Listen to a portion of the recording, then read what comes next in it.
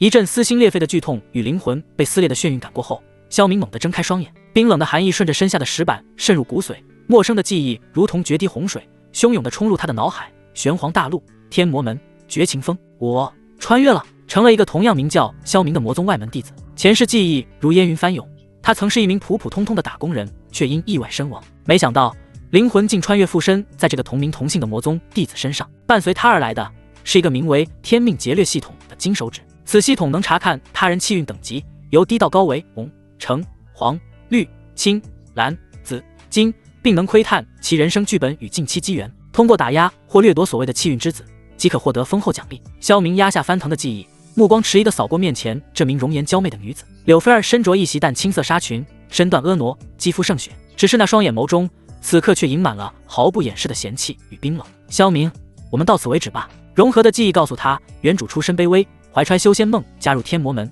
平日不喜杀伐，小心翼翼才苟到筑基中期。这柳菲儿与他同期入宗，二人渐生情愫，成了道侣，本想着互相扶持。然而修仙界弱肉强食，柳菲儿颇有姿色，终究不甘清苦。数月前，他搭上了一位权势长老的孙子，自此便将原主视为必须抹去的污点。好，萧明声音平静，带着一丝原主残留的悲愤与执念。但此刻他全部的注意力已被柳菲儿身旁那虚幻的面板所吸引。姓名柳菲儿，境界筑基初期，气运等级红色，小有气运。近期机缘3日后，于宗门房室购得一枚内含上古剑修功法的残缺玉诀。人生剧本凭借些许机缘与手腕，在宗门勉强立足，终生止步于筑基巅峰。红色气运，终生止步于筑基巅峰。萧明心下摇头，面色古井无波。柳菲儿对他的平静感到错愕，随即涌上一股被轻视的愤怒。萧明，你这是什么态度？醒醒吧！修仙之路逆天而行，李师兄能给我丹药功法，你能给我什么？别天真了，呵呵。萧明轻笑一声，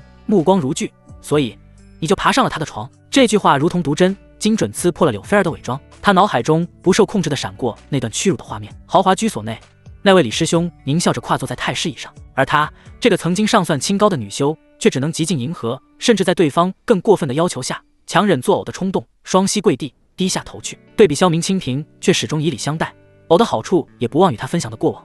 那一刻的屈辱几乎让他窒息，但旋即更强的念头压下了一切。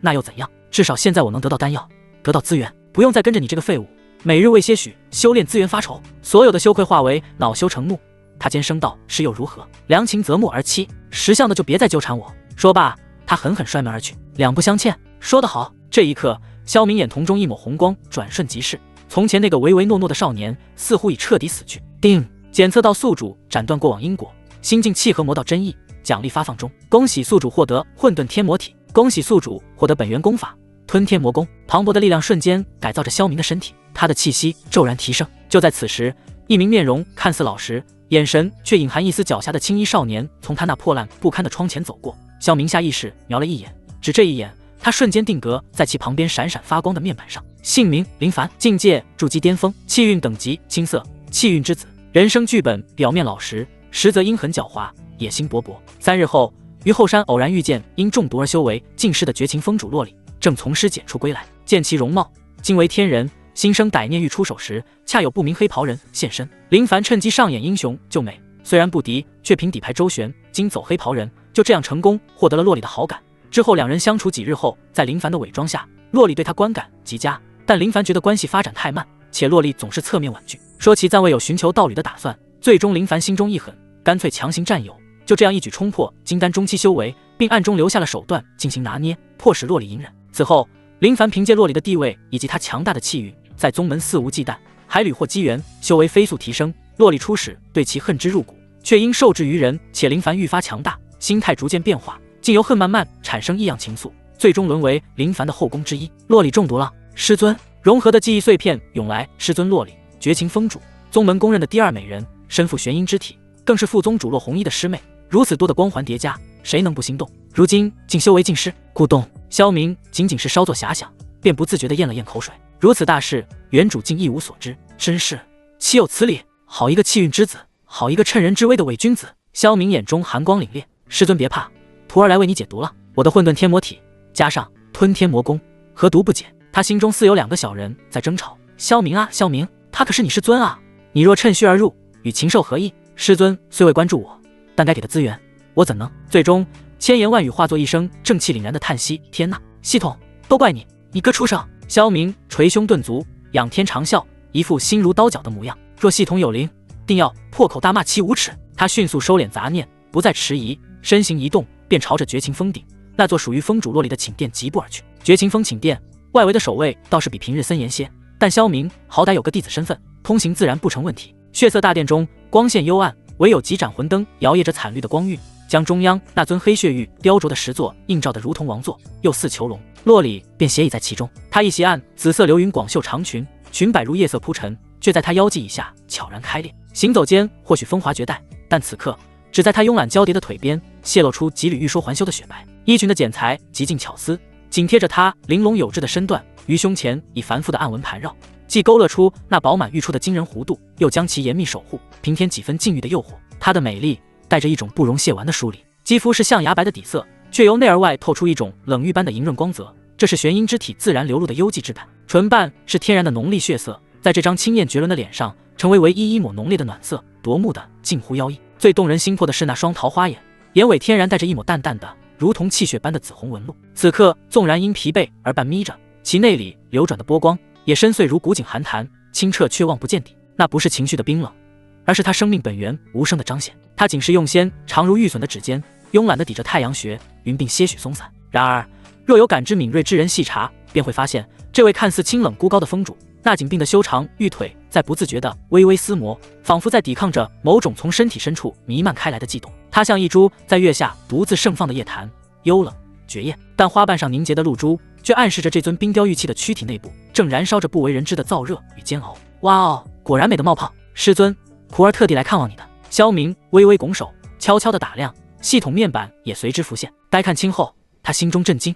玄阴之体，姓名洛里，体质玄阴之体，顶级炉鼎体质，一遭觊觎，境界修为尽失，元婴巅峰，气运等级绿色，气运之女。人生剧本前不久陪同师姐落红依天魔门副宗主探索秘境中，不慎被神秘黑袍人群殴偷袭重伤，用秘法逃遁回宗门半月有余，虽伤势痊愈，但修为缓缓流失。师姐落红衣推断乃是早已失传的阴毒手法九幽魔种，由于记载较少，就只知其名。还有就是如今修为流失的情况，其他的一概不知。由于宗门里暗流涌动，盼着她姐妹俩出事的人比比皆是，洛红衣并未声张此事，全宗门就她和几个心腹手下知道。3日后，洛里从师姐那回来时遇上黑袍人，最后被气运之子救下。洛里觉得此人气宇轩昂，颇为有趣，两人相谈甚欢，观感很不错。后因被气运之子强上，心中五味杂陈，莫名情绪缠绕，最后日久生情，被其折服。而泽洛里眼神疑惑地望他一眼。自他修为尽失这段时间，也有不少人过来，实际上别有用心。这几个月他已经看透了世态炎凉，如今这个收了就没怎么关注过的徒儿，突然想着来看自己，十分有9分的不对劲。萧明虽是他的弟子，但除了长得帅一点，其他的实在没啥长处。修炼前至平平无奇，基本上这辈子也无望金丹，更别提之后的境界。其实洛里当时收他为徒也是有目的的，他和他师姐偶然获得了一门功法，那是靠采补男子元阳之气突破修为。当然了，也不是那种双修地功法，只需用秘法丝线控制，使其进入幻境采补即可。可还没等到实施呢，洛里就中了毒，修为尽失，至今也没能找到解决办法。他缓缓回神，看着萧明那直勾勾的眼神，刚想发怒，结果萧明先开口了。只见他袖袍一摆，脸上少了往日的那副尊敬与怯懦，嘴角微扬，耐人寻味。师尊，九幽魔种霸道异常，请允许徒儿为你解毒。玄黄大陆修炼境界筑基、金丹、元婴、化神、炼虚、合体、大成、渡劫，每境界又分为4个小境界：初期、中期、后期、巅峰。功法装备黄、玄、地、天、王、地、神阶。丹药法宝黄、玄、地、天、王、地、神阶。九幽魔种，你竟也知道？血玉石座上，洛里慵懒迷离的桃花眼骤然锐利，迸发出一抹难以置信的金光。他娇躯不自觉地微微前倾，一股混杂着希望与惊疑的情绪在胸中翻涌。在这魔门之中，失去力量便意味着人为刀俎，我为鱼肉。若非师姐洛红衣的庇护，他这绝情封主之位早已易主，而他这具空有美貌的皮囊，下场必将凄惨无比。明儿，你此言当真？他的声音带着一丝自己都未察觉的轻颤，连昔日疏离的称呼也变得亲密，那是一种在无尽黑暗中窥见一线微光时的渴望。此刻他看向萧明的目光已截然不同，这个曾被视作修炼鼎炉的弟子，身上似乎笼罩了一层迷雾。然而理智仍在低语，一个资质平平的弟子真能解开这古老魔毒？自然当真。萧明自信地点了点头，语气笃定，仿佛在说一件微不足道的小事。为师尊分忧，乃是弟子的本分。吞天魔功的特性在他心中流转，万物皆可吞，区区毒素不过是比较特别的养分罢了。你待如何解读？洛里几乎是脱口而出，修为恢复的诱惑压倒了一切谨慎。他下意识地调整了坐姿，使得紫色长裙包裹下的曼妙曲线愈发惊心动魄。那份不自觉流露的风情，比刻意为之更显魅惑。萧明唇角勾起一抹意味深长的弧度，并未作答，而是反手一挥，轰！一声沉闷的巨响，寝殿那厚重的玄铁大门轰然闭合，其上禁止符文流转，将内外彻底隔绝。这突如其来的动静让洛里心间一颤，他凝望着这个昔日在他面前连呼吸都小心翼翼弟子，此刻竟迈着从容而坚定的步伐，一步步踏上台阶，逼近王座。他那双深邃的眼眸中，往日的敬畏荡然无存，取而代之的是一种近乎危险的玩味，以及一种毫不掩饰的带着原始侵略性的占有欲。洛里的心瞬间沉入谷底，脸色变得苍白。他并非不谙世事，身为魔宗宗主，他太熟悉这种眼神意味着什么。难道他所谓的解读之法，竟是一个荒谬而羞耻的念头，如同毒蛇般钻入脑海，让他遍体生寒？他下意识地看向悬浮在身侧的那柄缠绕着血色魔纹的短刃，他的本命魔兵血骨刃。若是修为尚在，心念一动，便能让这胆敢对他有亵渎想法的孽徒身首异处。可此刻他修为不在，与魔兵的联系更是弱得可怜，任凭他如何催动，血骨刃也只是发出微不可闻的哀鸣，血光暗淡。下一刻，萧明已然踏上玉阶，不由分说地落座于洛里身侧，两人距离瞬息拉近，他身上灼热的体温与侵略性的气息扑面而来，几乎要将洛里周身的清冷尽数驱散。他甚至好整以暇地掸了掸黑袍上并不存在的微尘，举止间带着一种掌控全局的从容。孽徒，你放肆！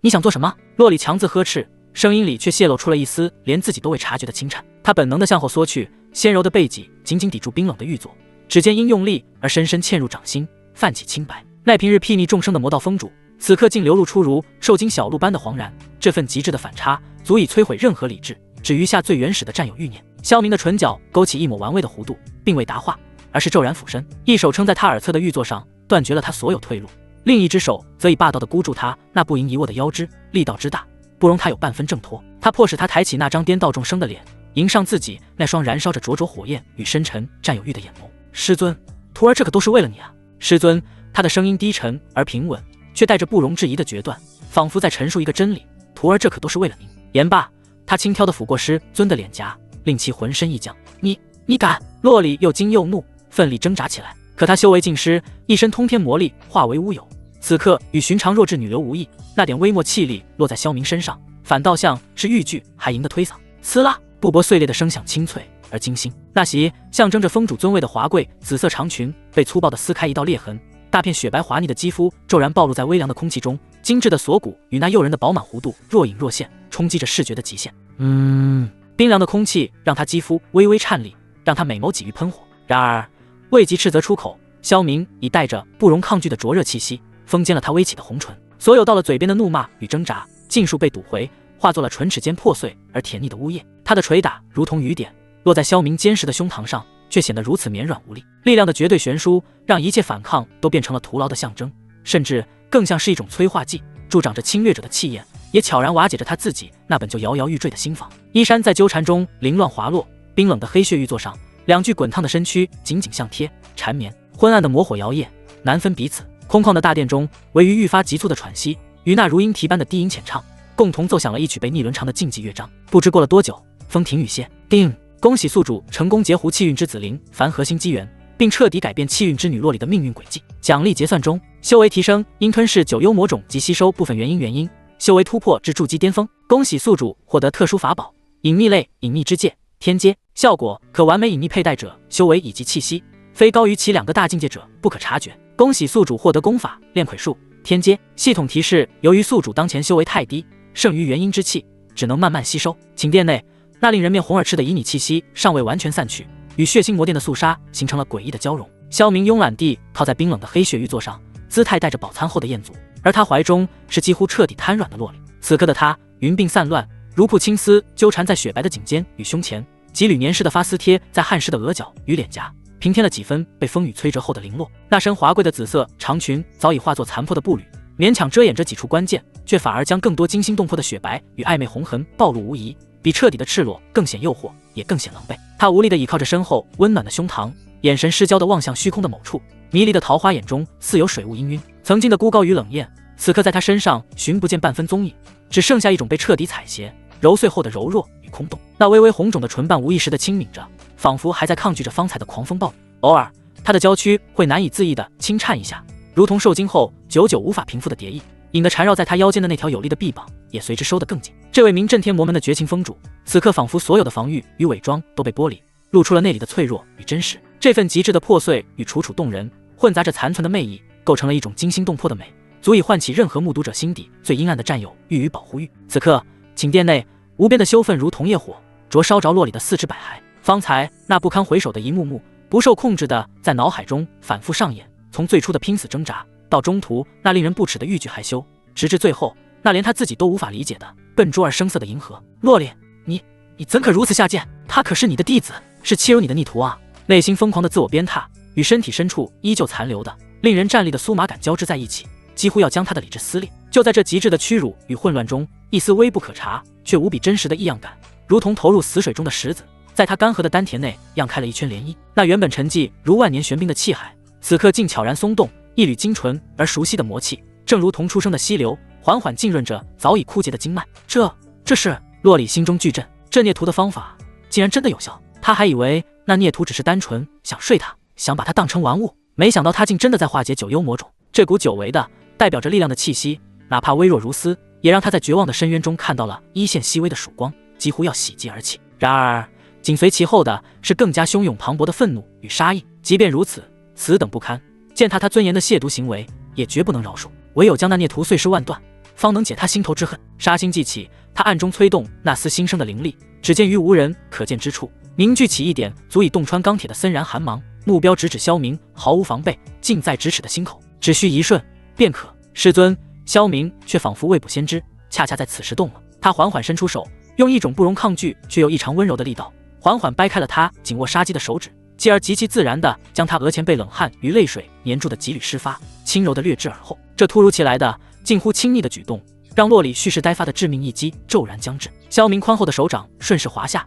带着事后的余温，轻轻捧住他半边脸颊。他深邃的眼眸凝视着他，那目光仿佛能穿透他所有的伪装，直抵灵魂深处。他的嗓音低沉而磁性，宛如情人之间的枕边絮语。感觉如何，师尊？修为是否正在恢复？他知道了，他竟连这细微的变化都了如指掌。一股寒意瞬间从脊椎窜上头顶，刚刚凝聚起来的决绝杀意，竟在他这洞悉一切的目光下，无声地瓦解了大半。他的指尖仿佛带着电流，继续缓缓游弋，掠过他敏感的锁骨，最终停留在那依旧因情绪激动而剧烈起伏的饱满之上，感受着其下如肋骨般狂躁的心跳。他俯下身，将他更深地拥入怀中，灼热的唇几乎贴上他敏感到极致的耳廓，用那足以蛊惑人心的温柔语调低语：“小心一个叫林凡的人，师尊，他或许会想尽方法接近你，骗取你的信任。”然后他将林凡那卑劣的计划与可能的结局，以一种平静却惊心动魄的方式娓娓道来，每一个字都如同重锤敲打在洛里的心上。言罢，他仿佛忽然想起什么，执起他那只柔弱无骨的纤纤玉手。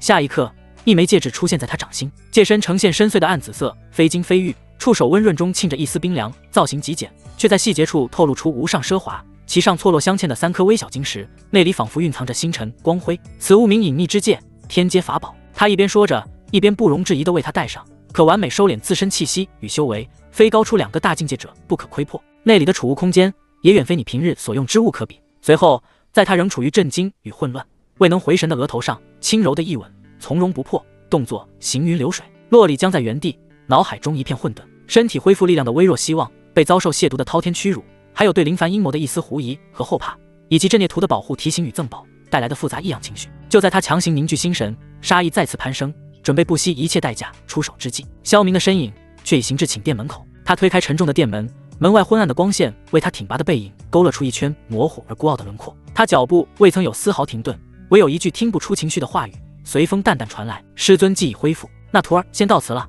近几日弟子还要外出历练。”他的声音略微停顿，随即落下最后几个字，带着一种难以言喻的意味：“师尊，你可要保护好自己啊！”话音尚在殿内缭绕，他人已消失在门外的光影之中，只留下满是暧昧未散的气息，与一个心乱如麻、杀意与茫然交织的洛风主。轰！殿门再次关闭，将内外隔绝。空荡的寝殿内，唯剩洛里一人，如同被遗弃的精致人偶，瘫软在那往日象征威仪的黑血玉座之上。身体深处，那一缕微弱却无比真实的魔气，如同黑暗中重新燃起的星火，正顽强地游走在干涸的经脉中。这久违的力量感，带来了一丝战栗和小欣喜，仿佛是溺水之人终于抓住了救命稻草。然而这丝欣喜尚未成型，便被更为汹涌的浪潮彻底淹没。脑海中不受控制的翻涌起方才的种种画面，那孽徒灼热的呼吸，霸道的禁锢，衣裙撕裂的声响，以及自己那从抗拒到沉沦，直至发出羞耻颤音的画面，都如同最锋利的刀刃，反复凌迟着他的尊严。萧明，他被齿紧咬，几乎要将唇瓣咬出血来。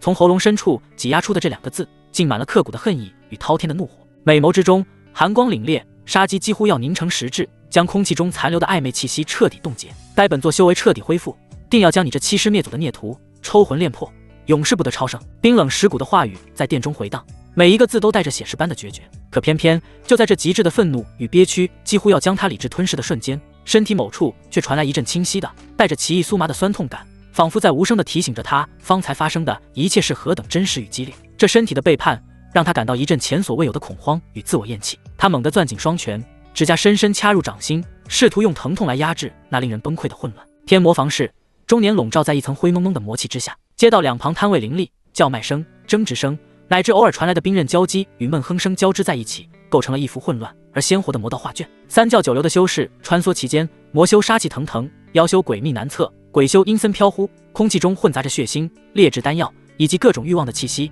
令人心神不宁。萧明行走在这股浊流之中，周身气息收敛至筑基初期，毫不起眼。他面容平静，眸光淡漠地扫视着周遭，仿佛与这片喧嚣格格不入。就在这时，2名低阶弟子的窃窃私语随着人流飘入了他的耳中。听说了吗？绝情峰这月的丹药供奉又被药王峰寻了个由头，硬生生削减了30%。药王峰也忒过分了。不过洛峰主他近来深居简出，莫非真是传言所说，道体有恙？后一人声音压低，带着试探。嘘，慎言。前一人脸色一白，紧张的四下张望，声音几不可闻。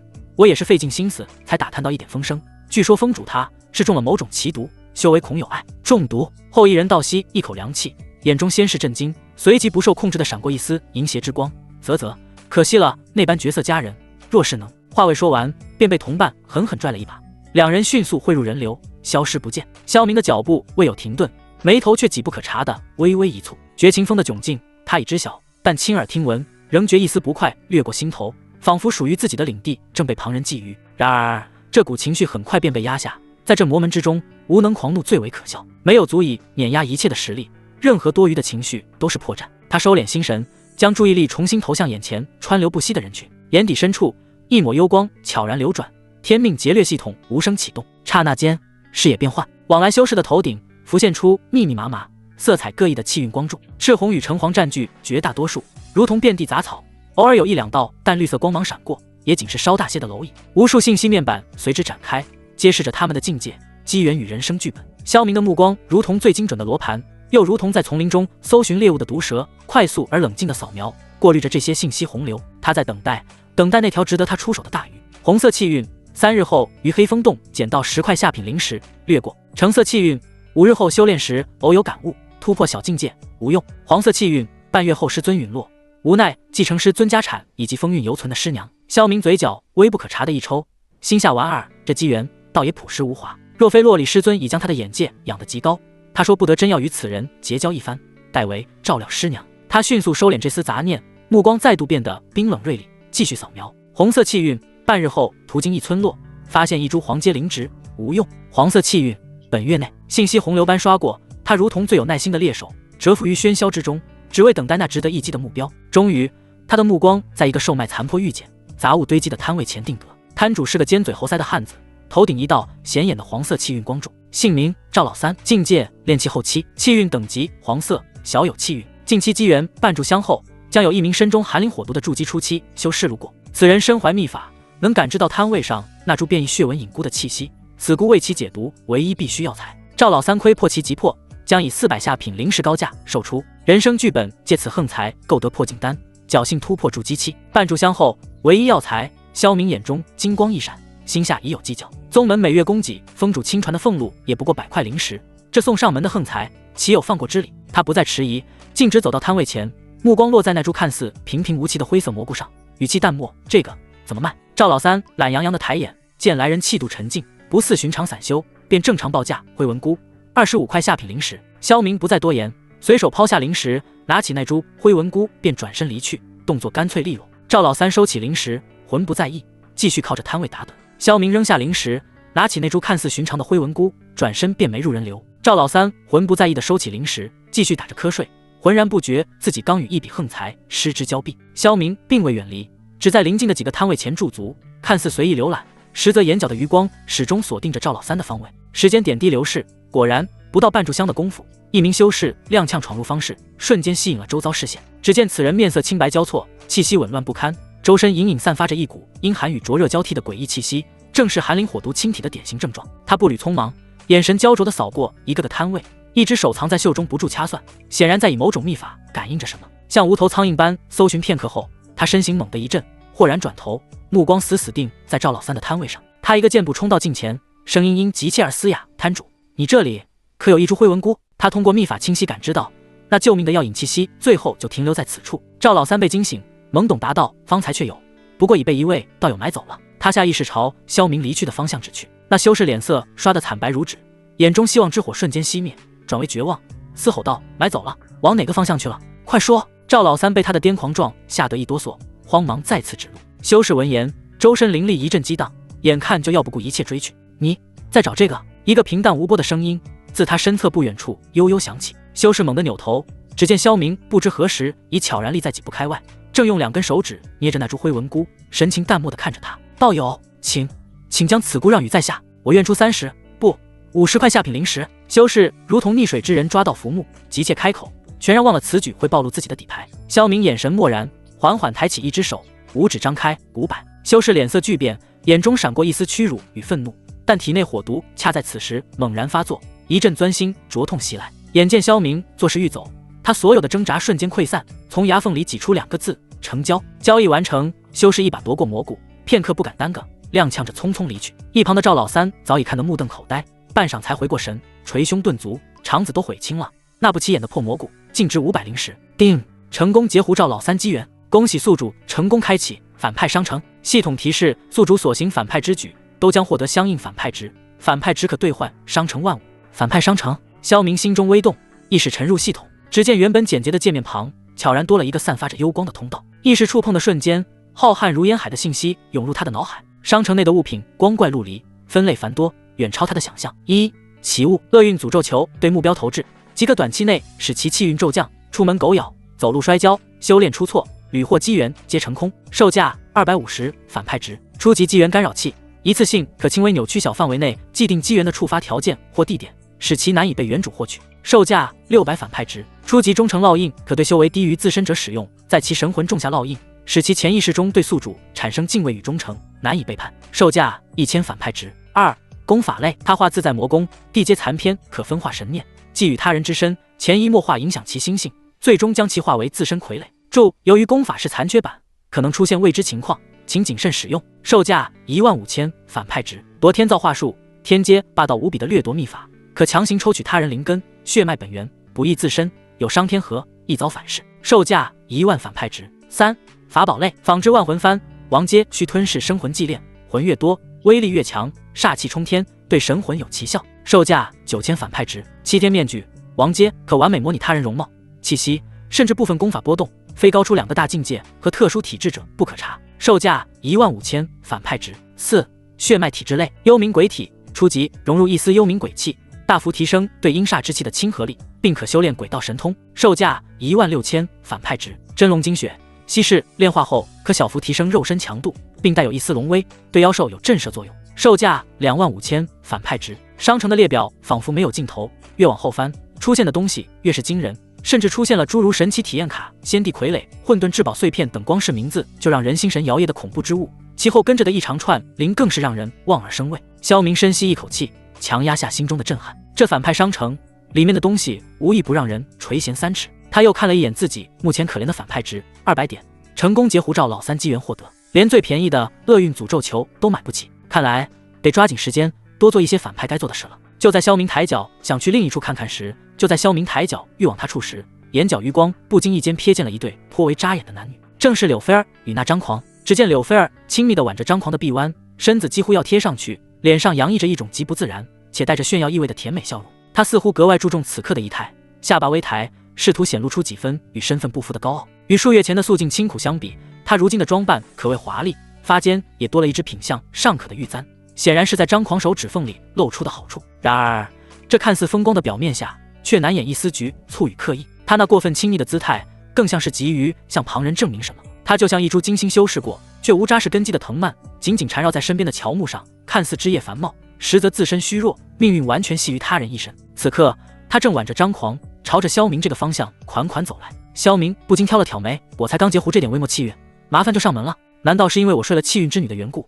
气运光环跑我头上了？就在萧明疑惑不解时，只见一名面容平凡的青衣少年不知从何处出现，正好迎面走到了张狂和柳菲儿面前。三方视线碰撞之间，顿时火花四溅。张狂看到来人，眼中瞬间喷出怒火，几乎凝成实质的杀意。数日前，张狂与其跟班手下在一次外出中遭遇意外，张狂身受重伤，修为跌落，几个跟班手下也是为护主而修为尽废。事后，张狂凭借其家族势力暗中调查得知，这一切都是林凡干的，就是为了抢夺机缘。自此之后，林凡就上了张家的必杀名单，要不是他总是行踪诡秘，独来独往的，估计早就被张家碎尸万段了。此刻仇人见面，根本没有废话。林凡，拿命来！张狂暴喝一声，筑基后期修为全力爆发，一出手便是家传绝学血煞掌，掌风带着腥气，直取林凡天灵盖，是要一击必杀。林凡眼中闪过一丝计谋得逞的狡黠，他今日突然现身，本就是故意引诱。这些日子他就跟只老鼠一样，要不躲到宗门里，要不就偷偷溜出去，找个地方苟着历练。面对这致命的一击，他身子缓缓一侧险之又险地避过这一击，并巧妙地引着张狂的掌风轰向旁边空地。轰！地面被掌风炸出一个浅坑，气浪翻滚，吓得周围人群纷纷退避，却无人敢上前阻拦。在这魔宗房市，厮杀见血乃是常事，只要不波及过大，根本无人会管。废物，你就只会躲吗？张狂怒吼，攻势更急，双掌连环拍出，道道血色掌影笼罩林凡。林凡看似狼狈，却在方寸之间腾挪闪转，将张狂狂暴的攻击尽数引向空处，消耗其气力。他就如猫戏老鼠般，等待着时机一击致命。几十招后，张狂久攻不下，气息开始紊乱。就在他就力已尽，心力未生的刹那，停顿间，林凡动了。他眼中凶光毕露，一直隐忍的气势骤然爆发，筑基巅峰的修为展露无遗，身形如电，一指蕴含阴毒魔气，快如闪电般点向张狂丹田要害。噗！张狂完全没料到林凡出手如此果断，并且对其修为已超过他更加吃惊。明明上一次见他才筑基中期，如今却护体灵气瞬间被破，丹田传来撕裂般的剧痛。他惨叫一声，如烂泥般瘫倒在地，眼中满是绝望和难以置信。你敢废我？他死死盯着林凡，怨毒至极。林凡收指，居高临下的看着他，眼神冷漠如是蝼蚁，下辈子招子放亮些。言罢，他眼中杀机一闪，正要上前补上一刀，彻底了解张狂性命，以绝后患。他深知在这个残酷的修仙界，斩草不除根，春风吹又生的道理。忽的，林凡脸色猛地一变，他敏锐地感知到一股强横无匹的气息正带着滔天魔意从宗门方向急速奔来。这股气息强大无比，少说也是元婴强者以上强者。该死，怎么来得这么快？林凡心中暗骂，若是被这位当场抓住，凭着张家和其师傅的背景，他击杀张狂，哪怕占理也绝对难逃重罚，甚至可能被直接暗中除掉。电光火石间，林凡权衡利弊，果断放弃补刀。他不能赌，这可是魔门，秉公处理，他想都不敢想。他收手后，最后看着奄奄一息的张狂，眼神冷漠如是蝼蚁，用只有两人能听到的声音森然道：这次算你走运，留你一条狗命，好好尝尝当废物的滋味吧。说罢，他不再停留，甚至没看一旁吓傻的柳菲儿一眼，身形一晃，便迅速混入人群，消失不见。而他没有注意到的是，人群中有一个人正用戏谑玩味的目光看着他的所作所为。姓名林凡，境界金丹初期，气运等级青色，气运之子，人生剧本更新。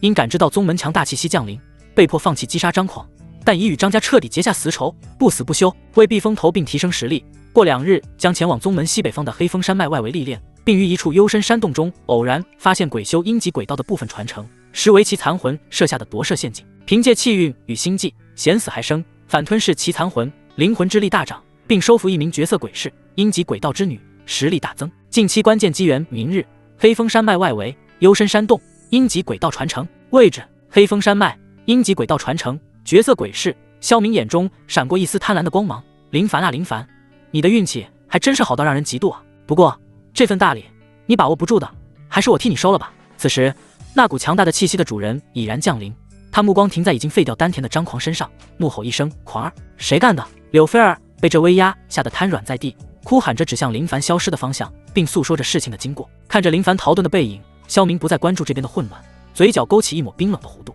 他心念急转，林凡已是金丹，我虽不惧，但终究是麻烦。宗门里又是暗潮汹涌，也不知道那傻女人恢复修为后怎么样了，对我的态度可好难猜啊。他不再迟疑，转身悄然离去。另一边绝情峰寝殿深处，洛里已换上了一身崭新的，将自己包裹得严严实实的玄黑色冰蚕丝长裙，高高的立领将她修长的脖颈完全遮蔽，宽大的袖摆与叶地的裙裾不留一丝缝隙，仿佛要用这极致的封闭来隔绝昨夜所有不堪的记忆，重新构筑起他作为封主的威严壁垒。他盘膝坐在黑血玉座上，试图借助刚刚恢复的如同江河般奔腾的元婴巅峰魔力来抚平心绪。然而那磅礴的力量在经脉中运行时，却总是无法控制地流经过某些曾被狠狠疼爱与开拓过的隐秘经络，带来一阵阵陌生而羞耻的酸胀感，不断地提醒着他，这副身躯已不再纯粹。他下意识地抬手，指尖隔着厚时光滑的衣料，死死按住锁骨下方，那里衣衫之下一枚暧昧的红痕依旧清晰，仿佛隔着布料，那被吮吸啮咬的灼热触感与令人窒息的男性气息，又一次蛮横地入侵了他的感官。孽徒萧明，本座定要将你抽魂炼魄，挫骨扬灰。滔天的杀意伴随着剧烈的羞耻冲天而起，让他娇躯剧颤，按在胸口的手指猛地收紧，几乎要抓破那厚重的衣裙。就在这毁灭冲动达到顶点的刹那，他的余光瞥见了自己右手食指上那枚无法忽视的暗紫色戒指，隐秘之戒，这是他强行给他戴上的。耳边不合时宜地回响起他低沉的带着某种可恨的关切的话语：傻女人，保护好自己。无耻至极，他低声怒斥，可那绝美的脸颊却不争气地漫上热度，心中那足以焚尽一切的怒火仿佛被泼入了一瓢温水，虽未熄灭，却骤然变得滞涩而混乱，一股说不清道不明的酥麻的异样暖流，毫无道理的从心湖深处泛起，如同水下缠人的杏草，悄然绊住了他决绝的杀意，将那片冰冷的恨之坚冰搅动的波纹四起，再难复原。就在他胡思乱想心乱如麻之际，殿外传来侍女恭敬的声音：封主、副宗主来了。洛里心中猛地一紧，仿佛被抓奸在床，他连忙深吸一口气，强行将翻腾的情绪压下，欲手不经意地抚平裙摆上根本不存在的褶皱，脸上迅速恢复了往日那清冷孤高的面具。只是那双桃花眼底一丝未能及时藏好的慌乱与羞赧，如同投入镜湖的石子，漾开了细微的涟漪。可师姐，请进。殿门开启，一位身着烈焰红裙、气场强大的女子款步而入，她正是天魔门副宗主洛里的师姐洛红衣。她一袭烈焰般的凤凰火色长裙，裙摆曳地如流淌的岩浆，将她成熟丰腴、曲线惊心动魄的身段勾勒得淋漓尽致。外罩一件轻薄如烟的绯色娇绡纱衣，肌肤胜雪，在红裙映衬下更显白皙耀目。她的容颜艳丽绝伦，眉飞入鬓，眼波流转间自带万千风情，却又深藏着不容置疑的威严。最引人注目的是，在她左眼眼角下方点缀着一颗细小朱砂般的红色泪痣，当她浅笑或凝视时，那颗泪痣便如雪地红梅，平添几分妖异与妩媚。周身隐隐散发的火凤之体独有的灼热气息，与这寝殿的阴寒形成了鲜明的对抗。师妹，你。洛红衣甫一进入，灼灼目光便立刻锁在洛里身上，美眸中瞬间闪过一丝惊异。他并非看出了修为恢复的端倪，而是敏锐地察觉到，这位往日因修为尽失而眉宇含愁、气息萎靡的师妹，此刻竟容光焕发。那张清冷的脸上透出一种异常健康的红润光泽，宛如被朝露滋润过的海棠。那双近来总是带着几分忧郁的桃花眼，虽然依旧复杂，却少了几分死寂，莫名的多了几分被雨水滋润过后难以完全褪去的娇慵与魅意。师姐，你怎么突然来了？洛里强作镇定，下意识地并拢了双腿，衣袖下的手指紧张地蜷缩起来，生怕被这位修为高深、眼光毒辣的师姐窥破那不堪的秘密。洛红衣心中大喜，快步上前，不由分说地握住洛里微凉的双手，那火凤之体带来的温热愈贴着洛里冰凉的肌肤，让他微微一颤。看到你气色如此之好，师姐就放心了。洛红衣笑容明媚，眼角的泪痣也随之生动起来，可是心境开阔想通了，他只当是师妹自己走出了阴霾，感受着师姐手心传来的毫无保留的关切暖意。洛里心中一酸，暖流与莫名情绪交织涌动，他反手握紧师姐，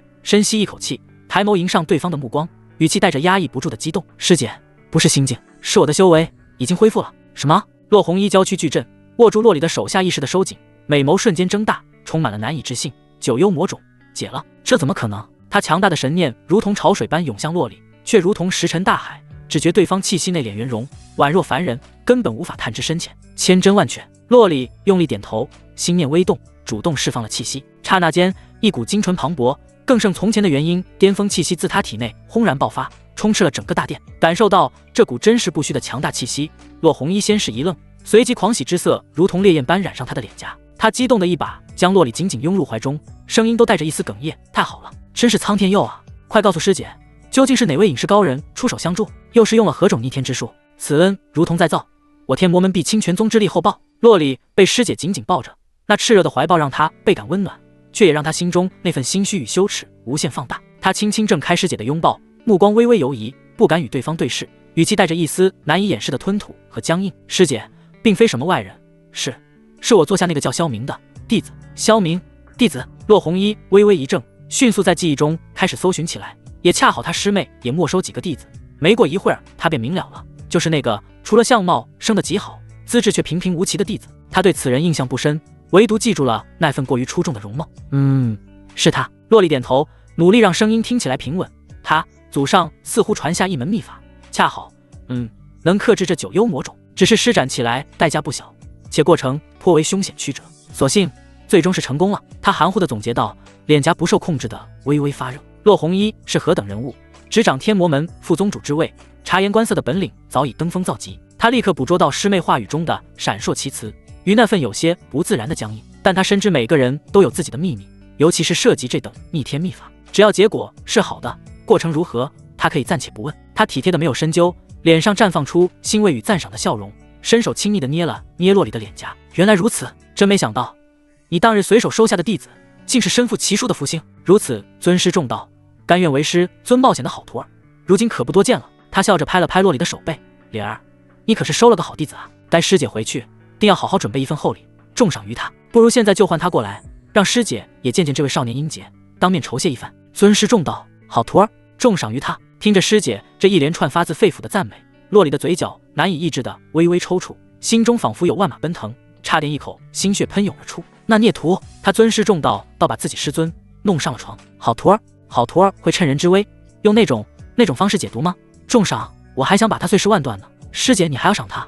你知不知道他赏给你师妹的是什么？一股极其荒谬、憋屈、羞愤的感觉直冲天灵盖，让他险些维持不住脸上僵硬的表情。他感觉自己快要被这诡异的现实逼疯了，偏偏真相半个字都不能透露。他脸上强挤出一个比哭还难看的笑容，忙不迭地摆手道：不必了，师姐，他方才为我解毒，损耗颇大，精气有亏，我已让他回去好生静养了。赏赐之事，日后再说。既然如此，那便让他好生休养。这份功劳，师姐先替他记下了。骆红衣从善如流，但眼中对萧明的兴趣却愈发浓厚。他话锋一转，神色恢复了副宗主的沉稳与锐利。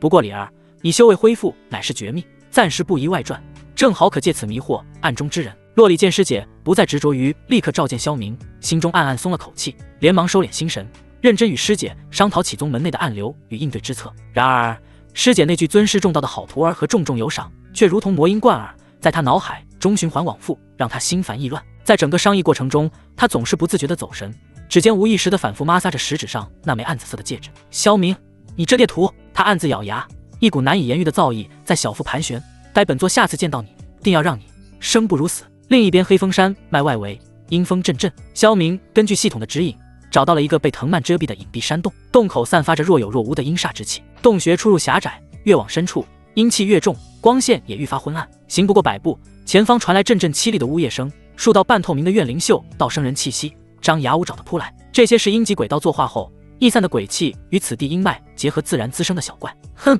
蝼蚁！萧明不闪不避，眼中闪过一丝轻蔑。他运转功法，掌心前出现一个微小的黑色漩涡，一股恐怖的吸力爆发。那几只怨灵连惨叫都来不及发出，便被漩涡吞噬炼化，化为精纯的魔气，滋不几身。整个过程轻松惬意。他一路深入，如法炮制，将所有挡路的低阶鬼物尽数吞噬，修为都隐隐精进了一丝。最终他来到了洞穴最深处，一个巨大的地下溶洞呈现眼前。溶洞中央，那口深不见底的幽暗寒潭散发着蚀骨的寒意，潭边残缺的古老祭坛上，鬼道符文明灭不定，涌动着不祥的能量。然而真正摄人心魄的并非这传承祭坛，在祭坛后方，溶洞更深处一片被阴影笼罩的角落，万古不化的极致严寒正无声的弥漫，连空气似乎都要被冻结。循着那寒意的源头望去，一具棺椁正静静地悬浮于离地尺许的空中。它通体由万载玄冰雕琢而成，却并非透明的晶体，而更像是一块被时光打磨了千万年的极致纯净的幽玄寒玉。棺身并不反射光芒，反而像是吞噬了周遭所有的光线与声音，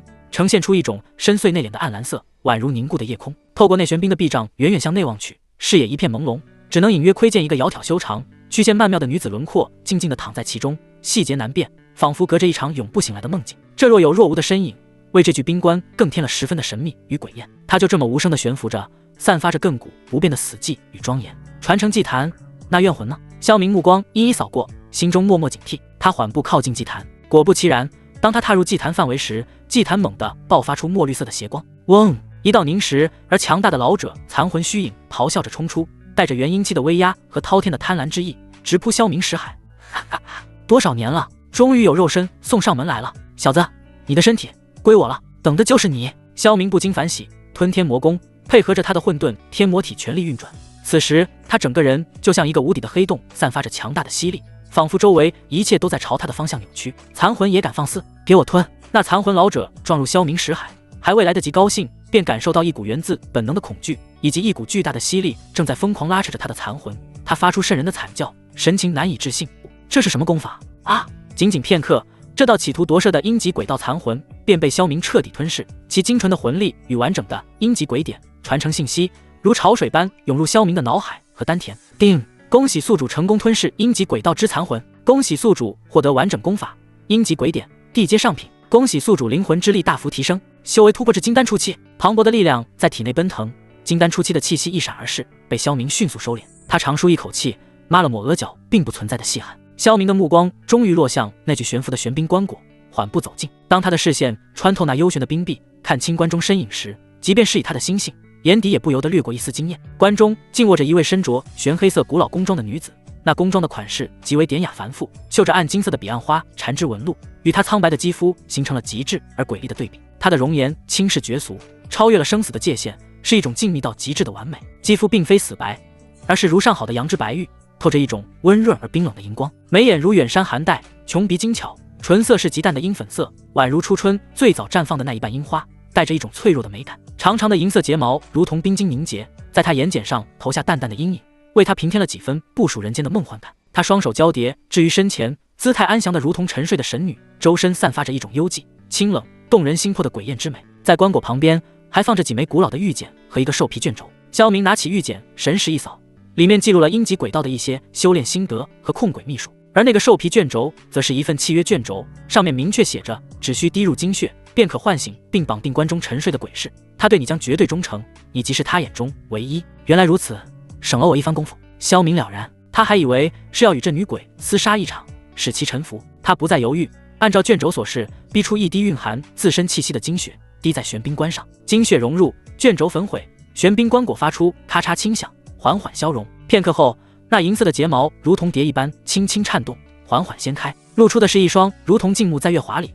紫水晶般的眼眸。那紫色极为纯粹深邃，初醒时带着氤氲的雾气与茫然，仿佛迷失了千年的魂灵。他的目光茫然流转，最终定格在站在棺前的萧明身上。视线交汇的刹那，他眼中的迷惘雾气迅速消散，一种源自灵魂本能的清净、依赖与绝对的归属感自然而然浮现，将那紫水晶般的眸子点亮，焕发出惊人的神采。他飘然起身，动作优雅的不带一丝烟火气，轻盈如雨的落在萧明面前。他没有立刻开口，而是微微偏着头，用那双纯净又深邃的紫眸，带着几分出生般的好奇与探究，静静地认真地打量着萧明，仿佛要在灵魂深处将主人的模样彻底镌刻。随后他盈盈一拜，裙摆如墨莲绽放，在抬起头时，唇角勾起了一抹极淡却足以令月色失色的浅笑，声音空灵悦耳，不再带着阴森的鬼气，反而带上了一种独特，仿佛能渗透灵魂的酥软韵味。主人，萧明看着眼前这位姿容绝世、气质独特的鬼士，感受着灵魂连接传来的紧密与驯服，嘴角满意的扬起。很好，从今日起，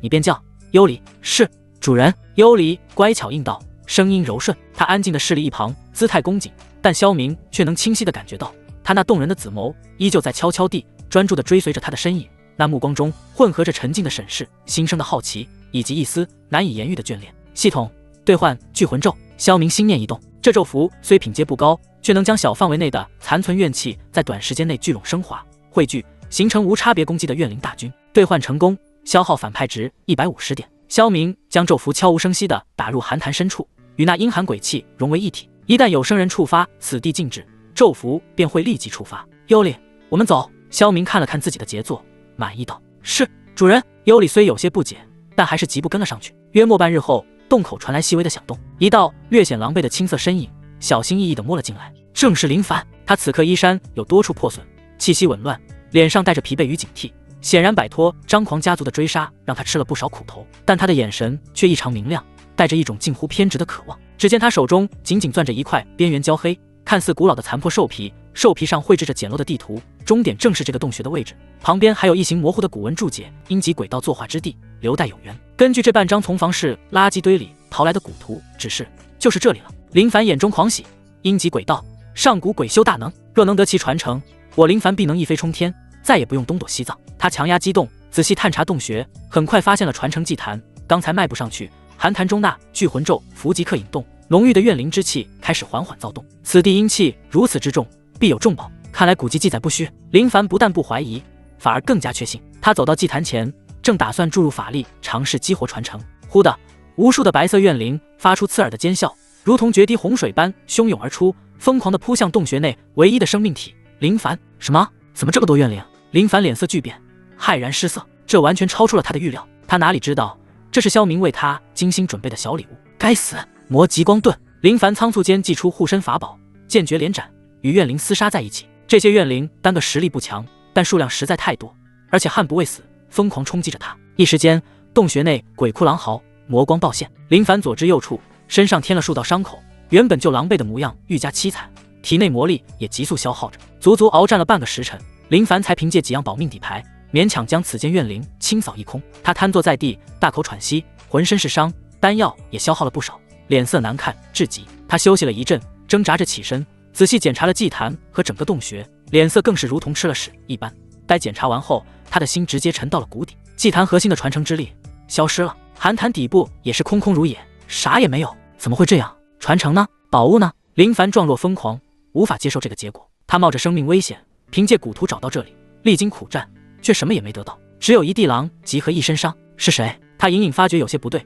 这些日子，他隐隐感觉有一双眼睛似乎在背后盯着自己。到底是谁？他发出不甘的咆哮，声音在空荡的洞穴中回荡，却无人应答。他根本想不到是谁抢夺了他的机缘，又是如何做到的，只以为是张狂家族或其他仇敌发现了他的行踪，但思来想去又觉得不太可能。最终，林凡带着无尽的怨恨、疑惑和一身伤痛，悻悻离去。他连夺走机缘的人是谁都不知道，这个亏吃的憋屈至极。看着林凡颓废的从山洞走出来，有火不知道往哪里撒，那无能狂怒的样子，不远处刚刚整理好近日收获的萧明，嘴角都快咧到耳后根了。林道友，人鬼殊途啊，我这是为了你好。定，成功设计气运之子林凡，令其徒劳无功，身心受创。奖励，反派直加600点。定，成功夺取阴极轨道核心传承及绝美鬼式。奖励，反派直加1800点。恭喜宿主获得初级炼丹师10万年经验。天魔门后山，林凡衣衫褴褛，气息紊乱不堪，带着一身从黑风山卖得来的伤势和满腹窝囊气，悄然潜回宗门。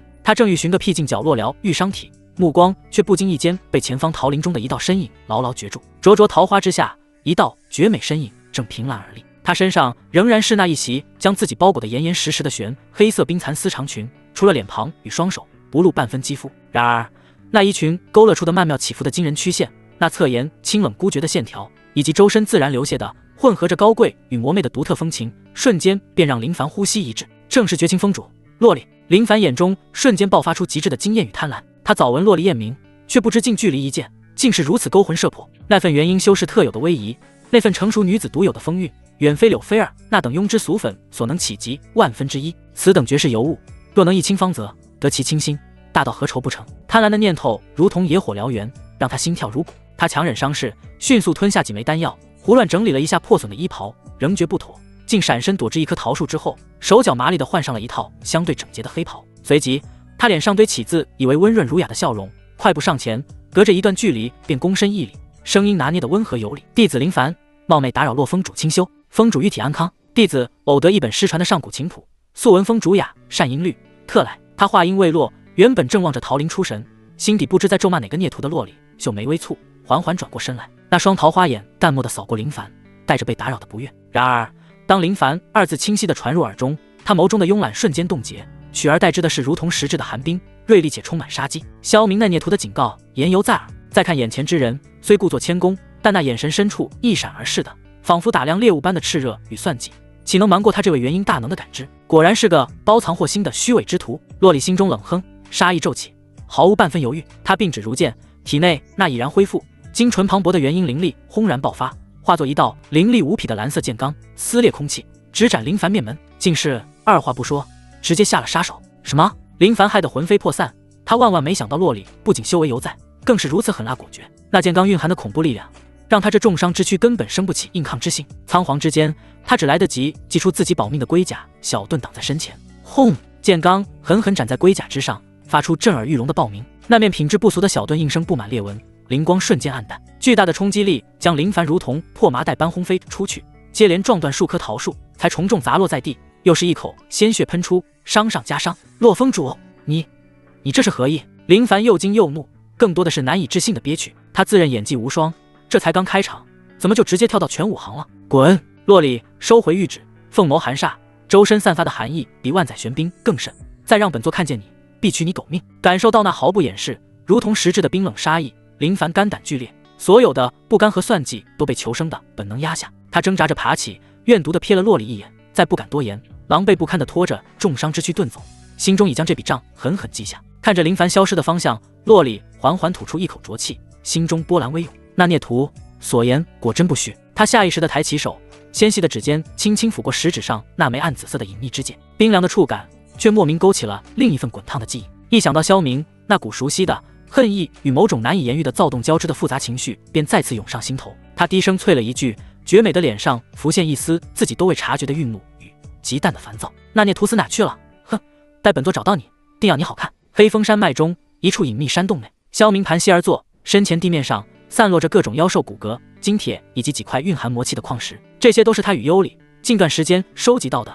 他双手结印，道道魔气打入材料之中，炼魁术悄然运转。只见那些材料在黑色魔气笼罩下，如同拥有生命般开始蠕动、拼接、融合。骨骼为架，金铁为基，阴石为核，一具人形傀儡的雏形逐渐显现。萧明目光专注，指尖逼出一滴血，混合着一缕自身魂念，经准点入傀儡眉心。嗡！傀儡身躯巨震，空洞的眼眶中猛地亮起两簇赤红色的魂火。他缓缓站起，身高约7尺，通体呈现暗沉金属色泽，身体以及关节处铭刻着各种符文，五指如钩，散发着堪比筑基巅峰修士的灵力气息。去！萧明心念一动，傀儡眼中魂火闪烁，身形如电，瞬间扑向洞外一头正在窥探的筑基中期妖豹。妖豹怒吼扑击，利爪却在傀儡身上只留下淡淡白痕。傀儡不闪不避，铁拳带着劲风，三拳两脚便将那妖豹头颅砸得粉碎。不错，萧明满意点头。有此傀儡，许多杂事便无需亲力亲为，关键时刻还能充当肉盾。他起身看向身旁安静势利的幽离，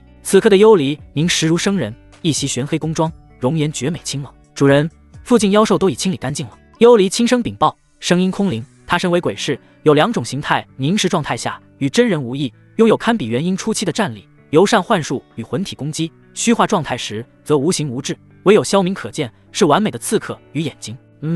修炼的也差不多了，随我回宗门房室买些药材吧。萧明挥手想将其傀儡与妖丹一同收起，才发现收不进去，空间不足，不禁失效。随后又从系统商城里兑换了一个比较便宜的修士戒指 Pro 版1500反派值，这可比宗门里面那破房子还能装。随后他带着幽离向外走去，幽离身影微微波动，瞬间又化为虚无，悄无声息地默默跟随着，唯有萧明能感知到他的存在。天魔门核心弟子区域，一座位于灵脉支流之上，被淡淡魔气笼罩的独栋院落，气势恢宏。院门以黑曜石雕琢而成，门口矗立着2尊狰狞的魔兽雕像。能在此处拥有独立洞府的，唯有位列天魔榜的宗门核心弟子，或是为宗门立下大功者。天魔榜乃是天魔门衡量弟子实力与潜力的权威榜单，只取前300名，每年会举行宗门榜单挑战赛。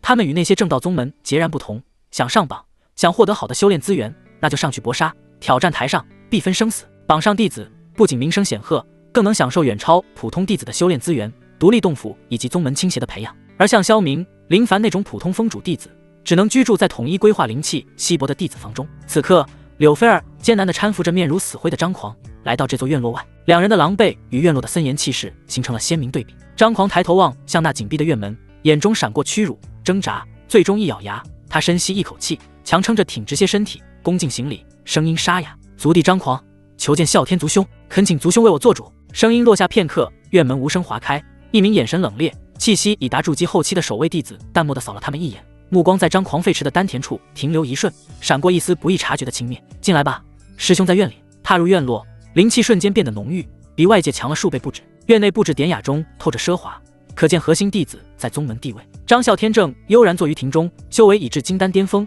正是凭借其不弱的实力，高居天魔榜第163位，才有资格占据此等洞府。张狂见到张啸天，仿佛抓住了救命稻草，挣脱柳菲儿的搀扶，踉跄着扑到庭前石阶下，扑通跪下，涕泪横流。啸天族兄，您可要为我做主啊！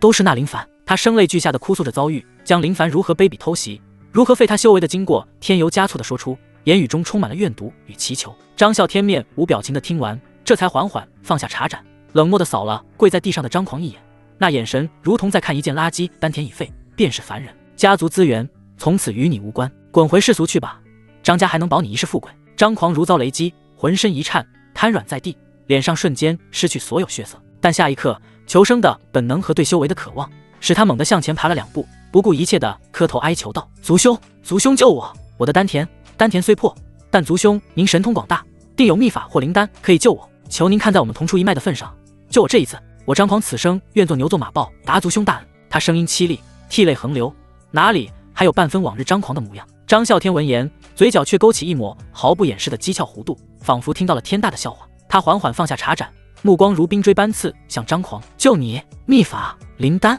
他嗤笑一声：张狂，你是在这宗门里待久了，脑子也待坏了吗？丹田破碎，此乃大道根基受损，非逆天神药或无上秘术不可为。你以为那等机缘都是大白菜吗？即便有，其代价就算卖了整个支脉也抵不上。为你一个废物付出此等代价，你配吗？每一个字都如同重锤，狠狠砸在张狂心上，将他最后的希望砸得粉碎。族兄，我张狂还欲再争辩。够了！张啸天脸色一沉，金丹巅峰的灵压骤然释放，虽未全力，却如一座小山轰然压在张狂身上。噗！张狂本已重伤，此刻更是被这股威压震得气血翻腾，一口鲜血喷出，整个人被死死按在地上，连抬头都困难，眼中充满了无尽的恐惧和绝望。认清自己的身份，废物！张啸天声音冰冷，不带一丝感情：滚回世俗是你唯一的选择。你若是再敢聒噪，休怪师兄不讲情面，废了你最后这点行动能力，让你爬回去。感受到那毫不掩饰的杀意和绝对的力量差距，张狂彻底崩溃了，所有的挣扎、哀求、不甘，都在这一刻化为乌有。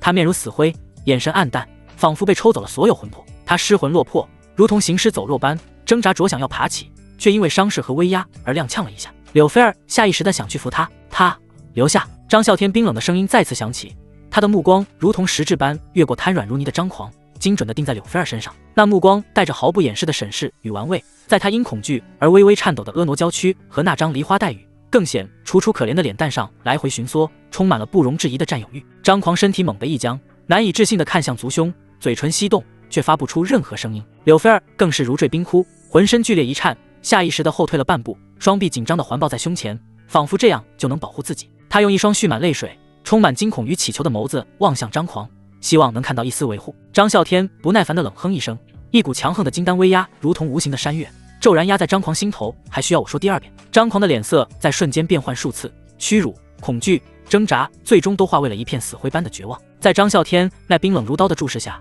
他猛地一咬牙，头也不回，踉跄着，几乎是连滚带爬地冲出了院子，将柳菲儿独自抛弃在这虎狼之穴。狂哥！柳菲儿发出一声绝望至极的悲鸣，伸出的手僵在半空，只来得及捕捉到张狂那决绝逃离的背影，最后一丝希望彻底碎裂，他的俏脸瞬间失去了所有血色。哼！张啸天缓缓起身，一步步逼近，他高大的身影投下的阴影将瑟瑟发抖的柳菲儿完全笼罩。他伸出手，用一根手指以一种极具侮辱性和掌控意味的姿态，轻佻地抬起了柳菲儿光滑的下巴，迫使她扬起那张写满京剧的泪眼。模样身段确实有几分资本，他评价货物般说道，声音里带着一丝戏谑：往后识趣点，乖乖跟着本师兄伺候的好了，或许还能赏你一个前程。话音未落，在柳菲儿骤然放大的瞳孔中倒映着张啸天逼近的身影。他还没来得及做出任何反应，只听呲啦一声裂帛脆响，他上身那件本就单薄的纱织外衫已被粗暴地从中撕裂，大片雪白滑腻的肌肤骤然暴露在微凉的空气中，圆润的香肩与精致的锁骨一览无余。更要命的是，那贴身藕褐色的新衣根本包裹不住的饱满弧度也因此剧烈的颤抖起伏，呼之欲出，勾勒出惊心动魄的诱人曲线。柳菲儿啊的发出一声短促的惊叫，双手徒劳的想要遮掩，却被张啸天轻易捉住手腕。无边的恐惧与绝望淹没了他，泪水如同断了线的珠子，沿着脸颊簌簌滑落。另一边，绝情峰脚下，房事依旧喧嚣。萧明将气息收敛在筑基初期，毫不起眼。幽离则处于完全的虚化状态，如影随形。他穿梭于各个药材铺，目光锐利，凭借脑海中刚刚获得的10万年的炼丹食药经验，精准地挑选着所需药材。这些还不错，品质尚可，价格也公道，买了。还有我这功法下一层修炼需用到的，这些也要备齐。还有淬炼肉身所需要的材料。他采购的目标明确，主要是为了快速巩固金丹初期修为，并为后续修炼打下坚实基础。然而当他清点所需时，眉头微微皱起。原主身家微薄，他近日发了一笔横财，但待会儿若是想要购买一尊能承受高阶丹药炼制、品质又尚可的丹鼎，灵石依然捉襟见肘。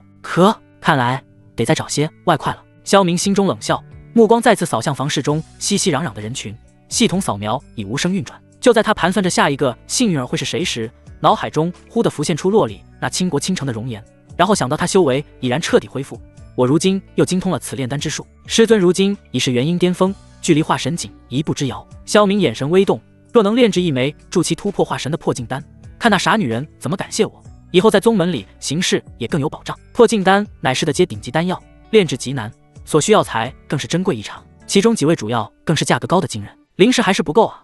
萧明揉了揉眉心，眼中闪过一丝无奈，但更多的是一种猎人般的兴奋。也罢，正好看看这房室中还有哪些有缘人，需要本座帮他们消化一下机缘。他不再犹豫，系统视野全开，如同最精密的罗盘，扫描着每一个路过修士头顶的气运光柱和信息。而隐于暗处，气息与阴影融为一体的幽离，将萧明的所作所为尽收眼底。他那双向来清冷无波的鬼眸之中，此刻却难以抑制地泛起阵阵涟漪，最终化为了深深的震撼与难以置信。主人，他究竟是如何做到的？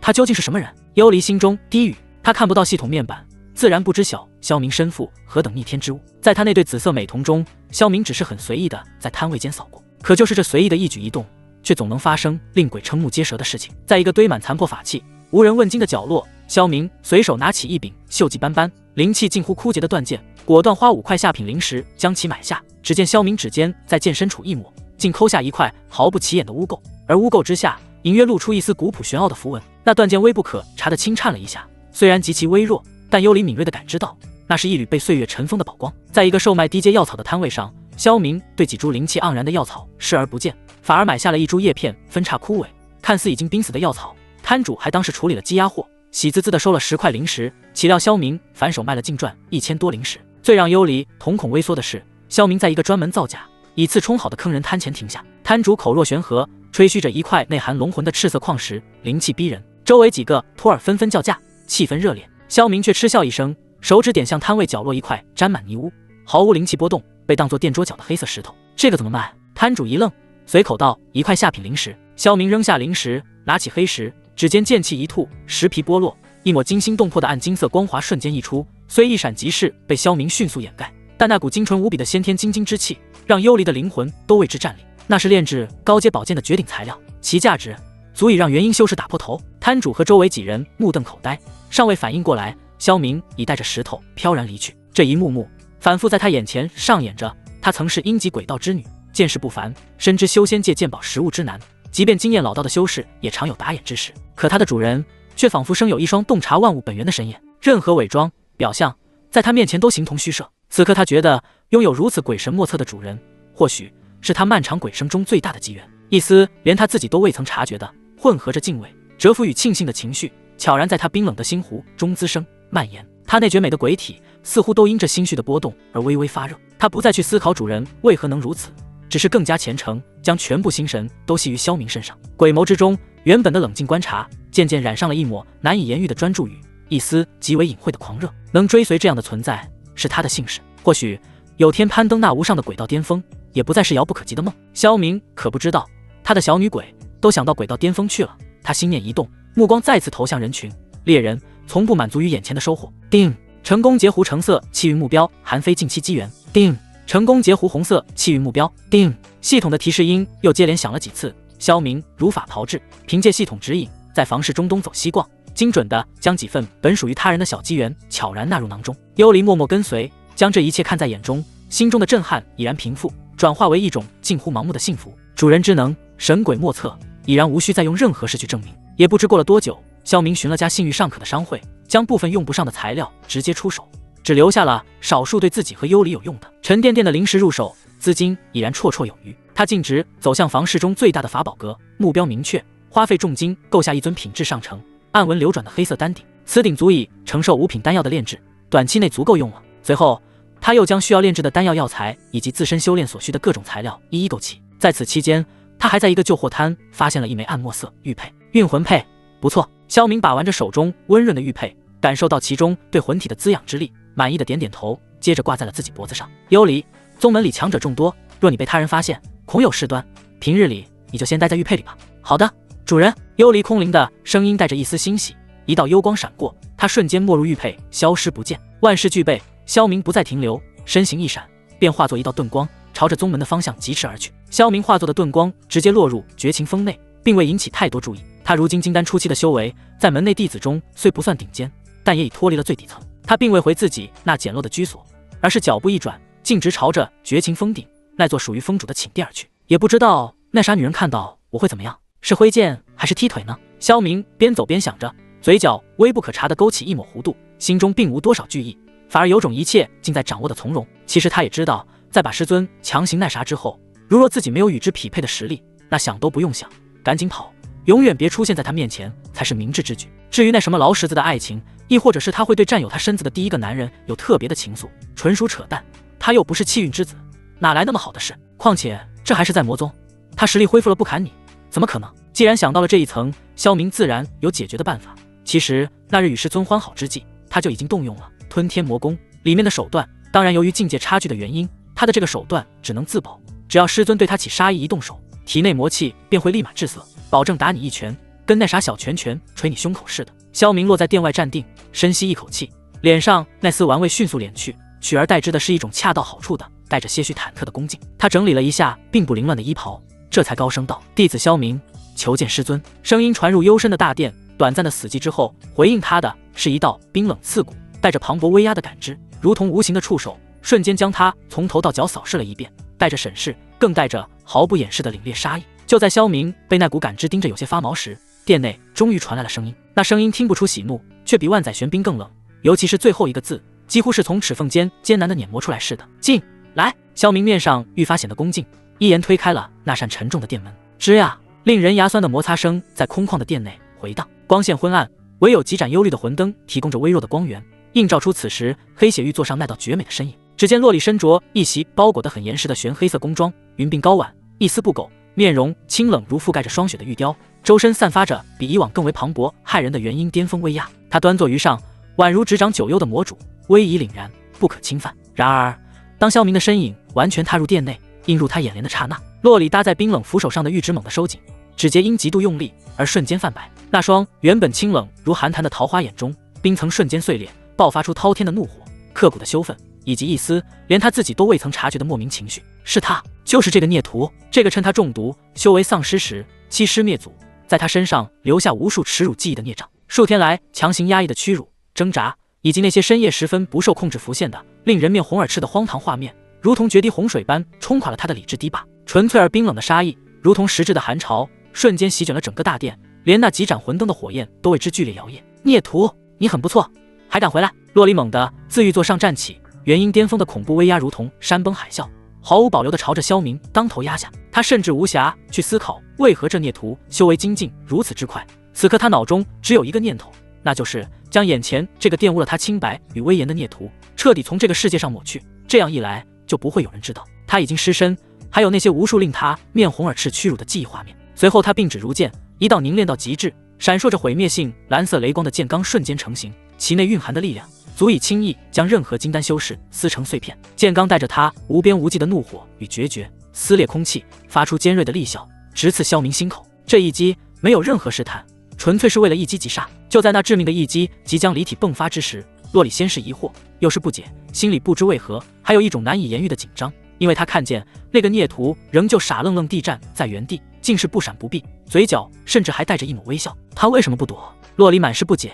心中疑惑，但下一刹那异变陡生。就在那足以开山裂石的攻击即将触及萧明胸口的前一瞬，洛里猛地感觉身体丹田气海一滞，那原本如奔腾大河般听从他意念驱使的元婴之力，仿佛陷入了无形的泥沼之中，运行速度骤降，变得无比晦涩凝滞。那股力量如同撞上了一堵绝对无法逾越的无形壁垒，骤然溃散。原本毁天灭地的恐怖攻击，在距离萧明心口仅有3寸时，瞬间暗淡，骇人的威势实不存一，最终竟化作了一道轻飘飘的劲风，伴随着一缕他身上特有的清冷幽香，轻轻点在了萧明的胸口。萧明甚至配合的向后微微踉跄半步，脸上适时的浮现出恰到好处的惊愕与委屈，声音都带上了几分不确定的轻颤：“师尊，您这是何意？”洛里此刻僵立在原地，美眸圆睁，难以置信地看着自己那仿佛失灵的手指，随即蓄力又向萧明的几处要害攻去。然而一切就跟刚才一样，他的攻击打在萧明身上时，就如微风拂过，连个印子都没留下。洛里看着毫发无伤，甚至面带委屈的萧明，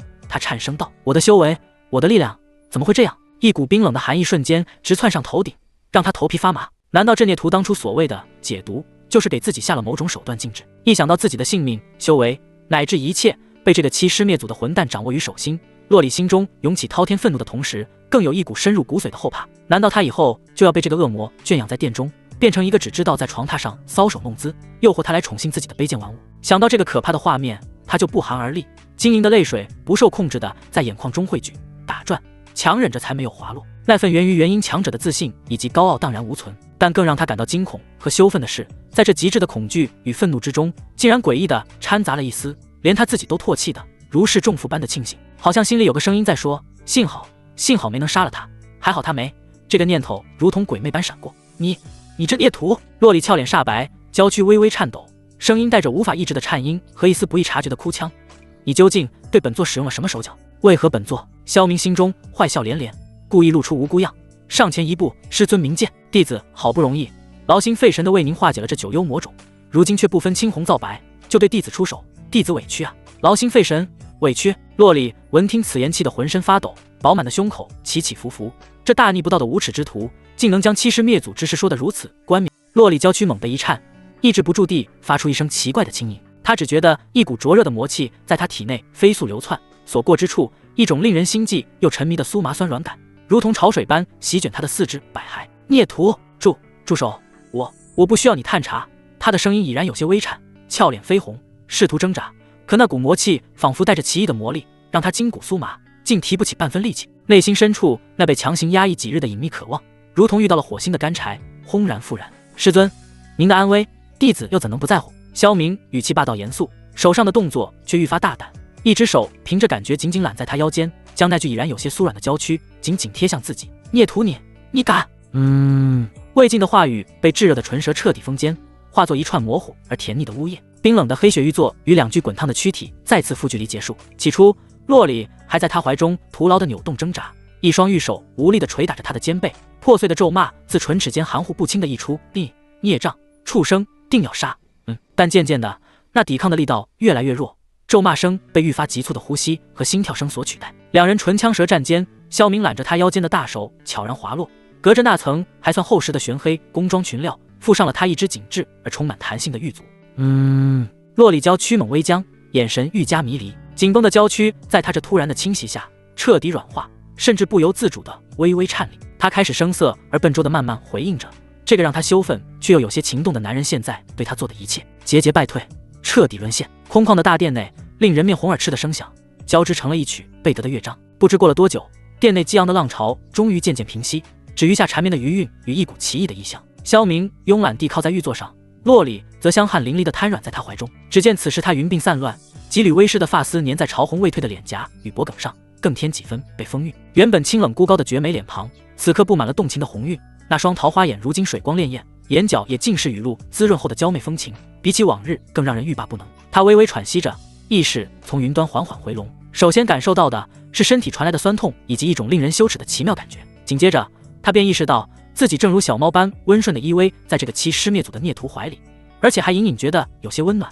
心安，这让他莫名有些心慌，不禁大骂自己：洛里，你竟如此下贱！他可是你的徒儿，是你的仇人啊！你方才竟在他的身下，巨大的羞耻感与自我厌弃如同冰水浇透，让他浑身一僵，恨不得立刻挣脱，甚至想运起魔力与他同归于尽。可偏偏依偎在这具温暖而坚实的怀抱里，鼻尖萦绕着他身上混合着彼此气息的独特香味，一股难以言喻的安心与踏实感悄然麻痹着他的神经，侵蚀着他的意志。他的身体甚至不受控制的在他怀中寻了个更舒适的位置，发出一声猫咪般的细微嘤咛。才意识到这一切的洛里，顿时想找一个地缝钻进去。就在他心乱如麻，沉浸在自我批判与那该死的舒适感中时，萧明低沉而温柔的声音在他头顶响起，带着事后的沙哑与一种异常的宠溺。师尊！他收紧环抱着他的手臂，让他汗湿的娇躯更紧密地贴合在他身上，下巴轻轻摩挲着他光滑的额发，动作自然毫无违和感。弟子近日外出，采购了不少药材，准备炼丹。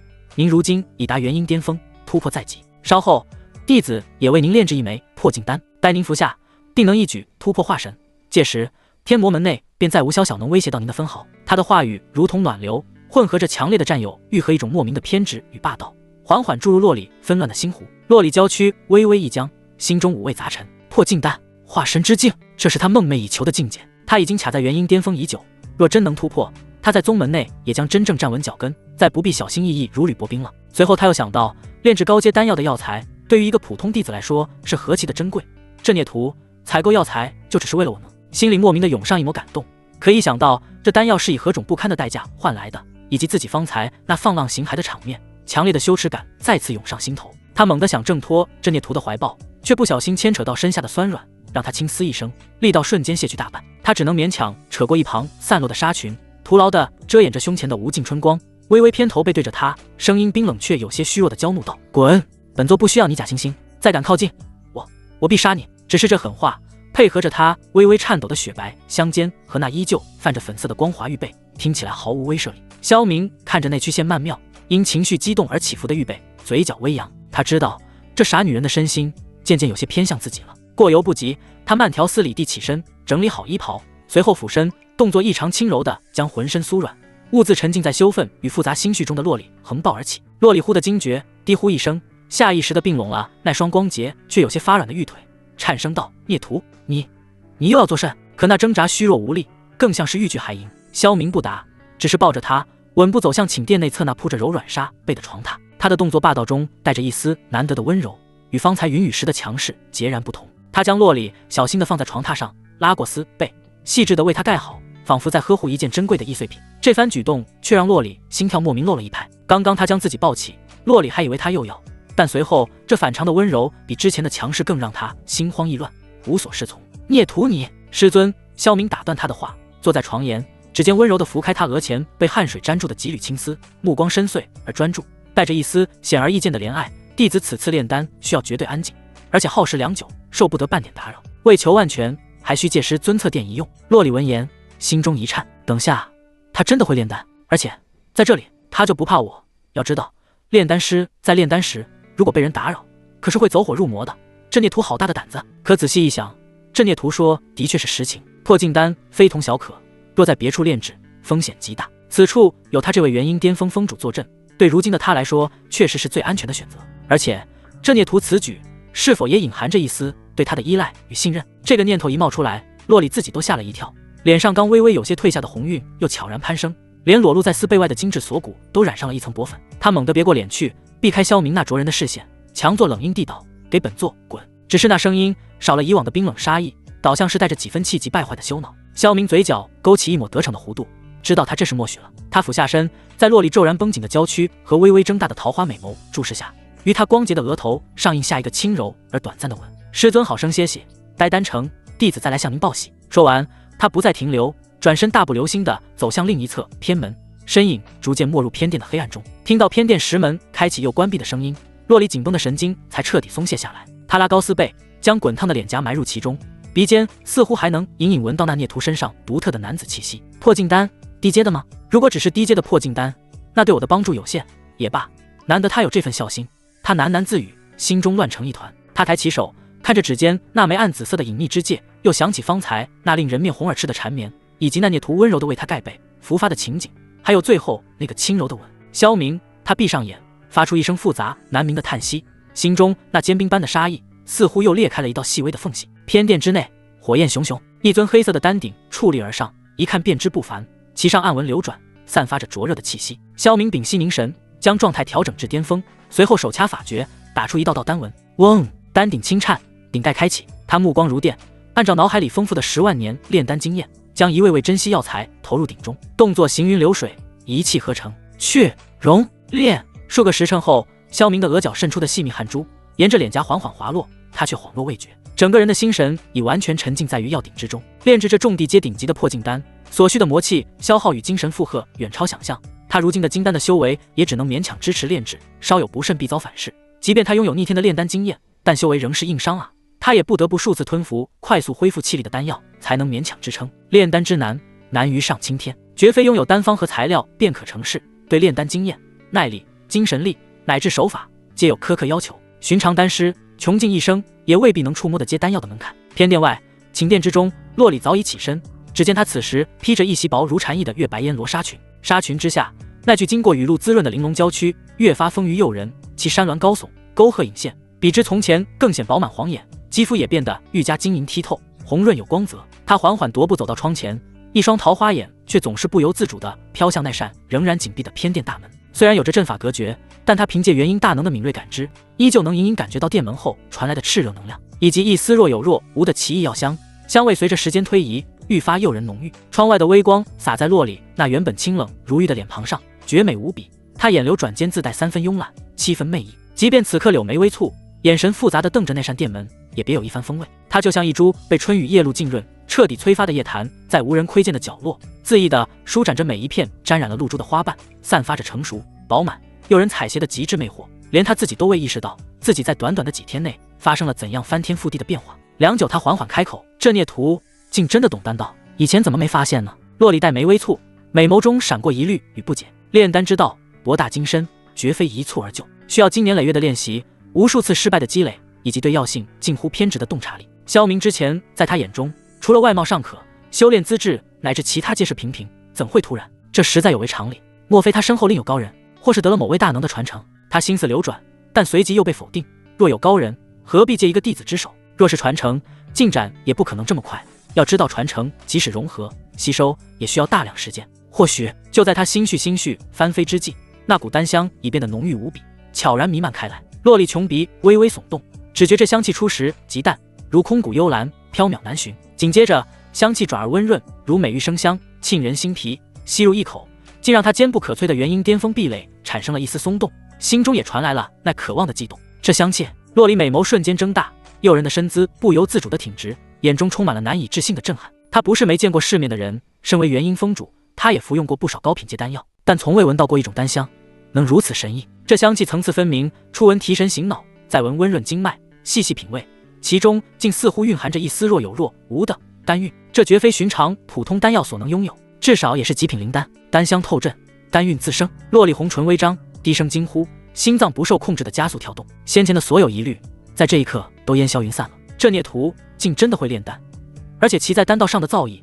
恐怕已达到了一个他无法想象的高度。能炼制的阶顶阶丹药，即使放在外面，也有很多宗门世家拼命争抢，求着他炼丹。一股巨大的惊喜混杂着复杂心绪涌上心头，他下意识地向前迈了一小步，玉手轻按在窗棂上，目光灼灼地盯着的偏殿方向，仿佛能穿透那殿门，看清里面的孽徒此时正在做的一切。空气中的丹香愈发浓郁，洛里甚至能感觉到四周天地间的灵气开始隐隐向偏殿方向汇聚。要成丹了吗？他喃喃自语，声音带着自己都未察觉的紧张与期待。而殿内的萧明此刻也到了最关键的时刻，对外界已经心潮澎湃的师尊毫无所觉，全部心神都凝聚在丹顶之内那团逐渐凝固散发着七彩霞光的药液精华之上。就在这时，丹顶嗡嗡作响，顶盖剧烈震颤，一道七彩光柱自顶内冲天而起，穿透殿顶，窜上天界，引动外界天地变色，乌云汇聚，雷蛇游走，恐怖的丹劫威压瞬间笼罩整个绝情峰。峰上弟子骇然仰望，宗门内外无数道感知瞬间聚焦于此，震惊、贪婪、疑惑，种种情绪交织。七彩丹云是极品灵丹，绝情峰内什么时候有了如此厉害的炼丹大能？此丹必须弄到手。寝殿内，洛丽脸色难看，他在天地异象出现时就已经全力施展了遮掩阵法，如今阵法光幕剧烈波动，眼看就要崩溃。他明白，一旦丹劫落下，丹药出世，绝情峰必将成为众矢之的，届时他也只能展露修为，以作震慑了。就在洛丽这边已然坚持不住，眼看丹劫雷霆即将劈落之际，偏殿中萧明微微挑眉，凝望着上空，看着那铺天盖地的天地异象以及蓄势待发的丹劫，感叹道：这动静也忒大了吧。他原本以为丹药出世的异象也就如昙花一现，一下子就过了，再不济这不还有师尊宝宝在，大能出手的话，想必区区这等小异象不是挥手屏蔽的事吗？但看着那威势骇人蓄力已久就要落下的丹劫，以及此时还在不断往外扩大的天地异象，他人都妈了。他赶忙打开系统商城翻找起来。没过多久，一枚古朴玄奥的符箓瞬间出现在萧明掌心，他屈指一弹，符箓无声无息地飘向偏殿上空。嗡，一声奇异的嗡鸣仿佛自虚空深处响起，声音不大，但那即将成型的七彩丹云如同被一只无形大手猛地攥住，剧烈扭曲收缩，随即凭空消散不见。那道已然探出云层携带着毁灭气息的丹劫雷霆，在蓄力已久即将落下时，仿佛失去了目标，猛地一掷，雷光急速暗淡，最终发出一声不甘的闷响，尽也自行瓦解，化作了点点微光消散于空中。前一刻还乌云压顶，雷光肆虐的天空，下一刻竟云开雾散，仿佛刚才那骇人的异象从未出现过一般。所有关注着此地的目光全都呆住了，充满了愕然与难以置信。怎么回事？丹劫散了，异象消失，丹药的气息也感应不到了，难道是炼丹失败了？操！在最后功亏一篑，可惜啊！如此惊人的异象，定是地阶高品丹药，搞不好还是天阶，竟然失败了。哼，果然这等丹药岂是那么容易就炼制的？此人还是差些火候呀！无数感知带着惋惜、幸灾乐祸或不甘等情绪，如潮水般退去。既然炼丹失败，丹药已毁，那他们继续探查观望也没有什么必要了。而寝殿内，洛里的玉手微微一颤，美眸中也闪过释然与一丝不易失落。失败了吗？他喃喃自语，心中莫名地有些空落落的。虽然理智告诉他这才是最合理的结果，也能避免无数麻烦，他就释然了。也对，那孽徒修为那么低，那么年轻，又怎能精通丹道呢？况且丹药又岂是那么容易炼成的？他缓缓摇了摇头，但随即又想到那孽徒为了他不眠不休的努力炼丹样子，一丝难以言喻的复杂情绪涌上心头。就在这时，偏殿石门悄无声息地打开，萧明缓步走出，脸上带着恰到好处的疲惫，看着倚窗而立的那道绝美倩影，他瞬间呆住了，因为太特么美了。洛里见到萧明走出，一脸疲惫样，本想出声安抚一二，但又见他直勾勾一脸痴迷地盯着自己看，嘴上还噙着坏笑，不由脸颊一红，心中大骂孽徒孽障。那心中刚有所改观的情绪瞬间烟消云散，他声音拔，高冷冷道：哼，孽徒怎么炼丹失败了吗？你……萧明闻听此言，嘴角一勾，手中出现了一只温润的玉瓶，瓶口密封，却隐隐有丝丝缕缕难以言喻的丹韵散发出来。他走到洛里面前，将玉瓶递上，躬身道：师尊，丹药已成，弟子信步汝命。洛里闻言，娇躯猛地一颤，如同被电流击中，豁然抬眸，难以置信地望向萧明手中那只温润玉瓶。他竟真的成功了！他伸出玉手，一把接过了那只玉瓶，指尖打开瓶口的刹那，一股磅礴如海、精纯至极的丹香清晰地传入到他的穷鼻中，引得他体内元婴壁垒都为之一颤。内心有道声音告诉他，这正是他梦寐以求的破镜丹，而且是地阶极品。有此神丹，他化神之境唾手可得。狂喜如潮水般退去后，留下的是更深的震撼与难以言说的复杂心绪。这孽徒不仅在丹道上拥有如此鬼神莫测的造诣，心思竟也缜密狡猾至此，将所有人都玩弄于股掌之间。他脑海中不受控制地翻涌起那些令人面红耳赤的画面，他沉重的呼吸，霸道的索取，以及自己那不堪的迎合，一股强烈的羞耻感混合着被亵渎的愤怒，猛地窜起，灼烧着他的理智。区区一枚丹药，就想抵消掉你那些罔顾人伦、大逆不道的罪行吗？萧明，你把本座当成什么了？是那些给点资源好处便能随意侠玩的贱货吗？他越想越气，紧握着玉瓶的指节因极度用力而泛白，连带着内纤细的皓腕都微微颤抖起来。绝美的脸庞上，方才的惊喜瞬间被一层寒霜覆盖，桃花眼中羞怒交加，带着冰冷刺骨的屈辱，狠狠瞪向萧明。那积聚的怒火眼看就要彻底爆发。师尊！就在这千钧一发之际，萧明却仿佛能洞察他的心绪，抢先一步开口。他的声音温和而沉稳，带着一种不容置疑的关切，骤然打断了他所有情绪的酝酿。突破化神非同小可，引动的天地异象势必惊天动地。宗门之内人多眼杂，各方势力盘根错节，为保万全，您还是寻一处绝对安全的地方闭关，方为上策。他言辞恳切，条理分明，字字句句皆是为他的安危考量，瞬间将洛里的注意力从个人羞愤的情绪漩涡中强行拉回了残酷的现实。是啊，化神天劫，若强行引动突破，光是宗门内那些各怀鬼胎之辈，就绝不会放过这等千载难逢的机会。到了唇边的厉声斥责被硬生生堵了回去，一股气闷在胸口无处发泄，让他丰硕的胸脯剧烈起伏，勾勒出惊心动魄的弧度。洛里也知这孽徒在转移话题，可偏偏对方言之有理，无从反驳，他只得将满心的羞愤与憋屈尽数化作一声冰冷的娇斥。然而那语调中却带着一丝连他自己都未察觉，如同少女赌气般的意味。哼，本座如何行事，何时轮到你这孽徒来指手画脚？这话语听起来气势汹汹，可配合着他那微微泛红、渲然欲泣的眼角，以及那不自觉微微嘟起的阴唇，与其说是呵斥，不如说更像是情人间闹别扭时的娇嗔，毫无威慑力可言。萧明看着他这肤色丽内人强自支撑的模样，嘴角几不可察地扬起一丝玩味。他猛地向前一步，瞬间拉近了两人之间的距离，彼此的呼吸都清晰可闻。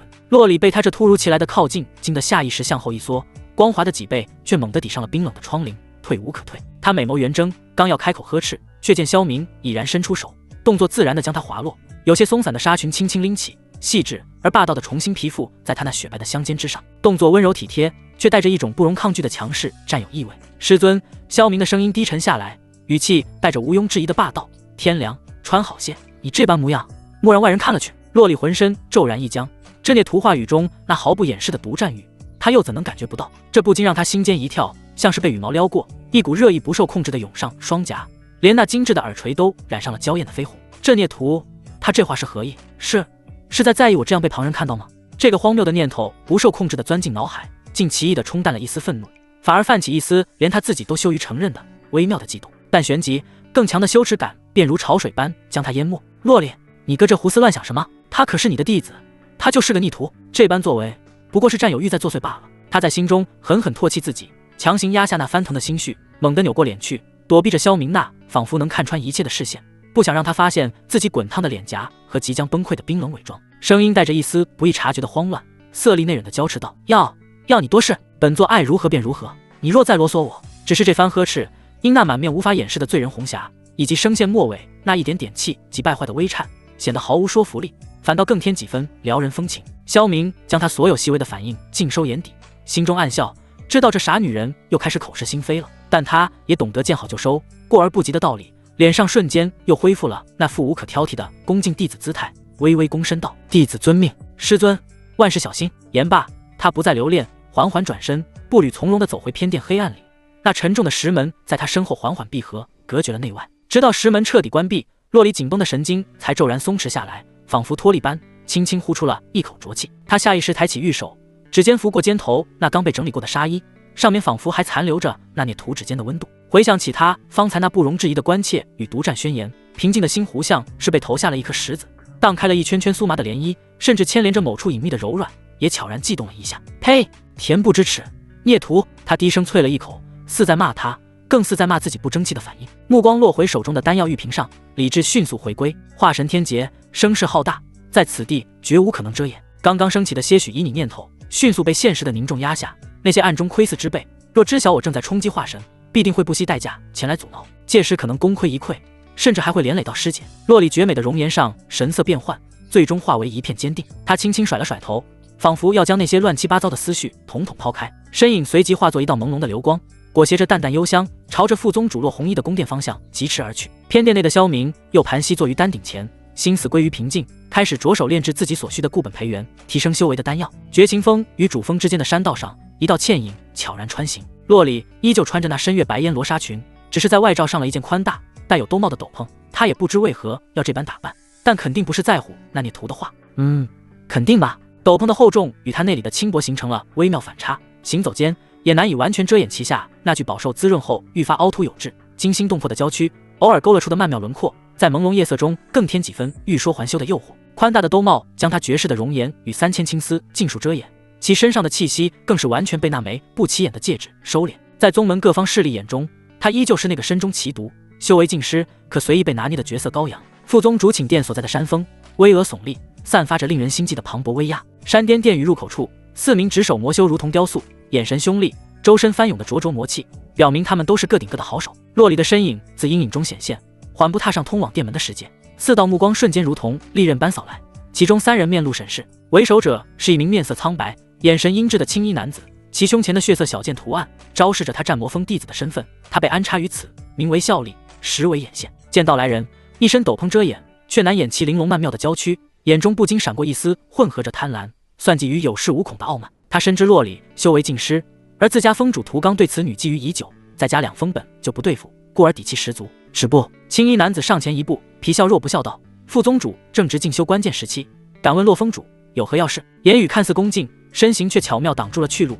那审视的目光让洛里浑身不舒服。兜帽下，洛里的眸光清冷如冰，声音淡淡道：“本座见我师姐，何时需要向你等禀报？”他自然识得此人是战魔峰弟子，敢阻拦自己肯定是知道自己修为尽失，再加背后峰主的默许。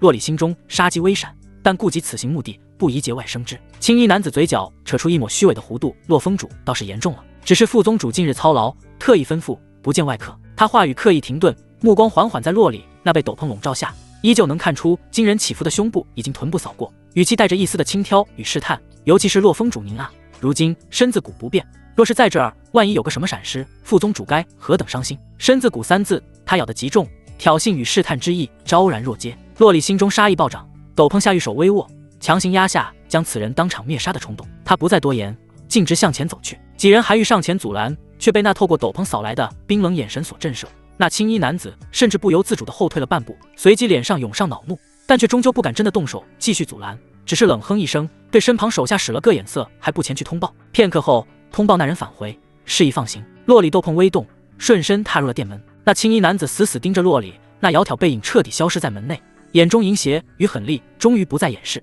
低声啐道：“不过是个修为尽失的婊子罢了，还摆着什么臭架子？要不是副宗主罩着，早他妈给人玩烂了。哼，迟早有一天，还不是要在屠风主身下承欢求饶。”洛里穿过幽深廊道，在贴身侍女的引领下，缓缓步入内殿。内殿温暖如春，地面有暖玉铺就，氤氲着丝丝热气。一张宽大的软榻上铺着不知名凶兽的完整皮毛，光泽油亮。而最引人注目的是榻上那道绝美身影，副宗主洛红衣正慵懒侧卧，一如既往的身着那袭如烈焰流淌的凤凰火色长裙，裙摆如盛放的腰帘，将她那成熟丰腴的身段勾勒得淋漓尽致。轻若无物的绯色娇绡纱衣之下，雪白的肌肤若隐若现，饱满的胸脯随着呼吸微微起伏，画出诱人的弧度。她容颜艳丽，眉梢眼角自带万种风情，又不失威严。而左眼下的那点朱砂泪痣，在氤氲暖气中更显几分妖异妩媚。见到洛里进来，副宗主洛红衣美眸骤然亮起，立刻坐起身，赤足踩在温润的暖玉上，那双白皙玲珑的玉足在深色地板上交替显现，竟也带着几分不经意的撩人。他脸上洋溢着毫不掩饰的欣喜，轻昵的一把拉住洛里的手，将她带到榻边坐下，语气带着嗔怪：“你这死丫头，还真是难得，知道来看师姐了。怎么样，修为恢复了？如今身体可还有哪里不适？”他一边说着，一边习惯性的伸手帮洛里摘下遮掩的兜帽。洛里任由师姐微暖的手握住自己稍凉的手指，那份毫无保留的关切让他心头发暖。他也顺势脱下兜帽，顷刻间如云青丝略带些微凌乱的披散下来，几缕调皮的粘附在他阴殿内温热而微微泛红的脸颊旁。与洛红衣的火热高贵不同，洛里的美是清冷孤高的，宛如月下幽兰，肌肤透着冷玉光泽，但若细看便能发现那桃花眼底深处，以往纯粹的冰寒似乎融化了些许，还漾着一种被雨水滋润后才有的慵懒水光，眼尾还残留着一丝极淡的媚红。师姐，我没事。洛里轻轻摇头，声音轻柔：“没事就好。”洛红衣抚着胸口，长舒一口气，眼角的泪痣随着她生动的表情愈发鲜活，真是苍天保佑。你可不知道这段时间师姐有多担心。她仔细端详着洛里，忽然脸上露出一丝惊讶与赞叹：“师妹，师姐怎么觉得你这次恢复后愈发光彩照人了？瞧瞧这脸蛋，这气色，还有这儿。”言罢还戳了戳洛里那愈加高耸的山峰，引得后者面红耳赤，娇羞不已。哟哟哟，难怪要带着斗篷，这般模样若是让外人看到了，怕不是连魂都要被你勾走了。洛里被师姐这般直白的调侃与动作弄得耳根发热，下意识地摩挲了下玉腿，有些招架不住的微微侧过脸，露出一段白皙修长线条优美的脖颈，低声道：“师姐，你莫要取笑我了，若是你以真面目出现在人前，那话虽未说完，但其中表达的意思不言而喻。好好好，不笑你了。”洛红衣见师妹羞赧，见好就收。他拉着洛里的手重新坐下，神色认真起来。话说，前日你绝情峰上那丹劫异象是怎么回事？宗内那些家伙可是都感应到了，宗门内都在传说是什么炼丹失败了，这究竟是怎么回事？他眼中带着关切与探究。你既已恢复修为，为何又找人炼丹？难不成？洛里见师姐担忧，连忙道：“师姐放心，我身体确已无恙。”他深吸一口气，想到那孽徒，脸上不由流露出一丝复杂，轻声道：“师姐，前日的动静却与师妹有关，是我机缘巧合下得了一位神秘前辈相助，前辈答应为我炼制一炉丹药。”神秘前辈？洛红衣美眸一亮，兴趣大增，能引动那等天地异象，即便最终未成，也必是丹道大能。此人现在何处？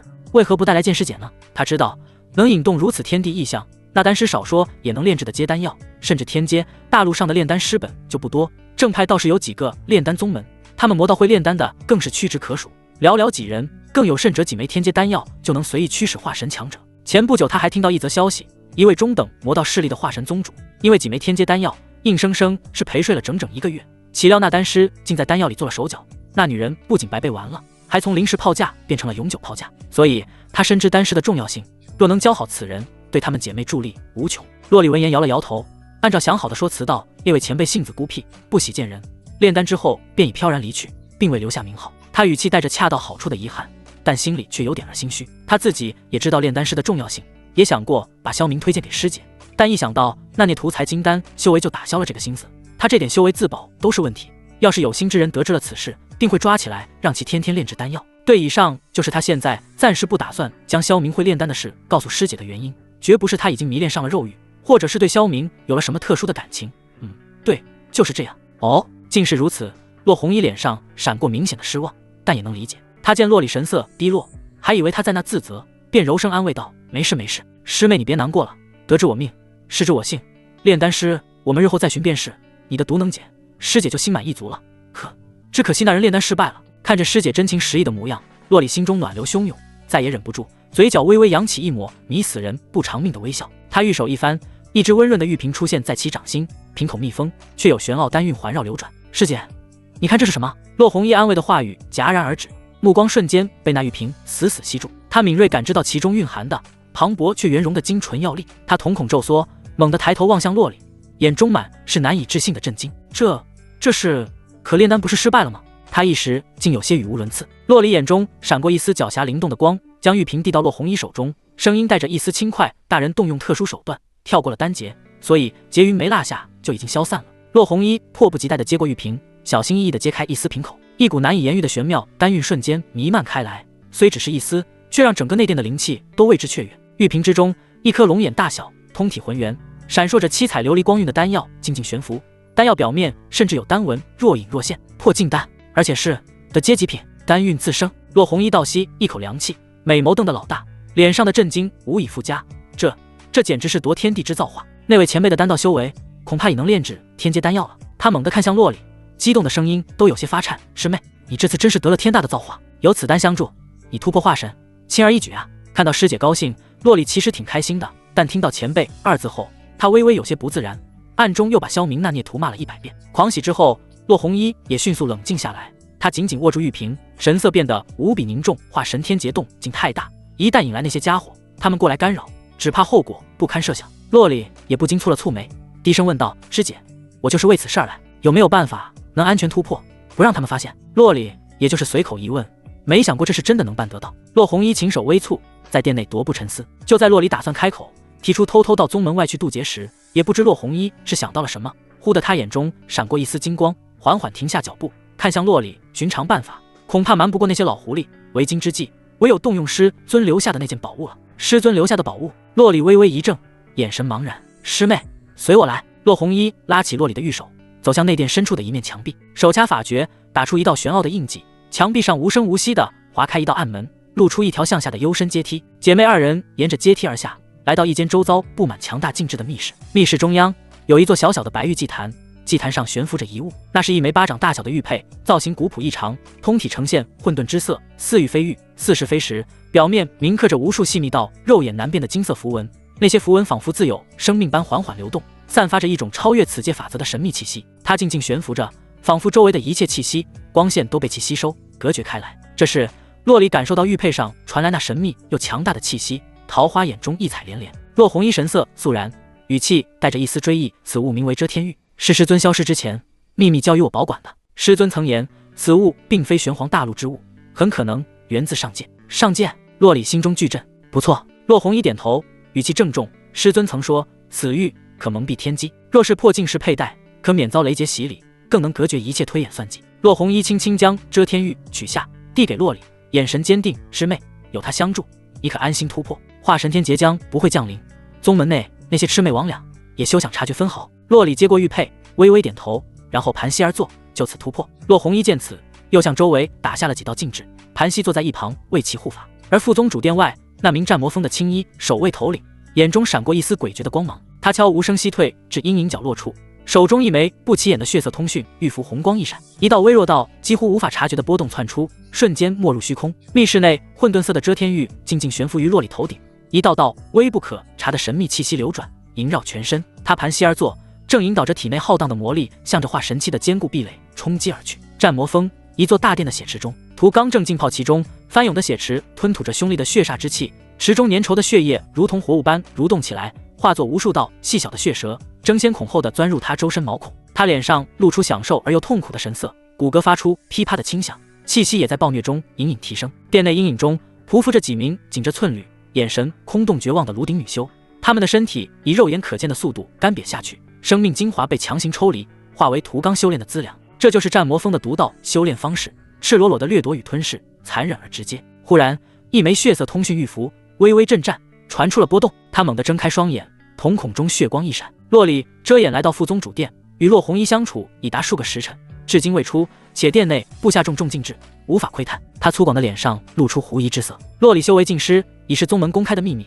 往日里他深居简出的，极少会主动来找洛弘一，更何况是待如此长的时间。事出反常必有妖。涂刚眼中闪过一丝厉色，莫非这洛弘一是找到了什么方法，能替他解除那九幽魔种不成？他生性多疑且霸道，绝不容许任何脱离他掌控的事情发生，尤其是涉及洛里那个他觊觎已久的女子，以及副宗主洛弘一这个一直压在他头顶的对手。哼，不管你们在搞什么鬼，本座倒是要看看你们能玩出什么花样。他轰然起身，裹挟着滔天血煞之气，化作一道血色惊鸿，直奔主峰而去。同时他心念一动，也给刑法殿的阴谷老人传去一道讯息：阴谷老鬼，副宗主殿有异动，洛里与那洛弘一久久闭门不出，且打下了重禁制，恐有蹊跷，你可愿同我一道前去瞧瞧？他此举意再拉阴谷下水，共同施压，也是怕一人前去，万一洛弘一恼羞成怒动手，他会不敌。而另一边刑法殿深处，阴谷老人捻动骨珠的手微微一顿，收到涂刚的传讯，老脸上露出一抹讥诮，心中暗道：涂刚这莽夫倒是警觉。不过洛里久病之身，突然与洛弘一久待，还未离去，确实可疑。他沉吟片刻，眼中金光一闪，也罢，便随他去探探虚实。若真是要让那洛里恢复，局面于我等也大大不利。若是虚惊一场，也能探探洛弘一在搞什么鬼。他缓缓起身，身影融入阴影，悄无声息地掠向主峰。另一边，副宗主殿外，涂刚身影如陨石般坠落，还未靠近殿门，他便大喝一声，声如洪钟：副宗主，战魔风图刚有要事求见。几乎同时，阴谷老人如同鬼魅般出现在另一侧，声音阴柔，却带着不容置疑的威严：副宗主，宗门事务亟待决断，还请速现身一见。殿内的密室内，听到二人动用修为高声的呐喊，洛弘一面色逐渐变得阴沉起来。若不是他提前布下了隔绝禁制，如今师妹怕是已被此二人的声音干扰，反噬重伤了。一抹杀意一闪而逝。不过他也明白，定是他们的安排的眼线察觉异常，通报了上去，这才引得他们过来查看。洛弘一强压下出去砍死他们的冲动，面色不变，声音冰冷道：本座正在与洛峰主商议要事，无暇见客，有何要事，改日再议。涂刚闻言，眼中一色更重，冷笑道：有何要事，需要设下禁制，内外隔绝。本座听说洛峰主近来身子不便，还未来得及探望，何不请出来一见？他话语中带着咄咄逼人的试探。阴谷老人也慢悠悠地接口道：副宗主，非是我等要刻意打扰，只是宗门近日事情有点多，也是没有办法。洛峰主，我这里准备了些安神静气的丹药，听说你近日身体不佳，这些也是本座的一番心意，你且收下。殿内，洛弘一凤眸寒煞，知道对方就是故意的，不见到人是不会罢休了。他看了一眼正处于突破最关键时刻，容不得丝毫打扰的洛里，一旦他们进殿，化神突破的动静，即便有着遮天玉屏蔽，但也绝难完全瞒过近在咫尺的两位化神修士的感知。哼，本副宗主行事，何须向你等解释？再敢聒噪，休怪本座不念同门之意。洛弘一强势回应，试图以威压逼退二人。与此同时，绝情峰偏殿内，萧明缓缓睁开双眼，口中吐出一口浊气，身前丹顶内火焰渐熄，手心中是几只温润的玉瓶，内里都装着几颗龙眼大小、圆润无瑕的丹药，正散发着沁人心脾的幽香。他把所有自己可能用到的丹药都炼制了一遍，看着手中装着丹药的玉瓶，他心中并没有多少喜悦，反而眉头微蹙。这样按部就班的修炼，还是太慢了。他心中暗自思忖，虽然他有着逆天的吞天魔功以及系统，但作为反派的魔修，终究还是要靠着劫掠那些气运之子才能飞速成长。而就在这时，他感受到宗门内气氛隐隐有些压抑，两股无比强大的气息隐隐传来，起码也是元婴之上的强者。他好歹也感受过师尊大人的气息压迫，对比之下，这两股气息有过之而无不及。萧明没有继续思索，迅速起身，决定出去探查一番。他有种感觉，这一切应该与他那位师尊大人有关。刚走出偏殿，就听到主峰方向传来隐约的能量轰鸣与怒喝声。可师尊宝宝，你可别死了，你可是我穿越以来的第一个女人。萧明心中一凛，身形一闪，便悄无声息地朝着主峰方向前去。越是靠近，那股的波动越是清晰，其中夹杂着狂暴的血煞之气，阴冷的鬼气。副宗主大殿门前，洛弘一本想动用威压以作震慑，逼退二人离开，可他哪知道，他越是阻止，涂刚和阴谷两人则越是想一探究竟。二人都是活了不知多少岁月的老狐狸了。而在大殿密室内的洛弘一还感受到数道深沉的气息，也暗中注意着此处。他们的存在让这场对峙的局势变得无比微妙而复杂。做贼心虚啊！还在攻击的涂刚暴喝一声：洛弘一，你二人究竟在殿内做什么？为何不肯一见？今日若不弄个清楚，本座誓不罢休。他周身血煞之气暴涨，随即冲天而起，也是决定不再试探，全力出手了。阴谷老人的眼中也闪过一丝厉色，暗中蓄力。事情发展到这一步，他已基本确定殿内必有古怪，很可能是洛里正在恢复修为，也有可能随即一个更大胆的念头浮现出来。他心头巨震，难道再突破。随即二人不敢迟疑，聚起魔气，朝着殿门全力轰击而去。嘣！一声巨响过后，两人见殿门有阵法加持，竟在他们俩化神后期强者的合力一击下摇摇欲坠，心中也是微微震惊。之后二人继续攻击，屠刚血刃劈出，一道撕裂苍穹的血色刀芒狠狠斩向就要破除的殿门禁制。阴谷老人也是袖袍一抖，无数阴森鬼爪散发着恐怖的威势抓向禁制。这时萧明也隐匿着气息，悄然来到主峰广场边缘的一处阴影角落中，看见半空之中二道散发着恐怖威压的身影正立于副宗主大殿之前，对着那禁制密布的殿门轮番攻击着。而在大殿密室内的洛红衣感知到两人攻击愈发凶猛，他大殿的禁制摇摇欲坠，他凤眸又惊又怒，身影一闪，直接冲出了殿外，玉手拍出，一只妖异的烈焰凤凰长啸而去，硬生生挡住两人联手攻击。你们找死！三大化神强者在主峰之巅瞬间激战在一起，魔光爆闪，天地变色。而就在洛红衣冲出殿门的那一刹那，一道躲在角落里的观察的身影，眼神瞬间就亮了。好看，爱看，想睡，简直美的冒泡啊！洛红衣显然出来的极为匆忙，就发散开，3000青丝如瀑布般铺散在香肩上，绝世的容颜上为施粉黛。原来的凤凰火色长裙上外披了件赤金镶边的玄黑锦缎长袍，长袍也只是随意的披在身上，在其周身澎湃的气息鼓动下，向后猎猎飞舞，如同翩翩起舞的丝带般，衬得她愈加高贵威仪，神圣不可侵犯。她此时凤眸含怒，几缕发丝垂落至额前，更添几分凌厉。她衣袂飘飘，凌空而立，尽管有着内里的红裙覆盖，但仍难掩其身材的火辣曼妙。诱人遐想，不知将这具身体压在身下又是如何一般美妙。但此时场上没有一个人敢露出猥琐贪婪的神情，因为洛红衣那属于化神后期强者的磅礴威压已死死笼罩住全场，令众人不敢直视，更遑论心生亵渎。姓名洛红衣，体质火凤之体，未完全觉醒，特殊炉鼎体质，可搭配龙皇类体质修炼，美妙加倍。境界化神中期，气运等级蓝色，气运之女，人生剧本艺术，生命层次过高，无法查看。我去浅蓝色的气运，这是我遇见过气运最高的人了吧？不过童子，艺术是什么？为什么查看不了？原本萧明也没抱多大希望系统能回答，因为之前他也提出过很多问题，系统鸟都没有鸟过他。他觉得系统可能就是一个死程序已经被设计好的那种，但这次系统却破天荒的开口了。艺术极其稀有罕见的命格，持有此命格者是天道，也是变数。系统等级层次不够，只能帮你到这儿。看完这些，萧明是一愣一愣的，更懵逼了。但还没等他吐槽几句，他的目光瞥见一道青色身影鬼鬼祟祟的缓缓靠近副宗主大殿的殿门，只见此人眼神阴翳，手中还攥着一张符箓，其上魔纹萦绕，一看就不简单。副宗主已被2位封主缠住，此时正是入殿的绝佳时机。若能找到洛里将其擒住，或是探寻到其在做什么，说不定能立下大功。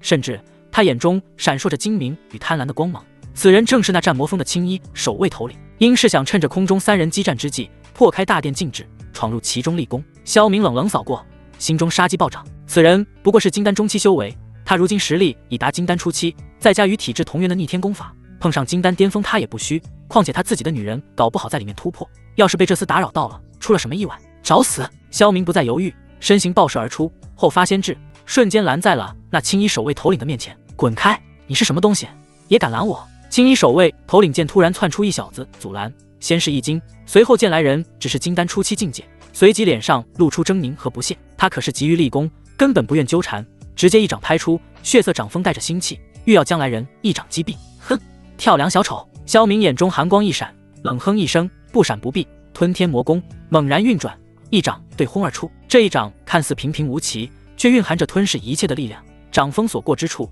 连气浪都微微扭曲。砰！2掌相接，发出一声闷响。那青衣守卫头领脸上的狞笑瞬间凝固，转而化为了极致的惊骇与惶恐。他感觉自己的掌力如同泥牛入海，被对方传来的恐怖力量瞬间吞噬瓦解。更让他魂飞魄散的是，2斩碰撞后传来的这股吸力，顺着他手臂的经脉开始疯狂吞噬起来。他苦修多年的修为，以及他丹田气海的魔气，甚至他生命精气都不受控制的开始流逝，涌向对方。呀，你这是什么功法？青衣守卫头领发出凄厉的惨叫，身体以肉眼可见的速度干瘪下去，皮肤缓缓失去光泽，眼神迅速暗淡。他想挣脱想挣扎，却发现自己的手相是被焊在了对方掌上，随后全身不受控制，连自爆都做不到。萧明面色冷漠，眼中唯有深邃的血芒流转，一闪即逝。在吞天魔功的全力运转下，他整个人仿佛化身为一个人形黑洞，肆意掠夺着对方的一切。他能清晰地感受到一股股精纯的能量正源源不断地涌入自己体内，滋养巩固着他的丹田。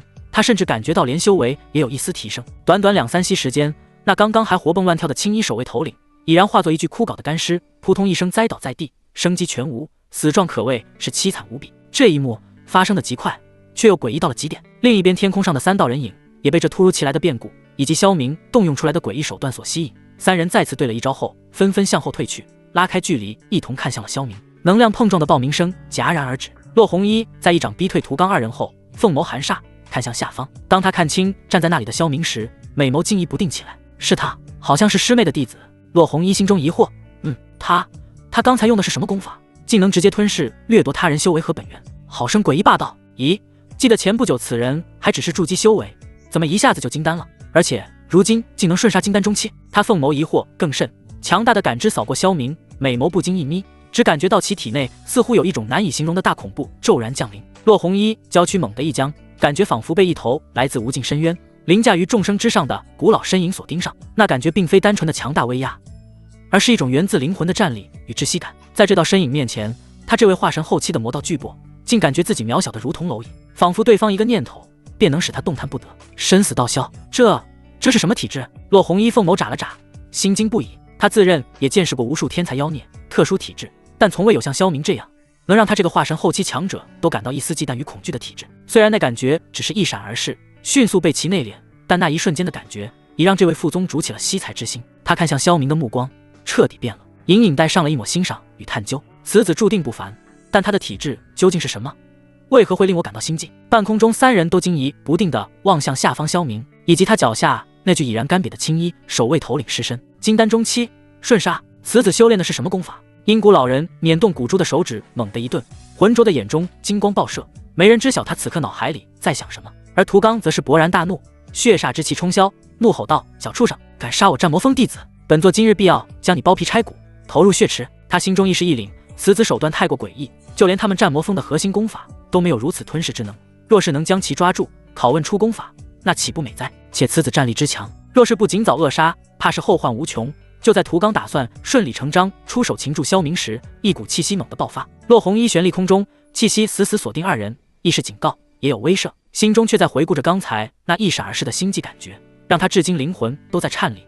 他想了半晌，缓缓浮出一个念头，莫非是天魔之体，传说中的禁忌体质？他心中掀起惊涛骇浪，在看萧明时，眼神已不再是看一个普通弟子，而像是在看一个怪物，一个闪着金光的大宝贝。好奇、希冀以及一种难以言喻的感觉萦绕心头。就在气氛凝固，众人想法不一，各怀心思之时，轰！殿门瞬间打开，一道绝美身影翩然而出，正是绝情峰峰主洛里。他一出场，所有人的目光再次被吸引，其一是他此时身上散发出来的化神威压，再就是他那愈发惹火诱人的身材和气质了。虽然出来时他就把斗篷罩在了身上，但仍难掩其身姿的曼妙，以及清冷中带着莫名属性的风韵。如今洛里已成功破入化神，周身气息越发深邃，原本就轻视的容颜，此刻更添了几分由强大实力带来的凛然威严。涂刚和阴谷老人看到洛里那毫无遮掩的气息，瞳孔急剧收缩，脸上尽是难以置信。化神期，他不是中毒修为尽失了吗？怎么会？而且还突破了！涂刚心中狂吼，一股巨大的失落和棘手感涌上心头。他近些日子已经在持续施压，逼迫骆红衣将洛里赶下峰主之位了。可骆红衣就是咬着死不松口。他本以为这次最多也是洛里找到方法，也许能恢复修为，那样虽麻烦，但形势尚在掌握中。可如今他竟不声不响地恢复了修为，而且还特么突破了。要知道，一个化神期战力，尤其还是洛里这等天赋之人，其意义完全不同。他没突破前就能越级而战，现在突破了，这意味着宗主一脉的实力又提升了。他们之前原有的布置算计几乎付诸东流，往后在宗门内的博弈也将变得更加艰难。阴谷老人干瘦的脸皮抽搐了一下，眼中闪过一丝阴霾，不仅没阻止，反而让他更进一步。可定是那场单劫，不得不说还是老谋深算啊！阴谷老人已经粗略想清楚了全部，同时也对突破后的洛里以及本就是宗门战力天花板的骆红衣充满了忌惮。局面已经开始彻底脱离他们的掌控了。对于众人的各怀鬼胎，骆红衣自然是不知道的。看到洛里出来的瞬间，他美眸一亮，狂喜之色溢于言表。师妹，你成功突破了！他瞬间闪至洛里身旁，握住其玉手，满脸激动。但随即他的目光又疑惑地瞟向了殿前的萧明，因为他敏锐地察觉到师妹的眼神在出来的第一时间竟是落在那小子身上，而且那眼神怎么看怎么奇怪。以师妹对这徒弟的态度，怎么感觉怪怪的？骆红衣心中泛起一丝古怪。另一边，刚刚突破完出来的洛里气息外放，感知了一番，已然明了局势。当他看到萧明染血的衣袍以及他面前那恐怖的尸体时，不知怎地心猛的就是一紧，下意识的身影一晃便出现在萧明的面前。你没受伤吧？他自己可能都没有感觉到，声音里带着的那一丝急切。然话音刚落，洛里猛然惊觉自己的说出的话不妥。他与这孽徒可是不死不休的，自己关心他作甚？随即他强压下心头刚翻涌起的异样情绪，绝美的脸庞也瞬间附上一层寒霜，美丽的桃花眼也恢复了往日师尊威仪的那份漠然，仿佛刚才那关切的举动都是幻觉。他冷哼一声，语气带着训斥，淡淡道：孽徒，你区金丹修为，不好好修炼，跑到这里来干什么？要是被误杀了，岂不是丢我绝情峰的脸？这番色厉内荏的呵斥听在萧明耳中，只觉得分外有趣。他心中暗笑，面上却无比恭敬，躬身道：师尊教训的是，弟子以后定当好好修炼，不负师尊教诲。其实弟子之所以出手，是刚才路过时见有人想破除禁制，强行闯入副宗主大殿，弟子也是担心师尊安危，一时情急下这才出的手，还请师尊责罚。萧明表面一副乖巧好徒儿的模样，其实他内心蔫坏，不过不得不承认他也确实是有点慌的，因为他还摸不清这傻女人对他现在是什么态度。不过令他稍安的是，他能明显感受到，相比之前，洛里已经没有那种必杀自己誓不罢休的信念了。即使这样，萧明在人前还是没敢放肆，生怕这傻女人突然爆发，愤怒失控，和自己鱼死网破。洛里被他这乖巧的样子噎了一下，心中竟莫名生出几分窃喜与得意，但却很气恼，因为萧明的话挑不出一点毛病。他此时心中憋着一团无名火，无处发泄，只得目光狠狠瞪了他一眼，这才转向空中，对着骆红衣微微一笑。另一边，不远处的核心弟子居住区，一栋较为精致的院落内，房间内的窗户大敞着，正对着主峰副宗主的大殿前的那场对峙。而窗边一名刚突破至金丹后期、意气风发的男弟子，正搂着他刚刚新婚不久、容貌娇美、眉眼间带着几分英气的道侣站在窗边。师妹，你看，那两人是屠罡峰主和阴谷长老，据说他们都是化神期的强者。男弟子语气兴奋，眼神满是憧憬与向往。要是我哪天也能如他们一样。他怀中的道侣虽也有好奇，但秀眉微蹙，低声道：师兄，此等大能间的战斗，我们还是先避开些好，以免被殃及池鱼。他性格显然更为谨慎，怕时。男弟子话音未落，异变陡生，房间内的空间如同水波般荡漾了一下，一股带着迷迷香气的恐怖威压骤然降临，将两人瞬间死死禁锢。一道身着黑色长袍的身影悄无声息地出现在房间内，他面容俊美妖异，肤色苍白，长及腰际的白发无风自动，正是宗门内令人谈之色变的御魔老鬼。他甚至没看那男弟子哪怕一眼，邪异的目光直接落在那名女弟子身上，上下打量着，像是在看一件货物，口中点评道：还不错，恭喜你，你有被我灵性的资格。说着，他好整以暇地踱步到被禁锢的两人面前，在其道侣赤红眼光的怒视下，伸出一双修长的手指，用指尖缓慢地轻轻挑起那女弟子的下巴。呸！去你的！你要是再敢碰我，我立刻自爆！女弟子虽被禁锢着，却用尽全身力气，从齿缝间挤出充满愤怒怒骂，眼神坚定，宁死不屈。哦，是吗？御魔老鬼玩味一笑，目光先是在那女弟子窈窕的身段和那带着几分英气的俏丽脸庞上扫过，对其愈发感兴趣了。随后只见他指尖萦绕起淡淡的粉红光色晕，隔着衣料从他那高耸之处缓缓游走起来，逐渐往下探索而去。女弟子身体猛地一颤，一股陌生酥麻的热流竟不受控制的从被触碰过的地方泛起。虽然她极力克制压抑着，但那种感觉还是让她呻吟出声。她清空思绪，保持灵台清明，试图以此抵抗那诡异的感受，但白皙的脸颊还是不自觉地浮上红晕，双腿更是微微有些发软，眼中瞬间充满了屈辱和惊恐。御魔老鬼将他身体的每一丝变化尽收眼底，桀桀地地笑了起来，声音带着病态的愉悦：呵呵，你这又是何苦呢？听听吧，你的身体是多么兴奋，它可比你的嘴要诚实得多。他的指尖微微用力，一股更加强烈的异样感觉瞬间侵入，他终究还是强忍不住从喉咙深处溢出一声比之刚才还要高亢的声音，眼神也出现了微微迷离。但他性格刚烈，猛地一咬舌尖，鲜血在口中流淌，他瞬间清醒了几分，眼中重新凝聚起决绝的恨意，嘶声道：恶魔，你休想！哦，这般倔强。御魔老鬼不怒反喜，仿佛看到了什么有趣的玩具，他就喜欢看着那些贞洁烈女，他们的高傲在他的手下一点点堕落的过程，有趣，十分的有趣，我更加期待了。说着，他指尖光芒一闪，一枚粉红色光晕萦绕的丹药出现在他手中，散发出诱人的异香。这是女弟子看见那枚粉红色的丹药，原本因剧痛压下的异样逐渐攀升，使得她浑身燥热难耐。即便她从未见过此物，但身体传来的燥热以及面前这个恶魔那变态的邪笑，都让女弟子灵魂战栗。她拼命挣扎，可只能发出呵呵的抗拒声，眼中尽是惊恐与绝望。御魔老鬼欣赏着她眼中无法掩饰的恐惧，仿佛在品尝最美味的佳肴，最后将丹药喂入了其口中，戏谑道：别着急，吃了它，你就将拥抱最真实的自己，我可是期待的很呢。御魔老鬼好整以暇的向后斜倚在窗边软榻上，一边看着主峰上那场无聊的对峙，一边欣赏着女弟子逐渐被情欲吞噬的挣扎过程。药力发作的极快，如同最炽热的火焰，在她身体中疯狂燃烧。她雪白的肌肤迅速泛起潮红，呼吸变得灼热而急促。那双原本充满恨意与决绝的眸子，此刻水光潋滟，迷离一片，理智正在被汹涌的欲望所取代。热，好热！她无意识地扭动着被禁锢的身体，原本紧咬的下唇已经松开，时不时就会溢出一声声奇妙的闷哼。她拼命地摇头，残存的意志在与失控的身体做着最后的抗争，目光时而清明一瞬，流露出刻骨的屈辱，时而又被欲望所支配。御魔老鬼看着这一幕，满脸都是享受，他就喜欢这个调调。看啊！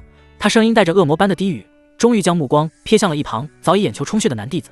看看你的道侣，现在是一副何等诱人的模样，这才是他最真实的一面。这句话如同最后一根稻草，压垮了女弟子心中最后的防线。在药力和这极致羞辱的双重冲击下，他那残存的理智彻底丧失，被禁锢的身体虽无法移动，却开始本能的微微扭动磨蹭。啧，真是诱人啊！御魔老鬼怪笑一声，这才缓缓坐直身体，对着他勾了勾手指。与此同时，那股无形的禁锢似乎略微松动了些，已经足够女弟子艰难的一点点爬过去了。御魔老鬼满意的看着已经爬到自己边上的女弟子，伸手轻佻的抚摸着她的头发，目光则是投向了主峰的方向。那里，萧明以雷霆手段击杀了青衣守卫头领，洛里也成功突破化神，走出了大殿。吞噬一切吗？有意思。咦，洛里也突破了，倒是越来越有趣了。哼，洛红衣，洛里终有一天，你们也将是我身下玩物。他低声自语，手掌一握，眼中的邪光大盛。对他而言，脚旁这女弟子不过只是他日常的消遣罢了，而远处那对风华绝代的师姐妹才是他真正渴望的目标。他不再继续关注主峰上的一切，因为胜负已分，涂刚等人退走是必然。他则重新将注意力放回脚旁这具已然迷失、被欲望占领的郊区。另一边，副宗主殿前的几人仍在僵持着。涂刚、阴谷，你们今日联手攻击本座大殿，是想挑战本座的权威吗？还是想挑起宗门内战？洛里的声音冰冷刺骨，蕴含着化神强者的威压，空间都仿佛为之冻结。涂刚和阴谷老人的脸色难看至极。事情发展到这一步，他们已经彻底失了先机。洛里如今已突破化神，实力大增，再加本就是实力不凡的洛红衣，他们已无胜算。望着那具风云曼妙的身躯，涂刚都挪不开眼了。不知怎地，他是越看越觉得如今的洛里愈发诱人了。他身上除了往日的清冷气质，似乎还多了些什么。那胸口的高耸以及单薄纱裙下的曲线，惊心动魄，令人迷醉。涂刚只觉一股邪火在心底翻腾，如此绝色尤物，必是我囊中之物。但此刻形势比人强，他只能压下心底翻涌的火焰，梗着脖子，硬着头皮，从牙缝里挤出一句：“洛峰主言重了，我等只是有些事情想找副宗主商议而已。”他话锋生硬的一转，目光阴恻恻地扫向的萧明，语气恭维，带着咬牙切齿：“洛峰主，令爱徒真是天资不凡，战力无双，未来定是我天魔门之柱。既然今日副宗主诸多不便，那我们也不便再多留了。事情嘛，改日再议吧。”说话间，那目光中的杀意几乎凝成实质，显然已将这个坏他们好事的弟子深深记恨下了，列入了必杀名单。阴谷老人也因沉着脸，干巴巴地道：“一场误会，在此恭喜洛峰主突破，修为大进，真乃我宗门之幸。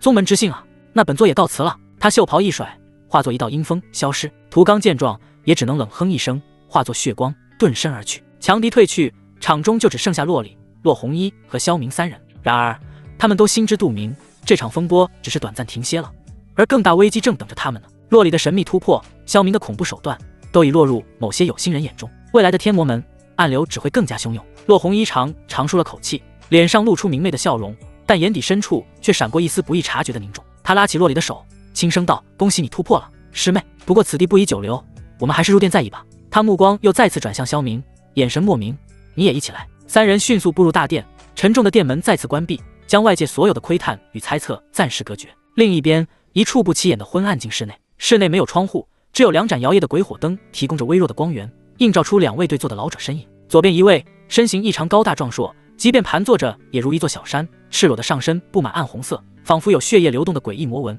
呼吸悠长，每一次吐纳都让室内的魔气微微震荡。右边一位则干瘦的如同披着人皮的骷髅，套着一件宽大破旧的黑色斗篷，深陷的眼窝中跳动着2点幽光。此2人正是宗门中的魔点阁的守护者，无人知晓其姓名，只以守阁人称之。他们存在的意义便是守护宗门内核心传承以及功法，非宗门存亡之际绝不现身，亦不参与任何派系争斗。突然，那壮硕的守阁人猛然睁开眼，眸中仿佛有岩浆流淌，声如闷雷般在进室内回荡。洛家那小丫头成功突破了，他俩应是依靠特殊法宝屏蔽了天劫，这才令我2人都没有察觉。那干瘦的守阁人发出沙哑的笑声，如同枯叶摩擦机缘，这谁又说得准呢？不过，你有没有注意到那个小家伙？他那吞噬的手段，嘿嘿，那可比我们这阁内收藏的诸多吞噬内地功法都要纯粹霸道的多。壮硕手阁人闻言，如山峦般的眉头微微皱起，岩浆般的眸子里闪过一丝罕见的疑虑，沉声道：“此子的确是邪门。方才他动手时，那一闪而逝的气息，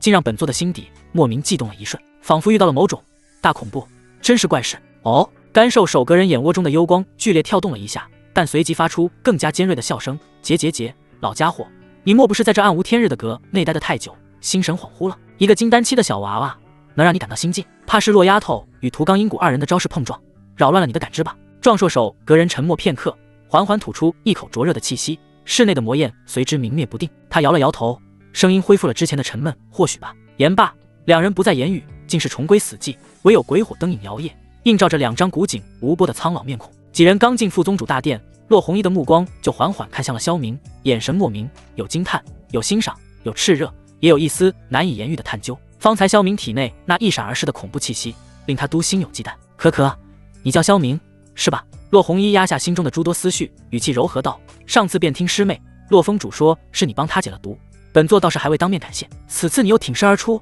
可谓是功不可没啊。”萧明面色恭敬，微微一礼，态度不卑不亢道：“副宗主言重了，这些都是弟子分内之事。”而一旁的洛里听到师姐又提起解毒之事，绝美的脸颊瞬间染上一抹淡淡的红晕，那些不堪回首又带着极致羞耻的解毒画面不受控制地涌入脑海，使得他感觉全身仿佛跟个暖宝宝似的，开始微微发热，心中腹诽道：“师姐，你怎么又提这事啊？而且啊，就这逆徒，你还要谢他？你都不知道，一股强烈的羞愤和某种异样感觉交织在一起，让他恨不得立刻找个地缝钻进去。”他此时根本不敢去看萧明，只好强作镇定地别过脸，假装打量着周围。骆红衣见到师妹的脸蛋微微泛红，还以为她是哪里不舒服，急忙拉起她的手，感受到师妹的异常体温，他关切地开口道：“师妹，你可是有哪里不适？”望着师姐那充满关怀的眼神，洛里定了定神，强作镇定道：“师姐放心，可能是我刚刚突破，还未完全掌控修为，待会儿调息片刻应该就可以了。”骆红衣闻言也放下了心来，看着一旁萧明的沉稳模样，心中念头飞转：此子功法诡异，潜力惊人，似乎还有大秘密，必须将其牢牢绑在自己的战车上。若寻常赏赐，恐怕真难入其眼，反而显得小气。想到此处，他嫣然一笑，瞬间仿佛天地失色。萧明，你立下如此大功，本座也不能不赏。不过寻常奖励，想必你也看不上。他目光随即扫过一旁神色微动的洛里，朗声道：“也罢，那本座便特许你进入魔典阁顶层，任你观摩3日。另外，准你前往天魔血池浸泡3个时辰。”这2样赏赐一出，一旁的洛里美眸中也闪过一丝惊讶。要知道，魔典阁顶层存放的皆是宗门最核心地功法秘籍，非对宗门有巨大贡献者或天魔榜前10弟子不可入。而天魔血池更是淬炼肉身、夯实根基的宝地，据说也只有上了天魔榜才可进入，还只能浸泡1个时辰。别小看这区1个时辰，其效果堪比数年苦修。这份赏赐不可谓不重啊！萧明心中震撼，面露大喜。目前的他功法匮乏，魔典阁正是他最需要的。他深深一揖：“弟子谢副宗主厚赐。”骆红衣满意的点点头：“这是你应得的，望你好好把握机缘，莫要辜负本座和你师尊的期望。”随即他话锋一转，目光灼灼地看向萧明，语气郑重道：“萧明，本座观你天赋异禀，心性坚韧，若本座没看错，你还身负某种特殊体质。可你留在绝情峰，我师妹她素来清静，不喜外人过多打扰，只怕平日里疏于指导，长久下去，难免埋没了你的天赋。”此言一出，萧明还没感觉到什么，洛里顿时就不干了，一股不悦和莫名的情绪猛地涌上心头，那感觉就像是属于自己的东西要被别人抢走了似的。师姐她怎么能这样？洛里心中不满，不禁嘟了嘟嘴，那模样可爱极了。师姐，你怎么能当着我的面抢人呢？我是不喜外人打扰，可这孽徒他刚想说他算什么外人，可话到嘴边却卡住了，因为他发现内心深处不知什么时候已经不再将萧明视作可以随意让出的外人了。洛里气鼓鼓的，带着几分嗔怪与急切，还挽住了骆红衣的手臂，轻轻晃了晃。师姐这一声呼唤带着女儿家的撒娇意味，与他平日里的清冷形象形成鲜明对比。萧明看痴了，他何时见过师尊的这番模样？这一幕也让骆红衣呆住了。师姐，你怎么能这么说呢？洛里桃花眼中带着一丝委屈和不满。萧明他好歹也是我亲自收入门下的弟子，哪有你这样当着师傅的面挖墙脚的？再说了，我什么时候疏于指导了？骆红衣被师妹这罕见近乎撒娇的姿态弄得有些哭笑不得，但心中微微错愕，师妹今日这反应着实有些反常了，居然为了一个徒弟都跟我撒起娇来了。他美眸流转，在洛里那带着一丝紧张的俏脸上，以及旁边沉默恭敬的萧明之间来回扫视，仿佛想看出点什么。一会儿后，他捏了捏洛里的脸，语气放缓道：“师妹，师姐这可不是挖墙脚，是惜才。此子天赋异禀，体质逆天，是宗门的未来。若是留在你绝情峰，一峰资源终究有限，要是来我这儿，整个宗门的资源都可以随他使用。”不行！洛里几乎是脱口而出，声音都比平时拔高了一些。意识到自己反应过度，他脸颊噌的一下泛起淡淡红晕，但依旧坚持，语气护士霸道：“我的弟子，我自己会教的。你说的这些，自然由我来操心。师姐，你不许打他主意。”说到这里，他甚至微微侧身，用眼神警告似的瞪了萧明一眼，仿佛在说：“你敢答应你，就死定了。”萧明将这一切尽收眼底，心中暗笑不已。他自然明白，师尊表面对他凶巴巴冷冰冰的，但内心已经开始在慢慢接受他了。唯一有芥蒂的，恐怕就是直接把他那啥那事了。压力再次给到萧明，他迎着二女的目光，从容不迫的深深一揖，语气恭敬而坚定：“感谢副宗主厚爱，宗门资源随意使用，却是弟子的无上荣誉。”但随即他话锋一转，目光落到师尊洛里身上，眼神深邃，意味深长。不过我这个人习惯了，就不喜欢随随便便换地方了。弟子觉得绝情峰挺好的。师尊他刻意顿了顿，看着洛里强自镇定而别过去的侧脸道：“也挺好的。”就这么简简单单的几个字，落入洛里耳中，却像是一颗烧红的石子，猛地投进了他本就不平静的心湖。一股莫名的热气不受控制的直冲头顶，就连他那白皙的脖颈上也微微泛红起来。洛里心中大骇，他完全不敢去看那孽图，更不敢让精明的师姐看到自己此刻的异常，只能极力维持着侧身的姿态，僵直着后背，挺起傲人的胸脯，试图用这副强撑的镇定来掩盖内心的慌乱。洛红衣听着萧明的话，微微挑眉，这话听起来似乎没什么特别，就是弟子对师尊的一种认可。或许是这小子确实念旧，或者只是单纯的不想变动挪地方，但总觉得哪里怪怪的，气氛似乎有些微妙。但萧明的这番话的确说的滴水不漏，挑不出什么毛病。洛红衣不再纠结，脸上的神色从原来的探究与试探，逐渐转换为赞赏与认可。不错，相当不错。他看着萧明，又瞥了一眼旁边不知怎么还偏着头的洛里。我天魔门弱肉强食，适者生存，为此不计手段，这都没问题。但本座还是希望弟子有原则有底线，不是那种见利忘义、恩将仇报的小人。若有一日其能为功法修炼资源判出师门，他日便能为更大的好处反噬宗门。这种的人，即使天赋再高，也是一头养不熟的狼。这番话说的杀气凛然，充满了魔道的冷酷与现实。洛里也听得心头一凛，这才明白师姐刚刚的深意。洛红衣目光重新落回萧明身上，语气缓和，欣赏之意不言于表。很好，你很清楚自己想要什么，更难得的是你能守住了自己的底线，比你的天赋，这点反而更让本座看重。随即他露出舒心的笑容，望向洛里：“师妹，你这徒弟收得好，是个可造之才，值得你我倾力培养。”听到师姐如此毫不吝啬的夸赞，洛里心中先是涌起一阵与有容焉的欣喜，仿佛自己被夸奖了一般。看，这就是他洛里的弟子，连眼高于顶的师姐都如此赞誉。但这股欣喜竟刚冒头，一个极其不和谐的画面就闯入了他脑海。绝情峰黑血玉座之上，那孽徒霸道强势，以下犯上，将他里里外外欺负了个透彻。底线？这孽徒哪有什么底线？他心中又把那孽徒骂了几百遍，随即赶紧垂下眼帘，生怕被师姐看出异常。洛红衣则是雷厉风行，直接开口道：“萧明，从今天起，你就同时是本座和洛峰主的弟子了。”他说着，手腕一翻，一枚通体赤红、刻着红字的令牌出现在掌心，推向萧明：“这是为师的请殿令牌，以后若有事，凭此令，你可随时入殿寻本座。”一旁的洛里在师姐拿出令牌的瞬间，娇躯便几不可察的微微一僵。师姐赠令，明显是对萧明的看重。按理说他也是萧明的师尊，不能毫无表示，否则岂非显得他行为有意。可一想到要将自己的请殿令牌交给这孽徒，他就有些犹豫了。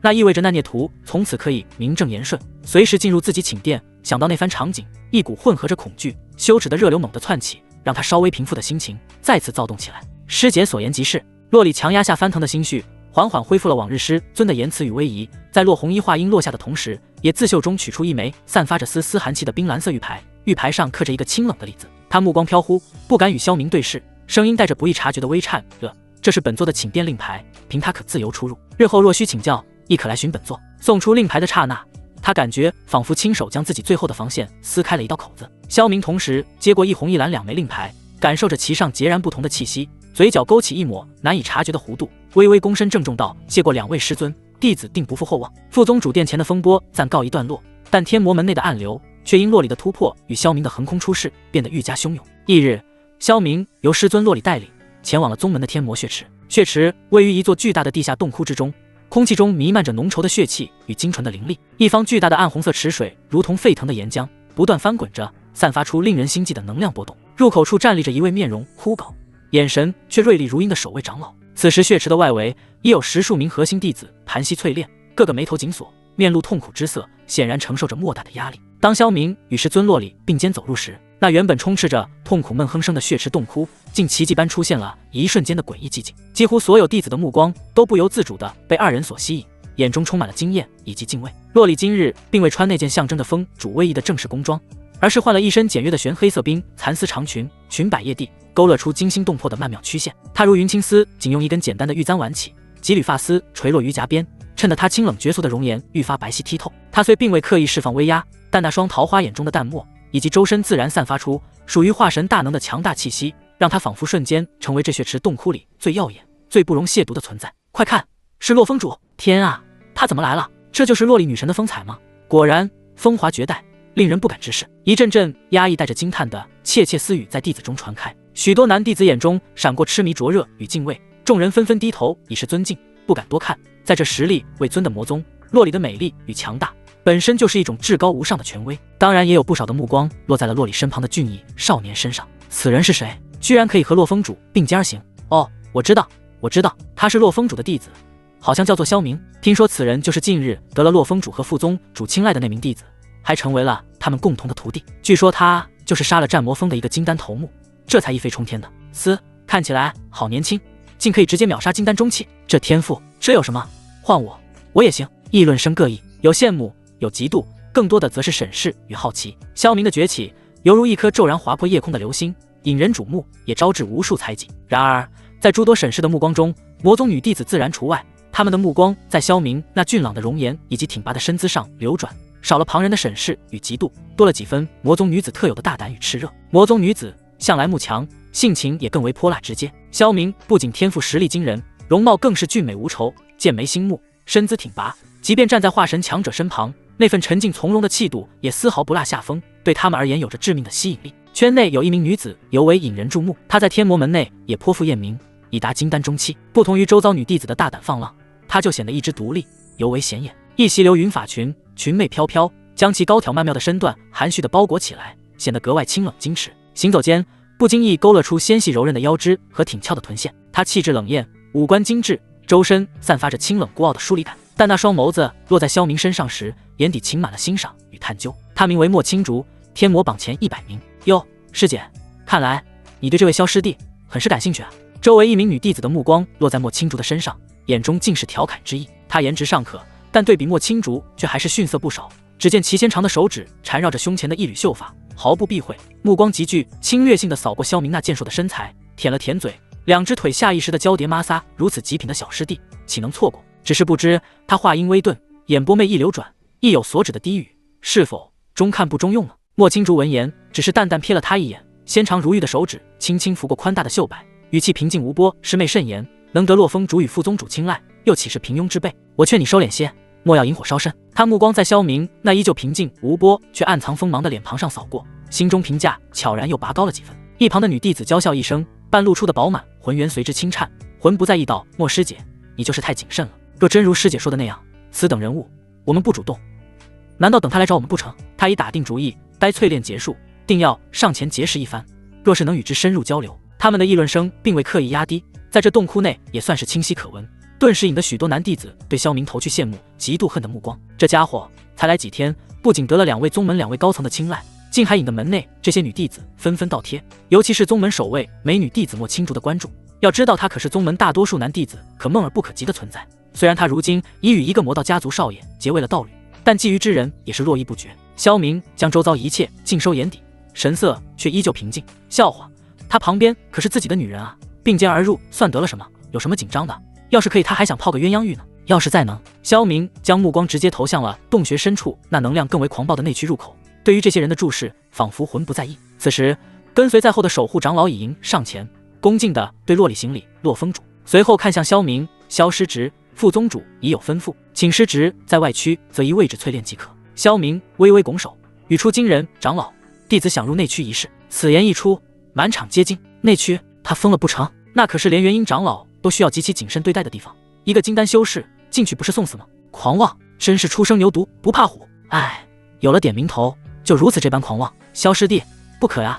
要知道，不少惊疑、嘲讽乃至幸灾乐祸的低语瞬间在弟子中炸开。更有甚者，几名女弟子还在一旁告知要害，就连一直神色平静的莫青竹，秀眉也微微蹙起，看向萧明的目光中生出了几分不解与审视。而一旁的女弟子先是一愣，随即红唇勾起一抹更浓的兴趣，有意思，够胆色，姐姐我更喜欢了。守护长老脸色骤变，急忙劝阻道：“萧师侄，万万不可啊！内区血气气血已凝聚上千万年，狂暴无比，非肉身强横者或体修不可入。寻常金丹修士踏入，顷刻间便会被侵蚀神智，爆体而亡。你虽天赋异禀，但修为尚浅，切莫拿性命开玩笑呀！”他的劝阻情真意切，显然并非虚言。就在守护长老还想要说什么时，一直静立一旁的洛里终于淡淡开口，他声音清冷，带着不容置疑：“以我想去，那边去吧。遇到危险，换为师即可。”简单一句话，让整个洞窟再次陷入死寂。他倒不担心萧明的安全，以那孽徒的精明程度，若是没把握，那指定是不会去的。守护长老闻言，到嘴边的话硬生生咽了回去，脸上充满了难以置信。洛风主竟如此纵容此子，但他也不敢多言，只得躬身应道：“是，洛风主。”随后他手中法诀变换，洞窟内通往深处内围的入口，古老的魔纹逐一亮起，一道仅容一人通过的血色光门缓缓浮现，门内传出令人灵魂战栗的嘶吼与奔流之声。萧明对师尊洛里挑了挑眉，似在安抚又在挑逗，随即不再犹豫，他一步迈出，身影瞬间被美女那汹涌的血色光芒所吞噬。洛里看着这个孽徒临走前还不忘调戏自己，虽然心里暗骂，但脸上依旧是一片清冷。他虽想让这孽徒吃点苦头，但也不想让他真的出事，所以并未离去，而是寻了处较为僻静且干净的角落，盘膝坐下，竟是要在此亲自为他护法。这一举动更是让众人心中骇然，对萧明在其师尊眼中的重视程度有了全新的认知。洞窟内一时间安静下来，只剩下血池翻滚的咕嘟声。原先那名胆大的女弟子低声对莫青竹说道：“莫师姐，你说他能成功吗？”莫青竹沉默片刻，清冷的眸子望着光门消失的方向，缓缓道：“洛风主既同意他进入，且对此子如此纵容，我想此人定然有不凡之处，或许他真能创造奇迹吧。”时间一点点流逝，半个时辰过去了，血池内区还是毫无动静。一个时辰过去了，依旧死寂。一些原本还抱有期待的弟子开始摇头，认为萧明恐怕已经化为了脓血。就在众人渐感不耐，甚至有人开始窃窃私语，露出讥笑时，轰！一声沉闷如远古巨兽般的咆哮声响起，外区那原本沸腾的血池竟缓缓平静了下。若是细心观察，便会发现那原本蕴含在其中的血气能量竟在隐隐朝着内区涌去。没过多久，一股精纯而又古老的魔道气息，如同沉睡了万年的魔神苏醒，透过诸多障碍弥漫开来。虽然气息散发出来只有一瞬，却让在场所有人的心头狂震，修为稍弱者更是双腿发软，几乎下意识的便要跪伏下去。这是什么气息？内区发生了什么？他难道没死？里面究竟发生了什么？弄出这么大动静！惊呼声此起彼伏，众人皆看到了彼此眼中的震惊，就连一直闭目打坐修炼的洛里也倏然睁开了美眸，眼底深处掠过一丝惊讶语，随即了然。也是，他可听师姐说过，也通过这么多次的深入交流，真实体会到了萧明的神秘以及强大，所以也没有众人那般太过于吃惊。而守护长老则是目瞪口呆，喃喃自语道：“不可能，血池里的能量怎么稀薄了这么多？还有这股气息怎么如此强大？此子究竟是何方神圣？”此刻内区血池深处，萧明悬浮于血池中央，周身毛孔尽开，功法体质皆一旁看着他动作的女弟子不由得吊笑道：“师姐这是想要了？”剑墨青竹只是狠狠地瞪着他，脸颊微微泛红。女弟子继续娇笑道：“师姐这是害羞了？也对，我要是长得如师姐这般天姿国色就好了。”随即他目光缓缓下移，看着墨青竹刚刚整理好被法裙覆盖下的那双笔直修长的玉腿，连连夸赞道：“师姐，你是不知有多少人羡慕她，觊觎你这双美腿啊！哈哈，不少男弟子做梦都想摸一摸，或者把她扛到肩上。”墨青竹听着这女弟子的调侃，又羞又恼，但心中不知怎么的却有一丝得意和窃喜。别的他不敢自吹，但这腿他还是非常有自信的，连他那道侣都缠得很，但现在自己还连手都没让他碰一下。看着出来肉身境界接连有所突破的萧明，守护长老激动的胡须微颤，看向其的目光充满了赞许与炽热，仿佛是在看一件稀世珍宝。而萧明对周遭的目光浑然不觉，他略微活动了一下筋骨，感受着经脉中如大江奔流般汹涌澎湃的力量，嘴角勾起一抹弧度，朝着那道清冷绝尘的倩影走去。师尊，他轻唤了一声，嗓音低沉，带着丝墨明意味。洛里在他出来的瞬间便已悄然起身，他清晰感知到了萧明身上那脱胎换骨更显深邃的气息，不禁嘴角轻笑，心中还有些小得意。但还没等他得意多久，他就感到一道无比炽热的目光直勾勾地盯着自己。他刚想发怒，谁这么大胆敢用如此眼神看自己，就对上了聂屠那炽热而毫不掩饰的目光。萧明先是扫过师尊那张清艳绝伦的俏脸，随即缓缓下移，带着一种明目张胆的占有欲，如同一只无形的大手，缓缓抚过她宫装下因呼吸微蹙而更显起伏的饱满，以及那不盈一握的纤腰，最后更是肆无忌惮地落在她微微并拢的裙摆之下。那目光中蕴含的意味不言而喻。洛里被他这炽热无比的目光看得心头狂跳，一股热意疼得窜上血腮，连耳垂都染上了绯色。他自然明白聂屠这是经过天魔血池极致淬炼后阳气鼎盛、气血奔腾难以自持的表现，也更明白这聂屠骨子里的肆意妄为。他强压下喉间的轻颤，面上维持着化神师尊的清冷威仪，淡淡道：“很不错，看来此番淬体你受益匪浅。全赖师尊护法。”萧明微微颔首，语气依旧恭敬，可那低沉的嗓音仿佛在极力压抑着体内奔腾的邪火。洛里又岂会看不出他目光中的灼热与身体本能的躁动？他深知绝不能让这孽徒继续待下去，否则待会他要是当场要那啥，他是答应呢还是答应呢？想到这里，他那雪白的脖颈也泛上桃红，随即他不敢多留，立刻唤了一声随为师来，便率先转身向着洞外掠去。萧明看着师尊那慌张逃离的样子，心中得意，就欲抬腿跟上。萧师弟，请留步！几道各具风情的娇音同时响起，一群在血池炼体的女弟子联袂而至，恰到好处地挡在了萧明的去路上。她们眼波流转间，仿佛都带着钩子，一个个娇媚动人，朝萧明抛着媚眼。之前与莫青竹对话的那个女弟子声音嗲嗲道：“萧师弟神威惊人，竟能安然从内区走出，真是让师姐仰慕的紧呢。”她说话间，身子还不断向前倾，那几乎要裂衣而出的饱满，缓缓蹭过萧明的手臂，撩人至极。不知师弟可否有空指点一下师姐的修行呢？他言语好不大胆，吐气如兰，带着赤裸裸的暗示。而对比他一旁的莫青竹，就显得较为矜持了。天蓝色发裙衬得她肌肤胜雪，气质如冰莲出战。他只是微微颔首，那双从裙摆开叉处裸露出的笔直大长腿，在昏暗光线下泛着诱人的光泽，好似一种无声的邀请，激起人内心的欲望。他美眸中的欣赏之意清晰可见，萧师弟修为精进神速，令人佩服。若他日得闲，还望不吝赐教。他语气恭维，却又不失矜持。萧明脚步一顿，其实他第一眼就被人群当中的莫青竹所吸引了。没办法，谁叫那腿着实晃眼呢？他目测应该比师尊洛里的还长，至于准不准吗？这个得亲自上手了才知道。他看着周遭一个个朝他抛着媚眼、暗送秋波的师姐师妹，又看了看这个鹤立鸡群、清冷矜持的高岭之花，嘴角勾起一抹难以察觉的玩味弧度。虽然此女风姿不及师尊洛里那般风华绝代，但亦是难得的尤物，各有千秋。萧明抵抗着周遭众女修的挑逗献媚，他强压下小腹窜起的邪火与想将莫青竹就地正法的冲动，眼中神色内敛，面上依旧维持着温润谦和的姿态，不动声色地将手臂从一名女修的高耸之处缓缓抽离。诸位师姐师妹谬赞了，萧某惭愧，不过指点切磋，日后若有机会，自当奉陪。言罢，他留下了通讯方式，当然也是给几个样貌上等以及莫青竹这位角色高岭之花，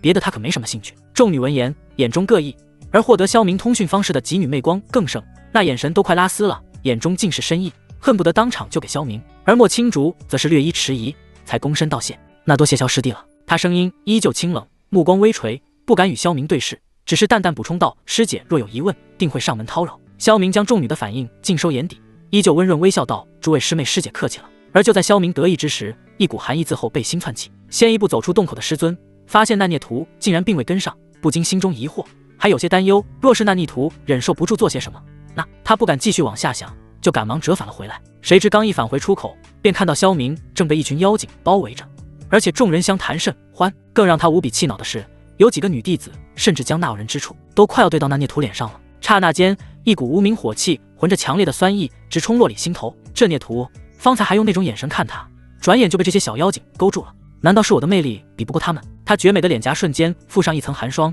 桃花眼中也有火焰在燃烧，一股化神气的威压如同潮水般弥漫开来，虽有所收敛，却也让洞窟内的温度骤降。正在和萧明交谈的众女纷纷脸色一白，感受到那恐怖的威压和洛里眼中毫不掩饰的冷意，顿时噤若寒蝉，慌忙低下头恭敬道：“洛风主。”洛里看都未看他们一眼，冰冷的目光直刺萧明，从牙缝里挤出一个字，带着不容置疑的命令。那冰冷刺骨的目光羽化神威压才如潮水般退去，接着他转身便走，衣袂飘飘，不带一丝烟火气。萧明立刻摆出一副无可奈何的表情，对着众女歉然一笑，随即快步跟上，直到两人的身影彻底消失，那令人心悸的气息才缓缓消散。众女这才仿佛卸下了千斤重担，不约而同地轻吁了一口气。跟莫青竹一起的那名女弟子拍了拍她那高耸饱满的胸脯，心有余悸的低声道：“吓死我了，洛风主今日是怎么了？这怒火来的毫无缘由，真是莫名其妙。”他美眸中闪过一丝不满和疑惑，下意识地撅起了红唇。我们不过是和萧师弟说几句话而已，又没触犯门规，何至于动用威压震慑我们？他明是赤练，身材火爆，性格也是大胆无比。随即也不知他是想到了什么，眼珠一转，看向萧明消失的方向，脸上浮现出一丝玩味，用胳膊肘轻轻碰了碰身旁的莫青竹，压低声音八卦道：“哎，莫师姐，你看到没？萧师弟刚才那副样子，则活脱像只小绵羊，也是挺有趣的。”他越说越觉得有意思，掩口娇笑起来，花枝乱颤。想不到啊，想不到，这位高深莫测的萧师弟，在自家师尊面前，竟是个十足的乖宝宝。看他那无奈又不敢反抗的模样，真是有趣的紧呢。语气中带着几分幸灾乐祸和发现了某种秘密的兴奋。相较于赤练的直白抱怨和八卦，莫青竹则显得沉稳矜持了许多。他清冷的眸子望着出口处，若有所思。方才洛里峰主那冰冷的眼神，那毫不掩饰的怒意，这反应似乎有些过于激动了。仅仅是因为弟子与旁人交谈吗？随即一个大胆而荒谬的念头悄然划过莫青竹的心头，让他清冷的容颜上闪过一丝极淡的震惊。难道洛风主与萧师弟？他立刻将这个过于骇人听闻的念头压下，但心底的疑云却并未散去。听到赤练的调侃，莫青竹只是淡淡瞥了他一眼，语气依旧平静。洛风主的心思，又岂是你我能妄加揣测的？言罢，众女相继散去。另一边的师徒二人一前一后，沉默地行走在返回绝情峰的后山小径上。暮色渐合，桃花纷飞，静谧的桃林中只余下细微的脚步声响。洛里依旧冷着一张俏脸，步伐急促，仿佛要将身后那恼人的孽徒远远甩开。而萧明不紧不慢地跟在后方，目光幽深细细欣赏着前方那在暮色与桃花映衬下更显绝美的倩影。师尊那清冷背影中依旧透露出的赌气姿态，以及行走间若隐若现的动人身姿，无一不勾动着他的心神，让他邪火大盛。就在二人行至后山桃林之时，萧明眼底幽光一闪，嘴角勾起了一抹耐人寻味的邪魅弧度。他骤然加快脚步，在洛里毫无防备的刹那，从身后猛地张开双臂，紧紧地抱住了那具温香软玉的娇躯。孽徒！洛里被这突然的举动吓了一跳，他娇躯巨震，发出一声短促的惊吟，又羞又怕。若是让人看到了，那他以后还怎么见人？这孽徒真是越发肆意妄为了。他本能的就想要爆发气息，将这可恶的逆徒震开。别动！萧明熟练的将下颚倚靠在他散发着冷香的肩颈，手臂则是熟练的环住了他那纤细柔软的腰肢，身上的燥热气息透过两人的衣料以及紧靠的躯体传播开来。萧明声音低沉而又沙哑，带着一丝极尽霸道的温柔：“李儿，让我抱一会儿。”炽热的气息浑着男子独特的阳刚之气，尽数喷吐在洛里那极致敏感的耳廓与颈侧。这突如其来的霸道和耳边的丝魔低语，让洛里的身体瞬间僵硬。那即将爆发想要震开的魔力不知怎地也莫名一滞，尤其是那孽徒手不安分，缓缓探入衣襟，那不容抗拒却又娴熟无比的动作，让他心头一颤。孽徒，你放肆，赶紧放开为师！他挣扎着斥责，可那推搡的力道却绵软无力。最让他羞耻的是，那双隐藏在裙摆下的修长玉腿竟不由自主地微微夹紧。最后他用极尽哀求的语气喃喃道：“孽徒，不要在这。”萧明清晰地感受着他的挣扎从剧烈到逐渐微弱，心中一阵得意，却也并未继续。他可不想给别人现场直播当素材。萧明就这么紧紧抱着他，轻轻嗅着那清冷的幽香，他的声音带着一丝恰到好处的脆弱与浓得化不开的情愫：“师尊，方才弟子只是碍于同门之意，才与他们应付了几句。你放心，在我眼里，他们连你的一根头发丝都比不上。”这近乎告白的话语，如同羽毛般轻轻搔刮着洛里的心间。他紧绷的身体在这温柔的禁锢和直白的情话中微微有些发软，脸颊也更红了，连脖梗都染上了一层淡淡的粉色。萧明一脸深情，心中则是在暗暗偷笑，想必暗处偷窥的那家伙估计看得目眦欲裂吧。随即他一只手悄然攀上玉峰，在他那紧致滑嫩的饱满上微微揉捏了一下。洛里哪里受得住这个，口中溢出一声诱人至极的嘤咛，浑身如遭电击般，玉腿瞬间没了力气，彻底瘫软下来，完全靠在了萧明怀里。孽徒，你再不放手，本座定要你好看！他色厉内荏的警告，声音却带着娇颤。萧明见好就收，知道再逗弄下去，师尊怕是要真急了。毕竟怎么说他也是化神强者一峰之主，而且自己的女人这般姿态也不能让他人看了去。随即他低笑着牵起师尊那纤纤柔仪，凑在其红的滴血的耳畔，声音暧昧道：“好，都听师尊的，我们回去慢慢聊。”洛里被他话中的暗示弄得心尖乱颤，瞥见远处似乎有弟子身影闪动，触电般的想抽回手，但又怕用力大了伤了孽徒，二人瞬间僵持不下。他刚要开口，却瞥见孽徒那得逞的坏笑，又羞又恼，狠狠瞪了其一眼，再也顾不得许多，反手紧握萧明的手，化作一道流光，几乎是逃也似的朝着绝情峰请电掠去。孽徒，回去再收拾你！风中只留下他一句毫无威慑力的娇喝，以及萧明那计谋得逞的淡淡笑声。待到二人身影彻底消失，先前打情骂俏的那片桃林骤然陷入死寂。片刻后，在一棵较为巨大的桃树后方，一道身影缓缓显现，他眼中尽是怨毒，周遭气息阵的花瓣簌簌落下，一声压抑到极致的嘶吼，如同濒死的野兽从其喉间挤出。萧明，我必杀你！桃林深处，林凡的身影在阴影中剧烈的颤抖着，仿佛一头发狂的困兽。他死死攥紧拳头，指甲深深掐入了掌心，正是气运之子的经典动作。指甲插肉，渗出的鲜血混合着泥土，林凡却丝毫感觉不到疼痛。他脑海中反复回荡着刚刚那令他心神剧烈的一幕。其实洛里一直是他心里的白月光，第一次远远看到他时，林凡就对其心动不已，暗自发誓一定要让她做自己的女人。收徒那次林凡其实也去了，可无奈洛里是个颜控，他又长相平平，自然没能入选。然后就是上次他知晓了洛里中毒修为尽失，刚打算下手呢，结果他修为又不知怎么恢复了。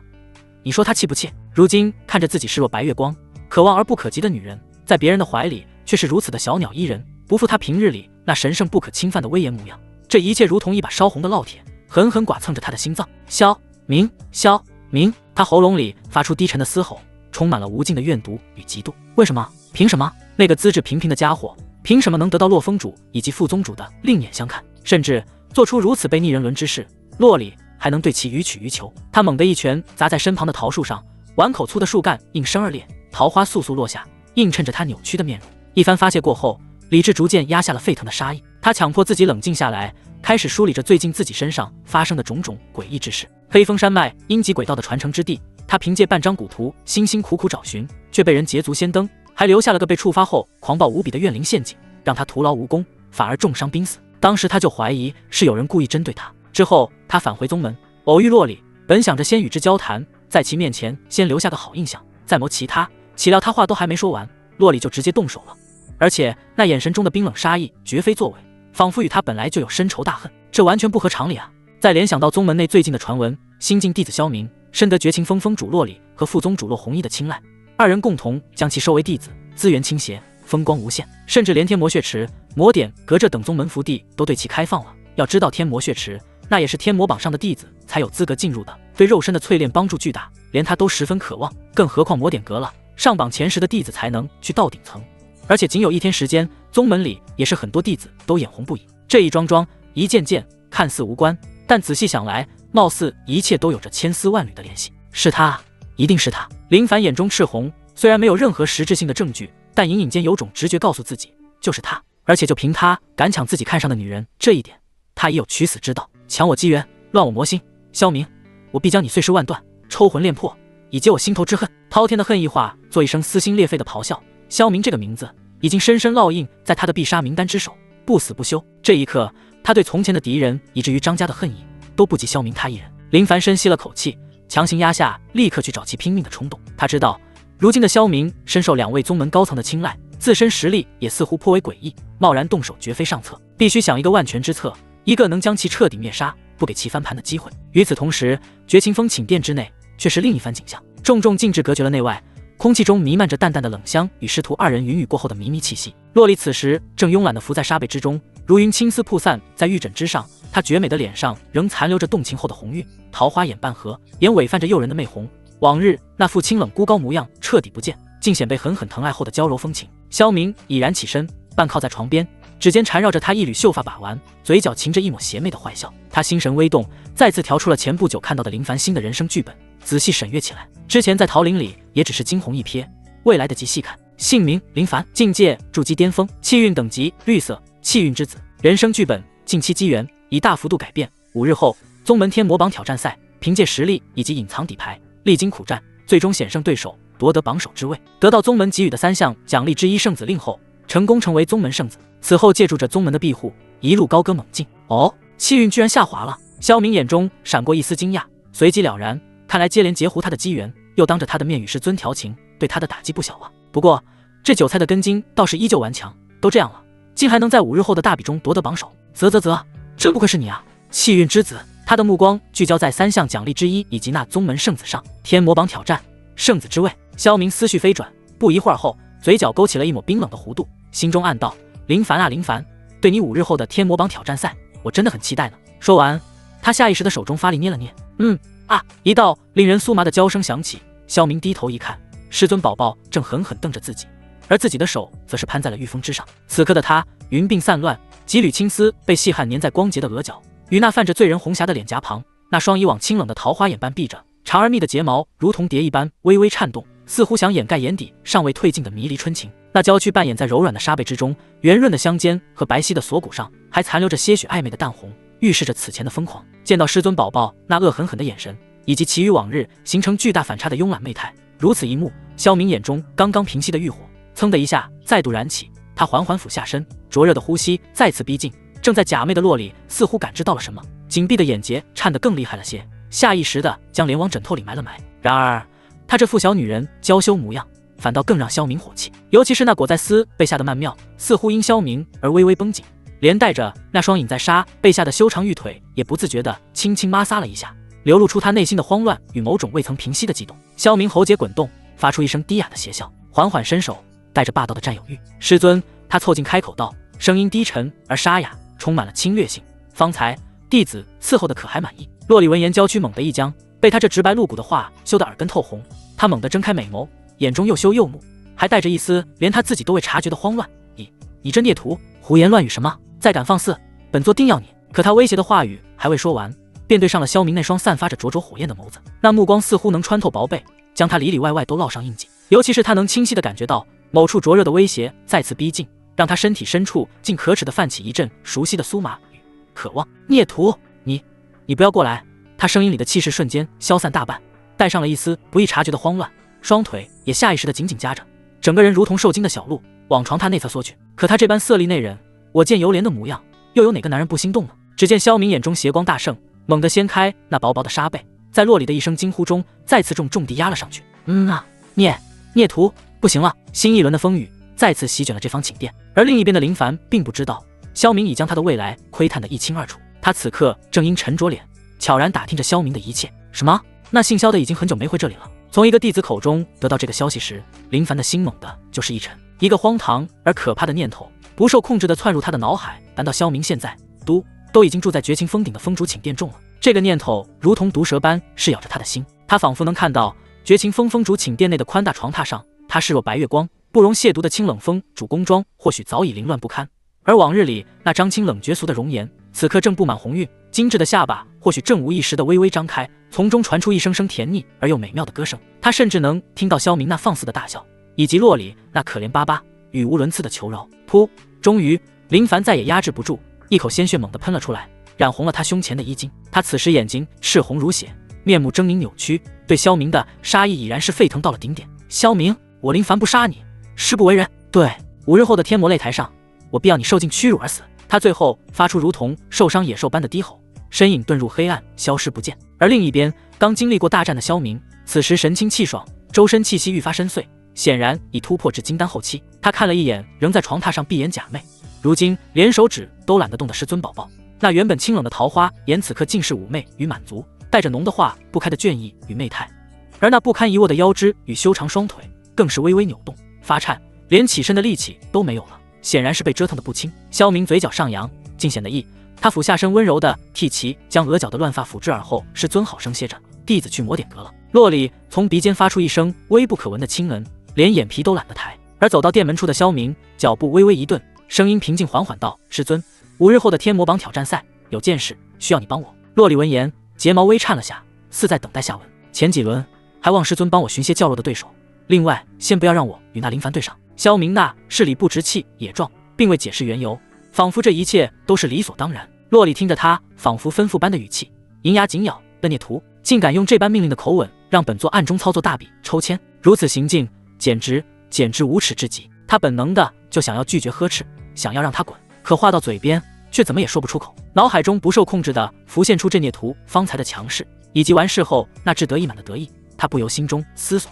孽徒这般要求，莫非是担心实力不济，又不想在人前丢脸，所以想先稳妥取得个好名次。一个念头悄然滋生，他虽霸道，终究还是顾念着我的颜面，怕我因他排名太低而被其他峰主嘲讽。这想法一起，心中那点恼怒竟奇异般的消散大半，转而升起一丝微妙的欲贴，甚至还有一丝小窃喜。哼！最终千言万语化作一声带着浓浓鼻音的轻哼，他缓缓侧身，将依旧滚烫的脸颊深深埋了进去，闷声斥道：滚！萧明听到身后传来的娇喝之声，微微一笑，他明白这女人多半是应下了，随即身形一闪，便化作流光消失在殿外，直奔宗门中的魔点阁而去。魔点阁坐落于宗门后山一侧的幽谷处，通体由不知名的黑色巨石砌成，石壁上刻满了繁复的古老魔纹，其上散发着苍凉蛮荒的威压。门口2尊3头天魔像眼窝跳跃幽绿火焰，萧明刚走至近前，那沉重的巨门便无声无息地缓缓打开，露出了内部幽深的通道。显然是他那位副宗主师尊早已做好了安排。踏入阁内，空间远比外界所见更广阔，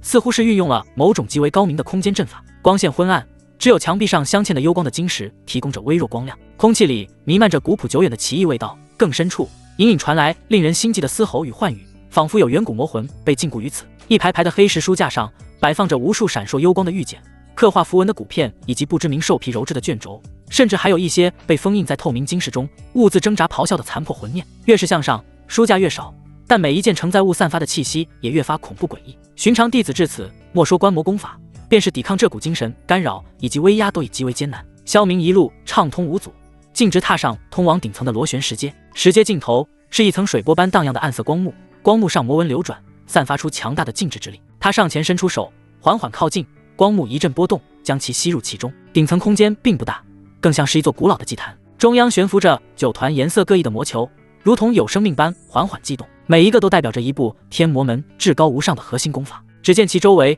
虚空扭曲，隐隐有复杂的魔纹围绕，血气冲天，万魂哭嚎等恐怖异象浮现。魔光盾、天魔幻影、魔心动、血海浮屠经、大寂灭魂掌，萧明一一扫过。凭借着感应，他能清晰地感知到每一部功法蕴含的恐怖力量与深奥气息。若按常人，即便天赋异禀，3日的时间能勉强烙印其一，领悟一门功法已是极限。如果想要尽数掌握，无异于痴人说梦。但他萧明又岂是常人？只见他心念一动，立刻打开了系统商城。来之前，他就已找到一些对自己领悟有帮助的东西，知道自己这次时间紧迫，需要让自己在极短时间内掌握尽可能多地功法。系统兑换顿悟符，一次性兑换成功，消耗反派值7000点。这所谓的顿悟符激发后可持续4天，在此期间，他将进入顿悟状态，思维速度更是能提升100倍，并拥有过目不忘之效，可迅速解析、参悟、记忆所有功法、神通、秘术等。萧明看着自己辛苦积攒的反派值，就这么直接见底了，叹了口气，缓缓调整好心绪，立刻取出了顿悟符，直接使用。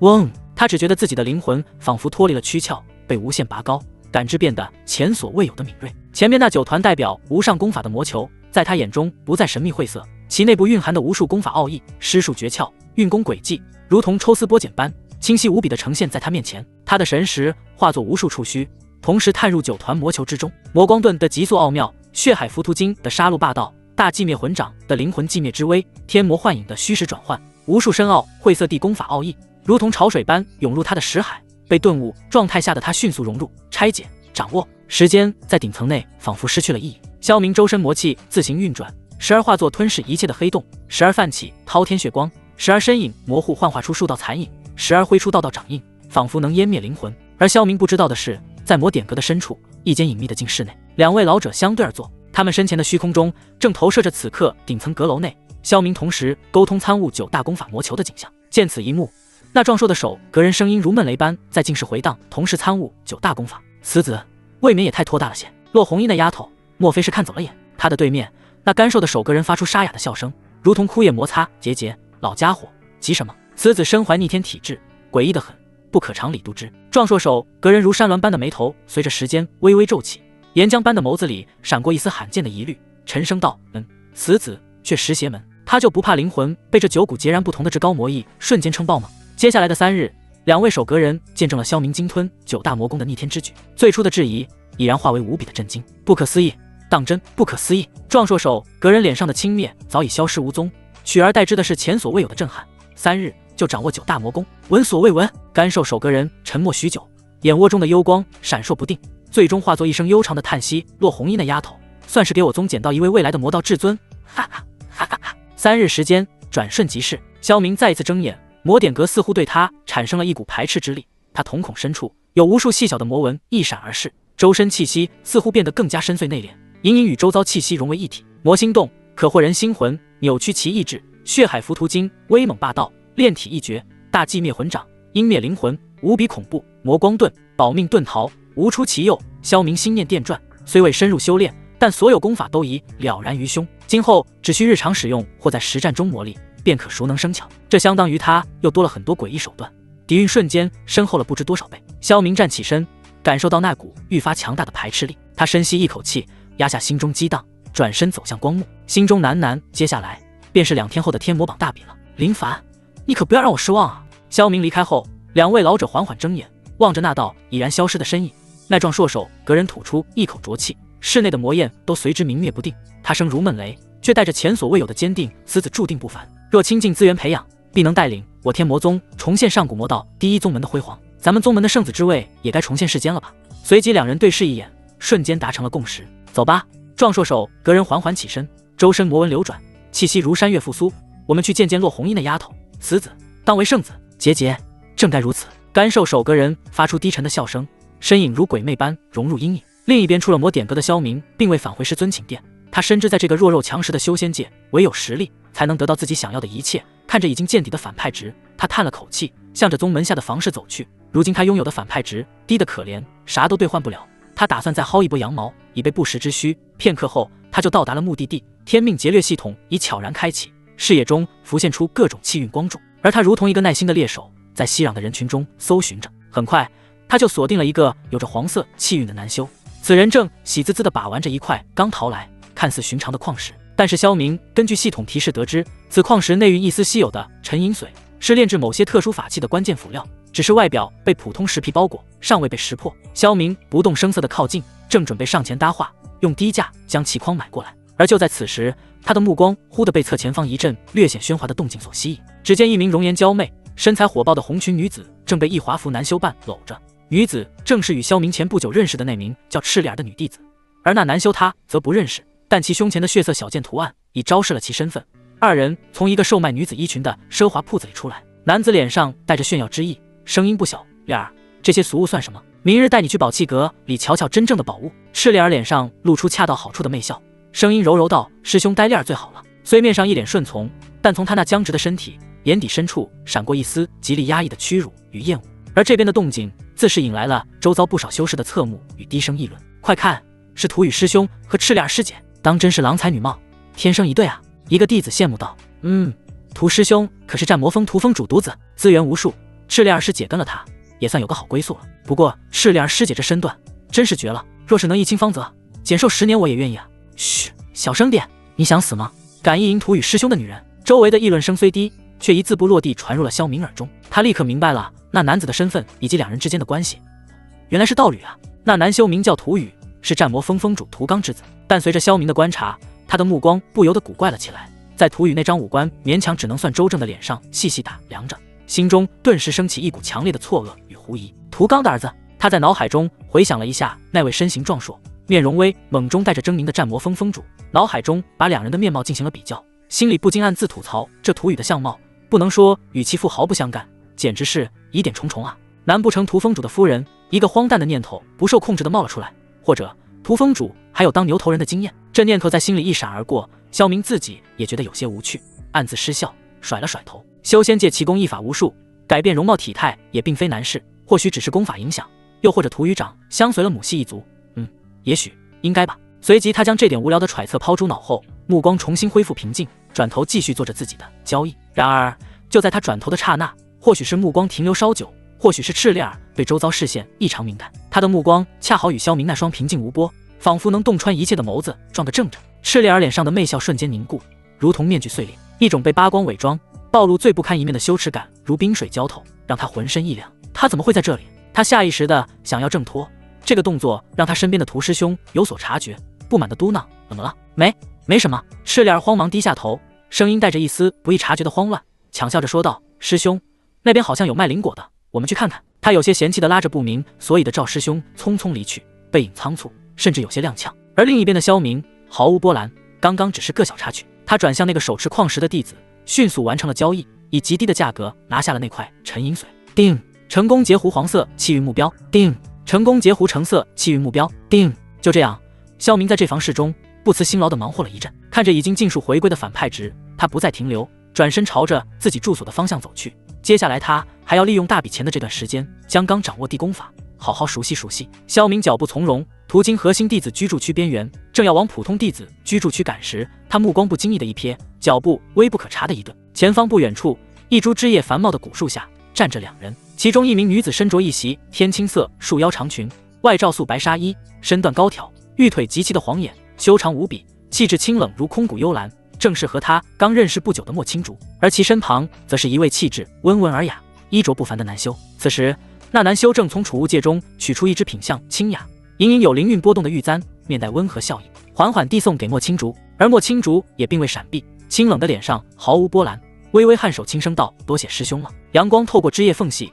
斑驳地洒在两人身上，倒是勾勒出一幅和谐登对的画面。然而，将这一幕尽收眼底的萧明，不由得心底瞬间掠过一丝讶异，随即化为一种玩味的审视。莫青竹，我去，这娘们竟然有道侣。萧明眉梢微不可察的一挑，在他与此女之前的短暂接触中，印象里此女的性格也算清冷孤高，仿佛对周遭一切都不甚在意，颇有几分不食人间烟火的意味。没想到私下里倒也会接受男子的赠礼，此二人关系不一般啊！呵，倒是有趣。萧明不禁回想起此前两女与自己结识的画面，嘴角不禁一翘，有种不知名的属性蹭蹭的往上涨，连他自己都吓了一跳。他慌忙甩了甩头，把这些奇奇怪怪的想法暂时甩在一旁，面上又恢复了原本的平静无波。他收回目光，不再停留，径直朝着自己原来住所的方向行去。3日时光疏忽而过，当第一缕晦暗的晨光刺破笼罩天魔门的重重魔云时，整个宗门的气氛已然变得截然不同，一种风雨欲来的气息弥漫在空气里，压得人喘不过气。宗门中心区域，往日里相对空旷的巨型广场中，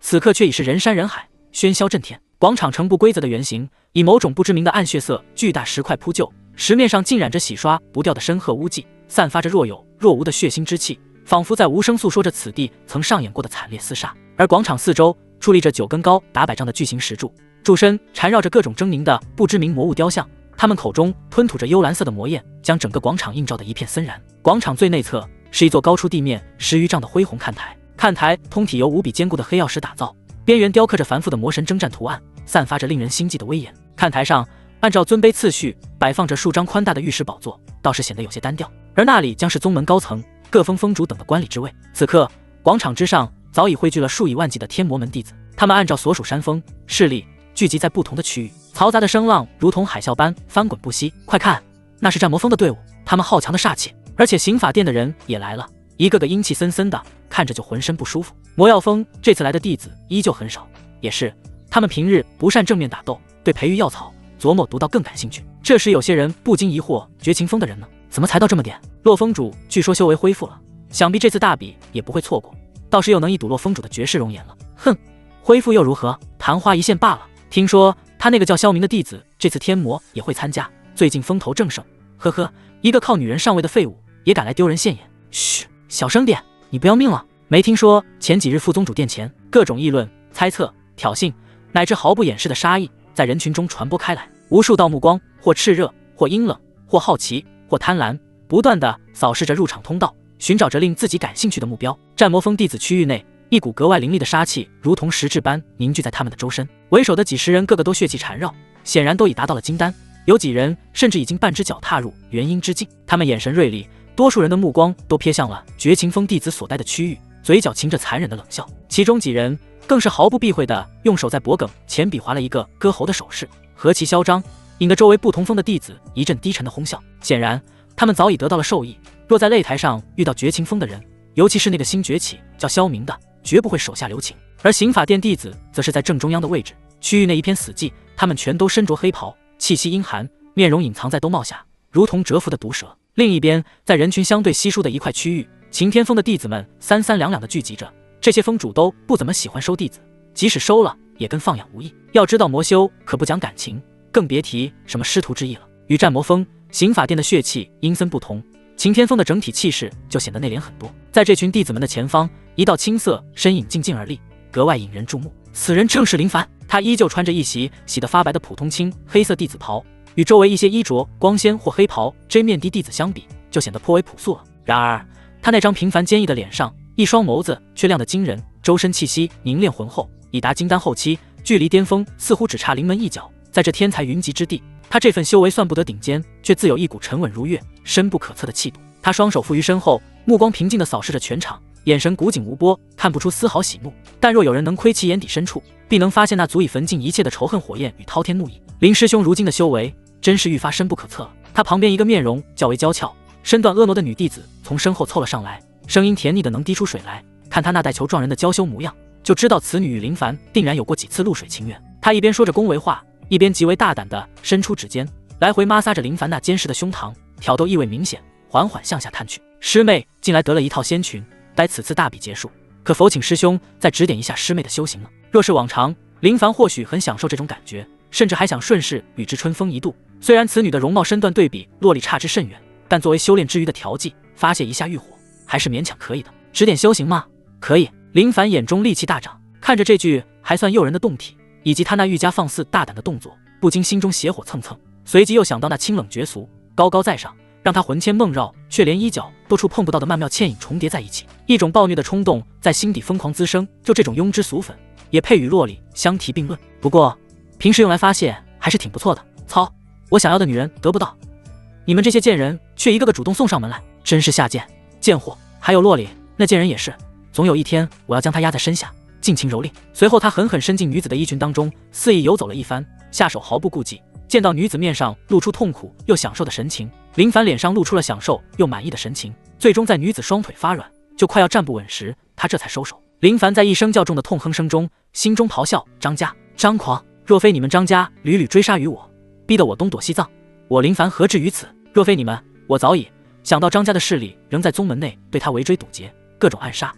而那张啸天更是放出话来要他上门请罪，林凡就恨不得立刻将整个张家连根拔起，男的抽魂炼魄，女的统统废掉修为，肆意凌辱。他心中对洛丽病态的情感，以及对张家与萧明刻骨的杀意，沸腾到了顶点，眼底深处一抹骇人的血红，戾气一闪而逝，差点就控制不住想要把这送上门来的女子就地正法，狠狠撕碎她的衣物，压在身下，用最粗暴、最羞辱的方式践踏她，以此来宣泄内心要将她撑爆的负面情绪。然而他终究是身负大器运之人，天命加身，在最后关头强行扼住了这危险的冲动。林凡将那面色潮红的女子推至身后，目光再次投向了远处，心中的欲火暂时被强行压下。洛丽、萧明还有张家，你们等着，所有欠我的，我林凡必将百倍讨还。另一边，阴阳峰区域内，只见为首一男子，一身华贵的暗黑色锦袍，其上些许金线绣着张牙舞爪的魔蛟纹路，将他衬托得愈发高大。此人正是张啸天。只见他随意揽过一旁女子的纤腰，而另一边还有一粉裙女子，正将削好的水果喂进其口中。而张啸天下巴微抬，满脸惬意，眼神倨傲睥睨地扫视着周遭弟子，嘴角挂着一抹毫不掩饰的轻蔑笑容。其周身散发出的半步元婴气息毫不收敛，如同灼热的浪潮般向着四周扩散，彰显着他身为阴阳峰领军人物、核心榜上有名强者的身份与实力。此刻依偎在他怀中的正是柳芬儿。如今的他早已褪去了当初那点可怜的清纯，打扮得妖娆艳丽。一袭紧身露肩的玫红色长裙，将她饱满的胸脯和那柳腰显露出来，裙摆开叉极高，行走间雪白的肌肤裸露在外。她发髻上别着一个个价值不菲的装饰，脸上更是施着精致的妆容，眼波流转间媚意横生。只是这份刻意营造的媚态下，却难掩一丝虚浮与刻意。她如同八爪鱼般紧紧贴着张啸天，脸上堆着讨好的起笑，时不时踮起脚尖，在其耳边娇声软语，呵气如兰。张啸天似乎也颇为受用，手掌在他裸露出的大腿处毫不避讳地摩挲着，引得柳菲儿发出一阵压抑带着颤音的娇笑，身子更是软软地贴了上去。这番旁若无人的亲热景象，落在不少弟子眼中，顿时引来阵阵低语和异样的目光，有羡慕，当然也有一丝比喻毫不掩饰的不屑。切，还真是攀上高枝了，瞧那副骚样，哼，不过是个玩物罢了。张师兄玩腻了，迟早一脚踹开。哎，你们听说了吗？他以前跟绝情峰那个叫什么萧明的还有点不清不楚，好像就是最近风头正盛的那个萧明，如今倒是贴张师兄贴得紧。这些议论声虽低，但聚集此处的个个都是修士，又岂能听不到？那一声声刺耳的议论声传入柳菲儿耳中，让她脸上的笑容僵硬了一瞬，眼底闪过一丝慌乱与屈辱，但随即又被她很快的掩饰下去，反而将张啸天贴得更紧了，仿佛这样才能汲取一丝可怜的安全感。他目光躲闪，不敢与周围那些嘲讽的视线接触。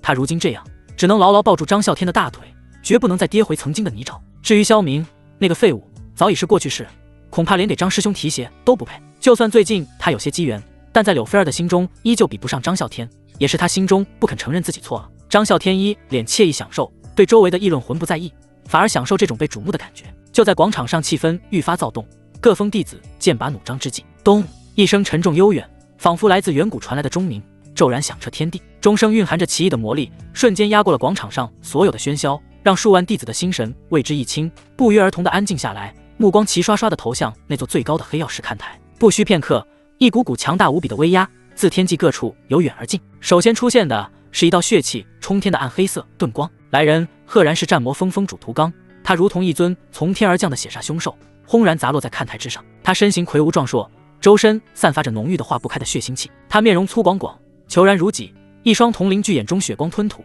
带着毫不掩饰的残忍与睥睨。几乎同时，一团弥漫着粉红色光晕的流光遁上看台，化作一道身影。只见玉魔老鬼依旧是那副俊美妖异、苍白病态的模样，长及腰际的白发无风自动。他慵懒的斜倚在宝座上，指尖萦绕着一缕粉红雾气，邪异的目光凝望着远处某个方向，舌尖不自觉舔过苍白的嘴唇。他周身散发出的气息诡谲而危险，令附近刚到的几位封主都微微蹙眉，下意识远离了几分。另一边的魔药封主、擎天封主等余下几位宗门实权人物也相继现身，各自落座。他们或气息晦涩，或煞气冲天，或阴冷如渊，让下方的弟子们连大气都不敢喘。就在这时，天际骤然亮起两道璀璨光华，一道赤红如血，一道冰蓝似月，两道绝代风华的身影并肩而来，瞬间成为了全场绝对的焦点。副宗主洛红衣依旧是一袭烈焰般的凤凰火色长裙，外罩了件赤金镶边的玄黑锦袍，云髻高挽，绝美的容颜上带着尽在掌控的威严与从容。他凤目淡淡扫过全场，凡是被他目光触及的弟子，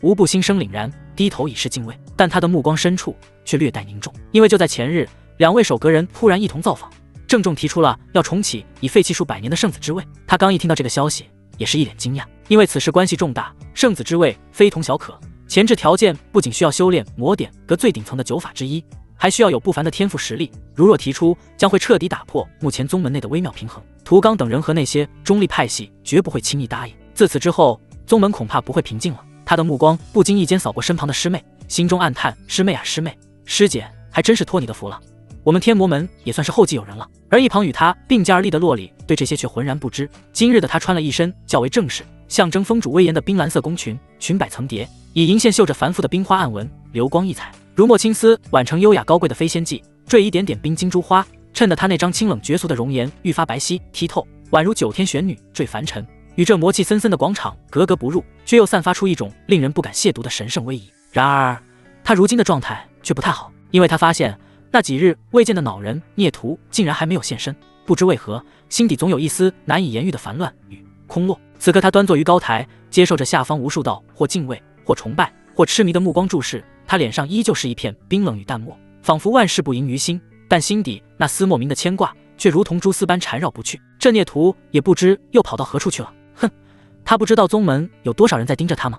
回来再找他算账。他强迫自己移开视线，不再去想那个总能轻易搅乱他心绪的逆徒。高台上诸位大能已然接连到场，无形的气场相互碰撞，压得人喘不过气来。而下方广场数以万计的弟子更是屏息凝神，有激动，有紧张，有期待，有恐惧，种种情绪交织，气氛压抑到了极致，如同暴风雨前的死寂。一道悦耳又不失威仪声音瞬间打破了场上的平静，仿佛自九幽之下传来，清晰地回荡在每一个弟子耳畔。声音虽不响亮，却让人心生凛然，不由自主地挺直了背脊。只见高台上的副宗主洛红衣缓缓起身，一袭烈焰凤纹长裙，绝艳的面容上带着淡漠与威严，凤目扫过下方黑压压的人群，凡是被其目光触及者，无不心生敬畏，低下头去。天魔榜重定，乃我宗盛世，亦是汝等礼乐龙门之基。洛红衣声音清悦，尽显威仪，规矩如旧，抽签定序，擂台决胜，胜者进，败者退，生死各安天命。现在开始抽签。他话音落下，也不见如何动作，袖袍轻挥，只见广场中央那巨大且布满古老写文的擂台上空，骤然浮现出一座巨型缓缓旋转的漆黑轮盘，轮盘之上密布着无数光点，每一个光点都代表着一个参赛弟子的气息烙印。这是一件宗门的特殊法宝，除了坚硬些，也就只有大比抽签这一个作用了。抽签的过程倒是公开透明，由轮盘自行运转匹配，极大的杜绝人为的操控。但是对于执掌者以及修为高强者，就是另一码事了。无数道目光瞬间聚焦在那缓缓转动的轮盘上，紧张、期待、祈祷，种种情绪在台下弥漫。洛红衣目光平静地注视着轮盘，无人察觉到他的眼底深处却掠过一丝淡淡的笑容。就在昨日，他那向来清冷倔强的师妹竟难得有事求他，一番询问下来，居然是为了消明那小子，教唆他暗自把控大比抽签。他开始自是不肯的，奈何他那向来冰冷的师妹一番软磨硬泡，最后连撒娇都用上了，终究还是心软答应了。罢了。洛红衣心中微叹，强大的感知猛地散发出来，如同最精密的触手，无声无息地探出，极其隐秘地在轮盘各处环绕，再开始运转。契机交错最混乱时，轻轻拨动了对应着萧明、林凡以及另外在宗门内几名实力顶尖弟子的链接。师妹啊，师妹，师姐也就只能帮你到这了。洛红衣收回意念，面色如常。虽他也对萧明极为的看重，知道他天赋异禀，体质逆天，但在骆弘一看来，萧明终究还是吃了境界上的亏。要知道，能够越级而战的天才，宗门内也不是没有。而且此次参加大比的弟子，更是有些人以半只脚踏入了元婴之境。嗡，漆黑轮盘骤然加速旋转，其上光点如同星河般流淌、变换、分离。片刻之后，轮盘缓缓停止转动，对战弟子的灵魂光点缓缓浮现在高空。第一轮的名单赫然显现，形成了一片巨大的光幕。甲子1号台，阴阳锋张啸天对血影锋王立；甲子2号台，刑法殿幽无影对往生锋刘全；乙子5号台，擎天锋林凡对无救锋赵峰；乙子6号台，战魔锋邪一对阴阳锋冉灵。名单一出，台下顿时响起一片嗡嗡的议论声。张啸天对王立，不错不错，开场就是重头戏啊！王立可是血影锋有名的狠人，金丹后期修为，一手血影盾使得神出鬼没。张师兄虽强，怕也是要费一番手脚。快看乙子2号台，是绝情锋的琼玉师姐对魔刃锋的血影，他们俩都是金丹初期修为，还是女修，这场有看头哦。这位兄弟，不知你说的是什么看头呢？我怎么听不明白？咦，那个叫萧明的呢？就是最近风头正盛，被副宗主和洛峰主一同收作弟子的那人，估计排在后面吧。毕竟参赛弟子这么多，要分批进行。在阴阳锋区域的张啸天，此时正搂着另一位粉裙女子，而原本在他怀中的柳菲儿，此刻正跪跪伏在地上，小心翼翼地帮他按摩着小腿，模样卑微。张啸天则是瞥着光幕上的信息，嘴角逐渐咧开一个残忍的弧度，淡淡道：“无救锋赵峰，蝼蚁罢了，算那姓林的小子走运，让他多活一阵。”他又低头在怀中女子耳边吹了口气，引得后者一阵娇笑。金儿，乖乖在这儿等着，看我怎么捏死那些不开眼的废物。说罢，他松开了怀中美人，随后双脚一踏，地面微震，身形已化作一阵阴风，直接涌向了甲子1号擂台，模样好不潇洒。但他这突如其来的动作，让正跪伏在地、全心侍奉的柳菲儿一个措手不及，惊叫一声，猛地向前一个趔趄，险些扑倒在地。他今日本就穿着一件颇为单薄的纱裙，因这突如其来的失衡，裙摆翻卷，顿时大片雪白春光暴露在空气中，引得附近不少弟子目光灼灼的望来，夹杂着低低的窃笑和议论。柳菲儿的脸瞬间长得通红，羞愤欲死，手忙脚乱地拉扯着衣裙想要遮掩，眼中瞬间盈满了委屈和难堪的泪水，却不敢发出任何不满，只能死死咬住下唇，将头埋得更低。而高台之上，副宗主骆弘一目光扫过全场，将下方种种尽收眼底，尤其是在阴阳锋、战魔锋以及刑法殿的区域略微停顿，凤眸中闪过一丝不易察觉的冷意，但他也并未多言。见抽签结果也算符合预期，萧明并未在第一轮出场，他心中微定。一眨眼，第一轮登场的弟子皆已跃上了擂台，大战瞬间爆发。甲子1号台，张啸天面对血影锋王立那诡异莫测的血影盾和刁钻狠辣的攻击，竟是不闪不避，狂笑一声，周身一股阴气冲天而起，化作一只红色巨掌。不管王立如何遁闪躲避，那曲掌都在后面紧紧跟着，好生诡异。终于在几个瞬身避无可避，只听轰的一声巨响，王立吐血倒飞，竟是被一招击败。乙子2号台，绝情锋琼玉与魔刃锋血影的战斗则显得更为惊险华丽。琼玉剑法较为凌厉，身法飘忽，而血影的刀法则狠辣诡谲，两人身影交错，剑光刀气纵横，引得台下喝彩不断。最终，琼玉凭借更胜一筹的修为和对时机的精准把握，一剑挑飞了血影的魔刃，险胜一招。其他擂台也是激战正酣，魔气纵横，呼喝惨叫声此起彼伏。就在第一轮比试进行得如火如荼，众人目光都被精彩的战斗所吸引时，一道玄色青年身影悄无声息地出现在绝情锋弟子队伍的末尾，他如同滴入大海的水滴，没有引起丝毫波澜。来人正是姗姗来迟的萧明，他近日来可都是在刻苦修炼，已经将所有掌握地功法融会贯通，还有之前系统奖励的天阶炼魁术，如今他炼制出的傀儡都可媲美金丹后期的修士，而且他还能同时操控2具傀儡一同战斗，自己仍可以随心所欲。虽然萧明进入广场时悄无声息，但有几道隐晦的目光还是第一时间就落到了他身上。高台上的洛里那原本平静的目光，在注意到那玄色青年身影时，心中的烦躁感也驱散了大半。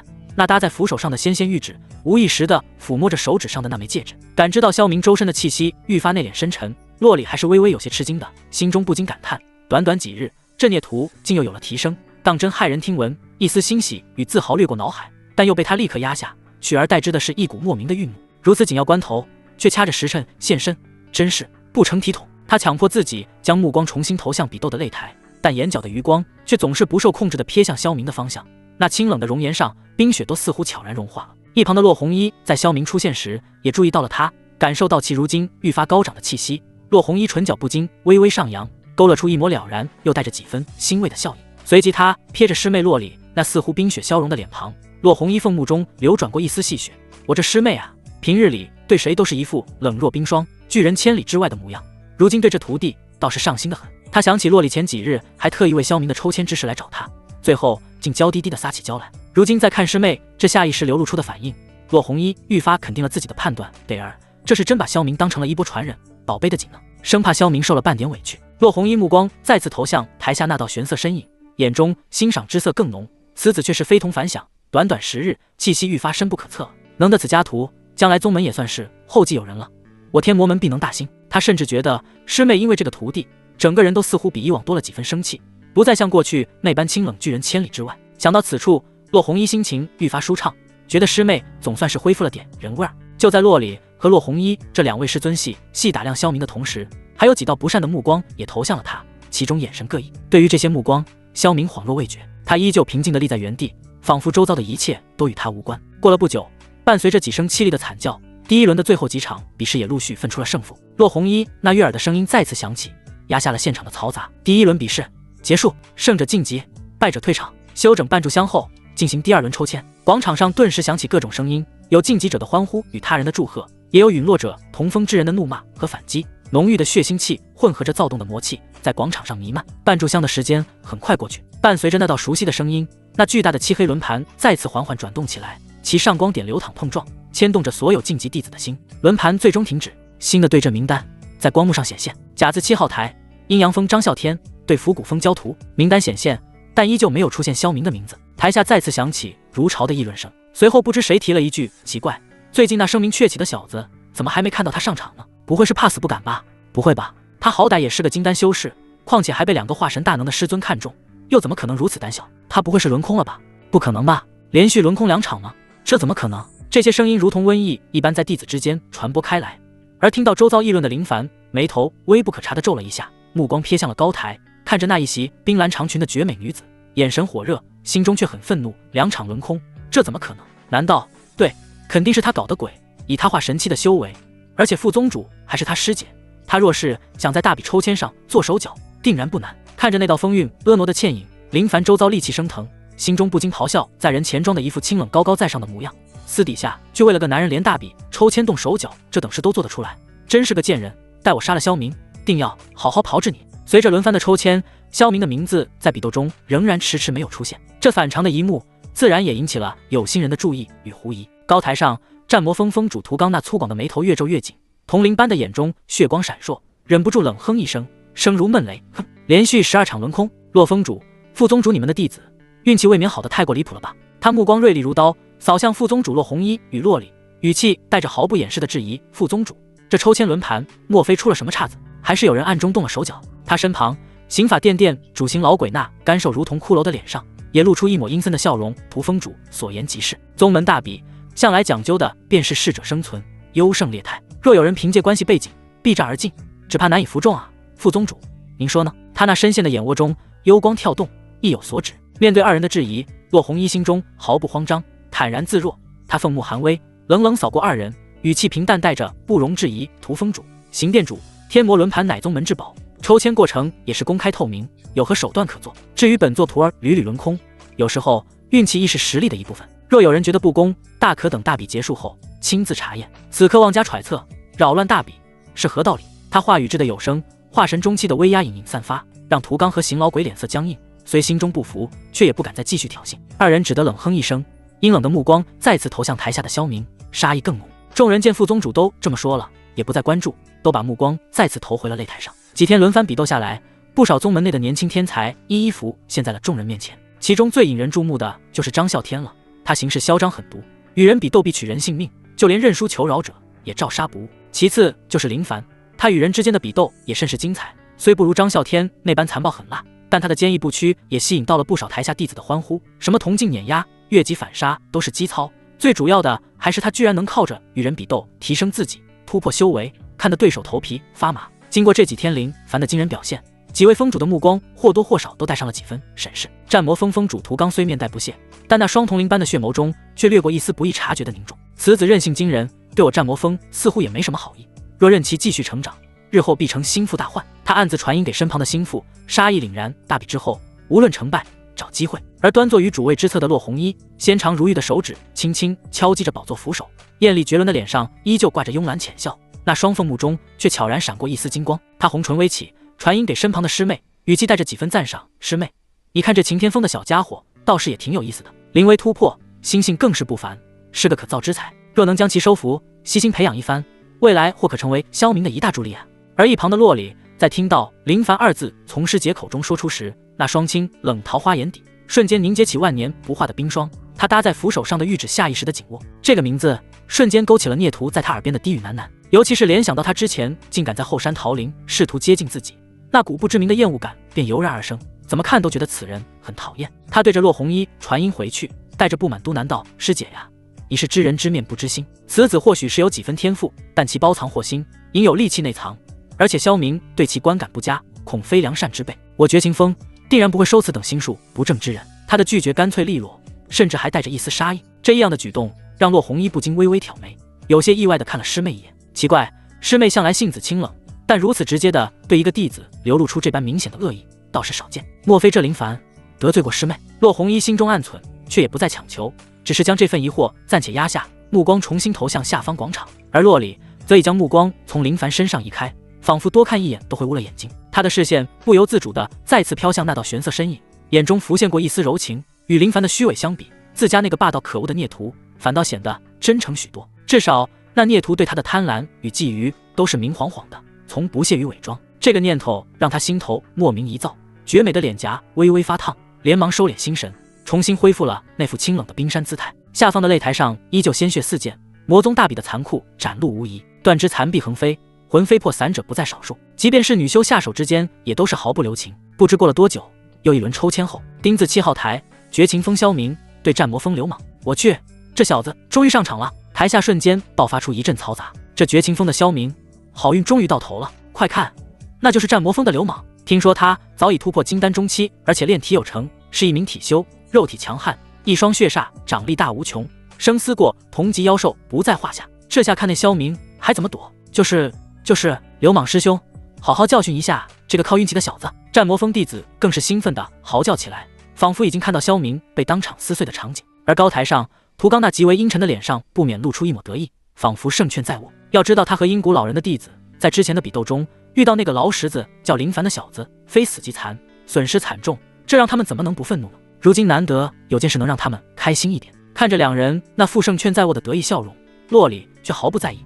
比肉身，呵呵，那聂屠的肉身力量他可是深有体会，能让他这个化神大能强者都快下不了床，可想而知是有多么恐怖。萧明对周遭的喧嚣充耳不闻，缓步走上擂台。他的对手刘莽是一个身高近9尺，肌肉球结如铁塔般的壮汉，浑身散发着凶厉的血煞之气，看向萧明的眼神如同在看一只待宰的羔羊。小子，碰上我，算你倒霉！刘莽狞笑一声，根本不废话，双脚猛蹬地面，整个人如同炮弹般冲出，蒲扇般的大手带着腥风，直抓萧明头颅。他要以最粗暴、最羞辱的方式结束这场战斗。台下响起一片兴奋的惊呼，尤其是战魔峰和刑法殿区域，仿佛他们已经看到萧明脑浆迸裂的场景。然而面对这凶悍一击，萧明只是微微侧身，随即一拳迎上。砰一声闷响，刘莽前冲的狰狞表情骤然凝固，眼珠猛地突出，张大的嘴里发出一声短促的音，然后面目逐渐扭曲。他那伸来的手掌撞上萧明轻松惬意的一拳，掌骨瞬间爆裂，整个手臂也像是被抽掉了支持，耷拉下来。他额头上青筋暴起，面容异常的狰狞。一招不，甚至算不上一招，只是看似随意的一拳，全场为之一静。许多原本带着讥讽兴奋的目光瞬间凝固，不少人下意识地坐直了身体。高台上那一直捻动古珠的阴谷老人手指微微一顿，涂刚脸上的笑容瞬间僵硬。而擂台上的萧明并未因对手痛苦发愣而收手，他深知修仙界的残酷，如果今日是他实力不及，不知道会是什么下场。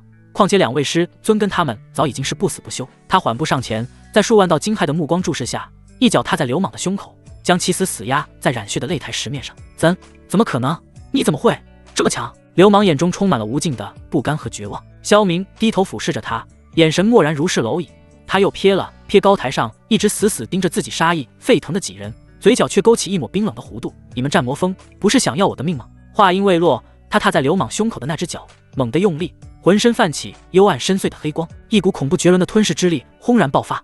呀！刘莽发出凄厉到不似人声的惨嚎，浑身剧烈抽搐。他苦修多年的血煞魔气、生命精气，甚至灵魂本源都不受控制的化作一道道气流，疯狂涌向萧明，被无情的吞噬。他的身体以肉眼可见的速度干瘪下去，皮肤失去光泽，眼神迅速暗淡，最终化为一具眼窝深陷、皮包骨头的恐怖干尸。静，死一般的寂静，整个广场落针可闻。所有弟子都瞪大了眼睛，难以置信地看着擂台上那具已经干瘪的尸体，以及那个漠然独立的身影。咕咚，不知是哪几人艰难地咽了口唾沫，在这死寂中显得格外清晰。一拳，就这么简简单单的一拳。还有那股吞噬之力是什么？竟然连同他灵魂都没放过，这是什么功法？闻所未闻，霸道，太霸道了，就是吓人了些。惊呼声、抽泣声、议论声此起彼伏，不少弟子的眼神从最初的震惊、骇然、恐惧，逐渐转变为一种敬畏、忌惮乃至狂热的复杂情绪。在魔门，强大、诡异、不择手段本就是生存法则。萧明展现出的力量与狠辣，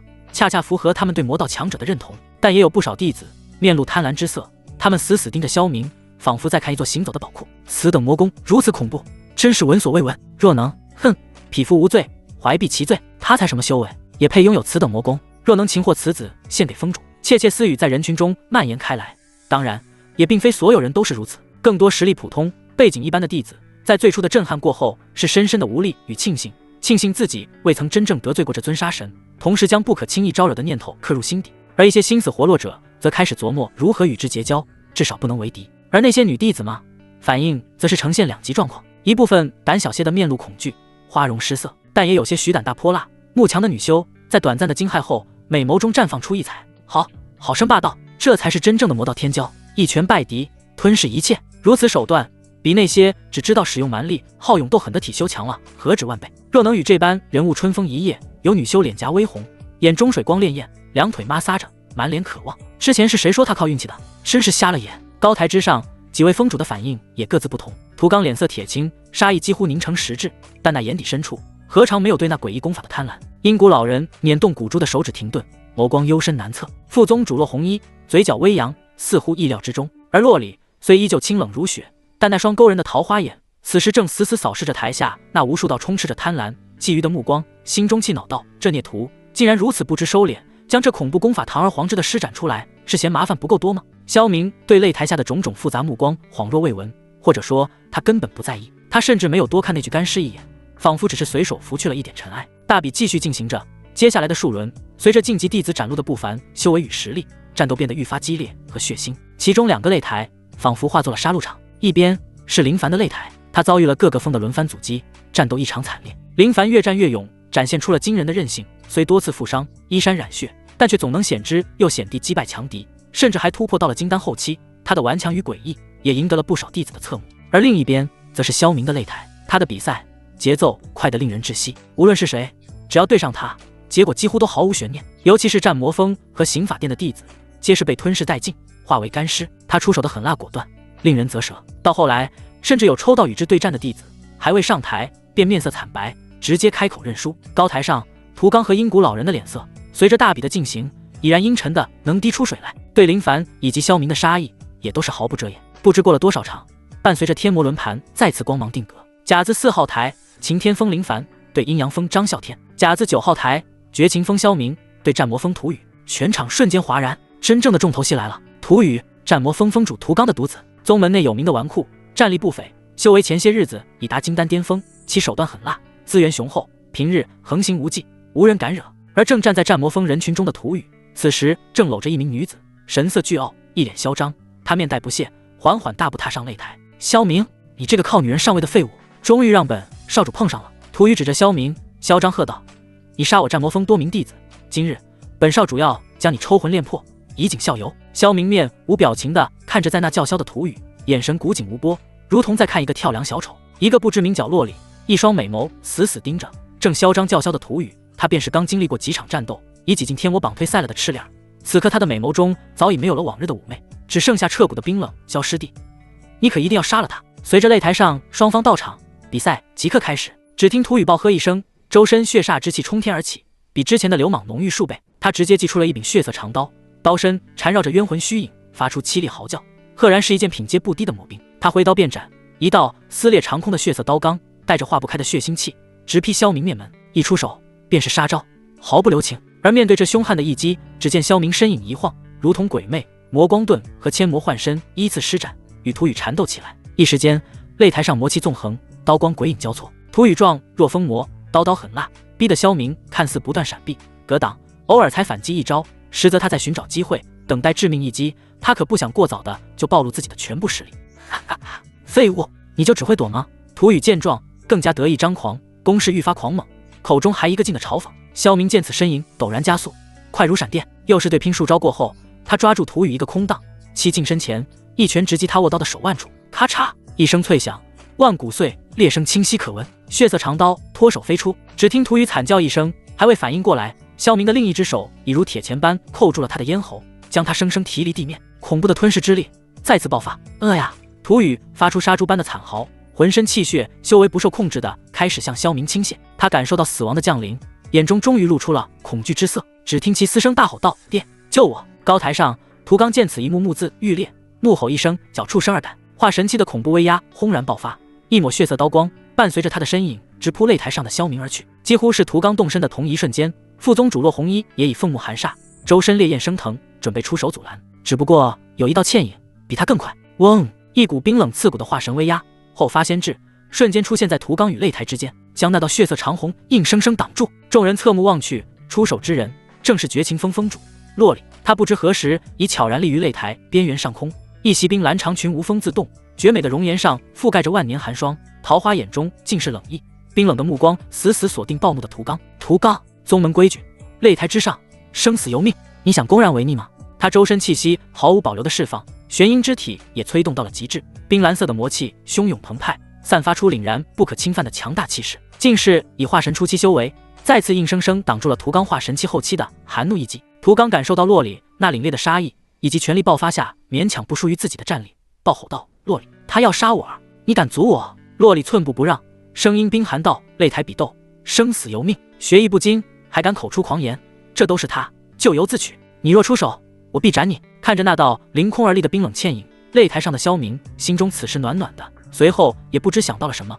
目光隐晦地瞥了瞥某个角落，嘴角勾起了一道邪魅的弧度，他眼中的杀意也逐渐收敛。看着手中因为吞噬之力过度而已经开始翻白眼，四肢软软垂下的涂宇，萧明冷哼一声，吞噬之力骤然停止，然后咔嚓咔嚓咔嚓咔嚓四声令人牙酸的骨裂声接连响起。萧明闪电般出手，直接捏碎了涂宇的四肢关节，然后像扔垃圾一样将如同烂泥般修为已废大半，只剩下半条命的涂宇扔下了擂台。扑通，涂宇如死狗般摔在了地上，昏死过去。萧明看都没看涂刚涂宇这对父子，抬头望着空中那道清冷绝尘的倩影，微笑道：“念在同门一场，我且留他一命，废他四肢，以作惩戒。”寂静，死一般的寂静，所有人都被这举动惊呆了。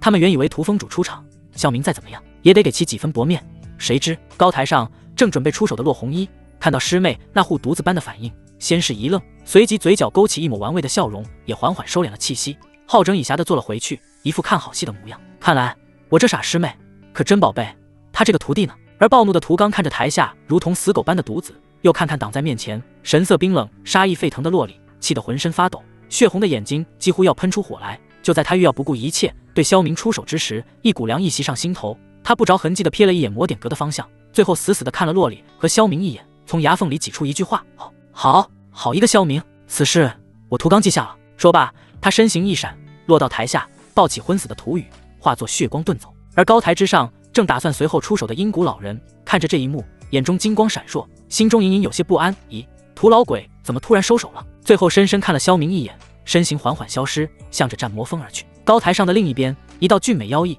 白发及腰的男子舔了舔嘴唇，凝望着魔点阁的方向，心中惊疑不定。大两个老家伙怎么愿意出来了？莫非……随后粉红光晕萦绕，消失不见。在林凡与张啸天的擂台上，看着那道凌空而立的绝美倩影，竟不顾一切地挡在萧明面前，林凡的心态都要崩了。他心中咆哮，心里的嫉妒达到了顶点。好，才过去多久啊？这贱人就如此护着他了，郑萧明非死不可。正当林凡怒火中烧，内心疯狂咆哮之际，与他激战正酣的张啸天抓住了这瞬间的破绽，不禁冷笑一声：“林凡，与我交手还敢分心，真是找死！”虽他也因林凡的实力以及方才的变故心神震撼，但他很快便反应了过来，见林凡还在分心，狞笑一声，攻击加快，铺天盖地的朝着林凡席卷而去。阴煞诀，道阴冷气劲，如同毒蛇出洞，刁钻狠辣，瞬间在林凡原本就已染血的衣袍上又增添了数10道深可见骨的伤口，鲜血如同喷泉般飙射而出，将擂台地面染得一片猩红。噗！林凡猝不及防，被这突如其来加快的攻势打得气血翻腾，喉头一甜，一口逆血忍不住喷了出来，身形踉跄后退，气息瞬间萎靡了不少。这钻心的剧痛反而像一盆冰水，暂时浇熄了他一部分被极度冲昏的头脑，让他从对洛里和萧明的疯狂臆想中清醒了几分。然而清醒过来后，却是加倍的屈辱和暴怒。张啸天，林凡猛地抬起头，双眼赤红如血，里面燃烧着足以焚尽一切的疯狂杀意。他死死盯着因偷袭得手而面露的一只色的张啸天，仿佛要将眼前这个碍事的蝼蚁生吞活剥。原本见你实力不错，勉强可以磨练我的剑法，这才让你活到了现在，但你居然还想杀我！呵呀，给我死来！所有的怒火、不甘、嫉妒，在这一刻找到了宣泄口，尽数倾泻在了张啸天身上。林凡不再留手，直接放弃了防守，如同疯魔般将魔气催动到极致。他只攻不守，每一剑都蕴含着必杀的意志以及滋滋的魔气声，完全是以伤换伤、以命搏命的打法。两人疯狂对拼，剑鸣声连绵不绝，冲击的剑气将擂台周围的防护光幕都震得涟漪阵阵。林凡状若风虎，完全不顾自身伤势，硬顶着张啸天的攻击，一招狠过一招。张啸天原本仗着修为略高半筹和魔兵之力，还能占据上风，但此刻面对林凡这不要命般的疯狂反扑，顿时被打得手忙脚乱，节节败退。他身上的华贵锦袍也被割得破烂不堪，身上也多处挂彩，脸上得意的笑容早已消失，取而代之的是狼狈与气急败坏。疯子，你这个疯子！张啸天又惊又怒，他没想到林凡受创之下反而更加凶悍，他想暂避锋芒，却被林凡死死缠住，根本脱身不得。交战数招后，就在他心神失守的刹那，林凡眼中凶光爆射，持剑而上，另一只则暗中蓄力，最后在一个空隙间，魔气森森的手掌狠狠印在了张啸天的胸膛之上。大魔心掌，噗！张啸天如遭重锤轰击，胸骨瞬间塌陷下去，口中鲜血混杂着内脏碎片狂喷而出，整个人如同断线的风筝般倒飞出去，气息瞬间跌至谷底，眼看就活不成了。然而林凡的攻击远未结束，他心中的戾气需要更彻底的宣泄。只见他身形如电，追上倒飞的张啸天，在其绝望的目光中，双手如铁钳般抓住其双臂，猛地一拧，咔嚓咔嚓，令人牙酸的骨裂声再次响起。张啸天双臂呈诡异角度扭曲，惨叫声戛然而止，直接痛晕了过去。这还没完，林凡眼中闪烁着残忍的幽光，双脚一踏，狠狠踩碎了张啸天的膝盖。啊！剧烈的疼痛又让张啸天从昏迷中痛醒，发出不似人声的惨嚎。此时的他四肢尽碎，修为被废，如同一条死狗般瘫在擂台上，只剩下出的气没有进的气了。林凡最后一脚踢在其腰腹之间，将其如同破麻袋般狠狠地踢飞了出去，而方向不偏不倚，正是萧明所在的那处擂台。另一边，刚落在擂台上的洛里正训斥着萧明，绝美的俏脸上冷若寒霜，但那双桃花眼中却难掩关切与紧张。看着师尊洛里口是心非的关切模样，萧明微微一笑，啊，对，师尊教诲的是，弟子下次一定注意分寸。而就在这时，一道黑影带着破空声和浓郁的血腥气，朝着他们所在的位置猛砸而来，正是被林凡当成出气筒一脚踢过来的张啸天。洛里见此，眼中寒光一闪，玉手一扬，就将其拍飞了，不知去向。做完这一切，他才缓缓侧身，将目光投向远处，眼中寒意更甚。萧明也将目光投了过去，望着那个因愤怒嫉妒、面容扭曲，正死死瞪着自己的林凡，他得意一笑。可能是因为洛里与他站得极近的原因，萧明恰好看见师尊那冰蓝色的裙摆，好像是之前的对战所致略显凌乱，有一角稍稍皱起。众目睽睽之下，在高台上诸位峰主、台下数万弟子的注视中，萧明竟非常自然地微微俯下身，伸出手，小心翼翼地替师尊洛里整理了一下那略显褶皱的裙摆一角。他的指尖似乎不经意地擦过那冰凉丝滑的裙料，帮他轻轻抚平了裙角的褶皱。这个动作幅度极小，速度极快，在两人身体以及角度的阻挡下，完美地避开了高台上以及擂台下一些正注视着这里的目光。但这个大胆无比的动作，却让近在咫尺的洛里如同被一道天雷劈中。洛里娇躯猛地一颤，那孽徒刚刚不经意触碰到他肌肤的熟悉感觉，如同一股热流，轰的一下从脚底直冲头顶，让他绝美的脸颊如同醉酒的晚霞，瞬间红得滴血。孽徒，你放肆！洛里从喉咙里挤出一声带着颤音的娇斥，声音低的只有两人能听见。他下意识的就想一掌将这胆大包天的逆徒拍飞，可手臂抬起却绵软无力，久久下不去手。更让他有些心慌的是，台下似乎有些弟子也注意到了这细微的举动。我去，我刚才好像看到什么不得了的事情。萧师兄刚才好像碰了洛峰主的裙子。台下一个眼尖的女弟子捂住嘴，难以置信的低声对着周遭的同伴道：嘘，别胡说，你看花眼了吧？萧师兄和洛峰主那可是师徒另一个弟子连忙否认，但语气也带着不确定。况且徒弟帮师傅拂一拂衣裙上的灰尘不可以吗？可是洛峰主的脸好像有点红哎。又有细小的议论声传来，这些窃窃私语如同针一样扎在洛里敏感的神经上。他强压下心底所有的羞愤以及慌乱，又恢复了那清冷师尊的威仪，身影化作一道冰蓝色的惊鸿，几乎是逃也似的，仓皇狼狈地掠回了高台之上自己的座位。他端坐在玉座上，强行压下狂跳的心脏和脸上滚烫的温度，重新摆出那副万年冰山的冷漠姿态。但微微急促的呼吸和那红晕未退的耳根，却出卖了他内心的极度不平静。然而，就在他气势攀升到顶点，体魔力汹涌澎湃，即将冲击瓶颈的刹那，萧明的身影骤然向后飘退数丈，稳稳落在擂台的另一侧。他负手而立，目光平静地看着气势正盛，准备一鼓作气突破的林凡，嘴角勾起一抹微不可察的弧度，声音清朗却清晰地传遍了整个广场。林师弟，且慢！林凡那蓄势呆发的一击应声顿住，体内奔腾的灵力为之医治，差点反噬自身，难受的他脸色一白，愕然抬头看向萧明，愤怒道：萧明，你又想耍什么花样？台下也是一片哗然，不明白萧明为何在这时突然喊停手。只见萧明脸上露出一副我全然是为你好的关切表情，朗声道：我观林师弟气息澎湃，魔力激荡，隐有突破之势，显然是到了金丹后期的瓶颈，想借助着战斗压力寻求突破。他话锋一转，语气变得无比诚恳与大度。然而突破境界讲究心无旁骛，水到渠成，若在战斗中强行突破，稍有差池，轻则根基受损，重则走火入魔，前途尽毁。我萧明虽与师弟有此生死一战，但同为宗门弟子，我岂能行此趁人之危之举？他声音慷慨激昂，目光扫过台下众多弟子，最终回到林凡身上，斩钉截铁地道：故此，我萧明愿在此先暂停比斗。林师弟，你且安心突破，萧某在此为你护法，待你成功晋升金丹巅峰，以我再行公平一战，决出胜负不迟。这番话如同惊雷，在广场上炸响，刹那间全场死寂，所有弟子都目瞪口呆地看着擂台上那一脸正气凛然的萧明，仿佛第一次认识他一般。短暂的寂静后，是山呼海啸般的赞叹与敬佩。天啊，萧师兄竟有如此胸襟！为了公平，萧明师兄竟然愿意放弃优势，等对手突破再战，这才是真正的天骄风范，我辈楷模呀！与那些趁人之危的小人相比，萧师兄品行高洁，令人折服啊！尤其是不少女弟子看向萧明的目光更是充满了倾慕与狂热，就连高台上一些中立的长老也微微颔首，露出赞赏之色。副宗主洛红衣美眸中也异彩连连，看向萧明的目光愈发欣赏。只有洛里虽觉得这孽徒肯定没安啥好心，但见他这副坏模样，好像更喜欢了。擂台上的林凡听到这番话，体内气血逆流，差点就要压制不住喷出来，他眼中充满了无尽的怨毒、憋屈和几乎要爆炸的愤怒。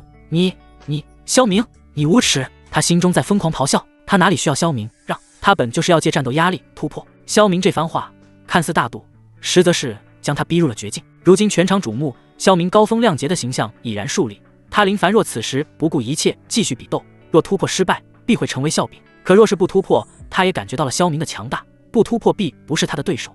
而且瞧萧明这姿态，分明是吃定了他，即便突破也无用。萧明这是阳谋，赤裸裸的羞辱和算计。林师兄，你这是怎么了？可是刚才战斗损耗过多，快些调息，准备突破吧，莫要辜负了师弟我的一番好意，也莫让诸位同门久等了。萧明一脸关切地说道，语气那叫一个真诚。你林凡气得浑身发抖，看着台下那些对萧明投去崇拜目光的弟子，再看看高台上神色各异的长老，尤其是洛丽娜满眼都是他的眼神，顿时他只觉得一股怒火直冲天灵盖，眼前阵阵发黑。骑虎难下，真正的骑虎难下。在所有目光的注视下，林凡脸色变幻不定，最终无尽的屈辱和滔天的恨意压倒了一切理智，他眼中闪过一丝疯狂之色。好，萧明，这是你逼我的。林凡从牙缝里挤出这句话，猛地盘膝坐下，双手结印，竟真的开始强行突破金丹巅峰。然而他心绪已乱，那口一往无前的气已泄，突破又岂是一事？只见他周身魔气波动剧烈，脸色忽青忽白，额头青筋暴起，汗如雨下，显然极为艰难。时间一点点流逝，台下开始出现一些窃窃私语。怎么这么久？看起来好像很困难的样子，他是不是不行啊？难道说是萧师兄判断错了？听着这些议论，林凡心中更是焦躁，冲击瓶颈的魔气也越发紊乱。萧明好整以暇地站在一旁，如同真的在护法一般，但嘴角那抹讥诮，近处的林凡看得一清二楚。就在众人渐感不耐，甚至有人开始微微起哄时，轰！林凡体内仿佛有什么东西碎裂一般，发出一声闷响，他周身气息骤然暴涨，强行冲开了那道壁垒，踏入了金丹巅峰。然而他的脸色却浮现一股异样的潮红，随即又迅速褪去，变得有些苍白，眼神深处更是掠过一丝难以掩饰的痛楚与虚弱感。只有修为高深者能看出，他这突破绝非完美，定然是付出了不小的代价，甚至可能损伤了部分根基。成功了，林凡师兄真的突破了金丹巅峰，这下应该能和萧师兄势均力敌了吧？台下响起一阵阵惊呼。林凡猛地睁开眼，眼中血丝遍布，充满了疯狂与杀意。他死死盯着萧明，声音嘶哑如同野兽。萧明，我已经突破了，现在你可以去死了。他强忍着丹田隐隐传来的空虚感，周身气势骤然暴涨，比之前强横了数倍不止。他双手急速结印，一道凝练无比、缠绕着暗青色风雷之力的巨大魔掌瞬间成型，带着撕裂空气的尖啸，如同山岳般朝着萧明当头压去。这可是他的底牌手段，之前一直没有使用过。风雷魔掌，给我震！这一击蕴含着他的全部力量与杀意，威力惊人，引得台下阵阵惊呼。这气息，金丹巅峰，果然不同凡响。这一掌的威力，恐怕堪比元婴强者一击了。萧师兄危险了！萧明看着状若疯魔、气息有些虚浮的林凡，摇了摇头，轻轻叹息一声，仿佛在惋惜：“林师弟，你这又是何苦呢？”也罢，既已突破，那便如你所愿，结束吧。话音未落，萧明就动了。面对林凡这石破天惊的一击，萧明却只是轻轻摇了摇头，脸上那抹惋惜之色更浓，仿佛在感叹对方的不自量力。就在那巨大的掌印即将临近的刹那，萧明不退反进，一步踏出，整个擂台仿佛都为之微微一震。他右掌缓缓抬起，掌心之中一股寂灭、湮灭一切的恐怖气息骤然凝聚，周遭的光线都仿佛被吸入其中，变得暗淡无光。正是天魔门9法之一的大寂灭魂掌，没有惊天动地的声势，也没有什么绚丽夺目的光华，只有一种令人灵魂都为之战栗的死寂与虚无感。一掌寂灭，萧明口中低喝一声，缓缓推出的手掌后发先至，与林凡那声势浩大、风雷缠绕的魔掌毫无花哨的硬焊在了一起。轰一声，仿佛天地崩裂般的恐怖巨响在广场上空回荡。在所有人难以置信的目光中，那看似威力无匹的风雷巨掌，在接触到萧明那寂灭掌印的瞬间，就如同骄阳下的冰雪，寸寸消融，其中的风雷之力直接湮灭成了虚无。林凡脸上的疯狂和狞笑瞬间凝固，转为极致的惊骇与难以置信。这怎么可能？林凡此时面上异常的精彩，他深知自己这一掌的威力，这可是他的保命底牌，他还是从一个房市的小贩那里捡漏得来的。虽然他如今不在全盛状态，但此时的一掌也堪比元婴初期强者的全力一击了。但就是这样的攻击，竟然在萧明的这什么寂灭掌下被寸寸瓦解。但比擂台上景象更令人震惊的，却是高台上诸强者的反应。端坐于主位之侧的副宗主骆红衣，在萧明掌心那股寂灭气息出现的刹那，原本慵懒倚靠在宝座上的娇躯猛地坐直，那双妩媚凤目瞬间瞪大，瞳孔骤缩，脸上那抹从容的笑意缓缓消失，取而代之的是无与伦比的震惊与骇然。他甚至失声低呼：“这掌法是大寂灭魂掌，这怎么可能？”而坐在他身旁的洛里反应也很是剧烈，在那股仿佛能湮灭万物、令灵魂为之颤栗的死寂气息弥漫开时，他那双清冷桃花眼中充满了难以置信，死死盯着萧明那缓缓推出的手掌，红唇微张，内心掀起惊涛骇浪。这不是魔点格的大寂灭魂掌吗？那孽徒竟然连这门功法也掌握了。他比师姐更清楚这门功法修炼的艰难，他自己当年也曾尝试过，却连入门都做不到。什么？这是寂灭之意，灭魂一掌。高台之上接二连三地响起了无法抑制的惊骇之声。原本稳坐如山的诸位峰主、长老，竟有近半数豁然起身。几位资历较老的长老也无不色变，脸上写满了震撼、狂喜以及深深的怀念。此时一个名字突然浮现在众人的脑海：寂灭魔君厉苍天。这个名字如同一个沉重的烙印，刻在场所有老一辈强者的记忆深处。那是天魔门数百年前的一代传奇，也是上一任圣子。他曾凭借一手出神入化的大寂灭魂掌，纵横玄黄大陆，掌出魂技，同阶无敌。曾以一己之力独占3位正道化神巅峰巨头，凭借此功法，硬生生将其中一人打得魂飞魄散，还重创了另外2人。他的那个时代，曾杀得正道宗门无不闻风丧胆，奠定了天魔门那一段时间的赫赫凶威。也正是他，让大寂灭魂掌成为了天魔门至高传承中杀伐第一的魔功。然天有不测风云，自尽灭魔君因故陨落，有传言是冲击更高境界失败，也有说是遭遇了多方势力的暗算围杀。宗门自那之后，再无人能将此掌法彻底掌握，最多也是只得其形，未得其神，威力实不存一。久而久之，这门掌法几乎成了宗门的一个传说，代表着一段辉煌与遗憾。圣子之位也因前任圣子的消失，后继无人，空悬数百年之久。所以魔点阁的2位守阁人前不久罕见地同时现身，向着副宗主骆红衣提出了重启圣子之位，立萧明为圣子的命令。骆红衣起初看到萧明大比时使用的魔光盾和天魔幻身这2门宗门顶级魔功，还以为是因此2位守阁人才推崇其为圣子。这2门顶级魔功虽然也很诡异莫测，但多用于袭杀和保命，远没有大寂灭魂掌那般令人震撼。可他怎么也没有想到，萧明竟然连这门堪称宗门最难掌握的绝学也修炼成了。而且看其掌意的威力，寂灭气息之浓郁，绝非出窥门径，分明是以得神髓。原来2位守阁人前辈所说的他以得核心传承，指的不仅仅是那2门身法遁术，还包括了这令人垂涎无比大寂灭魂掌。骆红衣心中恍然，随即涌起的是难以抑制的狂喜与激动。寂灭掌众线，此乃宗门大兴之兆，圣子之位，非他莫属。就是当场立他为圣子，也没有人有意见。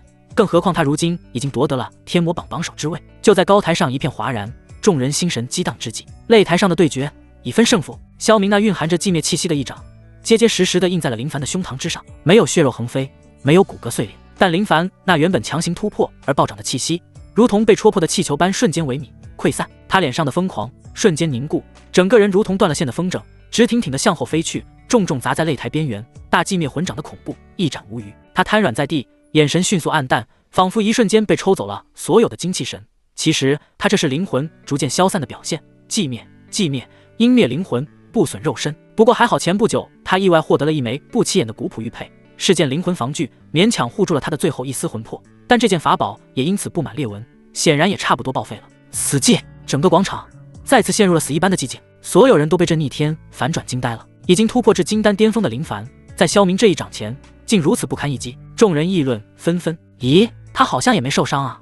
切，你这就不懂了吧？寂灭，寂灭，那寂灭魂掌是专门针对人的魂体攻击的，肉身自然没事。擂台之上，萧明缓缓收掌，眼神漠然地看着对面此时倒在地上只剩下半口气的林凡，缓步向前走去。看着一步步逼近的萧明，林凡那因为灵魂重创而模糊的意识，此时已然被无尽的恐惧彻底吞噬。求生欲压倒了一切仇恨与不甘，他用尽全力抬起颤抖的手，声音微弱，哀求出声道：萧师弟，饶命！我认输，我错了，求求你放过我，我可以认你为主，为奴为仆，求你别杀我。他眼中充满了绝望和哀求。萧明脚步不停，直至走到林凡身前，居高临下的俯视着这个如同烂泥般瘫在地上的气运之子，眼神淡漠，没有丝毫怜悯。看着如此冷静的萧明，林凡浑身剧颤，眼中恐惧更甚。忽的，他仿佛想到了什么，如同抓住最后一根救命稻草，声音带着压抑的怨毒，传音道：萧明，你不能杀我，你和你师尊的事情我都知道，你若敢杀我，我就算死也要将你们师徒之间逆伦人长的丑事公之于众，让你们俩身败名裂。听到林凡的威胁，萧明眼中掠过一丝讥诮与玩味，他缓缓俯下身，凑到林凡耳边，用只有两人能听到的声音低声道：别那么激动了。闻言，林凡心中狂喜，他怕了，他果然还是怕事情败露。师徒间的逆伦之事，即使放在魔宗里也会招人不齿，虽在明面上大家不敢说些什么，但是暗地里众人必口诛笔伐。他急忙再次传音，声音带着一丝劫后余生的颤抖和急迫：焦师弟，只要你肯放过我，我林凡对心魔发誓，你与你师尊之事，我必守口如瓶。如果你还不满意，我甚至可以奉你为主，只求放我一条生路。他眼神真挚，仿佛真的甘心臣服。萧明则是冷笑连连，他怎会不知气运之子又岂是甘于人下之辈？他嘴角那抹讥诮愈发明显。萧明缓缓伸手，轻轻拍了拍林凡的肩膀，动作轻微，声音却带着一种猫捉老鼠般的戏谑，淡淡传音道：不妨告诉你。萧明的声音如同魔咒，我那位清冷师尊他呀，可是心甘情愿的，甚至有些时候比我这徒弟还更主动了。你说这算哪门子丑事？分明是我们师徒情深，情投意合啊！你胡说，不可能！洛风主他怎么可能？林凡心神俱震，下意识的就要进行反驳。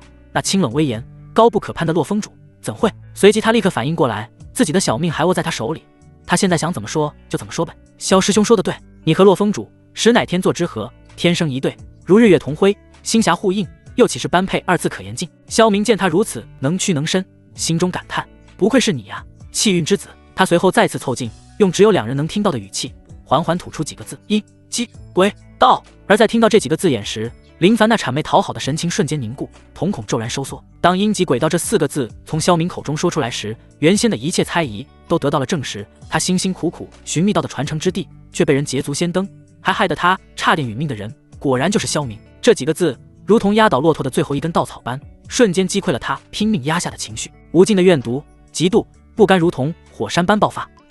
是你，果然是你，萧明，我草你！林凡目眦眦欲裂，嘶吼咒骂。萧明见他如此激动，嘴角一勾，俯身凑到其耳畔，声音细谑而残忍：你还别说，我师尊落里他啊，真的很润。这轻飘飘的几个字，精准地刺入了林凡残存的灵魂深处。哼。话音落下，萧明手掌猛地探出，他暴喝一声吞天魔功。呀！林凡发出了一声凄厉至极的惨嚎。片刻之后，萧明缓缓直起身，脚下只剩下了一具狰狞可怖的干尸。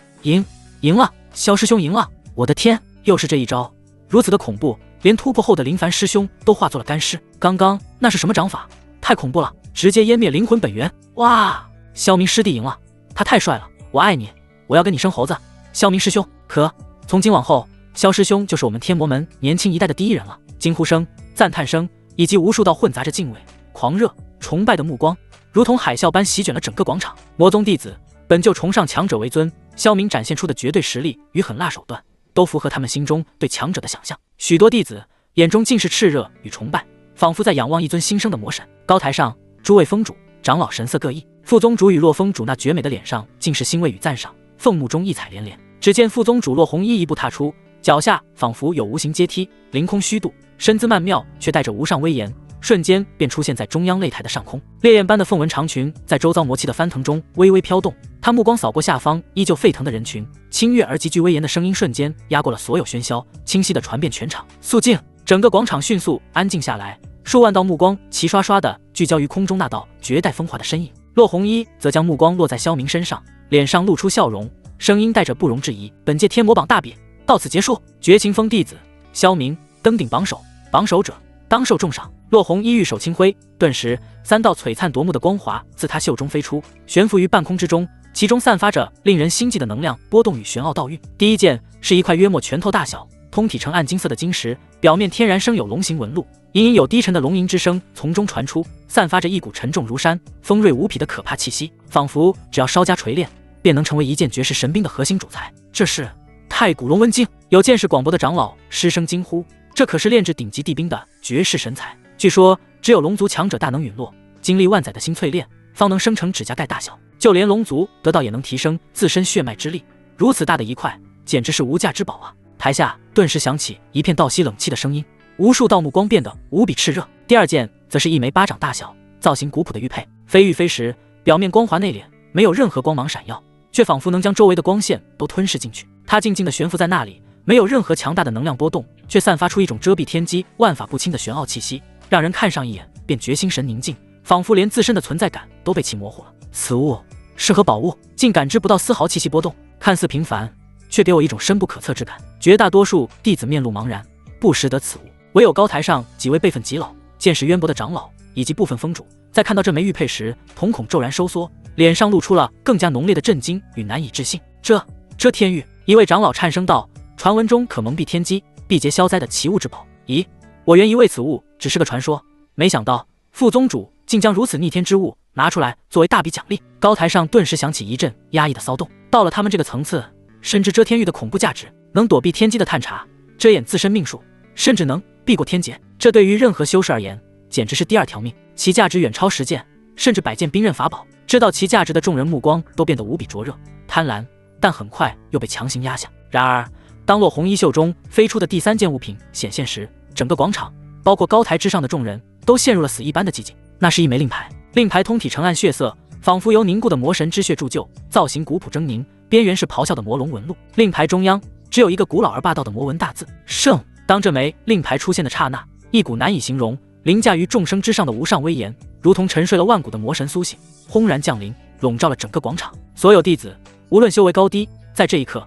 灵魂深处都涌起一股想要顶礼膜拜的冲动。天魔圣子令，整个广场彻底炸开了锅，比之前任何一次都要疯狂，都要沸腾。可能第2件奖励很多人都不清楚是什么，只觉得玄奥无比，但这第3件物品即使没见过，但听到周遭的议论声以及宗门的过往事迹，不禁纷纷的倒吸口凉气。圣子令，是圣子令，传闻宗门圣子之位空悬数百年，难道今日要？我记得天魔门门规记载，得圣子令者即为我天魔门圣子，地位尊崇，仅次于宗主与副宗主，可调动宗门大部分资源，见令如见宗主。我的老天，宗门这是要立圣子了！萧明师兄将是未来的宗门掌舵人。哇哦，圣子！萧明师弟竟然成了圣子！无数弟子激动得浑身颤抖，面色潮红，看向萧明的目光中充满了无尽的狂热与敬畏。圣子，这意味着天魔门未来的格局将彻底改变，一个属于萧明的时代即将来临。高台之上，几位支持涂刚与邢老的峰主长老猛地站起身，双眼死死盯着那枚暗红如血的圣子令，有人甚至连声质问，开口：圣子，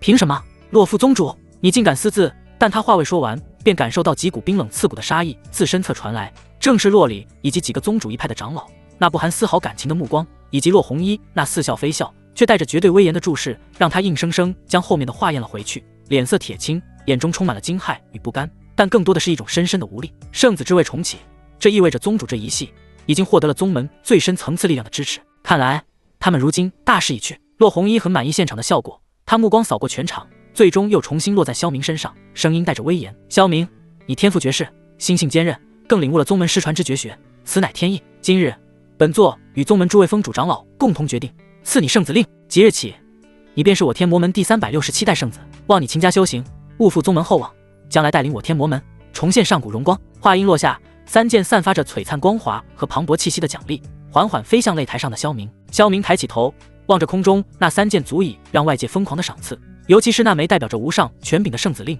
眼神依旧平静，只是深处掠过一丝不易察觉的幽光。他微微躬身，伸出双手，声音沉稳清晰地回荡在寂静下来的广场上空：弟子萧明必不负宗门厚望。最后在数万道无比复杂无比炽热的目光注视下，3件重宝缓缓落入萧明手中，被其收进了储物间。至此天魔榜大比也随之结束。大比后，萧明与一众天魔门峰主长老寒暄了一阵，最后在师尊洛里悠悠的眼神中跟随其回了绝情峰寝殿。大比落幕，新任圣子诞生的消息传遍了整个宗门，萧明则是随着洛里一前一后的返回绝情峰寝殿，所过之处沿途弟子无不躬身垂首，态度恭敬，目光敬畏而崇拜。见过洛峰主，见过萧圣子。几名女弟子满脸崇拜地望着萧明，眼中全是小星星，有几个胆大的甚至还对其抛着媚眼，挺了挺那不小的本钱。洛里则依旧清冷，对沿途的恭敬问候只是微微颔首，并不多言，维持着峰主一贯的威仪与疏离。萧明也是一一回应，心中不禁感叹，这圣子之位真是个香饽饽呀！以前他就是个小透明，走在街上估计也没一个人认识他，何况是与他打招呼了。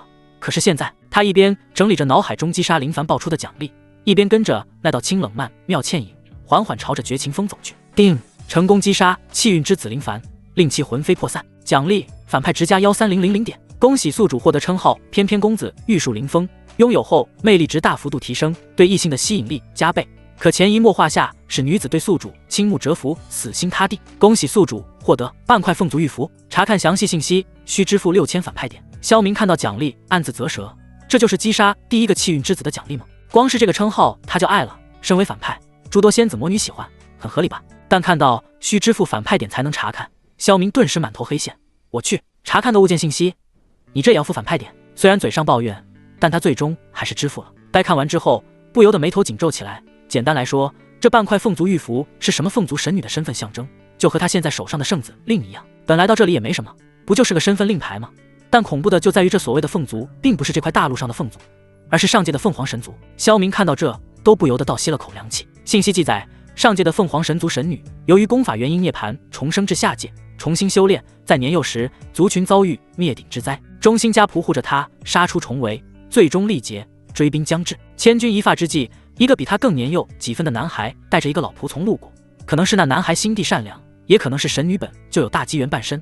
那老仆从便如渊庭月至，3两下便杀退了强敌。小男孩和那老仆留下了些许药物与盘缠，便要离去。神女心中孤傲，不愿平白受此大恩，将那枚象征着其身份的凤凰玉符生生掰成2半，将其中一半给了男孩，眸光执拗，此恩必报，以此为证。小男孩似乎有些讶异，又似乎是对那块玉符极为感兴趣，也没有推辞，只是笑了笑，就接过那半块温润散发着神圣气息的玉符，随手收下，甚至未留下姓名，便已远去。看到这里，萧明不禁撇了撇嘴，英雄救美，老套的剧情，但这凤族神女会是谁呢？随即他不知想到了什么，眼神一凝，不会是他吧？两人一前一后回到了绝情峰寝殿。哐当一声巨响，大门重重关闭，只不过由于力道原因，并未完全合上。而正走到那玉座前辈对着萧明的洛里，娇躯下意识的就是一颤，他呼了口气，平复了下心中的旖旎。随后那清冷中带着不容置疑的声音再次响起：今日大比，你能夺得榜首或封圣子，总算是没有辜负为师与副宗主对你的期望。他的声音虽平淡，但还是难掩话语中的那一丝欣喜。大寂灭魂掌的重现意义非凡，于你于宗门都是好事，但你平日也需多加小心，这世上多的是心怀叵测的小人。他随即话锋一转，语气带着责问，转过身来，那双清冷的桃花眼直视萧明：孽徒，你可知错？是谁让你在众目睽睽之下明目张胆地动用那吞噬功法的？他的声音抬高了些，在空旷大殿中回荡：你可知你那功法一道暴露于人前，你会成为多少人的眼中钉、肉中刺？战魔峰、刑法殿，还有那些隐藏在暗处的老怪物，他们又怎会不心生忌惮、贪婪、算计于你？他越说越气，胸口微微起伏，俏脸也因激动而泛起一丝薄红，更显绝艳动人。但那桃花眼中依旧藏着怒火。木秀于林，风必摧之。你以为得了圣子之位，有了为师与副宗主的青睐，就能在宗门内高枕无忧无敌了？不知收敛，肆意妄为，是嫌自己命长，还是嫌给为师与副宗主惹的麻烦不够多？萧明静静地听着，脸上没有任何不悦。他当然知道师尊宝宝在气什么，在怕什么，气他不知藏拙收敛，怕他成为众矢之的，遭人暗算。当然，对于这方面，萧明也有自己的考量。其实他早就打算好了，过段时间待宗门稳定了，他肯定是要出去的，不然哪来的气运之子，哪来的羊毛薅呢？暴露出令人垂涎不已的吞天魔功，一方面可以震慑一些敌人，另一方面还可以引蛇出洞。只有这样才能让躲在暗处的那些老家伙现身。就在洛里余怒未消，还欲再训斥几句时，萧明忽然动了。他缓缓向前一步，瞬间拉近了二人之间的距离，脸上也露出了一丝少见的温柔。洛里见此心中一跳，下意识的想要后退躲避。他调整了一下心绪，瞪视着逼近的萧明：“叶图，你又想做什么？本座再问你话。”萧明顶着那毫无威慑力的瞪视，缓缓开口：“师尊教训的是，但弟子也另有打算。”他的目光灼灼在洛里那因愤怒和不安微微起伏的胸口上徘徊，又缓缓上移，锁住了那双强作冰冷的桃花眼。随后他轻轻抬手，指尖带着一丝冰凉，轻轻触上洛里光滑的下颌，动作温柔却带着强势。师尊且放心，他人的觊觎算计。萧明缓缓摩挲过他细腻的肌肤，眼神幽深如玉，语气却带着一种令人心悸的平淡。那又如何？若有人敢伸手，他微微俯身，灼热的鼻息喷吐在洛里瞬间泛起红晕的耳廓，声音压得更低，却字字响彻在他的心头，吞了他便是。而且我这不还有师尊吗？萧明目光在他那嫣红的唇瓣上流连，声音充满了蛊惑与绝对的自信。放心吧，反正日后不仅是这圣子之位，就连这天魔门以及……他的话语微微一顿，另一只手已揽上了那纤细柔韧的腰肢，将他猛地带向自己。师尊，都是我的。洛丽美眸瞪得大大的，他没想到这个孽徒的野心这么大，但还没来得及回应，就已经沦陷在那强势而霸道的吻中。寝殿内氤氲的暖香尚未散去，空气中弥漫着情动后的靡靡气息。若是有他人在这里的话，定然会被此时寝殿里的场景惊掉下巴。那原本象征着封主无上权威的玉座，此刻却被一个男子慵懒依靠着，他姿态闲适，仿佛本就是这座寝殿的主人。而本该端坐于此的洛里令封主，此刻却温顺地侧坐在他怀中，依偎着他坚实的胸膛。二人激吻甚是热烈，也不知过了多久，洛里那一袭冰蓝色的长裙已然微微凌乱，肩头的裙带已然滑落，露出大片雪白滑腻的肌肤，上面似乎还残留着些许暧昧的印记。洛里平日里那张清冷绝俗的容颜，此刻绯红未退，如同醉酒的晚霞，一直蔓延到精致的锁骨。还有那双总含着冷意的桃花眼，此刻水光潋滟，眼尾泛着诱人的红，哪里还有半分平日的威仪，只剩下被情欲浸透的柔软和几乎要溢出来的浓稠爱意。明儿别。他刚开口，却因萧明在他衣裙下作怪的大手，忍不住发出一声轻唤，完全不复以往的清冷。萧明低头看着怀中这具已然彻底向他敞开心扉的娇躯，看着这位在人前清冷孤高的师尊，此刻却如同最温顺的猫儿般蜷缩在自己怀里，眼中尽是得意与满足。他俯身再次攫取那两片诱人的唇瓣，直到洛里气喘吁吁，才稍稍退开，一条晶莹的丝线在两人唇间断开。师尊刚才想说什么？萧明的声音低沉，那只探入他衣襟深处的手更加过分地抚上那饱满的揉捏着。洛里娇躯剧颤，呼吸越发急促起来，好不容易才凝聚起来的一点思绪又被撞得支离破碎。他佯怒地抬起绵软无力的手，想要拍开那只作怪的大手，声音断断续续：“叶图，你先把手拿出来。这样让为师如何与你说话？”萧明低笑一声，指尖缓缓走向云端，引得洛里又是一阵抑制不住的站立。师尊说便是，弟子听着呢。他嘴上恭敬，动作却愈发梦浪。洛里望着眼前满脸得意的孽徒，不知怎地，他只觉越看越挪不开眼，好像比以往更加帅气逼人了。但感受到那仍旧在自己衣裙里作怪的大手，洛里又羞又恼，知道自己拗不过这霸道的孽徒，他绝美的脸上尽是无奈与纵容。他强忍着身体以及小腹不断涌起的奇妙感觉，微微坐起，靠在他臂膀上，心中叹了口气：这个冤家真是的，一点也不知道心疼人。他今日确实是不便。感受到孽徒那愈加过分大胆的动作，洛里咬着唇瓣，终究是开了口：明儿今天真的不行。他将滚烫的脸颊埋进萧明的颈窝，声音细弱文瑞，带着难以启齿的羞窘：为师今日身子不便，那个月事来了。最后几个字几乎是从齿缝里挤出来的，细不可闻。说完，他连耳根都红透了，仿佛能滴出血来。想他堂堂一phương之主，化神大能，此刻却要向自己的徒弟解释这等私密之事，巨大的羞耻感几乎要让他窒息。萧明闻言，手上的动作微微一顿，眼中闪过一丝了然。难怪方才缠绵时他便有所顾虑，隐隐有些放不开，原是如此。他低头看着怀中师尊那复修不可抑、我见犹怜的模样，心中那点邪火非但没消，反而烧得更旺，夹杂着一种奇异的怜惜。萧明低头，在他发烫的耳垂上轻轻咬了一下，感受到他敏感的瑟缩，才低笑道：“原来如此，倒是弟子梦浪了，不知师尊身子不适。”话虽如此，他那只大手却依旧流连忘返，只是动作由之前的肆意缓缓转换成了带着安抚意味的摩挲，另一只手则环住他的纤腰，将他更紧密地拥入怀中。既然师尊身子不适，那便好生歇着。萧明的声音温柔了下来，带着一种致命的蛊惑。只是弟子对宗门乃至整个玄黄大陆的局势知之甚少，还有修炼上有一些不明之处。如今弟子既以为圣子，若一无所知，恐惹人笑话。不如师尊便趁此闲暇，为弟子解惑如何？萧明的话语合情合理，但配合着那依旧在点火的手，以及紧贴着洛里散发着灼热体温的胸膛，不用想这解惑的过程注定香艳无比。洛里此刻心神微微放松，他轻轻了一声，调整了一个更舒适的姿势，慵懒地靠着他，开始断断续续地讲述起来。只是那嗓音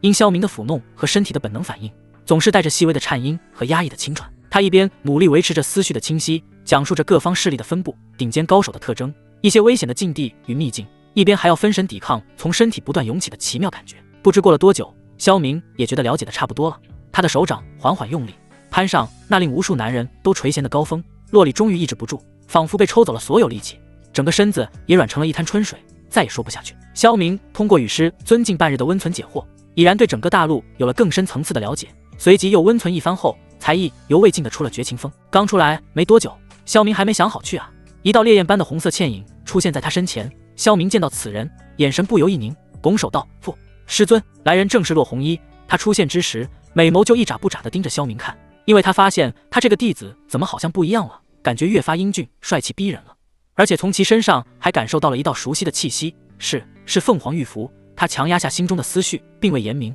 直到萧明被看得都有些发毛时，他才缓缓开口道：“为师带你去你的圣子峰，以后你便住在那了。”在师尊骆红衣的亲自引领下，萧明来到了位于宗门核心区域的边缘，一处相对独立的山峰。此峰不高，却自有一股卓然气宇。山峰通体呈现出一种深沉的玄墨色泽，怪石嶙峋，古木参天，浓郁的天地魔气在此汇聚，形成淡淡的黑色灵雾，盘旋于山腰之上。峰顶被人工开辟出一片颇为开阔的平台，一座风格古朴，以黑曜石与幽冥木构筑而成的殿宇静静矗立。殿宇虽不算宏伟，却透着历经岁月的沧桑与厚重。或许是圣子之位空悬太久，此地即使定期有杂役弟子打扫，免于荒草丛生，但依旧透着一股难以掩盖的清冷与寂寥。殿宇前的石阶缝隙里生着少许苔藓，回廊的立柱上带着风雨侵蚀的痕迹。此地便是圣子峰。骆红衣裹挟着萧明凌空而立，烈焰红裙在风中微扬。他指着下方殿宇道：“历代圣子潜修之所，峰内埋有灵脉分支，修炼环境不输各峰主殿。此处虽独立，但距离为师的主峰与绝情峰皆不算远，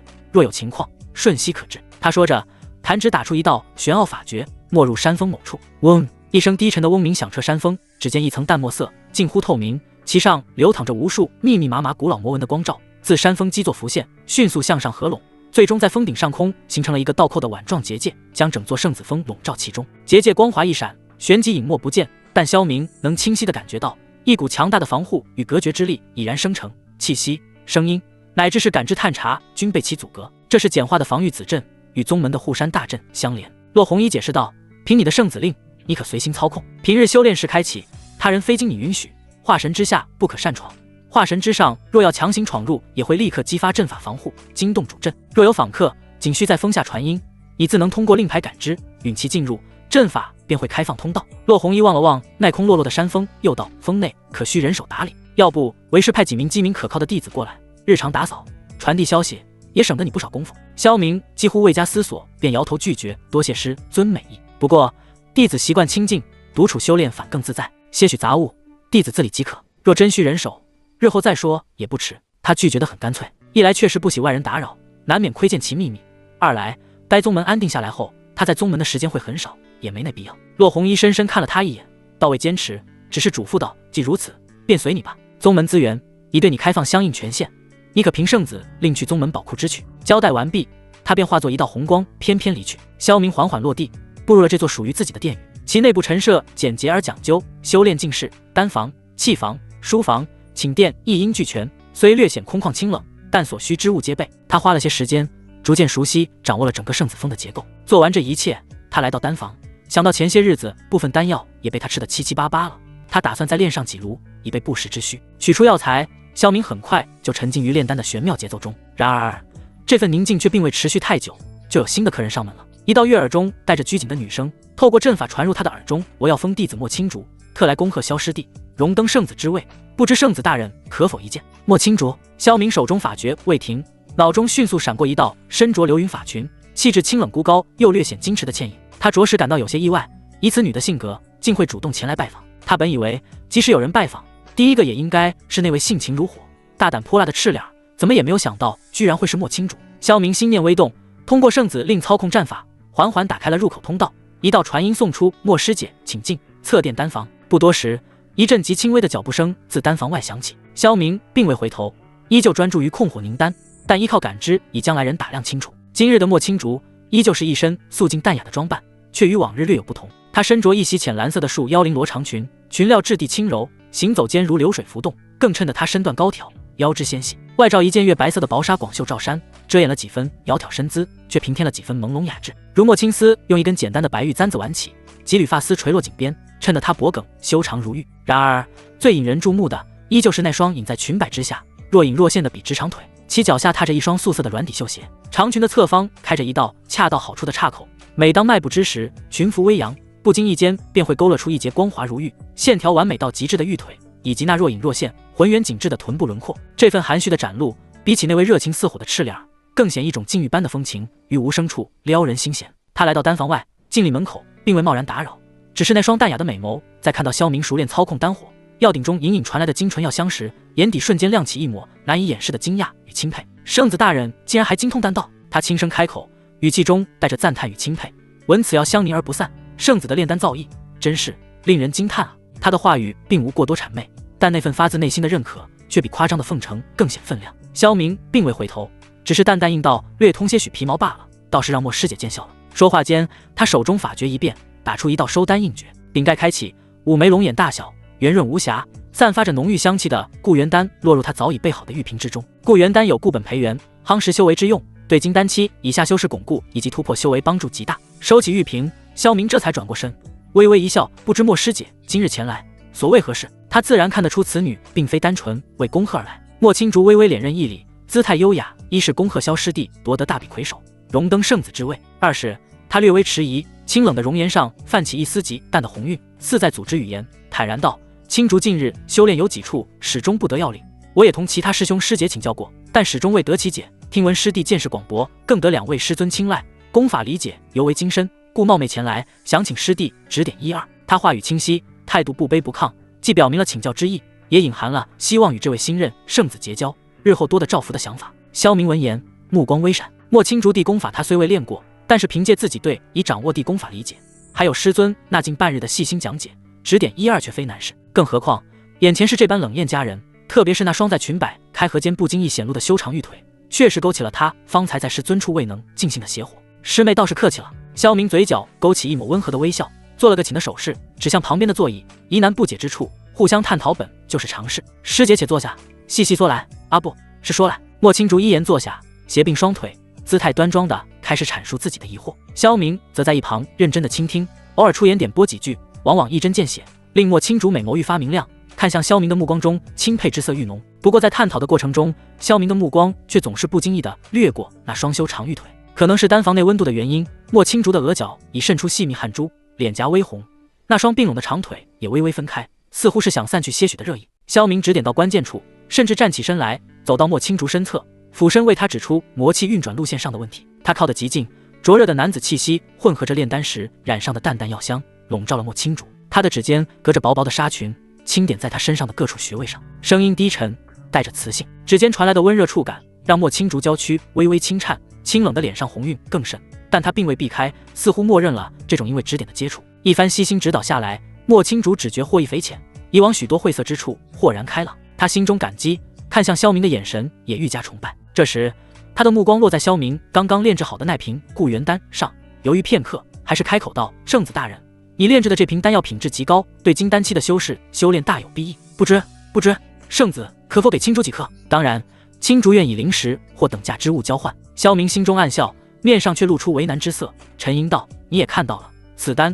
着实炼制不易，若是旁人，我定然是不换的。”随即他话锋一转，目光灼灼地看向莫青竹，特别是在他那双裙摆下的修长玉腿上停留了片刻，语带深意道：“不过嘛，若是莫师妹需要，倒也不是不可以。只是师妹当知，天下没有免费的午餐，想要得到，总得付出些什么。他话语及目光中的暗示已十分明显，顺势还牵起了莫青竹的玉手。莫青竹闻言，脸色瞬间变得煞白，娇躯因羞恼而颤抖得更加剧烈。他猛地站起身，正脱开萧明牵着他的手，淡雅的眸子中满是难以置信，仿佛第一次认识萧明一般。他紧咬着下唇，声音带着颤音：“萧师弟，我本以为你是正人君子，没想到你竟然是这样的人。”他胸口剧烈起伏，显然是气得不轻。萧明则浑不在意，上前一步，一脸痴迷道：“师弟想与师姐结为道侣，不知可否？”莫青竹闻言，语气缓和了几分。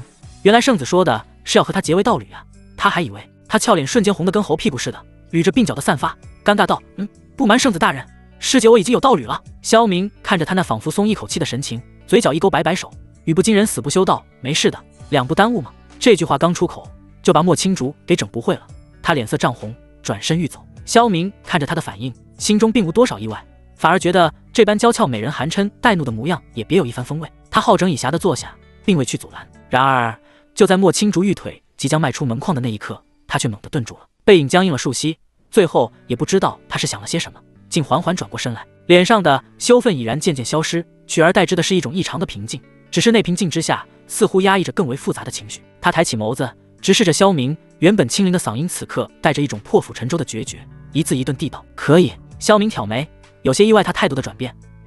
难道这就是魔宗女子与正派女子的区别吗？不等他开口，莫青竹紧接着说道：“不过丹药我要双倍，而且我要你承诺，日后我修炼所需的丹药，只要你能力所及，必须优先为我炼制，材料我会自备。”这下轮到萧明愣住了，他看着眼前这俏丽佳人，那双平静的眸子里没有愤怒，只有坚定。萧明的目光再次缓缓下移，灼热地扫过那双勾人心魄的大长腿，他咽了咽口水，缓缓起身，走到莫青竹面前，伸手抬起她的下巴，迫使她与自己对视，脸上露出了一个意味深长的笑容：“师姐倒是爽快，好，师姐以后需要丹药找师弟便是。”话音落下，他挥手打出一道禁制，将圣子峰内外彻底隔绝。莫青竹定定地站在原地，清冷的容颜上看不出太多表情，唯有那微微起伏的胸口和捏紧裙角的玉手泄露着他内心的不平静。萧明站在他面前，轻轻挑起他的下巴，目光最终落在那根素雅且有灵韵波动的白玉簪上。师姐这玉簪倒是别致。萧明忽然开口，声音低沉，带着一丝玩味。莫青竹娇躯不易察觉的一颤，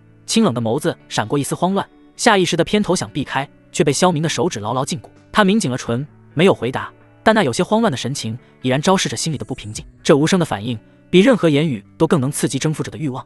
萧明只觉不知名的属性好像又莫名的增加了，他缓缓俯身，霸道的攫住了那片微凉的红唇。莫青竹呜呜一声，双手抵在他胸前，最初轻微的推拒在萧明强势的进犯下迅速变得绵软。他闭上眼，长睫剧烈颤抖，身体僵硬，玉腿似乎有些无力。萧明的吻带着不容抗拒的侵略性，撬开他的背齿，纠缠着他的舌尖，仿佛要将他所有的矜持和高傲都吞噬殆尽。萧明紧接着一手揽住了他柔韧的腰肢，隔着衣裙也能感受到其下惊人的曲线，虽不及师尊那般完美，但也是数一数二的模特身材了。萧明另一只手已然探入外衫，附上了一方饱满的柔软。忽的莫青竹哼一声，身体也渐渐软化，最后的防线开始慢慢瓦解。或许是那双倍丹药和未来修炼的保障太过诱人，或许是被萧明身上强烈的男性气息与霸道的手段所震慑，也或许是内心深处对强者的敬畏与隐秘的渴望在作祟。伴随着萧明越发大胆的动作，莫青竹终于抑制不住，发出一声诱人至极的轻吟，身体彻底软到几乎完全依靠萧明的支撑才勉强站立。他紧闭上眼，长而密的睫毛剧烈颤抖着，任由萧明予取予求。萧明见此哪能再等啊，直接将他打横抱起，走向单房一侧用于临时休息的软榻，衣衫渐退，露出大片雪腻的肌肤。莫青竹羞怯地别过脸，不敢与萧明对视。萧明则霸道地再次吻了上去，唇瓣相碰时，舌尖缠绕，莫青竹也似乎在萧明凶猛的进攻中慢慢沦陷，生疏地回应着，身体逐渐泛起淡淡的粉红。当萧明抚上那双令无数人艳羡的修长玉腿时，莫青竹身体忍不住轻颤，呼吸愈发急促。最后在莫青竹被吻得快要窒息时，萧明才缓缓松开了口。看着眼前这具已向他彻底展露的诱人娇躯，萧明如饿虎扑食般直接压了上去，两人的鼻息相接，身体紧贴，缓缓纠缠缠绕，飞入耐久霄云外。当萧明扛起一条光滑笔直、线条完美到极致的长腿架于肩上时，莫青竹只觉羞耻感达到了顶点，这个姿势让他完全展露。他知道他的一切对于面前这个男人都将不再是秘密。随着一声惹人遐想的颤音，莫青竹终究抵不过身体最诚实的反应，慢慢环上了萧明的脖颈，越来越紧。那根白玉簪在二人的低频晃动中折射着冰冷的光，与莫青竹此刻迷离潮红的面容形成一种极致堕落又无比诱人的反差。此处省略若干字细节描写。不知过了多久，丹房内重新恢复了平静，只余下淡淡的暧昧气息与药香混合在一起的特殊异象。莫青竹拖着疲惫的身体缓缓起身，他先是如一个贤妻良母般给萧明穿戴整齐，然后再是自己。二人都穿好后，莫青竹才跪伏在软榻上，细心的开始收拾着案发现场。在此期间，萧明则是看着软榻边上的那一抹鲜红，暗自出神。他真的是非常惊讶，没想到啊，这莫青竹与他的道理如今还是灵魂伴侣，两人没有真正在一起。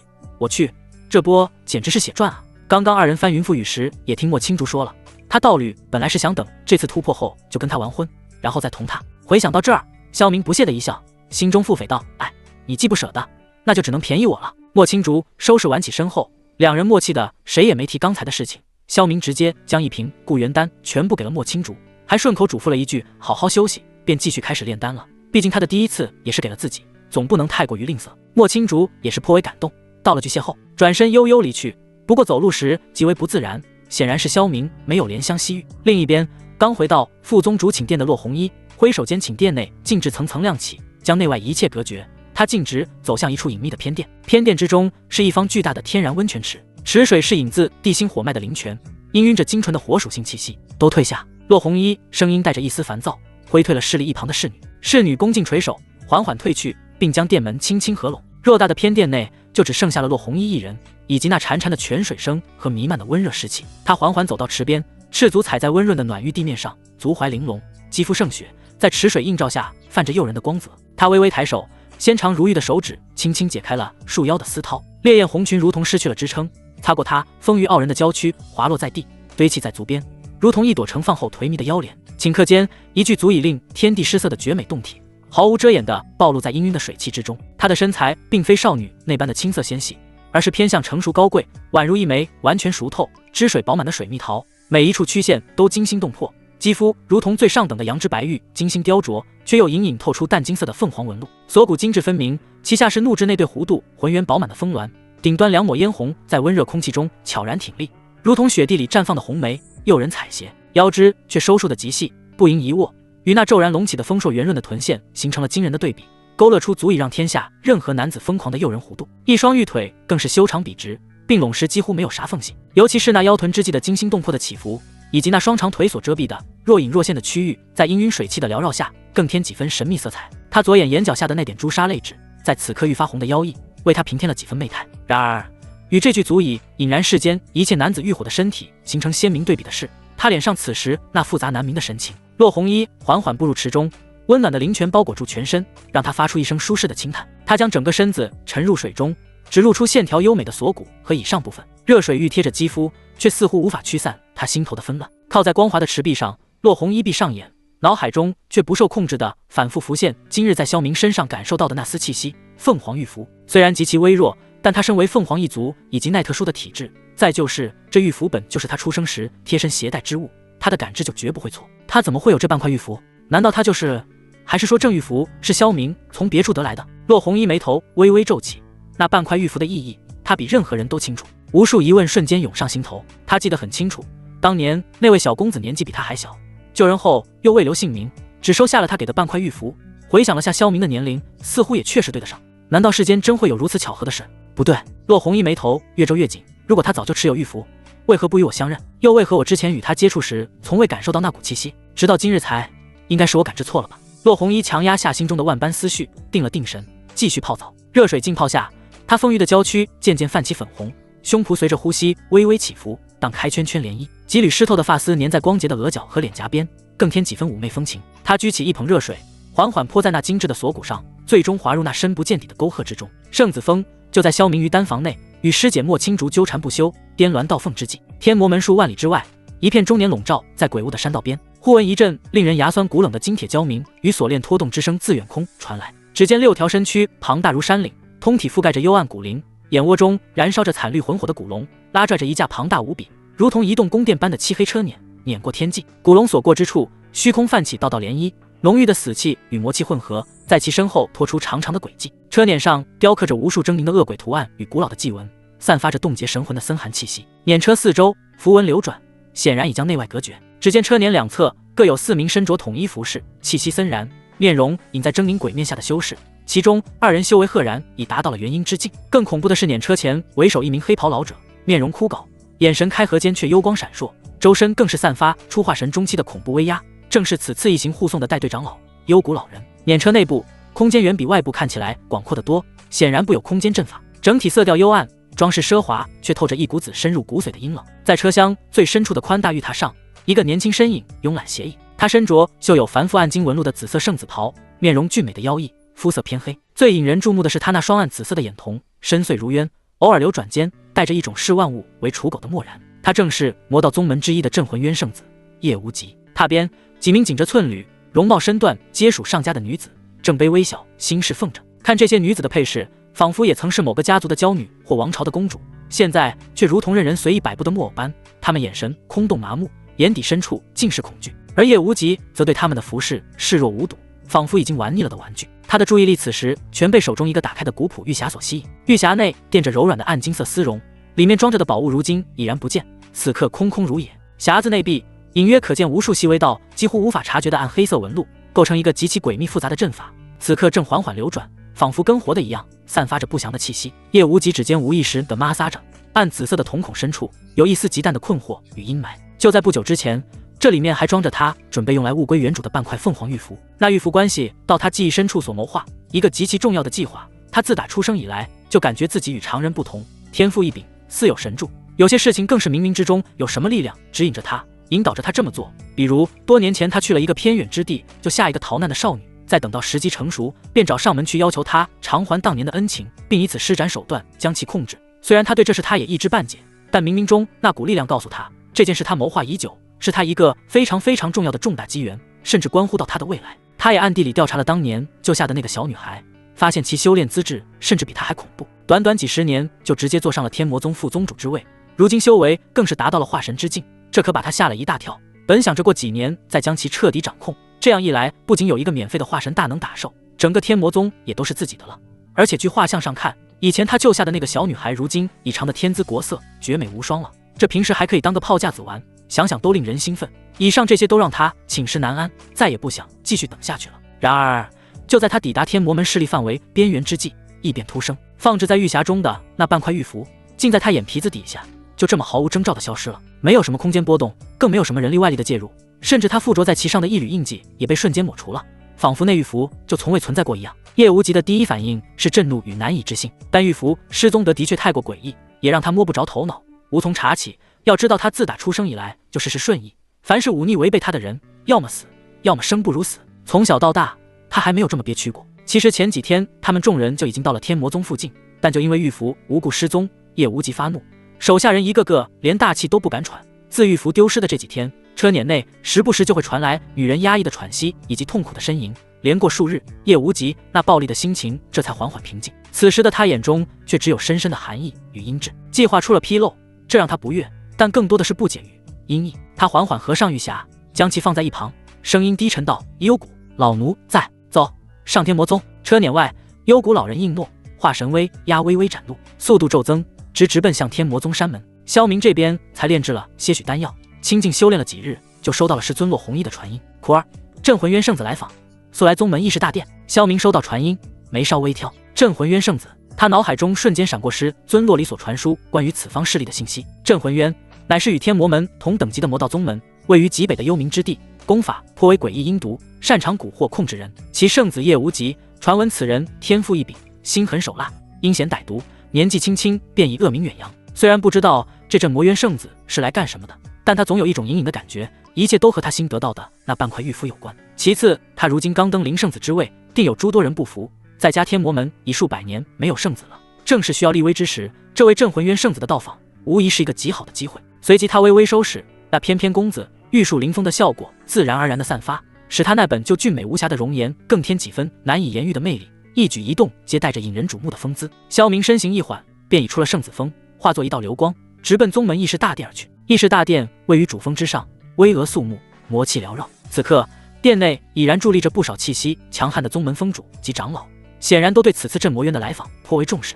萧明身形落在殿前，立刻吸引了所有目光。他如今身为圣子，地位尊崇，加之近日大比中的惊人表现和那深不可测的实力，也赢得了宗门不少高层认同的目光。圣子来了，见过萧圣子。在阵阵问候声中，萧明微微颔首，步履从容地踏入大殿。大殿内，副宗主洛弘一已经端坐于主位，他今日一袭烈焰红裙，凤目寒微，见萧明到来，只是微微点头，但心里的情绪复杂难明。而在他左侧下手，洛里一袭冰蓝长裙，清冷绝尘，看到萧明的那双桃花眸里尽含幽怨。我去，这女人什么鬼？几日不见，怎么感觉怨气这么重？萧明顿时感觉身子凉飕飕的，随即慌忙移开视线，心中嘀咕道：没有犁坏的地，只有累死的牛，古人撑不起我呀！系统，可以免费给我来个荒古圣体吗？腰子也行。本来他也是对这句话嗤之以鼻的，但谁让实践出真知呢？他与莫青竹交合完后还有再战之力，但如果把对象换成师尊洛离的话，他就是心有余而力不足了。萧明才走到属于圣子的席位坐下，就从殿外缓缓走来一众人，为首者一身紫色圣子袍，其上暗金纹路流转，暗紫色的眼瞳里尽是蔑视，周身气息强劲，赫然已达元婴之境。他正是此次来访的镇魂渊圣子叶无极，而他身旁一名老者如幽灵般垂手侍立，化神气的威压隐隐散发着，让殿内不少元婴长老都感到呼吸滞涩。叶无极一进殿门，目光便落在端坐主位的副宗主洛弘一身上，他面上依旧挂着那丝淡淡的笑容，而那古井无波的眼底难以抑制地掠过一丝惊异与炽热。画像终究是死物，又岂能描绘出眼前这女子的1/10风采？今日的洛弘一似是刚结束一场短暂的沐浴或调息，发烧还萦绕着淡淡水汽。他罕见地为着平日那件标志性的烈焰凤纹长裙，而是换了一身更为随性的装束，外罩是一件玄墨底色以暗金丝线绣着的凤纹锦袍，袍服制的挺刮，垂感极佳，伴随着他的坐姿自然的铺展，但锦袍并未系紧，或是觉得这种松弛感更为舒适，只是松松的拢着，透过缝隙可以看到内里竟是一件色泽如鲜血般的绯红软绸抹胸掌裙，虽未过分裸露，但其上边缘勾勒出的弧度令人鼻血喷张，惊心动魄。一片细腻如玉的雪白肌肤与那深邃沟壑若隐若现，脖颈与锁骨线条优美毕露，长裙轻薄贴肤，将她那丰腴傲人的身段描绘得淋漓尽致。她的容颜依旧艳丽绝伦，眉飞入鬓，眼角那点朱砂泪痣因发烧未干的水汽更显妖异夺目。青丝并未完全挽起，几缕如诗的鬓发贴在她光洁的颊边，为她平日的威严增添了几分罕见的慵懒与不经意间的魅意，比画像上更美、更艳、更有味道。叶无极心中暗赞，熟悉的感觉再次窜上心头，那是他打小就养成事事顺意的征服与掌控欲。这女人不仅身份尊贵，实力还强大，再加那冥冥之中的指引和计划，若能将其彻底掌控，无论是对于他的谋划，还是对于他那难以言喻的征服欲，都有莫大的利处。他强压下心底翻腾的心绪，目光恢复睥睨，随意的四处查看。当他的视线触及主位侧下方的封主坐席时，心底再次泛起波澜。那里坐着一道倩影，只见其一袭月白色长裙，袖口与裙摆绣着清雅的银线竹纹，更衬得她清冷绝世。与洛弘一那无意间流露的慵懒媚态不同，洛里则全身上下都透着一股拒人千里之外的清冷与疏离，只是那双漂亮的桃花眼在看向萧明时，会闪过一丝难以捕捉的幽怨与淡淡羞意，随即又恢复平静。叶无极的目光毫不掩饰地扫过这对风格迥异却同样堪称人间绝色的两位美人，心里的燥火不断燃烧。要知道他们镇魔渊女修本就少，即使一些长相普通的，也不知道被多少人玩过了，都被玩烂了。说不准上一刻还在你怀里你侬我侬，下一刻就不知道又是在谁的床上引颈高歌了。就在此时，一道慵懒威仪的女声响起，不知叶圣子远道而来，可是贵宗有什么事要与我宗相商？叶无极闻言迅速收敛心神，脸上恢复了那副隐含倨傲的笑容，对着主位上的洛弘一微微颔首，声音睥睨道：镇魂渊圣子叶无极，见过洛副宗主。久闻副宗主风华绝代，今日一见，方知传言尚不及万一啊。另一边进门就在垂眸思索着的萧明，在听到二人的对话，也下意识抬手望去，目光先是在洛弘一那片雪白与惊心动魄的曲线上停留了一瞬，心中暗赞：这女人今日怎穿的这般？哎，不愧是魔宗啊！不过这也是能让别人看的。他心想，暗自发誓，洛弘一师尊的穿衣品味，还得有劳自己日后细细把关啊。还没等萧明继续多想，他就被叶无极那头顶的通天光柱所吸引了。姓名叶无极，上界大能转世，记忆尚未觉醒，境界元婴中期，气运等级蓝色，气运之子。人生剧本经过惊天谋划与算计，多年前刻意救下凤族少女，获其信物，多年后挟恩图报，在归还信物的玉匣中种下手段，此手段乃上界之术，主要控制奴役其神魂，中术者对施术者言听计从，服服帖帖，但已保留有自主意识。就这样，他借机控制了天魔门如今的一宗之主，坐享两大魔道巨擘的宗门资源，供其挥霍修炼，随后一飞冲天。我去，上界大能转世，这种气运之子就不太好办了。萧明顿感压力山大，要知道转世大能一定拥有逆天地功法以及武学，包括保命底牌，说不定还拥有一些独特而诡异的秘法。这种人实力逆天，而且极其的难杀，再加之早晚会飞升，若是与之为敌了，必要想方设法将其尽早除去，否则后患无穷。萧明眉头紧锁，眼神不禁眯了起来，心中则是在做取舍权衡。如果现在找个由头教唆两位师尊将其击杀，蓝宝宗门里一些反对派出来作梗，到时气运之子再借机逃离，只怕是大难不死，后患不止啊。虽说放任其成长下去，以后再将其诛杀的收益会更大，但是让一名上界大能转世的气运之子一直活着，终究是一个不稳定因素。就在叶无极欲要继续开口时，忽的一丝危机感一闪而逝，他警惕又疑惑地将目光望向了一个方向，那里坐着一位英俊不凡、气质超然的男子。当看到萧明的瞬间，叶无极的瞳孔不易察觉地缩了缩，此人给他的感觉很怪异，虽只是金丹修为，但魔气的凝练程度以及周身隐隐散发出来的威势，竟让他都感到一丝隐隐的威胁。尤其是对方那若有若无的打量以及笑意，让他极为不适。而且他还感觉对方看他的目光犹如是猎人在看猎物般。这位是叶无极，看向萧明，语气带着一丝恰到好处的好奇。他来时可做了不少功课，照他收集到的信息，天魔门的高层不可能有如此英俊而年轻的男子，而且还只是金丹修为便可参与如此重大的两宗会面。骆红衣闻言露出一抹浅笑，淡淡道：“这位是我宗的新力圣子萧明。”圣子？叶无极眉梢一挑，脸上露出恰到好处的惊讶与一丝不易察觉的警惕。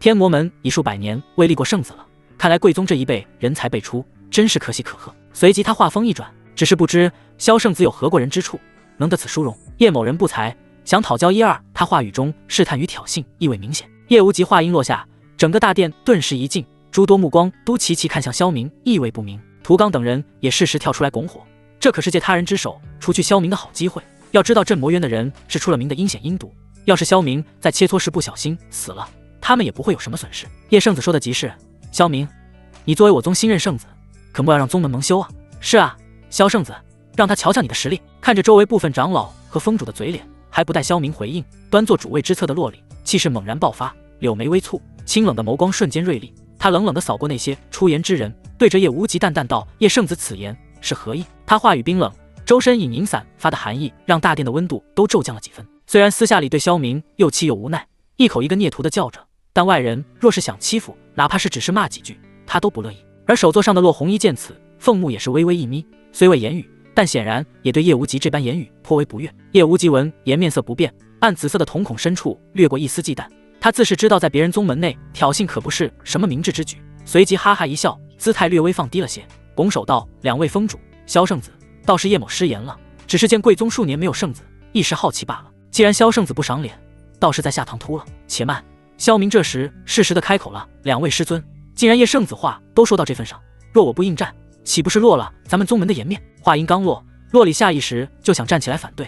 萧明自然是知道他在担心些什么，他自己也明白，大能转世顶级地功法武学，再加上碾压自己的修为，自己跟他比斗绝无胜算。他之所以答应，不过是待会儿萧明知道他压根就没法和自己打。看着两位绝美师尊疑虑以及担心的眼神，尤其是洛里师尊那几乎溢出来的关切与担忧，萧明只是回以了一个自信的微笑，对其眨眨眼。与萧明约定好切磋比斗的时间后，叶无极随即话锋一转，脸上露出诚挚之色，目光再次转向首座的洛红衣。其实叶某此次前来还有一件私事，想当面同洛副宗主商讨。洛副宗主，多年前叶某尚且年少，跟随家中仆外出游玩时，他话语微微一顿，仿佛是在回忆当时有一小女孩，最后我命老仆将其救下，他留予了半块玉符作为信物。后来我经多方打听，才知当初那小女孩似是洛副宗主，这才来前来叨扰，想将玉符归还。此言一出，全场顿时响起一阵压抑的惊呼声。什么？副宗主年幼时竟被叶圣子救过？幸事如此，那可是天大的恩情啊！洛红衣在叶无极讲述到小女孩时，娇躯脊不可察的微微绷紧，尤其是当听到半块玉符这一关键词时，心中已然掀起了惊涛骇浪。那段尘封着的关乎他救命恩人的记忆画面仿佛重现眼前。他记得幼时绝望之际，确实有一老一少出现在他的眼前，救下了他，就如同黑夜里唯一的一道光。难道多年前的那少年就是叶无极？他强压下内心的激动与欣喜，毕竟她也不是什么天真的无知少女，别人说什么她都会信。随即绝美的容颜上附上一层寒霜，凤目之中锐光爆射，死死盯着叶无极。你，洛红衣红唇微张，声音带着一丝不易察觉的微颤。你此言当真？他心中其实已信了7、8分，因为那段往事也极为隐秘，他自己也从未向他人说过，知晓者本就寥寥无几，更何况对方连那般块玉符之事都说了出来，再加上此时的镇定，不像是在说谎。叶无极见骆红衣这反应，心中暗喜，知道对方已然信了大半，脸上适时的露出一丝惭愧与自责，悲叹道：“不敢欺瞒骆副宗主，那半枚玉符本是最好信物，可惜就在前几日，叶某前来贵宗途中，他竟诡异的消失不见了。而且叶某近日来搜寻良久，也未能将其找回，实在是惭愧，丢失了。”骆红衣黛眉微蹙，正欲说些什么，而叶无极话锋一转，手腕一翻，一个古朴的玉匣出现在他掌心。我本是将玉符放在此玉匣内，想亲手交还给骆副宗主，岂料叶无极面露惭愧，将玉匣用气镜包裹，缓缓传向骆红衣，语气带着恰到好处的自责与惋惜，但眼角的余光却死死盯着那缓缓飘向骆红衣的玉匣。只要其亲手接过，甚至进行探查，玉匣内的手段就会被激活，那诡异的力量便会无声无息地侵入其灵魂深处，将其奴役。就在叶无极心脏狂跳，欲露出狂喜之色，骆红衣心中微烦，下意识便要将那玉匣摄取过来之时，师尊，且慢！一道平静的声音再次响起，当然是我们的萧大圣子又出言了。叶无极刚要露出笑容的脸，瞬间阴沉无比，心里更是想骂娘。他看着此时出言的萧明，强挤出一抹微笑，淡淡道：“萧圣子，怎么了？”别看他表面平静，但心中对萧明恨的那是咬牙切齿。另一边的萧明不知何时已悄然起身，挡在了骆红衣的面前。他面色平静无波，但那双深邃的眼眸中却仿佛有星辰闪烁。他死死地盯着空中悬停的那个玉匣。骆红衣抬起的手盾在半空，黛眉微蹙，有些不解地望向萧明。看见萧明死死盯着玉匣，叶无极眼底深处闪过一丝极快的慌乱与紧张，但面上却故作不悦，再次沉声道：“萧圣子，你这是何意？”看着叶无极那憋屈愤恨还要故作姿态的样子，萧明随即诡异一笑，戏谑道：“叶圣子，玉符被你弄丢了，这玉匣已然是空的，看不看也无所谓了吧？”叶无极看着此刻无比欠揍的萧明，袖袍下的手紧握成拳，杀意沸腾到了极点。他强压下动手的心思，一字一句道：“萧圣子，此物还是交由骆副宗主吧，万一副宗主有什么特别的秘法，能将遗失之物找回来也说不定呢。”闻听此言，萧明假作沉思，缓缓道：“也对。”就在叶无极以为萧明不再阻拦，欲要继续将玉匣送向骆红衣时，萧明又出言了：“叶圣子，这玉匣里该不会有什么恐怖的东西吧？我胆子小，你可别吓我。”说完还装出一副害怕的神情。一旁看到孽徒一系列操作以及此时害怕神情的洛里扑哧一声笑了出来，这一笑如百花绽放，配合着他那对满眼都是自己的勾人桃花眼，以及莫名的属性的加持，弄萧明差点把持不住现场提枪上阵。洛里仿佛看到了那孽徒一瞬间的窘迫，嘴角微微上扬，心中得意，但他也没敢继续挑逗，生怕这孽徒不当人，到时候可救。萧明定了定心神，对手座上的师尊骆红衣微微拱手道：“师尊，这玉匣还是莫要查看了，我怕有些人心思不纯。大家都知镇魂渊对控人神魂之道颇为了得，在里面布置了控制神魂类的手段，也很合理吧？你放肆，你敢污蔑本圣子！”叶无极又惊又怒，他没想到萧明竟能一口道破他的算计，可是这怎么可能呢？他刚刚可是连今晚上调教骆红衣时让其摆什么姿势都想好了，结果就这么被萧明搅黄了。虽然叶无极的表情管理很到位，但依然没能逃过骆红衣的眼睛。其实萧明第一次阻止时，他就在暗自观察着二人的一举一动，显然叶无极刚刚的情绪波动以及反应就明显有异常。见此，骆红衣手掌轻轻一挥，一团赤红的火焰爆射飞向那玉匣，正是他天生就拥有的本命凤凰真火。要知道凤凰一族的本命真火可不比平常火焰，普通族人的凤凰真火就能堪比多数人都求而不得用来炼丹炼气的地火了，何况是他这位凤凰凤族的神女，她手中的火焰比之天火都有过之而不无不及。众人一个个盯着火焰包裹着的玉匣，不过一会儿就有几个长老首先出声：“咦，怎么一直有极细小的黑气往外冒呢？”“是啊，要不是我灵魂感知强，估计都发现不了，黑气萦绕，久久不散，这匣内必有古怪。”其实在几个长老出声前，骆红衣就感觉到了匣子的异常。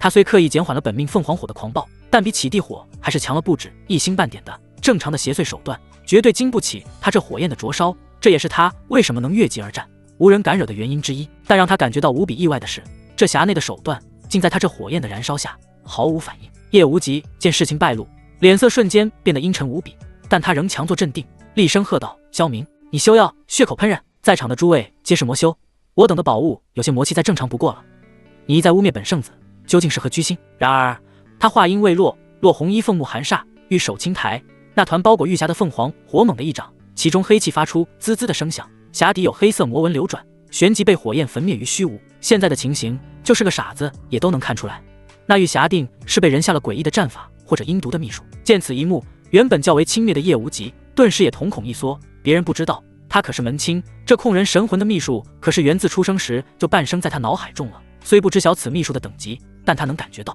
这绝不是此间大陆能有的。骆红衣冷哼一声，周身化神威压弥漫。叶无极，我当你是镇魂渊圣子，这才对你礼数有加。你莫非当本座是3岁孩童吗？这玉匣内分明是被人下了阴毒的手段，若非本座徒儿察觉，岂不是要着了你的道？你好大的胆子！事实胜于雄辩。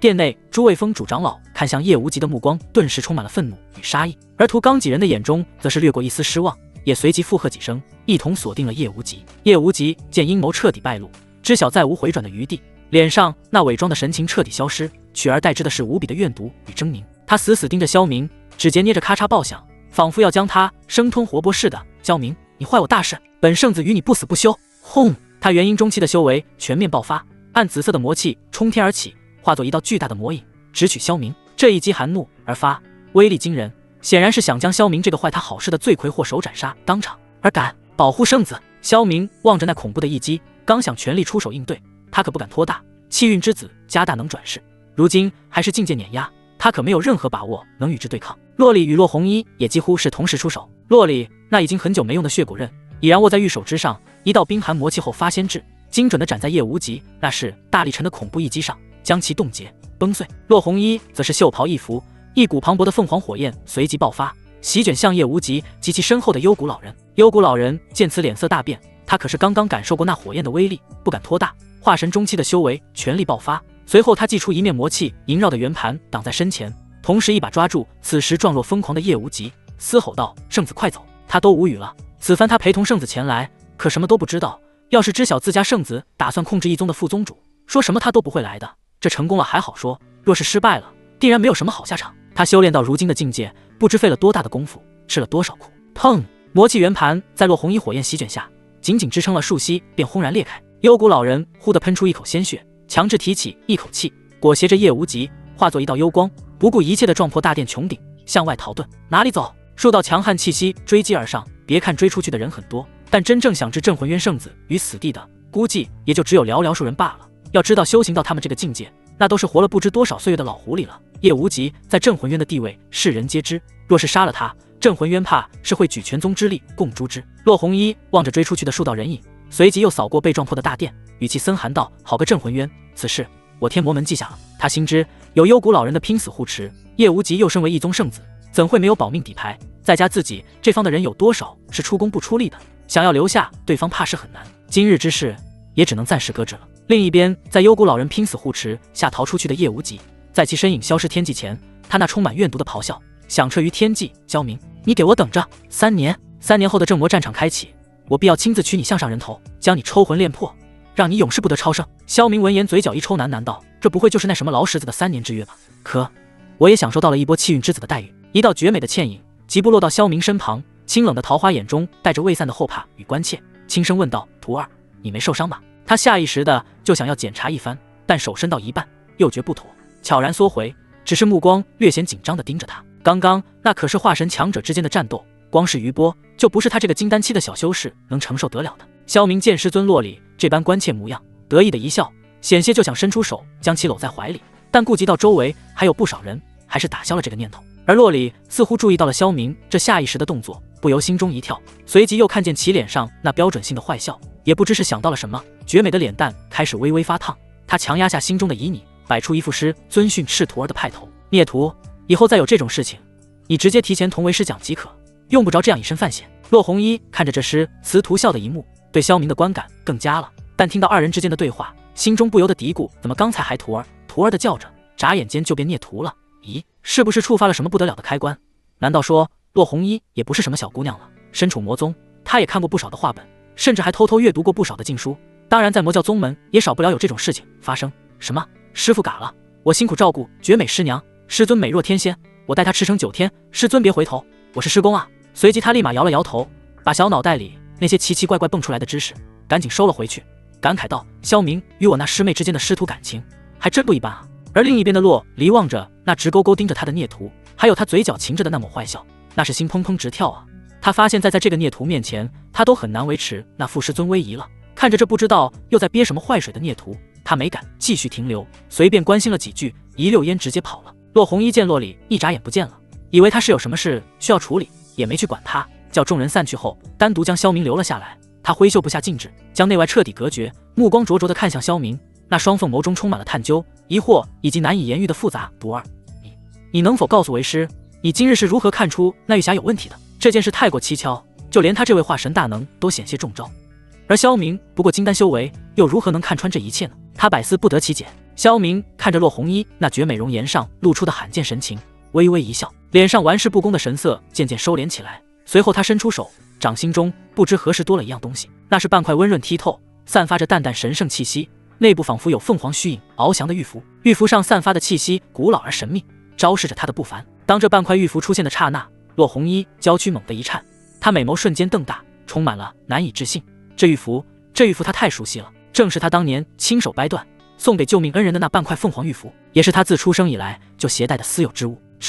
这怎么会在你这里？洛红衣的声音带着微颤，看向萧明，眼中充满了巨大的震惊、困惑，以及一丝连他自己都不敢深想的期盼。难道他就是？萧明没有直接回答，而是上前几步走到洛红衣面前。此刻他似乎不再是那个尊师重道的好徒儿，身形仿佛突然变得高大起来，目光深邃如同星空，带着一种超越年龄的沉稳与一种难以言喻的霸气。他伸出手，轻轻执起了洛红衣那柔弱无骨的纤纤玉手，将那半块玉符放在他手心。他的动作自然大胆，指尖触极其温热的掌心。洛红衣心间一颤，但不知怎地竟忘了抽回，物归原主。萧明的声音低沉，目光凝视着洛红衣那双鹰仍显得有些迷茫的凤眸。很多年前有一个傻女孩给了我这半枚玉符，说什么此恩必报。他语气悠悠，似乎在追忆，但每一个字都如同重锤敲打在洛红衣的心上。如今的她已是一宗之主了，不再是当年那个怯懦还需要人庇护的小女孩了。以后行事要多加小心，莫要再轻信他人了。这番话如同长辈对晚辈的叮嘱，又带着一种霸道的关怀，从萧明口中说出，对象还是位高权重的副宗主，本该显得极其荒谬违和，但配合着他那深邃的眼神、沉稳的气度，竟让洛红衣一时怔在了原地，忘记了呵斥，忘记了自己是他师尊的身份。他看着近在咫尺的俊朗面容，感受着掌心玉符传来的温润触感，以及他话语中那复杂的意味，心中掀起了惊涛骇浪。是他，真的是他，那个记忆中已然模糊了的小男孩，竟然就是眼前的萧明。可为何他现在才相认？无数疑问涌上心头，让他心乱如麻。但更让他心神失守的是萧明此刻的态度。这系统是出 bug 了吗？怎么又没有信息介绍？不过听名字好像是改造体质的，改造之后不会有什么弊端或是后遗症吧？该死的！萧明慢慢回到了圣子峰大殿，纠结了老半天，这才一咬牙道：系统开始改造。话音过后，顿时他感觉自己身体无比的虚幻，似乎已经不存在于这个世界了。随后一道神秘而神圣的气息缓缓融入他体内。这个过程持续了好几天，没有痛苦，没有任何感觉，他才缓缓重新掌控了身体。萧明慌忙内视自身，这一看差点没把他自己给吓死。只见他如今身体内对称分明，半边身子魔气森森，那魔气浓郁程度比之前更甚数倍，而另外半边身子则灵气萦绕，一身正气。萧明还特喵的以为自己成阴阳人了呢。慢慢熟悉了一阵子身体，最后发现修为此时竟已突破到了金丹巅峰，这倒也没什么。其实之前他就有很多次机会可以突破了，但他一直压制着，他想如气运之子那般打磨好根基，这样日后修为提升上来了，越级而战不成问题，也不会弱于那些身怀大气运之人。一波实验过后，萧明感觉如今的魔气浓郁程度以及施展招数的力量不知暴涨了多少倍，而且他还可以在正与魔之间来回切换。简单来说，他魔气和灵气现在都可以使用了，可自由切换，而且还可以将自己的体质隐藏起来。也就是说，如果他想混入正道宗门那边，根本就没人发现得了。好一阵捣鼓过后，萧明大喜过望，他早有出宗门外历练的想法，一直待在一个地方苦修太过于枯燥，根本就不适合他这个现代人。而且一直待在宗门，他如果想大量赚取反派只想劫胡大机缘，根本就不可能。之前虽然也想过这个问题，但是碍于自身修为低微的原因，如果出宗历练的话，万一遇到个老怪物，说不定分分钟就嗝屁了。若是去正道那边，指定有一群正道人士大喊着什么魔道妖人受死的口号，对他追杀不止。碍于这些，所以他一直没敢有什么动静，躲在宗门苦修。如今系统给了他这样一个惊喜，那他指定得去正道那边好好浪一浪。已经做好打算的萧明定了定神，还欲再继续修炼几日。而就在此时，一道悦耳又带着点羞涩的传音通过圣子令传入了他的脑海。他挑了挑眉，知晓来人后，嘴角微微的一勾，心念微动，通过圣子令打开了入口通道，回音道：莫师姐请进。不多时，一道身着浅绿色流云束腰长裙的倩影袅袅挪挪而至，正是莫青竹。今日的她似乎刻意打扮过，寻常比起往日更显修身。他是懂自身优势的。裙尾将那双惊心动魄的修长玉腿曲线勾勒得淋漓尽致，裙摆侧方的开叉似乎也比往常高了些许。行走间，雪白的大长腿若隐若现，勾人魂魄。她矜持的容颜上略施粉黛，淡扫蛾眉，少了几分平日的矜持，多了几分柔媚。只是那双眸子深处，依旧带着独属于她的那份孤高与冷静，但看向萧明时，却又别有一番风情。圣子大人，莫青竹微微脸认一礼，听闻圣子近日来都在闭关修炼，青竹特来探望。随即他脸颊微微泛红，低头小声诺诺道：“上次圣子大人赐下的丹药效果极佳，青竹修为如今已有精进，心中不甚感激，今日特来道谢。”他声音压得极低，眼波流转间带着一种心照不宣的暗示。萧明看着原本清冷矜持的师姐，如今对着自己却是这副模样，嘴角勾起一抹坏笑，心中暗道：笨女人有意思。他本还想继续修炼一番，然后再炼几枚丹药，就去找他的师尊宝宝的，结果却既然有美人主动送上门来，萧明又岂会拒绝呢？师姐太客气了，坐下说话吧。萧明语气温和，指了指不远处的一张座椅，目光灼热地扫过他那双笔直的大长腿，咽了口唾沫，心中暗赞：这条腿够我玩1年的。莫青竹也似乎感受到萧明那灼热的目光，脸颊微热，心中却有一丝隐秘的得意与激动。他走路愈加大胆，迈步间裙摆飞扬，露出更诱人遐想的大腿区域。看着萧明那越发火热的眼神，他侧眸回了一个魅意横生的眼神，那眼神中带着3分挑衅，7分诱惑，仿佛在说：圣子大人，今日可否再指点师姐一番？这一眼风情万种，与他平日矜持平静的形象形成极致反差，足以让任何男子热血沸腾。然而就在这暧昧气息愈发浓郁，萧明嘴角噙着邪笑，准备伸手摸向那令无数男人垂涎不已的大白腿时，一股冰寒刺骨的化神威压骤然降临。天空之中，一道月白色长裙的倩影凭空出现，衣袂飘飘，宛如月宫仙子临凡，却又带着几分邪气。正是早已回到绝情风寝殿，久久不见孽徒来找自己的洛里。他此刻悬立半空，绝美的容颜上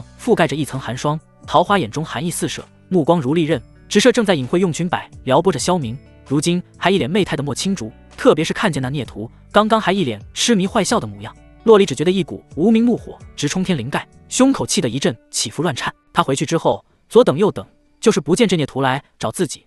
他还以为这孽徒是被前几日的阵仗触动，所以在刻苦修炼，谁知竟是在看着恨不得脱光了躺在孽徒怀里的莫青竹。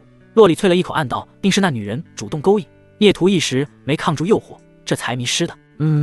定然是这样的。萧明，洛里的声音冰冷彻骨，带着化神强者不容置疑的威严，瞬间打破了场上的暧昧氛围。为师有要事寻你，立刻去绝情风寝殿。莫青竹在那恐怖威压降临的瞬间，已然是脸色煞白，娇躯剧颤。他慌忙低下头，不敢与洛里对视，心中则是充满了疑惑与不解。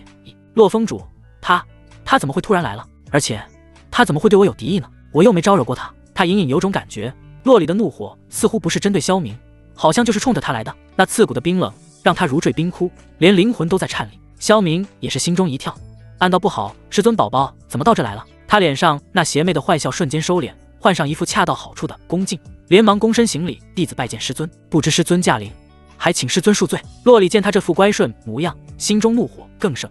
这孽徒在外人面前装的人模狗样，背地里却他强忍着当场发作的冲动，声音冷冷道：随我回绝情峰。萧明则是心中叫苦，知道这簇坛子今天是打翻了，他只好对一旁的莫青竹投去一个无奈的眼神，歉然道：莫师姐，我师尊有要事找我，待会儿恐怕无法指导你修炼了，你先行回去吧。莫青竹如蒙大赦，哪里还敢多留？他连忙对洛里的方向行了一礼，随即对着萧明温柔道：那麻烦圣子大人了，弟子先告退了。说完，他化作一道流光，出了圣子峰，飞出老远，才心有余悸地拍了拍胸口，心中喃喃：洛风主刚才的气势太可怕了，不过他也管得太宽了吧。随即他拍了拍翘鼓鼓的胸脯，不敢再想下去，只觉得那位平日里的清冷风主今日格外吓人。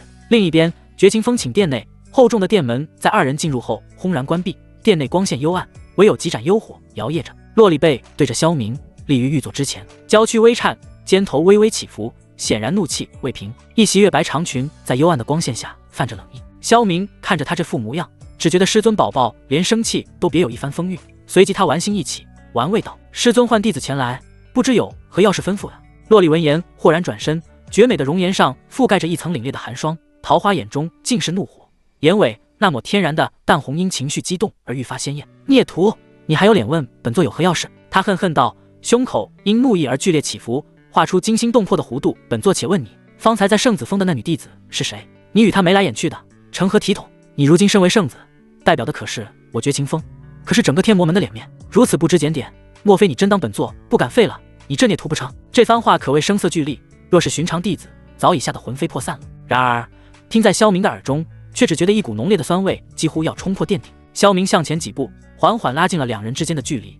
他能清晰闻到师尊身上那独特又熟悉的冷香。哦，原来师尊是为此事动怒。萧明恍然大悟般点点头，目光毫不避讳地迎上洛里燃烧着怒火的美眸。师尊，弟子与那位师姐不过是寻常交流，互相探讨修炼大道罢了。探讨修炼大道？真的？洛里直勾勾看着萧明的眼睛，似乎在验证他说这番话的真假。萧明被他看得也有些心虚，随即渐渐道：莫非师尊是吃醋了？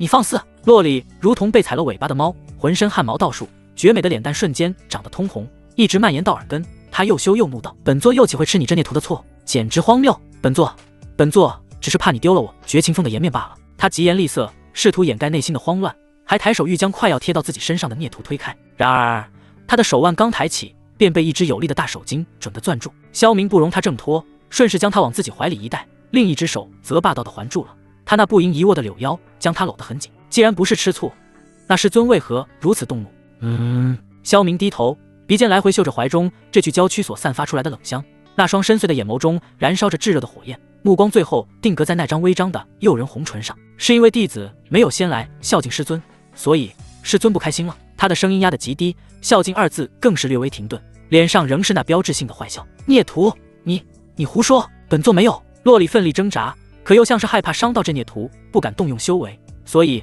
那挣扎的力道落在萧明身上，更像是欲拒还迎的推搡。两人身体紧密相贴，萧明身上那股独特而令他认定了的男子气息，如同最烈性的情药，无孔不入，让他四肢发软，心间乱颤。没有吗？可弟子怎么觉得？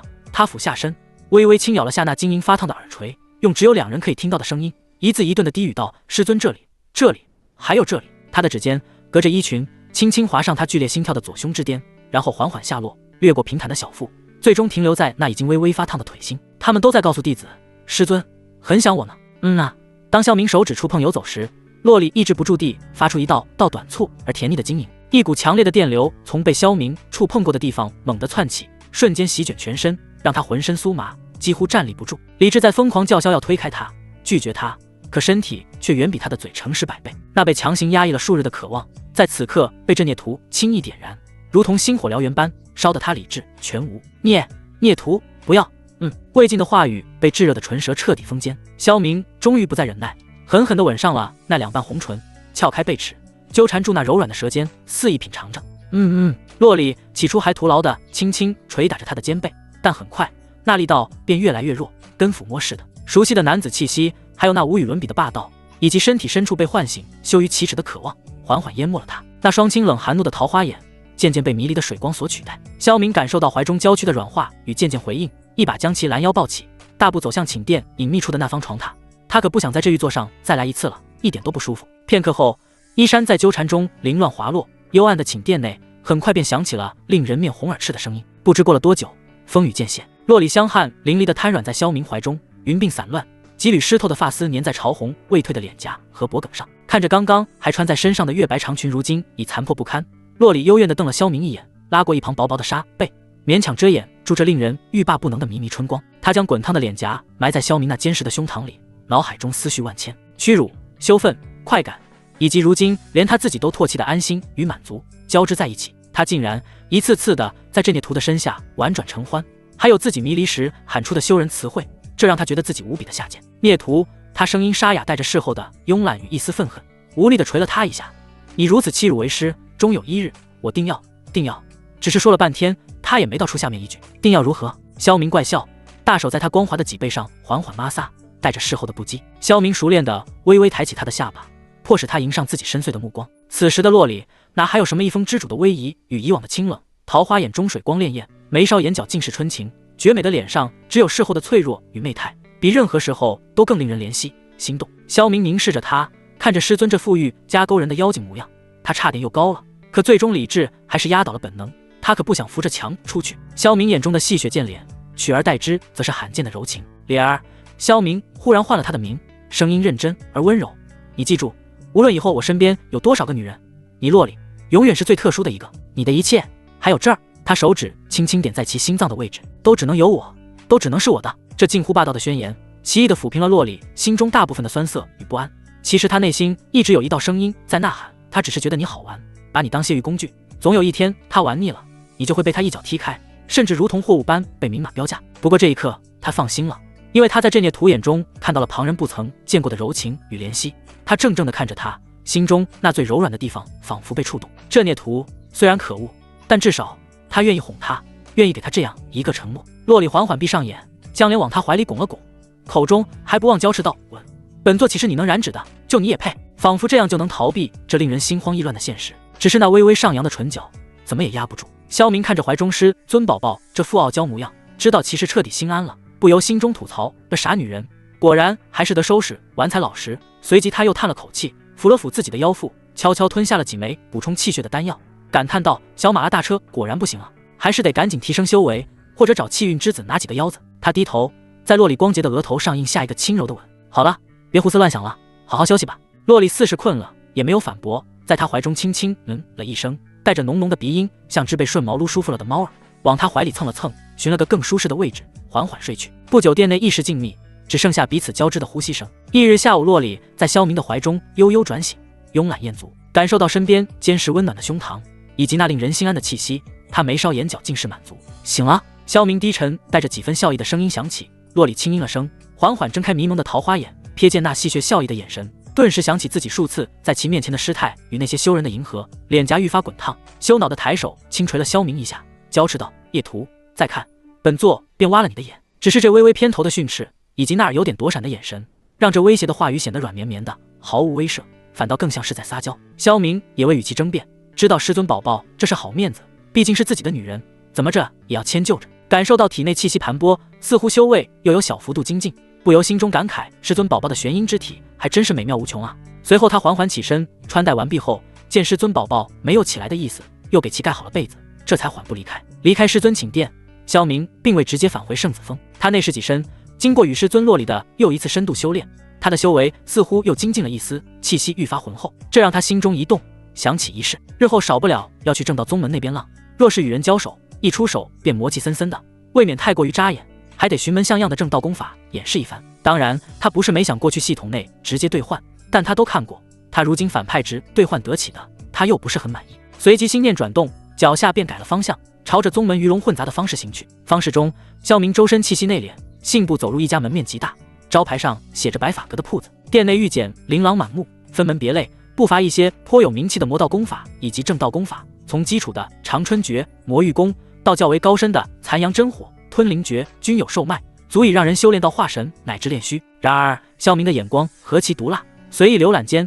便能看出这些功法虽不算大陆货，却也绝非什么稀罕之物，于他而言，寻常高阶功法与垃圾无异。萧明摇头失笑，正觉乏味，准备回去动用反派值兑换之时，忽的他眼角余光瞥见柜台后方的多宝阁上单独摆放着一枚正气萦绕的金色玉简，玉简被一层禁制牢牢笼罩着，仅能看到表面的几个古朴小字：浩然正气诀。字体中正平和，隐隐有一股浩然正气透出，与周遭的魔气相斥，有点意思。萧明停下脚步，缓缓指向那枚玉简，朗声道：掌柜，此功法如何交易？掌柜是位元婴初期的老者，闻言抬头来，见萧明气度不凡，看其只是金丹修为，也并未怠慢，缓缓开口道：公子好眼力，但此浩然正气诀并非售卖之物，乃是本阁少主定下的以物易物交换物品之一。哦，须以何物易之？萧明微微挑眉，开口问道。掌柜面露歉意，微笑道：少主近来想讨少主夫人欢心，欲求一枚品质上佳的养颜丹，起码要是地阶中品或者上品的，便可换得此功法。若无丹药，此功法概不售卖，还望客官理解。养颜丹，萧明微微一怔，随即想起自己前些日子炼制的丹药，倒是也有几枚美颜丹。本来他是想给师尊宝宝的，但最近不是又获得了终极炼丹师10万年经验吗？如今他已能炼制天阶丹药了，他就想着还是抽时间重新再炼制一炉，带给师尊吧。地阶中上品吗？萧明略一沉吟，手掌一翻，一个羊脂玉瓶出现在掌心，他拔开瓶塞，顿时一股清雅如空谷幽兰，又馥郁如百花初绽的异香弥漫开来，瞬间充盈了整个店铺。仅仅是嗅到一丝散发出来的丹气，那掌柜便觉精神一振，面上皱纹似乎都舒展了几分。瓶内3颗龙眼大小，色泽莹润如霞，表面隐有云纹流转的丹药静静躺着，丹香四溢，灵气逼人。地阶极品美颜丹3枚。萧明声音平淡，可够。掌柜顿时眼睛都看直了，地阶极品还是美颜丹这种偏门却又极受女修们追捧的丹药，但他不敢做主，连忙躬身道：“够，太够了，客官请稍后，此等宝物，老朽需请少主与阁中供奉丹师前来品鉴一番，确保万无一失后，方能完成交易。还请客官移步雅间歇息片刻。”萧明闻言也微微点头。随着一名侍女来到后，唐雅间等待起来。约莫一盏茶功夫，门外传来一阵略显急促却不失沉稳的脚步声，门缓缓打开，当先走进一人。此人看年纪不过27、8，身着锦袍，腰束玉带，面如冠玉，眉宇疏朗，气质温文尔雅，行动间自有一股世家子弟的从容气度。修为赫然已是金丹巅峰，根基颇为扎实。他身后跟着一位气息深沉、目光锐利的老者，应是掌柜说的那什么供奉丹师。然后就是掌柜的，他也缓缓跟了进来，只是一言不发。青年一进门，目光便落在萧明身上，眼中掠过一丝惊艳与慎重。他看萧明面容英俊，眼神深邃，气息内敛，而且对方能随手拿出地阶极品的丹药，定然也不是什么寻常人物。他立刻拱手，面露微笑，热切道：“在下陆明，忝为此间主人。方才俗物缠身，有失远迎，还望道友海涵。道友光临小店，真是蓬荜生辉啊！”萧明抬眼，略一打量，陆明这名字似乎他在哪听过，但一时却想不起来。他没有多想，微微颔首道：“教明。”陆少主倒是客气了，不知怎地。陆明听此名字也敢略有耳闻，但他也没往深处想，就把注意力全然放在了那装丹药的玉瓶上。此时，那位供奉丹师已小心翼翼地从掌柜手中接过玉瓶，开始细心查验。他缓缓倒出一枚丹药，观其形，嗅其味，甚至以指甲盖刮下微不可察的一点丹粉细细品尝，脸上的震惊与叹服之色越来越浓。少主，丹师转向陆明，声音带着激动，却是地阶极品的美颜丹，无疑丹晕自生，药力内蕴圆满无瑕，炼制手法更是精妙绝伦。老夫生平仅见啊！此丹效用恐不止养颜助容，更能调和气血，澄澈灵台，对女修而言，实乃无上珍品。陆明闻言，眼中喜色更浓，看向萧明的目光也多了几分敬重与结交之意。一位能拿出此等丹药的修士，其背景或自身潜力，绝对值得深交。萧道友，陆明态度愈发恳切，此丹品质远超在下所求，道友可往我阁内宝库任选其一。若道友还有其他需要，但凡小店有，我陆某绝不推辞。萧明闻言微微一愣，不是兑换那本功法吗？似是看出了萧明的疑惑，站于一旁一言不发的掌柜开口解释了一番，萧明这才明白，那门功法本就是阁内宝库里的其中一物。不必了，我就要那本功法足矣。他语气平淡，倒是也并未借此狮子大张口。陆明见此，心中更是一凛，对萧明的评价又拔高了几分。他示意丹师与掌柜先退下，亲自为萧明斟茶，笑道：“道友爽快，既如此，陆某便愧领了。我也不瞒道友，其实我这也是为博得家人一笑，才出此下策，倒是让道友见笑了。”他话语真切，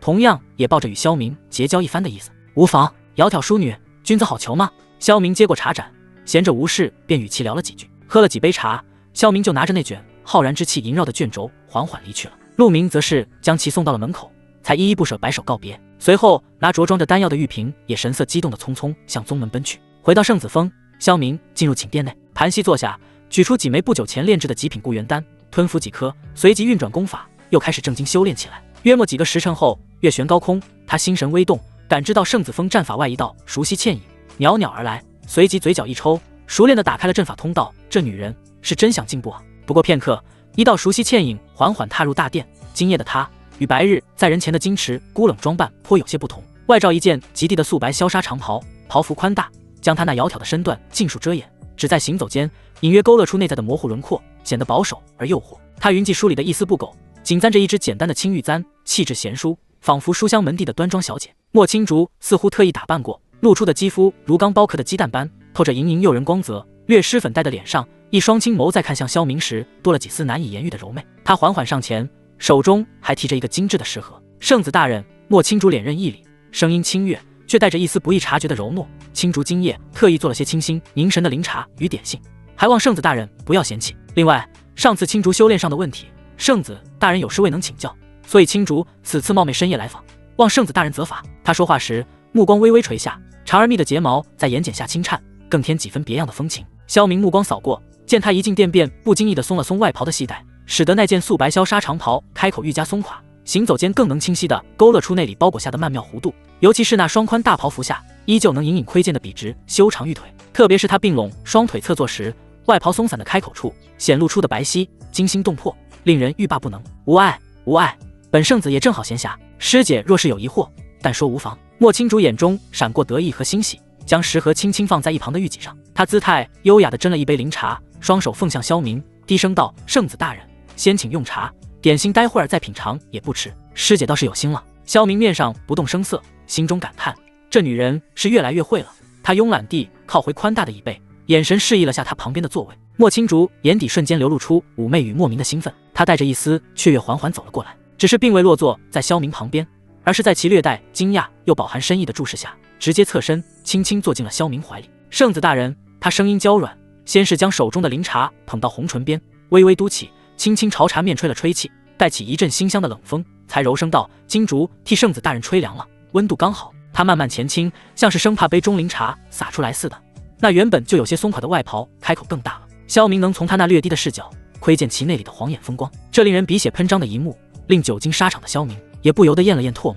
素白萧纱长袍的里面，并非前几日所见的那般正式裙装，而是一件轻薄的藕荷色抹胸。那抹胸之上，精巧的刺绣若隐若现，更衬得她雪腻的肌肤莹润生光。还有那出被萧明所开发、愈发饱满的惊人丰峦，沟壑深邃，诱人探索。最后，则是黑暗深处里那若隐若现的笔直玉腿，此刻也因坐姿而曲线毕露。随着莫青竹的靠近，一股独属于他的淡淡幽香混合着清新茶香扑面而来。见萧明将茶一饮而尽，莫青竹声音柔媚道：圣子大人，这茶味道如何？他一脸妩媚，眼波流转间似是带着钩子。不错，很香，很润。萧明意味深长地说道，大手也缓缓揽上了他的腰肢，指尖隔着衣袍轻轻摩挲着。莫青竹娇躯微微一颤，脸上迅速飞起几抹红霞。他并没有反抗，只是将身子又往萧明怀里靠了靠，但仿佛又觉得坐姿有些不适，于是微微扭动翘臀，调整了下坐姿，臀部在萧明的大腿上刮蹭着。萧明只觉浑身燥热难耐，一股火气蹭蹭蹭的往上冒。莫青竹似乎是感受到了萧明体内的躁动，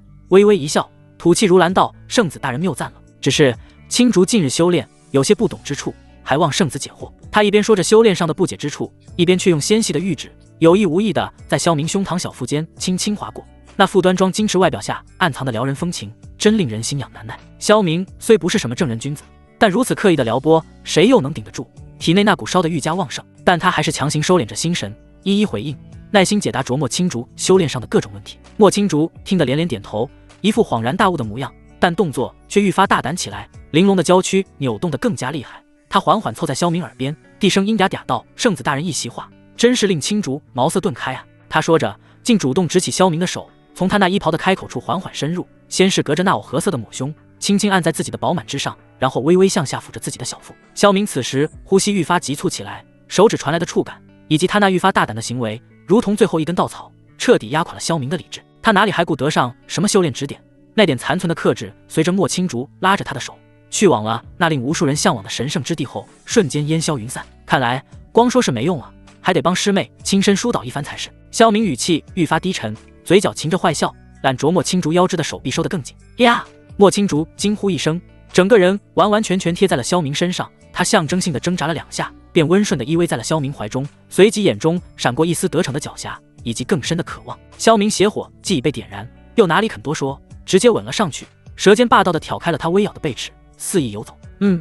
莫青竹口中一阵阵呜咽，双手自然而然地环住了萧明的脖颈，睫毛微颤，声色却又主动地开始热烈回应着萧明。宽大的素白萧纱长袍不知什么时候因他的动作缓缓滑落，露出2截银白如玉的小臂，在昏暗的光线下泛着诱人的光泽。萧明的大手在他背后不安分地游走，虽隔着层层衣料，但也能感受到其娇躯的玲珑曼妙与2人逐渐升高的体温。他的吻渐渐下移，如同灼热的烙印落在他敏感的耳垂、纤细的脖颈、精致的锁骨上。那件宽大的外袍彻底滑落，萧明每一处的停留都引得莫青竹一阵阵地颤栗，鼻息愈发灼热急促。圣子大人，莫青竹仰起头，望向萧明的眼神尽是情动与爱意。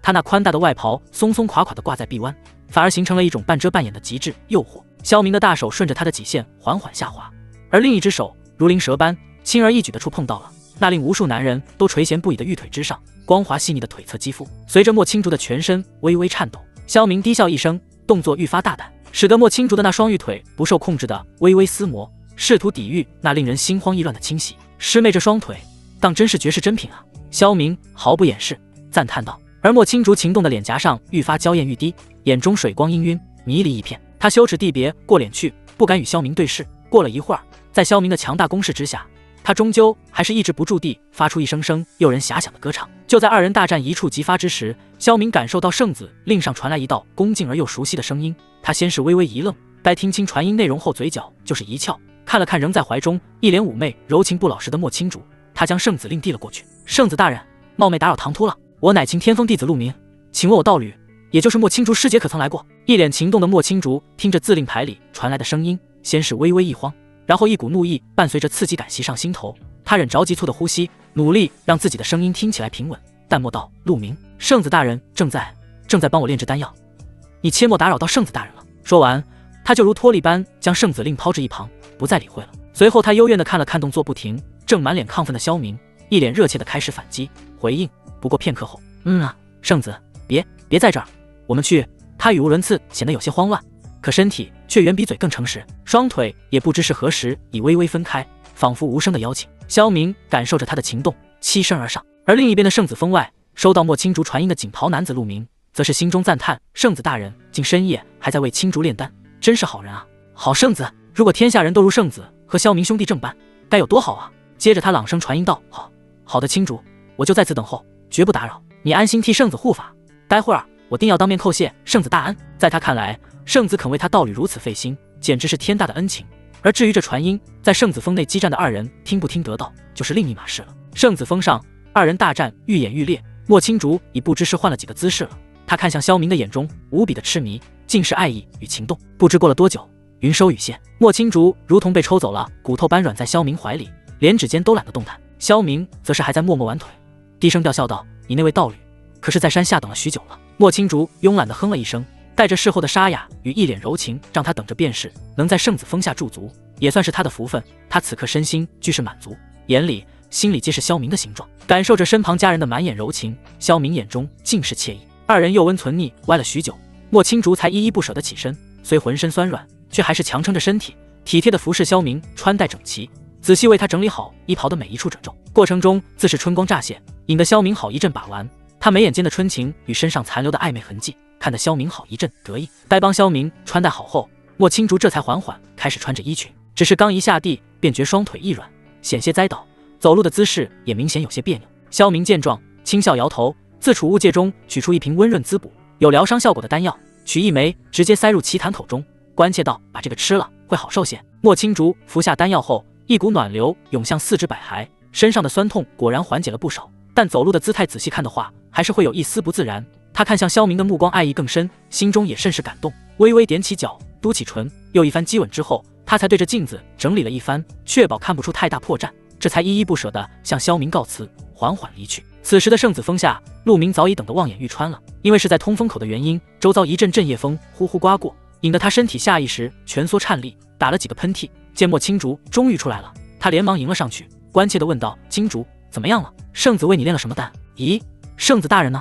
他如此劳心劳力为你炼丹，我定要当面拜谢一番。看着眼前喋喋不休的男子，莫青竹脸上又恢复了往日的冷淡平静。见陆明还欲叨扰圣子，莫青竹瞬间露出不悦之色，连忙将其拦住，不耐道：圣子大人为我辛苦炼制丹药，已耗费了不少心神，你莫要去打扰他了。陆明闻言，脸上敬佩之色更浓，啧啧赞叹道：圣子大人不仅实力超凡，待人还如此平和。青竹，我们定要与之搞好关系。他也是最近突破出关，才知道宗门居然立了圣子。听说其年纪轻轻，体质天赋皆都不凡，还夺得了此次的天魔榜魁首。新任圣子好像叫萧明来着。咦，萧明怎么和那位萧明道友的名字一样？难不成？陆明忽然想到今日兑换功法的萧明道友，以及新任圣子也叫萧明，两者不会是一人吧？莫青竹则是含糊地应了一声，没有去管的咋咋呼呼，淡淡道：我们回去吧，我有些累了。陆明闻言不再乱想，急切道：好，我们回去，你好好休息，别累坏了。二人缓缓离去，身影渐渐消失在夜色之中。光阴荏苒，萧明在圣子峰平淡修炼了几日。这一天，他正打算去绝情峰寝殿与师尊宝宝培养一下感情，一路上则是听到周围有不少弟子都在频频议论着什么，他感知迅速扩散。听说了吗？北边黑须山脉那边的幽魂谷好像就是这几日开启了。幽魂谷？哦，就是那个传说中只有元婴以下修士才能进去，里面全是鬼物阴魂的小秘境，可不是吗？据说每隔一段时间，那里的阴煞之气就会减弱，是进去探寻机缘的好机会。里面虽然危险，但对于鬼修以及魂修则是不可多得的洞天福地。要是能遇到上古修士陨落后留下的残魂碎片，将其捕获炼化，那真是裨益无穷啊！可惜了，咱们修为才刚突破金丹，去了也是送死。我听说附近几个魔道宗门都派人去了。是啊，那些高阶弟子以及圣子对这种小秘境、小机缘肯定是看不上，但对于我们这种普通弟子来说，这次机会是多么难得。是急，还是去看看吧。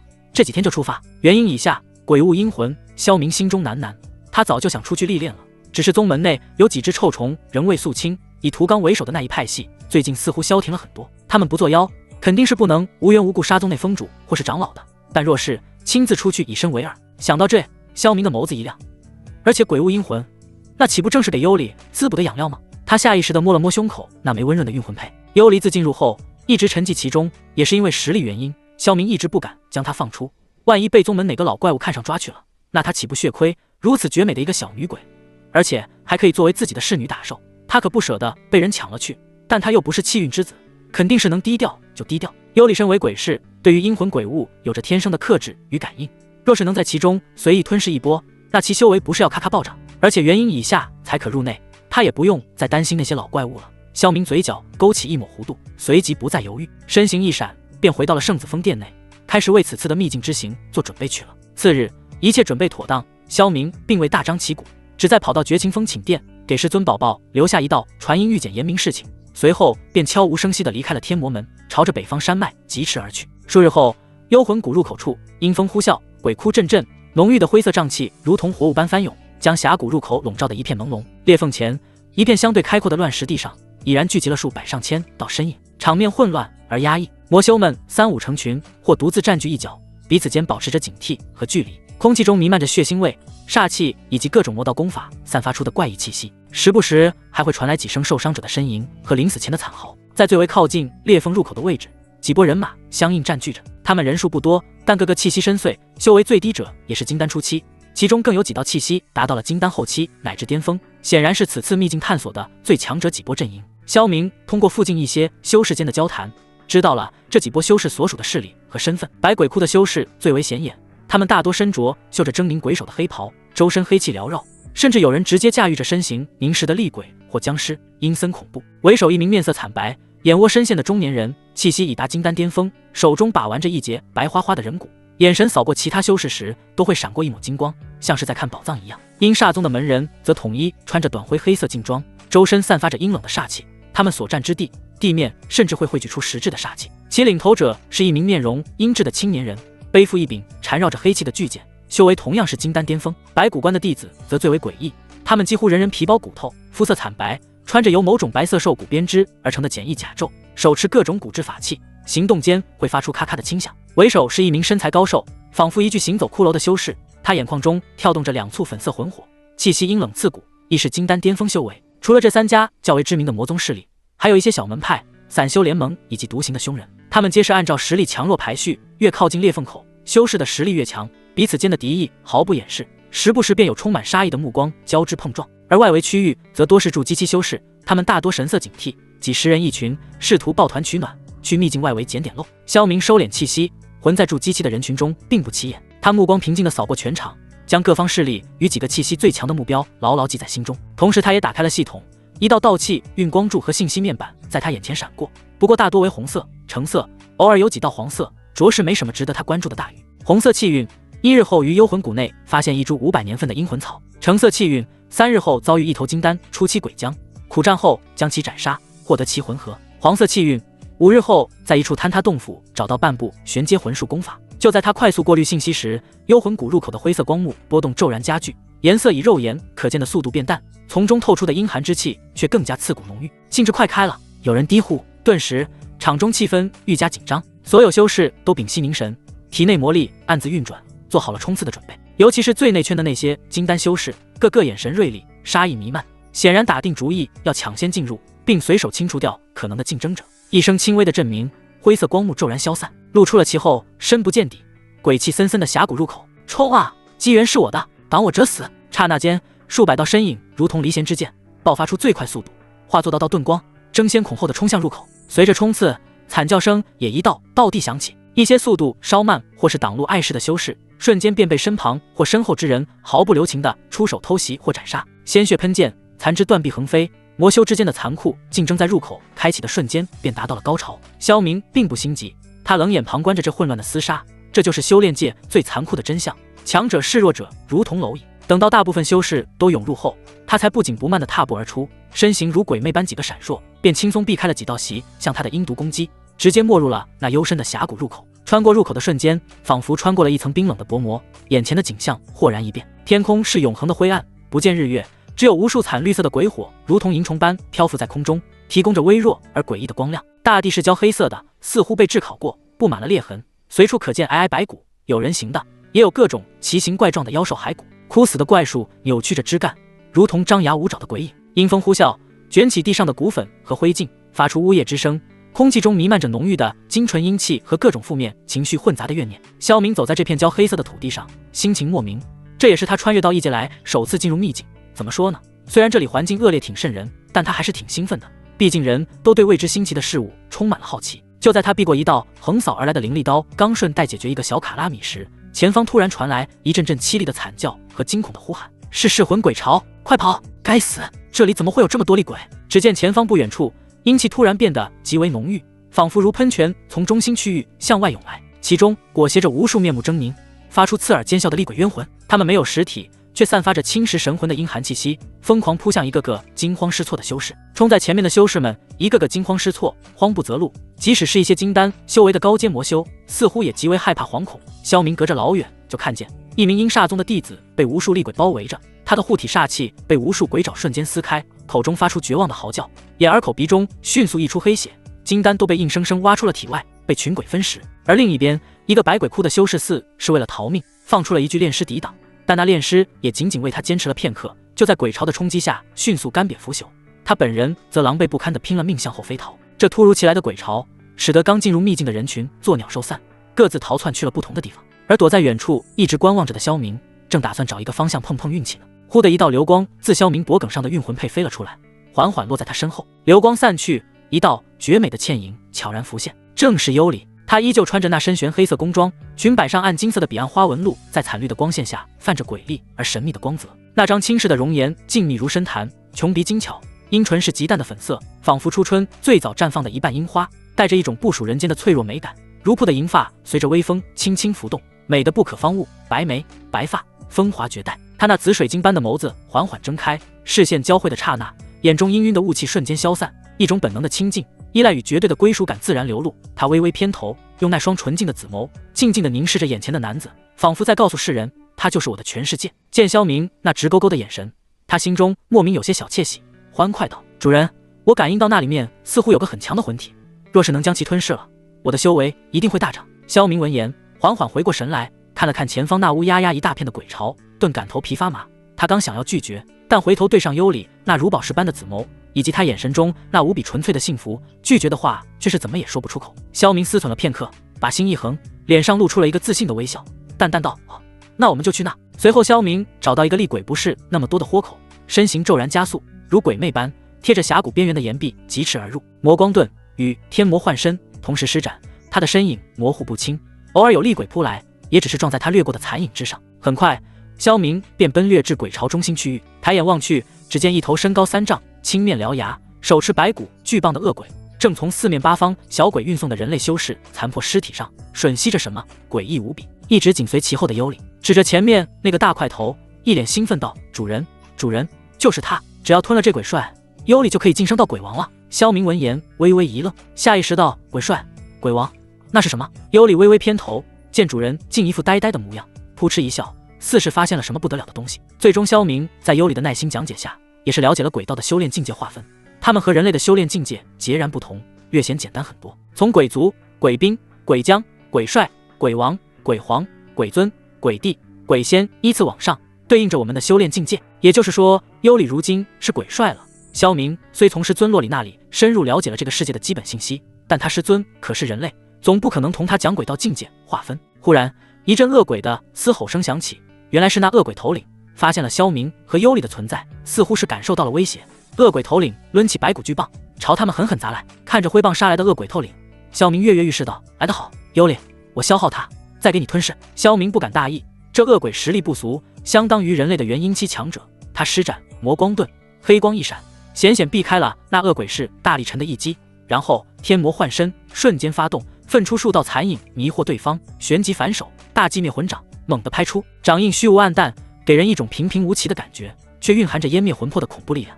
鬼圣人一笑，毫不在意，继续冲杀过来。但那看似平平无奇的掌印，在正中恶鬼胸口之时，其脸上的瘆人笑容瞬间消失不见。吼！恶鬼发出凄厉惨嚎，魂体剧烈震荡，明显暗淡了几分。他暴怒不已，没想到眼前这小子平平无奇的一掌，居然是魂体攻击。他再次抡起鼓棒，向着萧明砸去。萧明凭借自身的身法与之周旋，不断以击灭魂掌消耗。恶鬼虽猛，但灵智却不高，招式笨拙，在萧明精妙的身法和专克魂体的掌法下，很快便伤痕累累，气息萎靡。没过多久，就无再战之力了。幽离，应该可以吞噬了吧？萧明见此面露喜色，擦了擦鬓角的细汗。而一直躲在暗处紧张盯着主人的幽离，则是迅速化作一道紫色流光，出现在萧明身旁。看到其没事，才缓缓松了口气。见到此时气息萎靡的恶鬼，他那紫水晶般的眸子瞬间闪过一道幽光，忽的，那恶鬼头领发出一阵不甘的惨叫，魂体被幽离眼中释放出的光团彻底包裹，最终化作一道精纯的能量，涌回了幽离的眼中。片刻后，幽离身上的阴气愈发庞大，魂体也更加凝实，气息暴涨，正是踏入了鬼王化神期境界。他满足地呼出一口阴气，紫眸中光华流转，愈发深不可测了。不错，不错。萧明满意的点点头。幽离的实力提升，也就是自己实力的增长，也算是不枉此行了。就在萧明打算继续深入之时，幽离缓缓凑了上来。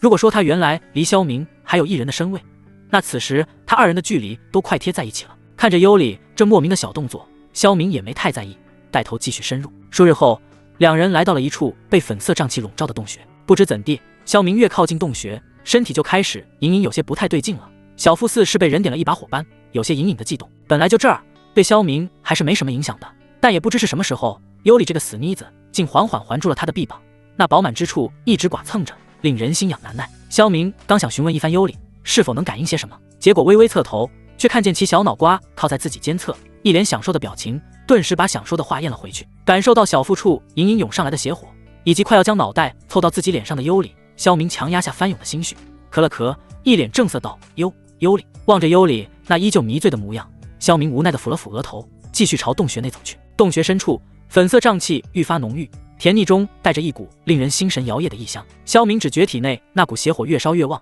气血翻腾，眼前甚至开始出现些许令人血脉喷张的幻象，皆是些不堪入目的旖旎画面。他缓了缓神，勉强压制住了躁动的气血，对着仍倚在他肩头的幽离无奈道：“这瘴气有古怪，小心点。”幽离闻言则一脸茫然，似乎并未受到影响，但随即他紫眸中闪过一丝疑惑，因为他感觉到主人身上那股让他着迷兴奋的气息似乎越来越浓了。他下意识地更贴近了些，声音空灵中带着关切：“主人，你的气息。”就在这时，洞穴深处传来一阵银铃般的娇笑，笑声酥媚入骨，仿佛能勾走人的魂魄。咯，真是难得啊！本王这小洞穴竟能迎来如此俊俏的小郎君。好精纯的阳气，好强健的体魄，比那些废物强多了。随着话音，一道曼妙到极致的身影自粉帐深处袅袅挪挪地浮现，那是一个无法用语言形容的魅惑女子，欧部女鬼。她身无寸缕，仅靠几缕轻纱般的粉色烟霞勉强遮掩住了关键部位，雪白的肌肤在粉帐映照下泛着诱人光泽。她的容颜绝美，眉眼含春，眼波流转间仿佛能滴出水来，一颦一笑皆能勾人神魂。在女鬼现身的时候，萧明只觉体内燥火更盛，身体也有些不受控制。他心一横，闭唇微咬，这才勉强维持了清明。这并不是萧明定力不强，而是他这一路吸入了太多粉色瘴气，身旁还有幽离这等极品在无心撩拨，再加之眼前这女鬼的旷世容颜以及其周身弥漫的魅惑气息，换成谁也扛不住啊！感受到眼前这女鬼不输幽离的强大气息，萧明下意识咽了口唾沫，神情也愈发凝重起来。魅鬼自现身后，目光就炽热的在萧明挺拔的身躯和俊朗的容颜上流转，仿佛在欣赏一件完美的艺术品。他舌尖轻轻舔过红唇，露出贪婪之色，随即他看向紧挨着萧明的幽离，眼中闪过一丝忌惮和惊疑，随后又恢复正常。这位妹妹倒是好福气，竟能找到如此极品的顶物。魅鬼对着幽离娇笑道，声音甜腻：“妹妹是圣灵王族的人吧？不如我们联手如何？我虽不善杀伐，但扰乱心绪、激发欲望的本事还是不赖的。虽不知你为何会出现在下界，但有了我的辅助，你我二人也再无人能奈何得了。”在他看来，幽离身为王族，无端出现在下界本就不合理，如今带着一个人类男子闯入了他的地盘，目的不言而喻，估计是要将这男子作为修炼的鼎炉或血石，用以突破境界。他此时提出合作，自然是理所当然的事情。萧明闻言，心中偷笑，还想同我的小女鬼合作？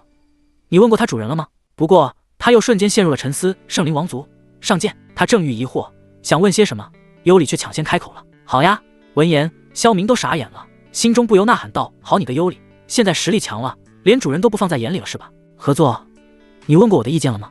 萧明心中很是气愤，但眼角余光瞥见幽离那妮子在对他眨眼，不由心思一动，恍然道：“好个幽灵，真是冰雪聪明。”看着眼前已然达成协议的两鬼，将目光放到了自己的身上，萧明立刻配合地露出了惊怒交加的神色，挣扎着想要挣脱开幽离。他声音沙哑地低吼道：“幽离，你们想做什么？我待你可不薄。”萧明脸上那惊怒与难以置信的神情表现得淋漓尽致，他身体剧烈挣扎着，就仿佛是被幽离给死死禁锢住似的，只能发出绝望的低吼：“幽离，我真心待你，你竟与这妖女合作，想害我，你好狠的心！”他的表演逼真无比，连眼神中都透着一股被信任之人背叛的痛楚。看着如此深情并茂的主人，幽离还以为他没懂自己的意思，连忙急声道：“不是的主。”可还没等他把话说完，就被萧明给打断了。只见其一脸决然，朗声道：“我萧明在此立誓，若此次不死，必要将你们压在身下，狠狠蹂躏。”就在幽离的小脑瓜还在想着主人要怎么蹂躏他时，听到这话的媚鬼顿时发出银铃般的娇笑：“咯，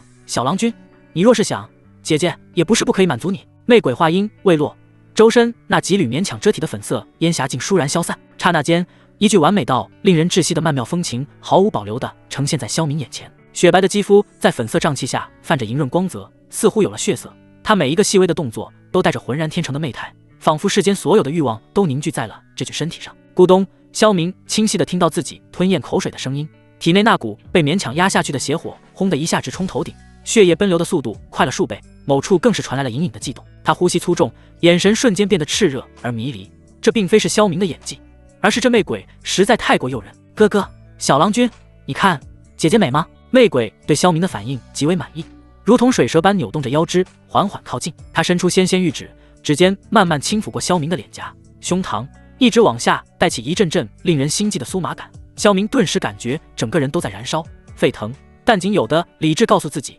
眼前这个女鬼很危险。媚鬼见这个人类在自己的挑逗下依然还有理智尚存，他又凑近了些，鼻息喷吐在萧明的脸上，娇媚道：“小郎君，你又何必立什么誓呢？只要你点头，姐姐还不是任你把玩。”他声音甜腻如蜜，每一个字都像带着钩子，撩拨着萧明最原始的神经。他看似放浪，实则眼底深处却藏着一丝戏谑与冰冷。他们媚鬼修炼就是要这样，要挑逗起男性的欲望，这样他们体内的阳气才会沸腾狂躁，吸收起来才对自己裨益更大。萧明艰难地做着最后挣扎，身体都微微有些颤抖，他费了很大力别过脸，声音沙哑破碎：“妖女，休想乱我心神！”就在这香艳而危险的僵持时刻，一直紧挨着萧明的幽离忽然动了，他似乎也被眼前这极具冲击力的一幕所影响，紫眸中似有水光萦绕，带着一种懵懂与好奇，缓缓扬起了小脸，看着主人此时发烫的侧颜，又看了看近在咫尺散发着异样气息的媚鬼，然后他做出了一个让萧明和媚鬼都意想不到的举动。只见他轻轻捧起了萧明的手，缓缓低下头，张开了那诱人的阴唇，将一根手指放了进去，然后弹口微闭，竟将其含入了那温软湿润的口中。啊！萧明身体猛地一颤，指尖传来的极致柔软与湿滑触感，如同电流般窜遍全身，让他差点真的把持不住。他愕然低头看向幽离，眼里满是询问，心中却在滴血。我去，幽离，你干什么？你究竟是哪一边的？而那媚鬼见状，先是一愣，随即眼中闪过一丝了然与轻蔑的讥笑。在他看来，这圣灵王族的小丫头是迫不及待要开始吞噬顶颅的精血元气了。然而媚鬼不知道的是，幽离并未去吞噬萧明的精血，而是用背齿在他指尖轻轻一咬，一丝细微的刺痛传来，萧明指尖瞬间沁出一滴血珠，紧接着幽离迅速将萧明的手指从口中抽出。不等媚鬼反应过来，他拉起萧明的手，以迅雷不及掩耳之势精准地点在媚鬼的额头正中心。不，为什么？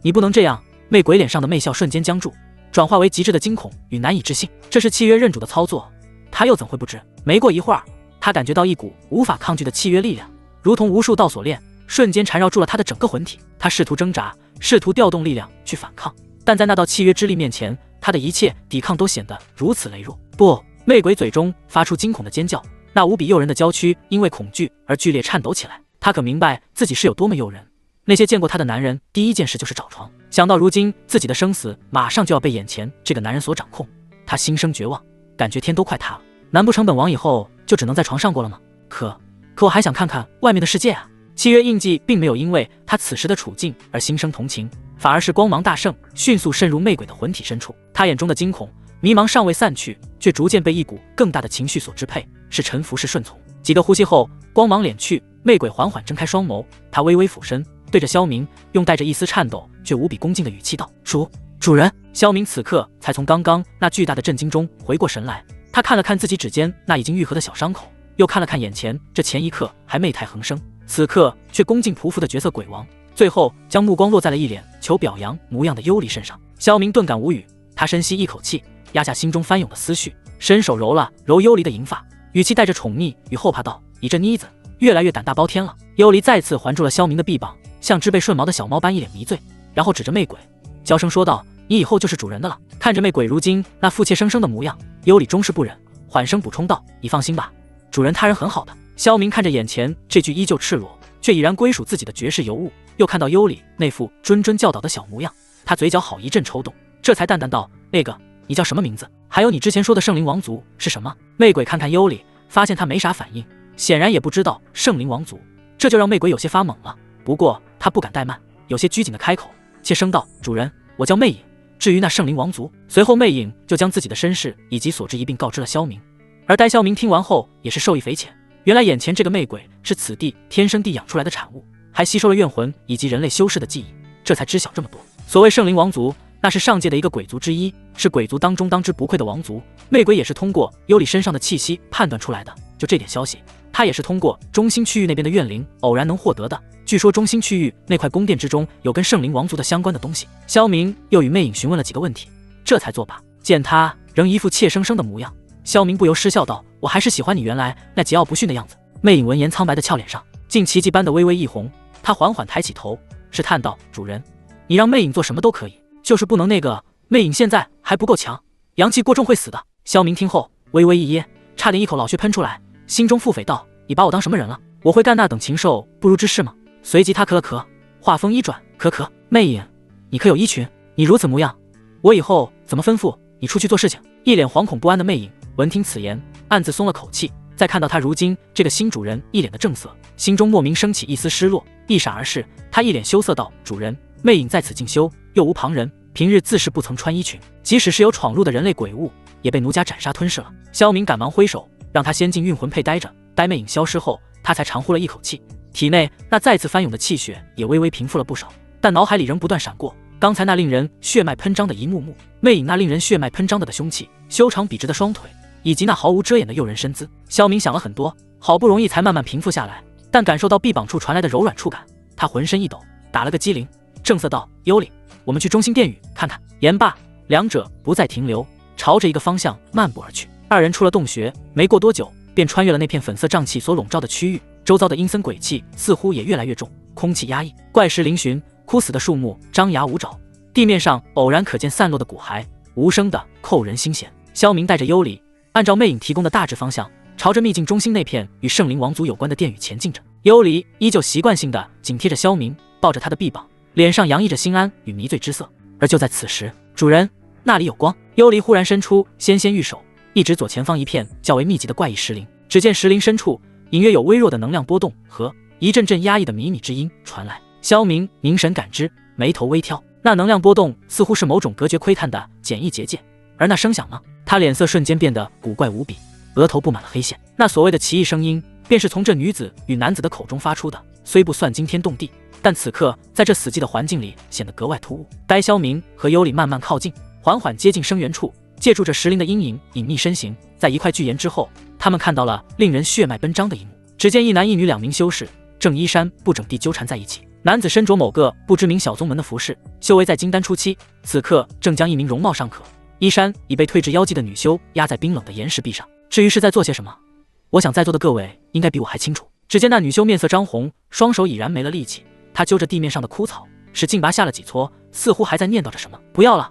不行！他们周围布置了一个简单的隔绝阵法，显然是为了防止被他人打扰或窥见。然而这等战法在萧明和幽离的面前形同虚设。萧明在走近后就已经无语了，他刚在魅影那被勾起的邪火都还没平息下去呢，又来！他迅速移开目光，不敢多看，心中不由大骂道：人是随时随地都能发情，这都什么人啊！萧明下意识的就想拉着幽离离开，这种场面着实不适合给他这纯洁可人的小女鬼看。然而幽离却看得目不转睛，她那纯净的紫眸中充满了大大的好奇和疑惑，完全没有寻常女子见到此景应有的羞涩或回避。她歪着头，似乎很不理解那两人在做什么。主人，幽离轻轻晃了晃萧明的臂膀，声音空灵而满是不解。他们在做什么呢？是在修炼一种很特别的功法吗？为什么那个男的要压着那个女的呢？他似乎是很难受的样子，又好像很舒服。他努力地从他那不算大的小脑瓜里寻找着合适的词汇来描述眼前这超出他理解的一幕。萧明，他感觉额角有汗要滴下来，这要怎么跟一张小白纸解释清楚呢？可嗨！萧明尴尬地咳嗽2声，试图组织语言，正色道：“这个嘛，他们不是在修炼功法，这是一种男女之间表达亲密的一种方式。表达亲密？”幽离更加困惑了。就像我抱着主人手臂这样吗？可是他们看起来亲密多了。还有那个女的，她的声音好奇怪啊！主人，你听，她是不是要哭了？萧明顿感头皮发麻，感觉比面对一个元婴后期的老怪物还要棘手。他硬着头皮，用尽可能平静易懂的语气解释道：“这就是一种更友好的亲密方式，能带来特别的感受。”对，就是一种特别的感受。至于那个女人的声音嘛，她可能是因为正在体验这种事的感受吧。他说的含糊其辞，希望幽离能就此打住。然而，幽离的求知欲似乎被彻底勾起来了。他转过头，那双纯净无瑕的紫眸直勾勾地盯着萧明，问出了一个让萧明差点原地爆炸的问题：“特别的感受，主人，那是什么感觉？我们也可以像他们那样表达亲密吗？”幽离也想体验一下那种特别的感受，他的语气天真无邪，仿佛只是在询问一种新奇的游戏，眼神里充满了对未知事物的纯粹好奇和一丝跃跃欲试。萧明看着幽离那近在咫尺的绝美脸庞，感受着他环抱自己手臂传来的温软触感，在听到他这番虎狼之词后，整个人都僵住了，一股热流不受控制地窜上心头，让他心跳瞬间都漏了几拍。他张了张嘴，却发现自己词穷了。解释？怎么解释？示范？那不成禽兽了吗？此刻的萧明面对凶险杀局，强敌环伺尚能面不改色，却被自家小女鬼一个天真无邪的问题弄得方寸大乱，狼狈不堪。胡闹！萧明最终只能板起脸，故作严肃地低斥一声，一把拉住幽离的手腕，几乎是逃也似的飞快地离开了这片是非之地。他甚至能感受到背后那对野鸢传来的短暂停顿和低呼，似乎是被他们弄出的动静惊扰到了。咦，你怎么了？这荒山野岭哪来的人啊？管他作甚，快点啊！直到跑出老远，再也听不见看不到那令人无语的动静，萧明才缓缓停下脚步，长长舒了口气，感觉比与人搏杀一场还累。幽离被他拉着跑，依旧是一脸茫然。他看着主人微红的耳根和急促的呼吸，不解地问：“主人，你是生气了吗？为什么我们不能试试呢？是很难学吗？”你放心，幽离很能吃苦的。还是主人嫌弃幽离？萧明忍无可忍，赏了他一个轻轻的脑瓜崩。但看到他那纯真又带着点委屈的眼神，最终只能无奈地叹了口气，揉了揉他的秀发，缓缓道：“幽离，有些事情你现在还不懂，以后再说吧。”他心中则是在哀叹：这都什么事啊？我萧明难道要成人形推土机了吗？鬼女，这想想多刺激！哦，不对，兴奋和推。萧明赶紧压下心中生出来的邪念，看着幽离那似懂非懂却依旧偷偷打量自己的眼神，萧明忽然觉得这次秘境之行最大的挑战恐怕不是来自于未知的危险，而是身边这个懵懂又诱人的小丫头。萧明拉着幽离几乎是逃也似的离开了那片充满暧昧声响的石林区域，在他们的前方是一片相对开阔的黑色荒原，荒原的尽头，一座通体由某种漆黑巨石垒砌而成的古老殿宇耸立在焦黑的土地上，殿宇宏伟却残破，高耸的尖顶没入灰蒙蒙的天际，墙体上爬满了暗红色的仿佛血液般的诡异纹路，散发出令人心悸的古老气息。此刻殿宇那2扇高达10余丈刻满鬼手浮雕的巨门前，人影绰绰，已然聚集了几十道身影，他们隐隐对峙着，空气中弥漫着一股紧绷而压抑的气氛。萧明眼神一凝，立即拉着幽离悄然后退，寻了一处地势较高且有巨大嶙峋怪石遮挡的隐蔽角落，默默观望。主人，好多人耶，他们在干嘛？幽离也学着萧明的样子，小心翼翼地藏好，不过他是往萧明的怀里又凑了凑，紫水晶的眼眸好奇地打量着远处的人群，但最终被那座殿门所吸引。他能隐隐感觉到那里似乎有什么正吸引召唤着他。我们先在这儿等他们把门打开。萧明低声道。螳螂捕蝉，黄雀在后，现在显然不是露头的好时机。他的目光缓缓扫过那几10人的阵营，果不出所料，他们也到了。百鬼窟的修士依旧黑袍森森，鬼气缭绕，为首那名金丹巅峰长老正阴沉着脸打量着殿门上的静止。阴煞宗的队伍杀气腾腾，领头的那名赤发青年正抱着双臂，眼神桀骜，同样紧盯着殿门。而白骨关那如同骷髅般的修士则带着几个弟子占据着一角，较为低调。除了这3家实力最强的，还有一些人数不等的小团体和零散散修，其中倒是也有几个金丹中后期的修士。此刻众人的注意力大多集中在殿门上，已经有不少人尝试过攻击了，只不过都只能在门上留下了浅浅的痕迹。尹长老，这禁制非同一般，单凭我们其中哪一家，恐怕浩道秘境关闭也难以撼动，不如大家暂时联手，先破了这殿门禁制再说。阴煞宗的赤发青年忽然开口，声音带着一股沙哑的锐气，打破了沉寂。百鬼窟的尹长老冷哼一声，联手。赵川，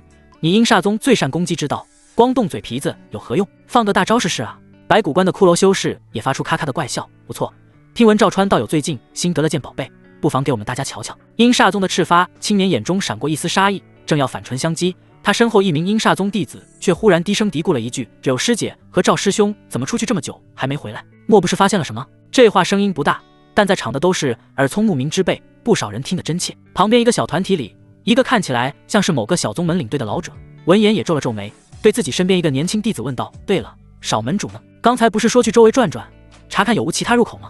怎么也没见人影？”那年轻弟子一脸茫然，回禀长老：“少门主说他去就回，要我们在此等候。弟子也不知啊。”尹长老听到这些窃窃私语，眼中闪过一丝不易察觉的阴霾。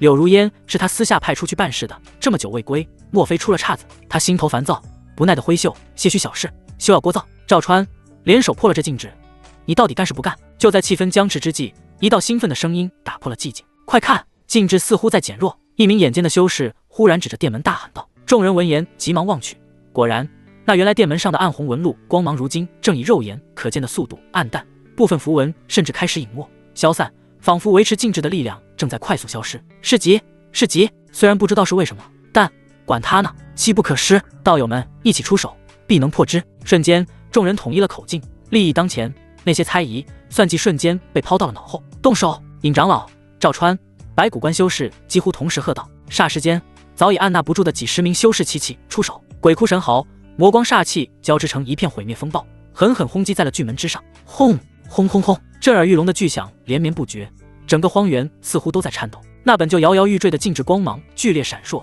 终于在一阵令人牙酸的咔嚓碎裂声中彻底崩散。禁制破了！冲啊！人群瞬间疯狂，红着眼争先恐后的涌向那仿佛蕴含宝藏的殿门，而刚刚临时达成的脆弱联盟瞬间瓦解，殿门口再次爆发了激烈的混战，数声惨叫，痛呼被淹没在汹涌的人潮中。萧明在远处冷漠地看着这一切，嘴角微勾，地群蠢货。待到大部分人都冲了进去，门口只剩下零星几个谨慎观望或受伤落后的修士时，萧明才轻轻一拉尤里：“走，我们进去，暂时别出手，先看戏。”“哦，尤里听主人的。”尤里乖巧点头。虽然对殿门口的那些热乎尸体上溢散的魂魄很是眼馋，但萧明的话他绝对顺从。两人身形如电，悄无声息地掠入了漆黑深邃的殿门。殿内并非全然黑暗，墙壁上嵌着的某种晶石散发着莹莹光芒，空间极为广阔，仿佛一个巨大的地下广场。先冲进来的修士们已经在殿内交上了手，不过他们这次的对手是一群群身形虚幻、身着古老残破甲胄的阴兵鬼族，大多只有筑基到金丹初期的实力，但数量众多，源源不绝，攻击带着侵蚀生机的阴冷气息。杀！不过是些低级鬼物，大家注意，他们的魂核还有用，别浪费。前方战团光芒乱闪，呼喝声与鬼笑声交织，中心台面上还散落着阴属性矿石、灵光未施的残破古法器，以及角落生长的珍稀阴属性灵草。这些东西对萧明和幽里可能不算什么，但对那些金丹初中期乃至后期的普通修士而言，已是值得拼抢的收获，厮杀愈加激烈。不过一会儿，那些金丹初期乃至以下筑基期的修士基本上就以死伤殆尽了。萧明带着幽离从殿门一侧掠进，躲进一片鬼物较少的阴影之处，在幽里无声吞噬了几个阴兵小卒后，他们就暗中隐藏了下来，避开主战场。幽离看着那些被打散后魂力溢散的鬼族，紫眸中渴望闪烁，忍不住轻轻拉了拉萧明的衣袖。萧明哪里不明白他的心思，轻轻摇头，传音道：“不急，这些魂力斑驳，吸收起来也裨益不大，好东西都在后头呢。”幽离努力理解着，缓缓点了点头，压下了心中的渴望。当大部分阴兵鬼族被清理后，人群推进到大殿内侧时，异变陡升，好！数声更加暴力凶悍的咆哮从前方几个隐蔽的通道口传出，紧接着数头体型魁梧、魂体凝实、手持巨大兵刃的鬼将，实力相当于金丹后期到巅峰，咆哮冲出。他们周身黑气翻腾，眼中灵魂之火熊熊燃烧。是鬼将，大家小心！面对强敌，诸多低阶修士开始抱团合作，而那几个大势力的队伍仍旧游刃有余。战斗瞬间升级，鬼将力大无穷，攻击诡异，每一次都带着撕裂灵魂的劲风。金丹中高阶的修士们虽能对其造成伤害，却难以快速将之击杀。大殿中段灵光鬼气疯狂碰撞，怒吼声与惨叫声也是络绎不绝。最终，诸多修士还是以大代价成功解决了这一波鬼将。不过那些小宗门以及零散的修士都已经寥寥无几了。在众人还在打扫战场之际，终于还是有几个眼尖的修士发现了萧明与幽里的存在。可能众人刚刚都在与鬼物拼杀无暇他顾，所以没太注意，但这一闲下来自然是有闲暇，四处查探了。毕竟里面就这么大，他们的出现瞬间打破了当前微妙的平衡，吸引了在场所有人的目光。场上不停响起吞咽口水的声音，那些普通修士哪里见过这等绝色尤物？银发紫眸，容颜绝世，一袭玄黑宫装，无风自动，周身似乎弥漫着一层令人灵魂战栗又心生贪婪的纯净阴气。其绝美的容貌在这较为恐怖的大殿中宛如暗夜明珠，瞬间让许多修为稍低的修士看直了眼，呼吸都为之一滞。哇，好美！此等绝色简直就是天仙下凡。几个定力不足的散修和小宗门弟子更是直流口水，使劲吞咽着唾沫。没办法，幽里实在是太美了。萧明看着他们一个个露出痴汉般的眼神，虽内心鄙夷，但不得不说这小妮子是真的勾人，他都差点没能把持得住。当然啦，有面露痴迷口水直流的，那自然也有心思细腻面露凝重的。此时的三大宗门阵营中，尹长老、赵川、白骨关修士这等高手却是身体紧绷，神情肃然，因为他们能隐隐感受到幽离身上那无形中散发出的危险气息，虽看不出其真实修为，但心中却早已警铃大作。终于还是尹长老先开了口，这位道友，他微微拱手，目光忌惮地扫过幽里，道友仙姿绝世，气度超凡，但恕老夫眼拙，不知道有出自何门何派，可也是为这宫殿中的机遇而来。他这话问得颇为讲究，先是吹捧一番，抬高了幽离的身份，再询问其来历，既是试探，也是想探听其目的。幽离闻言，紫水晶般的眸子淡淡地瞥了尹长老一眼，然后又回到了萧明身上，仿佛除主人以外的人丝毫引不起他的注意。大殿中瞬间又陷入了死寂。片刻后，因煞宗的赵川再也按捺不住，冷哼一声，声如金铁交击，尹老鬼，何必与他多费唇舌？这女子来历不明，装神弄鬼的，这宫殿内的宝有能者得知，莫非你百鬼窟还想与人讲什么先来后到的规矩不成？他性格暴戾，更相信拳头，对幽离虽有些忌惮，但还不至于害怕。白骨关那骷髅修士也发出咔咔的怪笑，用他那圣人的声音提醒道：尹老鬼，赵老魔，你们可看清楚了，他是鬼体，可不是人。这话一出，瞬间引爆全场，大殿先是安静了几息，随后喧哗一片。此女竟是鬼物，我竟全然看不出。女鬼吗？我喜欢。就在众人众说纷纭之时，一个平静而慵懒的声音突兀的响起，让喧哗的场面为之一静。诸位，此殿之物与我有缘。声音虽不大，却清晰地传入了每个人的耳中。刹那间，所有人的目光齐刷刷地从幽离的身上缓缓转向了他身旁那个被所有人下意识忽略的青年。由于萧明收敛气息的原因，所以众人并未知晓其真实境界。就在这短暂的死寂之后，便是轰然的嘲讽与怒骂。噗哈哈哈！小子，你说什么？与你有缘？你算个什么东西？一个脾气火爆的金丹后期散修率先狂笑出声，指着萧明，满脸的讥诮。切，区区一个小辈，也敢在此大放厥词，真是不知死活！我看你是被这女鬼迷了心窍，失心疯了吧？哪里来的蠢货？这里哪有你说话的份？滚一边去！一瞬间，嘲讽声、怒斥声此起彼伏。在众人眼中，萧明不过是个被女鬼给控制了的傀儡面首，此刻竟敢口出狂言，简直是滑天下之大稽。就连尹长老、赵川等高手也皱起了眉头，觉得这小子莫不是真被控制了神智，在此胡言乱语。然而，随着这些话语声一道而来的是一股冰冷刺骨，仿佛能冻结灵魂的恐怖杀意。那些还在出声嘲讽的修士，如同被无形之手扼住了喉咙，笑声和骂声戛然而止，一个个脸色煞白，浑身僵硬，眼中瞬间充满了惊恐之色。幽离缓缓转过头，那双纯净的紫眸此刻冷冷锁定了那几个叫得最欢的修士，眼中的杀意毫不掩饰。只待萧明一声令下，他就会立刻将这些胆敢侮辱主人的蝼蚁吞灵灭魂。感受到这股毫不掩饰的恐怖气息，就连尹长老、赵川等高手也勃然变色，下意识地后退半步，全力运转功法戒备。他们也终于确定，这银发女鬼的实力绝对远超他们的预估。就在这气氛僵持不下之际，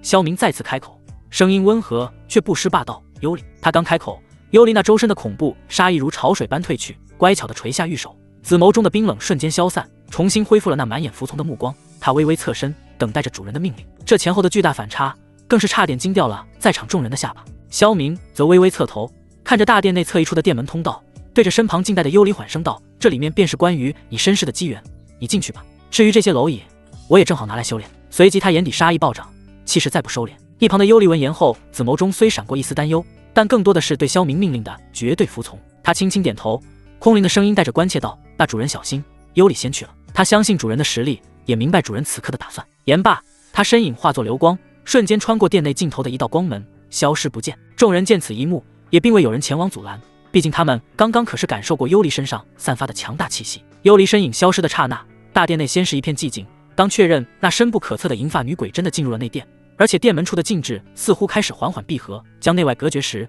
大殿内剩余的所有修士几乎是不约而同的将目光齐刷刷地投向了萧明。他们的目光不再如刚才那般忌惮、鄙夷，而是如同饿狼看到了落单的羔羊，充满了贪婪、杀意以及毫不掩饰的戏谑。先前被幽离杀气所摄的恐惧，此刻尽数转化为了恼羞成怒的暴力。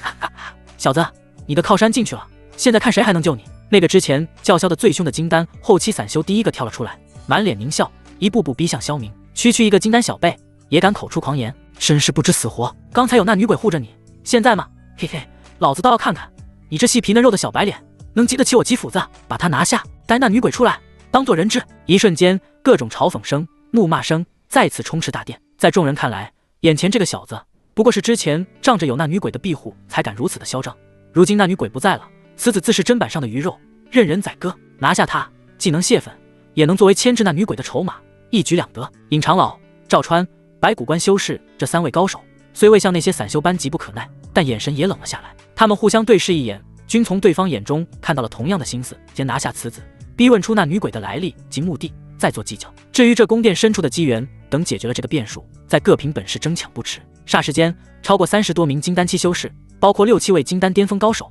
的气息死死锁定了萧明，杀机如同实质，将周遭空气都凝固了。面对这足以让任何金丹修士都绝望的杀局，萧明却连眉头都没皱一下，他脸上非但没有丝毫恐意，反而露出了一抹令人毛骨悚然的邪魅笑容。哼！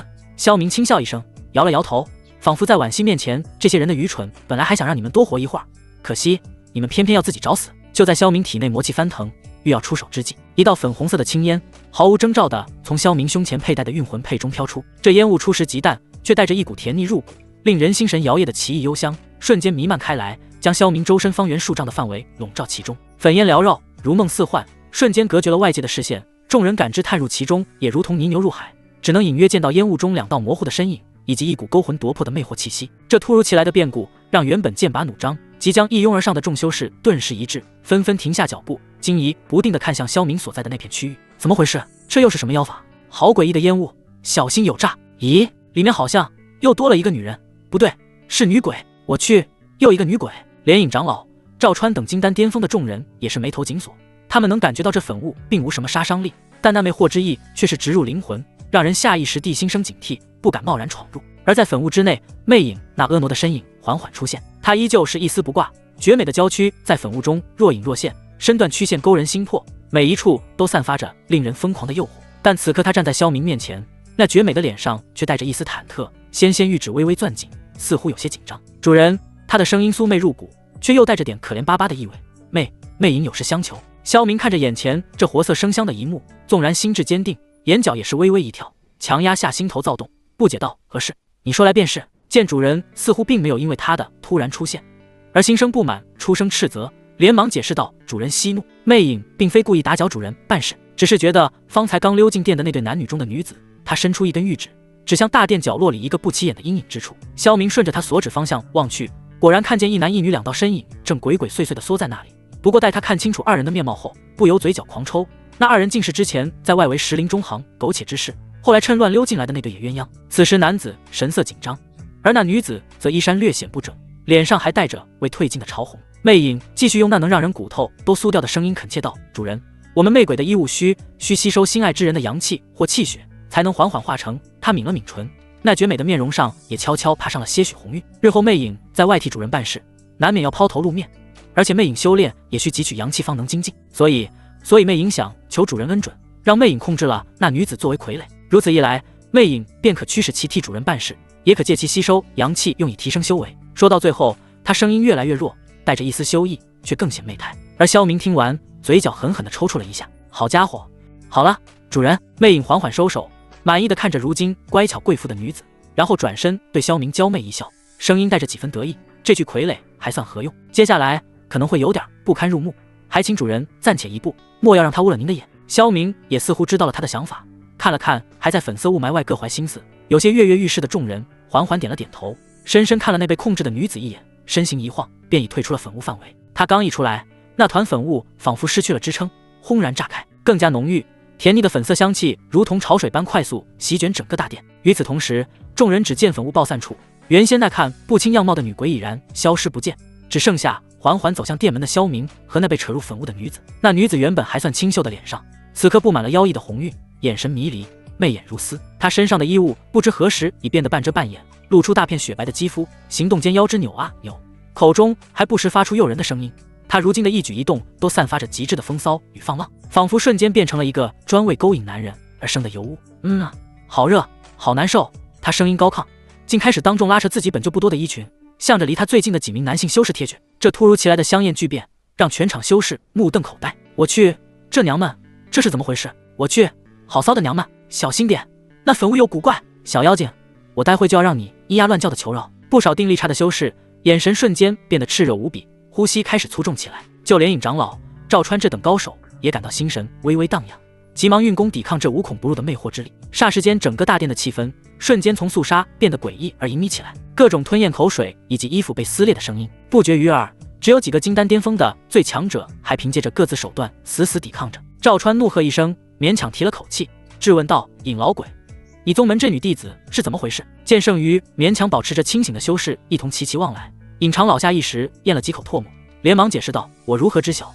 定是刚刚出现的那女鬼施展了什么手段。”话未说完，一个金丹巅峰的散修就高声道：“我等先合力打破了这禁制，出了这大殿再说。众人你看看我，我看看你，虽彼此提防，但眼下这局面也不得不暂时联手。”另一边出了宫殿的萧明在周围转悠了一圈后，找一颗巨石盘膝坐下，缓缓开始修炼起来。秘境当中的恶劣环境以及阴气并没有使其分心，萧明屏气凝神，不时吞服下几枚丹药，自身气息正以肉眼可见的速度缓缓增强着。而他身后不远处的殿门先是不停发出砰砰之声，然后声音缓缓变弱，最后彻底消失，只余下了一连串高亢而压抑的闷哼与呐喊，正随着时间的流逝愈演愈烈。也不知时间过了多久，盘坐于巨石之上的萧明缓缓睁开双眼，眸中深邃的魔光一闪而逝，周身澎湃的气息如同潮水般收敛入体，愈发显得深沉内敛，却又蕴含着令人心悸的恐怖力量。他感受着体内奔腾汹涌，几乎要冲破壁垒的磅礴魔力，嘴角不由勾起一抹满意的弧度。此次修炼借助丹药的帮助，他的修为再次稳固在了金丹巅峰的极限，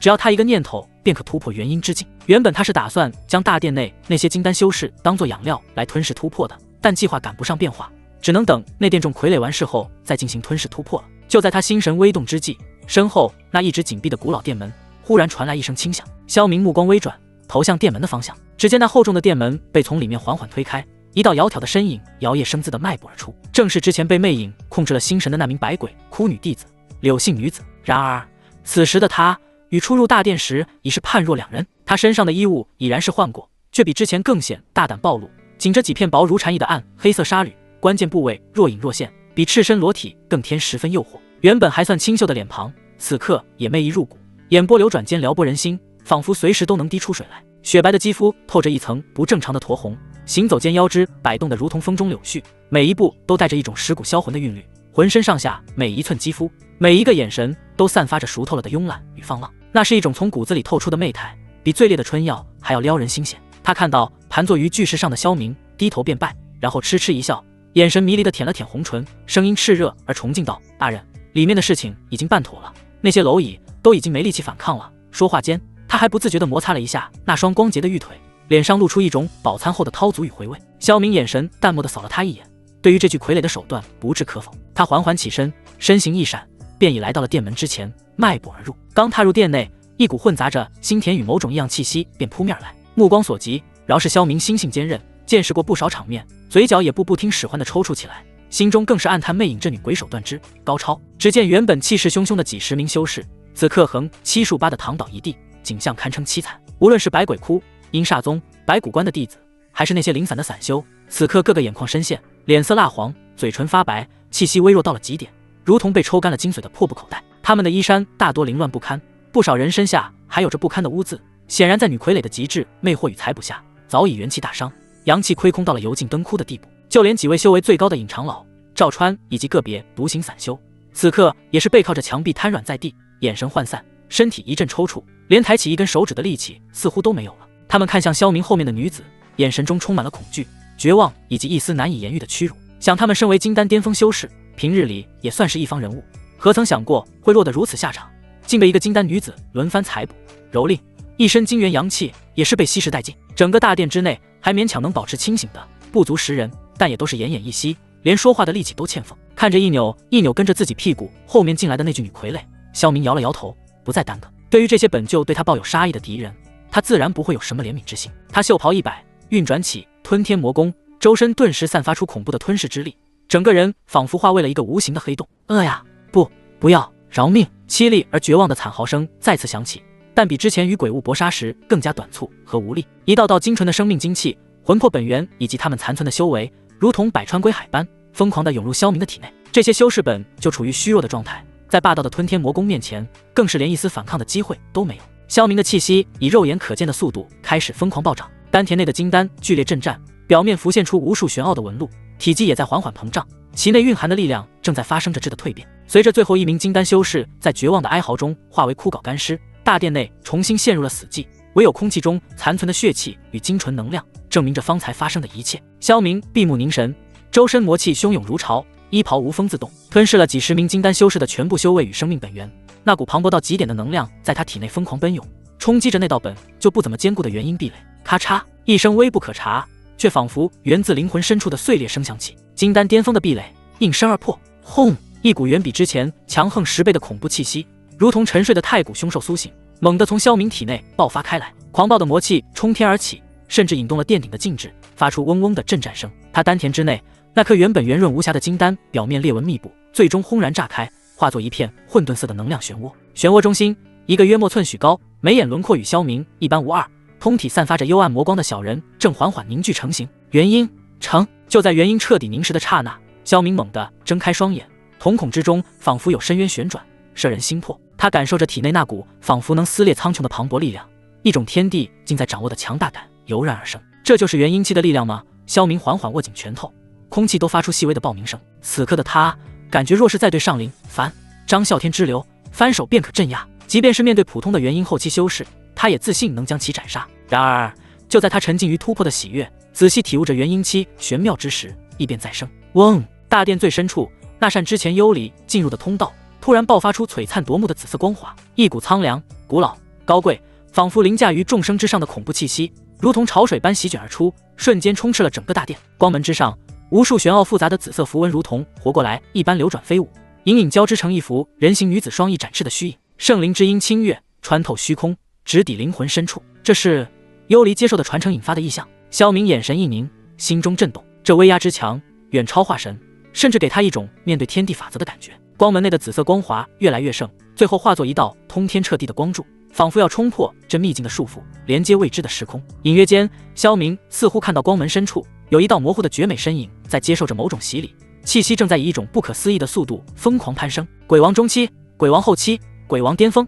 鬼皇巅峰！轰！又是一声无形的巨响，仿佛某个瓶颈被打破，幽离的气息骤然一变，变得更加深邃浩瀚，带着一种尊贵无比的威严，赫然是踏入了鬼尊合体之境。而且这股气息还在稳步提升。鬼尊初期、中期，萧明心中啧舌，都想骂娘了，这传承也太他妈恐怖了吧，竟然让幽离连破数境。看来这圣灵王族的来历比他想象的还要惊人。就在这时，异变陡生，那通天的紫色光柱似乎引动了冥冥中的某种存在，秘境上空那永恒灰暗的天幕骤然被一股无形的力量缓缓撕裂，一道冰冷、淡漠、充满审视意味的恐怖意念，如同天道之眼，穿透层层空间阻隔，正在试图降临。我去，这什么鬼？感受到那无比恐怖的意念，萧明脸色骤变。这股意念的层次极高，连正在暴涨突破修为的幽离与之相比，都显得渺小不已。他心中惊骇，这等恐怖存在绝非此界修士，定然是幽离接受传承引发的动静太大，引来了上界强者的注意。不好，必须立刻离开。萧明瞬间做出判断，若是被上界强者给锁定，别说幽离，就连他也要大祸临头，麻烦不断。他毫不犹豫，身形一闪，冲向那光门。此刻光门似乎也因为传承接近尾声，光芒开始逐渐内敛起来，威压也稍稍减弱。幽离，好了没？我们需要立刻离开。萧明对着光门内传音道。几乎是同时，光门内的紫色光华猛地收敛，那道绝美的倩影一步踏出，正是幽离。此时的他气质发生了翻天覆地的变化，原本纯净无瑕的紫眸，此刻深邃如星海，眼波流转间自带一股睥睨天下的高贵与威严。银发如瀑，无风自舞，周身缭绕着淡淡的紫色光晕，那是属于圣灵王族的本源鬼气，精纯而强大。他的修为赫然稳定在了鬼尊中期、合体中期，比起进入光门前强大了不知多少倍。主人，幽离看到萧明，眼中的威严瞬间化为浓浓的依赖与欣喜，还有一丝莫名的意味。但他也立刻感知到了那股来自上界的恐怖意念，俏脸微变，有强大的存在似乎在锁定这里。走！萧明二话不说，一把拉住幽离冰凉柔软的玉手，魔光遁催动到极致，化作一道幽暗的流光，朝着秘境出口的方向疯狂遁去。必须在那上界强者真正降临之前逃离这个秘境。两人速度极快，如同两道闪电划过灰暗的天空。沿途遇到的一些零散鬼物，感受到幽离身上那属于鬼尊级的恐怖气息，无不瑟瑟发抖，远远逃命。萧明拉着幽离，将速度提升到极致，如同两道撕裂灰暗天幕的幽光，朝着秘境入口疾驰而去。但身后那股来自上界的恐怖意念，却如同悬顶之剑，冰冷的窥视感如影随形，让他灵魂都在战栗。他毫不怀疑，一旦被其锁定，必将陷入万劫不复之地。临近秘境出口那扭曲的光幕，幽离没再犹豫，便化作一道紫光，瞬间没入了运魂佩中。萧明深吸了口气，强压下心中因那恐怖意念升起的惊悸，调整了下气息，随后一步踏入了那扭曲的光幕之中。场景变换，秘境入口之外，萧明本想直接回宗门，但面前忽地浮现出3道人影，看他们的着装，来人正是3大宗门百鬼窟、阴煞宗、白骨关的修士。百鬼窟的是一位身着繁复鬼纹黑袍的老妪，手持一柄白骨幡，周身阴气缭绕，隐隐有厉鬼哭嚎之声，其修为已达到了元婴后期，外人都称他为鬼婆。阴煞宗的则是一名赤发壮汉，身材魁梧，面容狰狞，周身煞气凝成实质，背上附着一柄门板宽的巨刃，煞气冲天，修为亦是元婴后期。他号赤煞，而最强者却是白骨关的那位。他与宗内其他修士不同，并非骷髅模样，反而像一具披着人皮的干尸，眼眶中跳动着2簇幽蓝色的魂火，身着惨白法袍，手中捻动着一串由细小头骨制成的念珠，其气息晦涩阴冷，已然达到了元婴巅峰。他乃白骨关大长老古幽。这3人正是此次3大宗门派来接应探索秘境门人的领头者。原本按照以往惯例，这秘境虽有风险，但门下修士进入最多折损也就3-5成，可这次进入秘境的修士魂牌基本上碎了大半，这让他们怎么可能不重视？此时3位长老的脸色都极为的难看，他们一直关注着秘境入口的光幕，发现这次里面的传出来的波动异常剧烈，时而暗淡，时而会爆发出令人心悸的紫色光晕，更是有一种难以言喻的恐怖威压隐隐透出，让他们这等修为都感到心惊肉跳。不对劲，这秘境里面肯定出大事了。赤煞声音沉闷，带着焦躁。鬼婆拄着白骨幡，阴恻恻道：“老身方才试图以秘法联系尹长老他们几个，发现其魂牌已碎，此次秘境当中必有古怪。”古幽眼眶中的魂火跳动了一下，声音干涩如同骨骼摩擦。我关弟子魂牌已碎裂大半，剩下的3-2个也都是一群歪瓜裂枣。此次秘境内恐有惊天变故。就在3人惊疑不定之际，入口光幕一阵涟漪，一道身影缓缓浮现，正是萧明。他刚一出现，瞬间3道强大的感知便如同无形的大手将他死死锁定。有人出来了，是个生面孔，不是我3宗弟子。金丹，不对，是元婴。元婴初期，这秘境怎么可能有元婴修士进入？3位长老目光如电，瞬间聚焦在萧明身上，带着审视、疑惑以及不可置信。秘境异变，怎么只有他一人出来？不对，很不对劲。此子身上定然有大秘密，或者得到了秘境中的机缘。古幽身影一晃，如同鬼魅般，第一个拦在了萧明面前，干瘪的脸上强挤出一丝难看的笑容，声音却冰冷道：“小友，且慢走。”鬼婆和赤煞也几乎同时身形闪动，呈3角之势，将萧明围在了中间，气息压迫而下。萧明忽地见3个元婴修士挡在面前，待看清其着装后，不由心中冷笑，面上却露出恰到好处的惊慌与警惕，后退半步，微微拱手道：“3位前辈，这是何意？”赤煞脾气最爆，直接喝道：“小子，少装糊涂！秘境里面发生了什么？为何只有你一人出来？我阴煞宗弟子何在？”鬼婆也阴森森的接口道：“老身白鬼窟的弟子，你见是没见过？你若如实道来，今日或可留你全尸。”话语中的杀意毫不掩饰。古幽则相对温和，但眼神莫名，不咸不淡道：“小友，秘境异变，想必你也受惊了。只要你将秘境中所见所闻以及所得之物尽数交出，老夫可做主，饶你一命，甚至引你入我白骨关，也未尝不可。”他这话看似招揽，实则是想兵不血刃地拿下萧明，并独吞其身上可能存在的机缘。萧明心中快速盘算，这3个老家伙，2个元婴后期，一个元婴巅峰，确实棘手。尤其是那古幽，给他一种颇为危险的感觉。硬拼绝非上策，但想轻易脱身，貌似也不太可能。他脸上挤出一丝苦涩和后怕，微颤着开口道：“三位前辈明鉴，晚辈只是一介散修而已，侥幸进入秘境。可里面不知为何突然爆发了恐怖的鬼潮，无数强大鬼物忽然苏醒，见人就杀。晚辈修为低微，一路躲藏，好不容易才逃到出口附近，恰好看到光幕波动，便拼命冲了出来。至于3位的贵宗弟子们，晚辈逃命途中似乎却是看到了不少，但他们都被鬼潮淹没了。”他这番话半真半假，将秘境一便推给了鬼潮。鬼潮？古幽眼中魂火闪烁，显然不全信。什么样的鬼潮能让我3宗精锐弟子几乎全军覆没？小友，你这话你自己相信吗？赤煞则早已不耐，您笑道：“跟他废什么话？拿下搜魂，一切便知。”说罢，他猛地踏前一步，元婴后期的威压轰然爆发，如同山岳般压向萧明。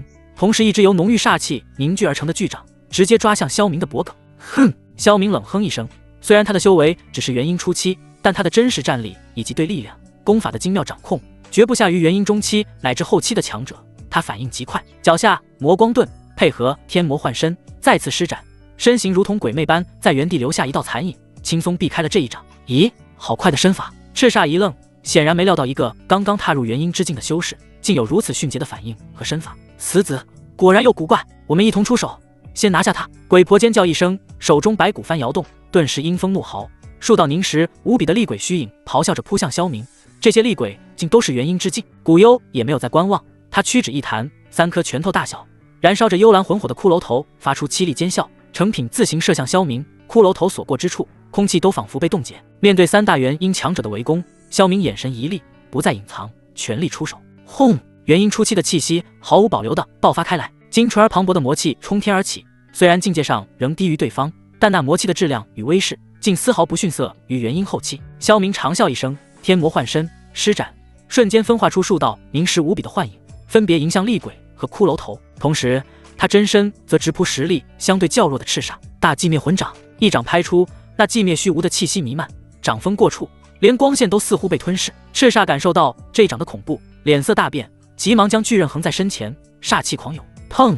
掌刃相交，发出一声沉闷巨响。赤煞只觉一股诡异的力量透过巨刃传来，震得他神魂一震，刺痛恍惚。好诡异恐怖的掌法，居然是灵魂攻击！赤煞又惊又怒。而另一边，萧明的幻影虽然被厉鬼和骷髅头撕碎，但也为他争取到了宝贵的时间。他身形如电，在3人围攻下来回穿梭，魔光盾与天魔幻身配合到极致，还不忘暗自发动魔心动，干扰几人心神。他身影时而如鬼魅难测，时而幻影重重，竟一时间与3大元婴强者打得不分上下。萧明也正好借此机会彻底适应和掌控新突破到元婴期的力量。他的每一掌都蕴含着寂灭灵魂的恐怖威力，让鬼婆和古幽也颇为忌惮，不敢过分紧逼。尤其是古幽，他感觉萧明帝功法极为克制他，但毕竟是以1敌3，境界还有差距。古幽的修为最高，手段也最诡异。那幽蓝魂火骷髅头不仅能冰冻灵魂，还能自爆产生强大的灵魂冲击。鬼婆驾驭的元婴力，鬼悍不畏死，不断骚扰。赤煞虽然刚才吃了个小亏，但攻击大开大合，煞气磅礴，正面压力极大。很快，萧明便开始落入下风，护体魔气剧烈波动，身上也添了几道伤痕。虽然不重，但久守必失。小子，看你还能撑到几时？赤煞狂笑，攻击愈发狂暴。而古幽则眼中魂火冰冷，暗中蓄力，准备施展杀招。萧明眼神一寒，知道不能再这样拖下去了。就在他意念准备沟通运魂配，打算叫他的小女鬼幽力出手解决时，嗡！一道冰冷刺骨却又带着无上威严的化神期威压，瞬间笼罩了整个战场。一道璀璨的冰蓝色惊鸿自天际远处而来，速度快到极致。人未至，一道凝练到极致的冰蓝色魔气已然撕裂长空，带着彻骨的寒意，精准地斩向了正要对萧明放大招的古幽。伴随着冰蓝色魔气一同袭来的，还有一道冰冷刺骨的声音：敢动本座的弟子，你们找死！那声音蕴含着滔天怒意，如同万年寒冰，响彻在每个人的耳边。而当那道冰蓝身影缓缓落在萧明身前时，众人才看清来人，衣袂飘飘，风华绝代，不是洛里又是何人？他此时手持一柄魔纹萦绕的断刃，桃花眼中杀意凛然，周身散发的化神威压，让古幽、鬼婆、赤煞3人瞬间脸色惨白，如坠冰窟。古幽更是首当其冲，被那道冰蓝色魔气劈得狼狈倒飞，手中的骷髅念珠都出现了几道裂痕。他惊骇欲绝地望向洛里，化身修士，冰蓝魔气，你是天魔门的洛里？洛里根本懒得理会他们的惊骇，他微微侧头，目光扫过身上带伤、气息有些紊乱的萧明，那双清冷的眸子深处闪过一丝难以察觉的心疼与后怕，但更多的则是滔天的怒意。他缓缓转回头，目光如同看死人一般扫过3大宗门的长老，声音冰寒彻骨：本座徒儿，你们也敢上？洛里的声音并不大，却清晰地传入在场每个人的耳中，让古幽、鬼婆、赤煞3人如坠冰窖。化神期，这可是真正的化神大能，与他们这些元婴修士有着天壤之别。洛封主，误会，这是天大的误会。古幽最先反应过来，强忍着心中的恐惧，挤出一个比哭还难看的笑容，连忙收起法器，躬身行礼，姿态放得极低。我等不知这位小友是您的弟子，只是见秘境异变，唯有他一人出来，心中焦急，这才想询问一番，绝无伤害之意啊。鬼婆和赤煞也瞬间冷汗直流，慌忙收起攻势，躬身赔罪，再不见之前的半点嚣张气焰。哼，询问！洛里冷哼一声，美目寒煞，手中那柄短刃微微扬起，冰蓝色的魔气如同活物般缠绕其上，周围的温度骤降，地面甚至开始凝结出细密的冰霜。好一个询问！三人联手围攻我徒儿，招招致命。这便是你们三宗的询问方式。他每说一句，身上的杀意便浓重一分，化神期的恐怖威压如同潮水般涌向三人，压得他们骨骼咯吱作响，几乎要跪伏下去。扑通！修为最弱的赤煞率先承受不住，双腿一软，竟直接跪倒在地，脸色惨白如纸，惊恐地喊道：“洛风主饶命！是我等有眼无珠，冲撞了贵徒，我等愿意赔偿，愿意付出任何代价，只求洛风主高抬贵手，留我等一命。”鬼婆和古幽也是苦苦支撑，体内气血翻腾，连开口求饶都变得异常艰难。他们心中充满了无尽的悔恨与恐惧。早知道这小子背后站着这么一尊煞神，给他们100个胆子也不敢动手啊！谁能想到，一个看似散修的小子，竟是天魔门的弟子。赔偿？洛里嘴角勾起一抹冰冷的弧度，那笑容却让人心底发寒。伤了我徒儿，以为区区赔偿就能了事。他目光转向萧明，看到他衣衫上沾染的尘土和那几道浅浅的伤痕，眼中的心疼与怒火更盛。这孽徒虽然平日里总惹他生气，但只有他能欺负，外人敢伤他，都是在挑战他的底线。洛里手中短刃骤然爆发出璀璨的冰蓝色幽光，娇喝道：“今日你们三人死于此！”话音未落，他已然出手，没有惊天动地的声势，只有一道道冰冷极致、快如闪电的蓝色幽光划过天空。不！古幽发出绝望的嘶吼，拼命催动所有保命手段。那串骷髅念珠瞬间爆开，化作一面厚重的骨盾挡在身前，同时他身形急速暴退。鬼婆也是尖叫一声，将白骨翻往地上一插，无数厉鬼冤魂纷纷呼啸而出，组成一道鬼墙。赤煞更是直接燃烧精血，化作一道血光想要遁走。然而在化神修士寒怒一击面前，这一切抵抗都显得如此苍白无力。咔嚓，骨盾如同纸糊般被蓝色细线轻易切开，连同后面的古幽身体瞬间被冻结，然后在一阵细微的嗤嗤声中化为漫天冰晶粉末，连元婴都没能逃出。鬼墙如同阳光下的冰雪般消融，鬼婆手中的白骨幡寸寸断裂，她本人则被一道冰蓝剑气贯穿眉心，眼中神采瞬间暗淡，魂飞魄散。赤煞遁出不过100丈，一柄魔刃后发仙刃插在他的后心，他前冲的身形猛地一僵，周身煞气瞬间溃散，整个人如同断线的风筝般砸落在地，表面覆盖着一层厚厚的蓝冰，生机已然断绝。电光火石之间，3位在附近魔道势力中凶名赫赫的元婴长老便已悉数陨落，形神俱灭，整个秘境入口处死一般的寂静，只剩下寒风呼啸以及丝丝缕缕的血腥味与刺骨寒意。洛里缓缓收手，冰蓝色的魔气敛入体内，仿佛只是做了一件微不足道的小事。他转身看向萧明，脸上的冰寒瞬间消融，化为一丝不易察觉的关切，但语气依旧带着惯有的清冷。孽徒没死吧？萧明看着自家师尊宝宝这霸气护短又口是心非的模样，心中暖流涌动，脸上却露出一个尊师重道的笑容，拱手道：“多谢师尊救命之恩，弟子无恙。”洛里又来回上下扫了他一眼，确认他真的没什么大碍，这才微微松了口气，但随即柳眉微蹙，打量了一下四周，沉声道：“此地不宜久留，刚刚的动静恐怕已引起不少存在的注意。”方才为师感受到一股极其隐晦却无比强大的神念扫过，虽一闪而逝，但令为师也觉得无比心悸。萧明心中一动，知道师尊说的应是那上界强者的意念，连忙点头。洛里玉手一挥，卷起萧明，化作一道冰蓝惊鸿，瞬间消失在天际。就在他们离开后不久，数道强弱不一的气息从不同方向急速掠来，落在秘境入口处。当他们看到满地狼藉和残留的3大元婴强者气息时，无不骇然变色。是百鬼窟、阴煞宗、白骨观的3位长老全都死了，好恐怖的冰寒气息！如此短时间殒命，出手者应是化神修士，莫非是秘境内出了什么宝贝？有人杀人夺宝？众人议论纷纷，众说纷纭，看向那依旧波动不休的秘境光幕，眼神中充满了惊疑与不解。经此一事，周边势力的暗流将更加汹涌。而此刻，被洛丽带着飞遁的萧明，感受着身旁师尊身上传来的淡淡冷香和那股越发强大的气息，心中却是无比安定。他回头望了一眼秘境方向，眼神深邃，冰蓝色的盾光划破天际，速度快得惊人。萧明则是被洛里的魔力包裹，感受着耳边呼啸而过的罡风，心中却有些诧异。他再次辨认了一下方向，发现这并非是返回天魔门的路线，于是不解地问道：“师尊，我们这是？”萧明忍不住开口询问，他倒不是担心洛里会对他不利，只是好奇这位清冷孤傲的师尊，刚刚雷霆斩杀了3位元婴大能后，不立刻回宗门，反而带着他去往别处，是所为何事？洛里清冷的声音缓缓在他耳边响起，似乎还带着一丝未散的余怒，但更多的是某种难以言喻的复杂情绪。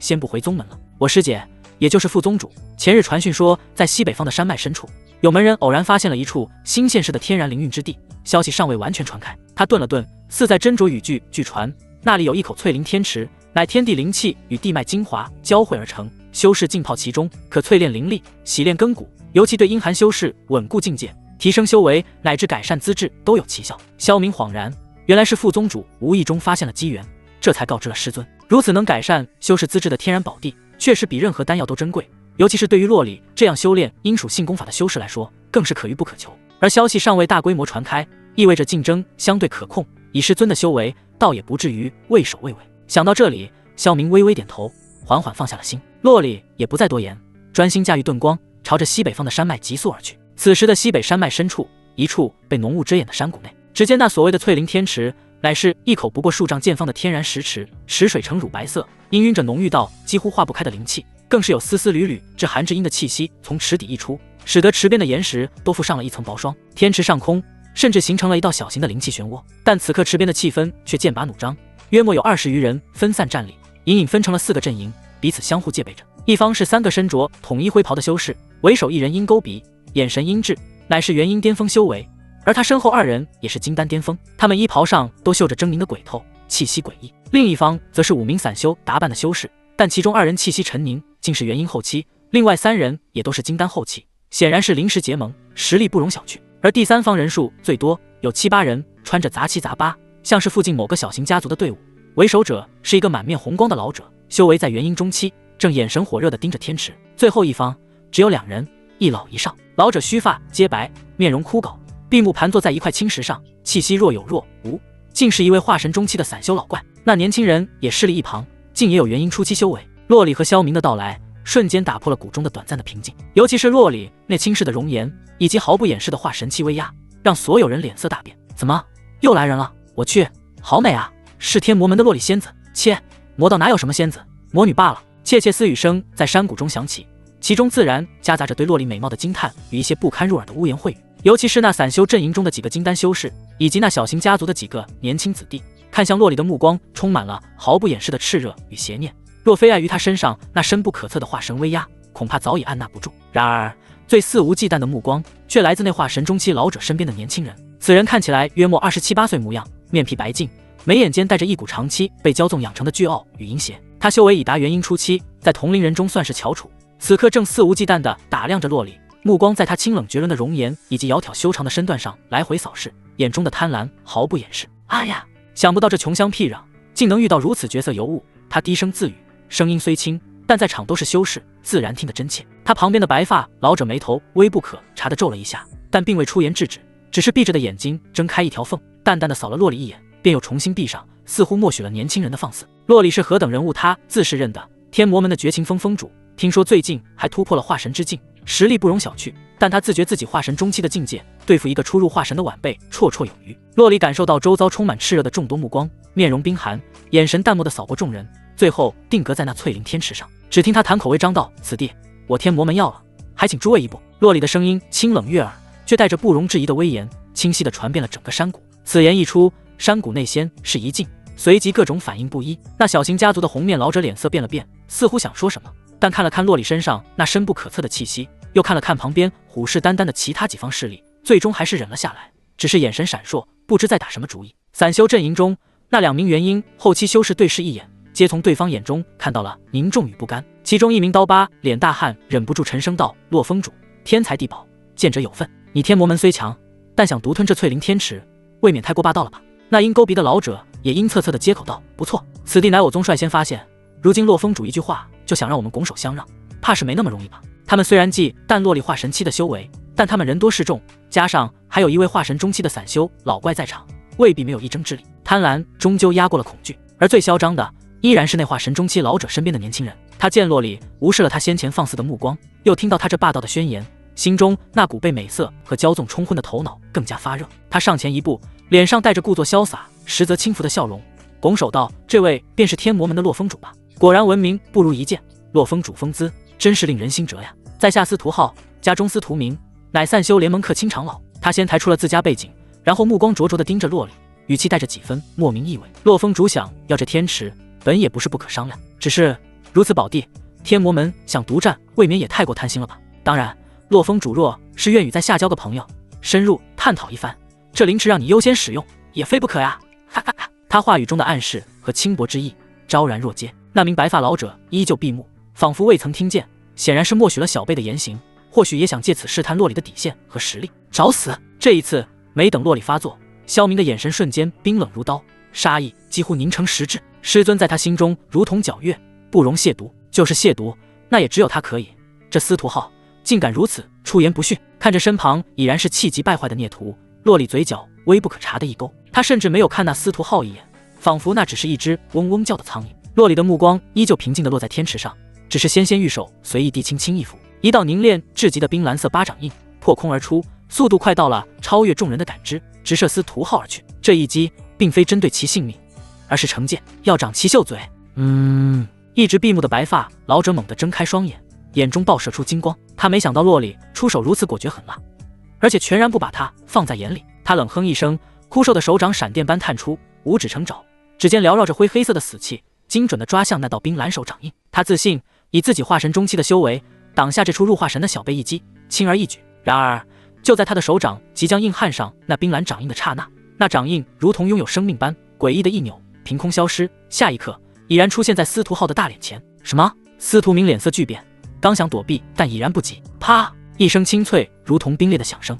呀！司徒浩发出一声凄厉至极的惨叫，双手猛地捂住嘴巴，鲜血瞬间从他指缝中狂涌而出。他踉跄后退，满眼都是惊怒和痛苦。再看他的嘴唇乃至大部分牙齿，竟都被刚才那道冰蓝掌硬气拍掉，留下一个血肉模糊、恐怖无比的缺口。他想要惨叫，却只能发出呵呵的漏风声。静，死一般的寂静。所有人都被这突如其来的一击震慑住了，随意挥手便打脸元婴修士，而且还是在化神中期强者的眼皮底下，这是何等的实力与霸道！白发老者这时才缓过神来，又惊又怒，猛地站起身。化神中期的恐怖威压如同火山般爆发，死死锁定洛里脚背。你安敢如此？洛里这才缓缓转过头，第一次正眼看向这老头，那清冷的桃花眼中没有半分波澜，只有无尽的冰寒。管好你家的狗，再敢狂吠，下次掉的就是他的脑袋。他的声音依旧平淡，却带着一股睥睨无比的霸气与杀意，让白发老者都感到一阵心悸。白发老头脸色铁青，胸口剧烈起伏，他死死盯着洛里，又看了看还在痛苦哀嚎、已然毁容的孙儿，心中杀意滔天。但他毕竟是老江湖，从刚才洛里那诡异莫测的一击中，他感受到了极大的威胁。此女对力量的掌控远超寻常化神初期，要是真要动起手来，他即便能胜，恐怕也是惨胜。权衡利弊后，白发老者强行压下怒火，声音沙哑道：好一个洛里，好一个天魔门，今日之事老夫记下了。浩儿，我们走。他知道今日这翠灵天池他们是无缘了，继续留在这里只会更丢脸，甚至可能把命搭上。言罢，他就想带着司徒浩朝山谷外掠去。就在白发老者抓起拼命惨嚎的司徒浩，准备化作遁光离去之际，一个渐渐的声音骤然响起：我师尊让你们走了吗？开口者正是萧明。他一步踏出，站到了洛里身侧，目光轻蔑地扫过白发老者和满脸怨毒的司徒浩，满脸尽是不屑。白发老者身形一顿，猛地转头，眼中杀机爆射：小辈，你算什么东西？你师尊都未出声阻拦，就你也配？他虽忌惮洛里，但区区一个元婴初期的小子也敢在他面前放肆，简直不知死活。就连其他尚未离开的修士也愣住了，纷纷狐疑地看着萧明。这小子疯了不成？就算有一个化神期的师尊撑腰，但主动挑衅化神中期的强者，可不是什么明智之举。萧明却对那白发老者的滔天杀意视若无睹，他缓缓抬起手，指向司徒浩，声音蕴含着令人心悸的寒意：就你也配觊觎我师尊，还敢口出污言？你该死！他的话语清晰传遍山谷，带着一种不容置疑的审判意味。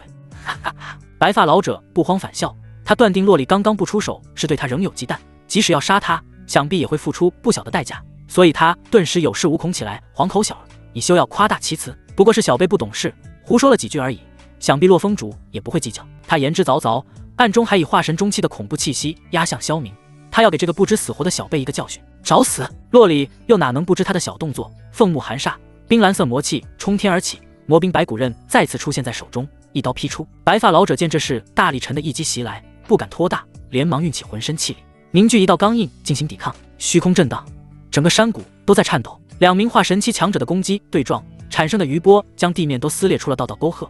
那些尚未逃远的金丹修士更是被震得气血翻腾，连连后退，眼中充满了骇然。洛里，你真要为了一个小辈与老夫不死不休不成？白发老者须发皆张，周身死气弥漫，一对缠绕着无数怨魂的黑色球体出现在他手中，散发出令人作呕的邪恶气息。老夫乃散修联盟的克钦长老，杀了我，你天魔门也不好过。散修联盟？洛里嘴角勾起一抹冰冷的弧度，眼中尽是不屑。一群乌合之众也配威胁本座？动我徒儿，便是与整个天魔门为敌。今日你二人必死无疑。话音未落，洛里已然出手，他玉手结印，白骨刃上凝结出层层寒冰，一股无比恐怖的冰寒刀气朝着白发老者斩去。白发老者见刀锋袭来，厉喝一声，手掌一拍，那对不知名球体猛地变大，带着腐蚀一切的恐怖气息迎向那道刀锋。砰砰砰，两道攻击不断碰撞，发出震耳欲聋的巨响。两人瞬间战作一团，魔气与死气交织，冰霜与黑气肆虐，整个山谷仿佛化作了修罗场。白发老者毕竟修为高出一筹，且手段老辣诡异，那对黑色球体并非凡物，竟能不断喷涌出污秽死气，腐蚀洛里的冰霜刀气，甚至隐隐有反扑之势。他眼中闪过一丝得意，狞笑道：“洛里，你区化神初期就想斩杀老夫，太自不量力了。识相的，现在退去，老夫可既往不咎。”洛里清冷的脸上依旧波澜不惊，但手中白骨刃挥舞间，冰蓝色刀光越发凌厉，寒气四溢，将那些侵蚀而来的死气冻结劈散。他看似与白发老者打得旗鼓相当，实则是在观察对方，寻找破绽。听到对方越发狂妄，他眼中寒光一闪，不再犹豫。聒噪！洛里不耐冷哼，他身形骤然向后飘退数丈，手中白骨刃立于身前，另一只玉手快速结印。随着印诀变换，天地间的温度骤降，连空气都仿佛要被冻结。他周身冰蓝色魔气疯狂涌动，尽数注入白骨刃之中。那柄原本惨白的骨刃，此刻通体化作深邃的冰蓝，散发着令人心悸的恐怖寒气。刃身之上，甚至浮现出片片虚幻的冰雪。万里冰凤！洛里轻斥一声，手中骨刃对着司徒明遥遥一斩，没有惊天动地的巨响，只有一道凝练到极致，仿佛能冻结空间的幽蓝刀光，无声无息地划过长空。刀光所过之处，万物凋零，连空间都出现了细微的黑色裂痕。这是洛里所领悟的杀招之一，威力惊人，但消耗亦是巨大。白发老者脸色狂变，他从这道刀光中感受到了致命的威胁。他狂吼一声，将毕生修为注入手中那对黑色球体，球体瞬间膨胀起来，化为一黑一白两道旋转不休的阴阳鬼气漩涡。他手掌微微一推，两道漩涡迎向刀光。然而在那道幽蓝刀光面前，白发老者引以为傲的黑色球体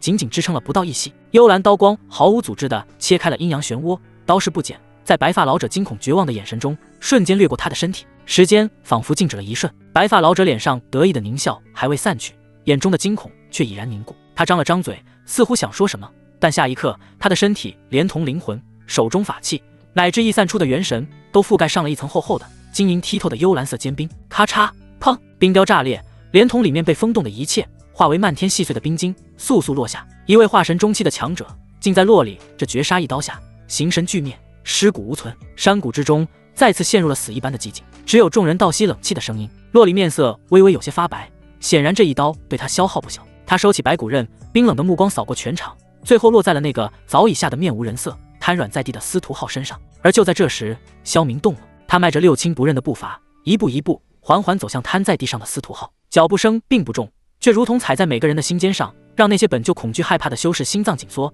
大气都不敢喘。司徒浩看着缓缓走来的萧明，又看了看那漫天飘落的冰晶，眼中充满了无边的恐惧和崩溃。他鼻涕眼泪糊了一脸，挣扎着向后缩去，口中含糊不清的求饶道：“不要杀我，我错了，饶了我，我再也不敢了，求求你。”萧明在他身前停下脚步，居高临下的看着他，眼神漠然，如同看待一只蝼蚁。萧明摇了摇头，似乎觉得有些无趣。他缓缓抬起脚，踩在了司徒浩那张曾经也算方正的脸上，微微用力。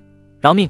司徒浩发出痛苦的呜咽。萧明微微侧头，看向了不远处刚刚调息了片刻，正向这边走来的洛里。四目相对，洛里清冷的眸子中带着一丝询问，似乎想问自己这个孽徒怎么还不杀了他。而萧明则对他露出了一个灿烂又带着几分邪气的笑容，然后转过头俯视着脚下的司徒浩，声音霸道而不容置疑：“就凭你这种垃圾，也配觊觎我的女人？”当我的女人这4个字从萧明口中说出时，如同惊雷炸响，狠狠劈在了山谷中每个人的心头上。就连从后面刚刚走过来的洛里也是娇躯一颤，绝美的脸庞唰的一下变得通红，如同染上了最美的晚霞，一直红到了晶莹的耳根和雪白的脖颈。他怎么也没想到萧明会在这大庭广众下说出此事，那逆徒竟如此的霸道。一股难以言喻的暖流夹杂着强烈的羞愤瞬间涌遍全身，让他心跳如鼓，脑子都有些空白。周围的修士们更是瞬间瞪大了眼睛，下巴都快掉到了地上。他说什么？他的女人？洛里仙子是这小子的女人？我的天，我没听错吧？他们不是师徒吗？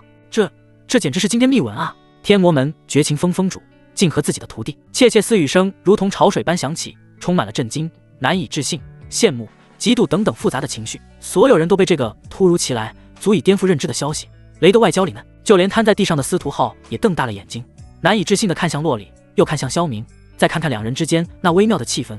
他听到了什么？那位清冷孤高的魔道巨擘此刻竟俏脸绯红，微微低着头，洛里虽然有些羞恼地瞪了萧明一眼，却并没有出言反驳，更没有解释的意思。那模样，哪还有刚刚那冷若寒霜的模样？分明就是一个羞涩脸红的小女子。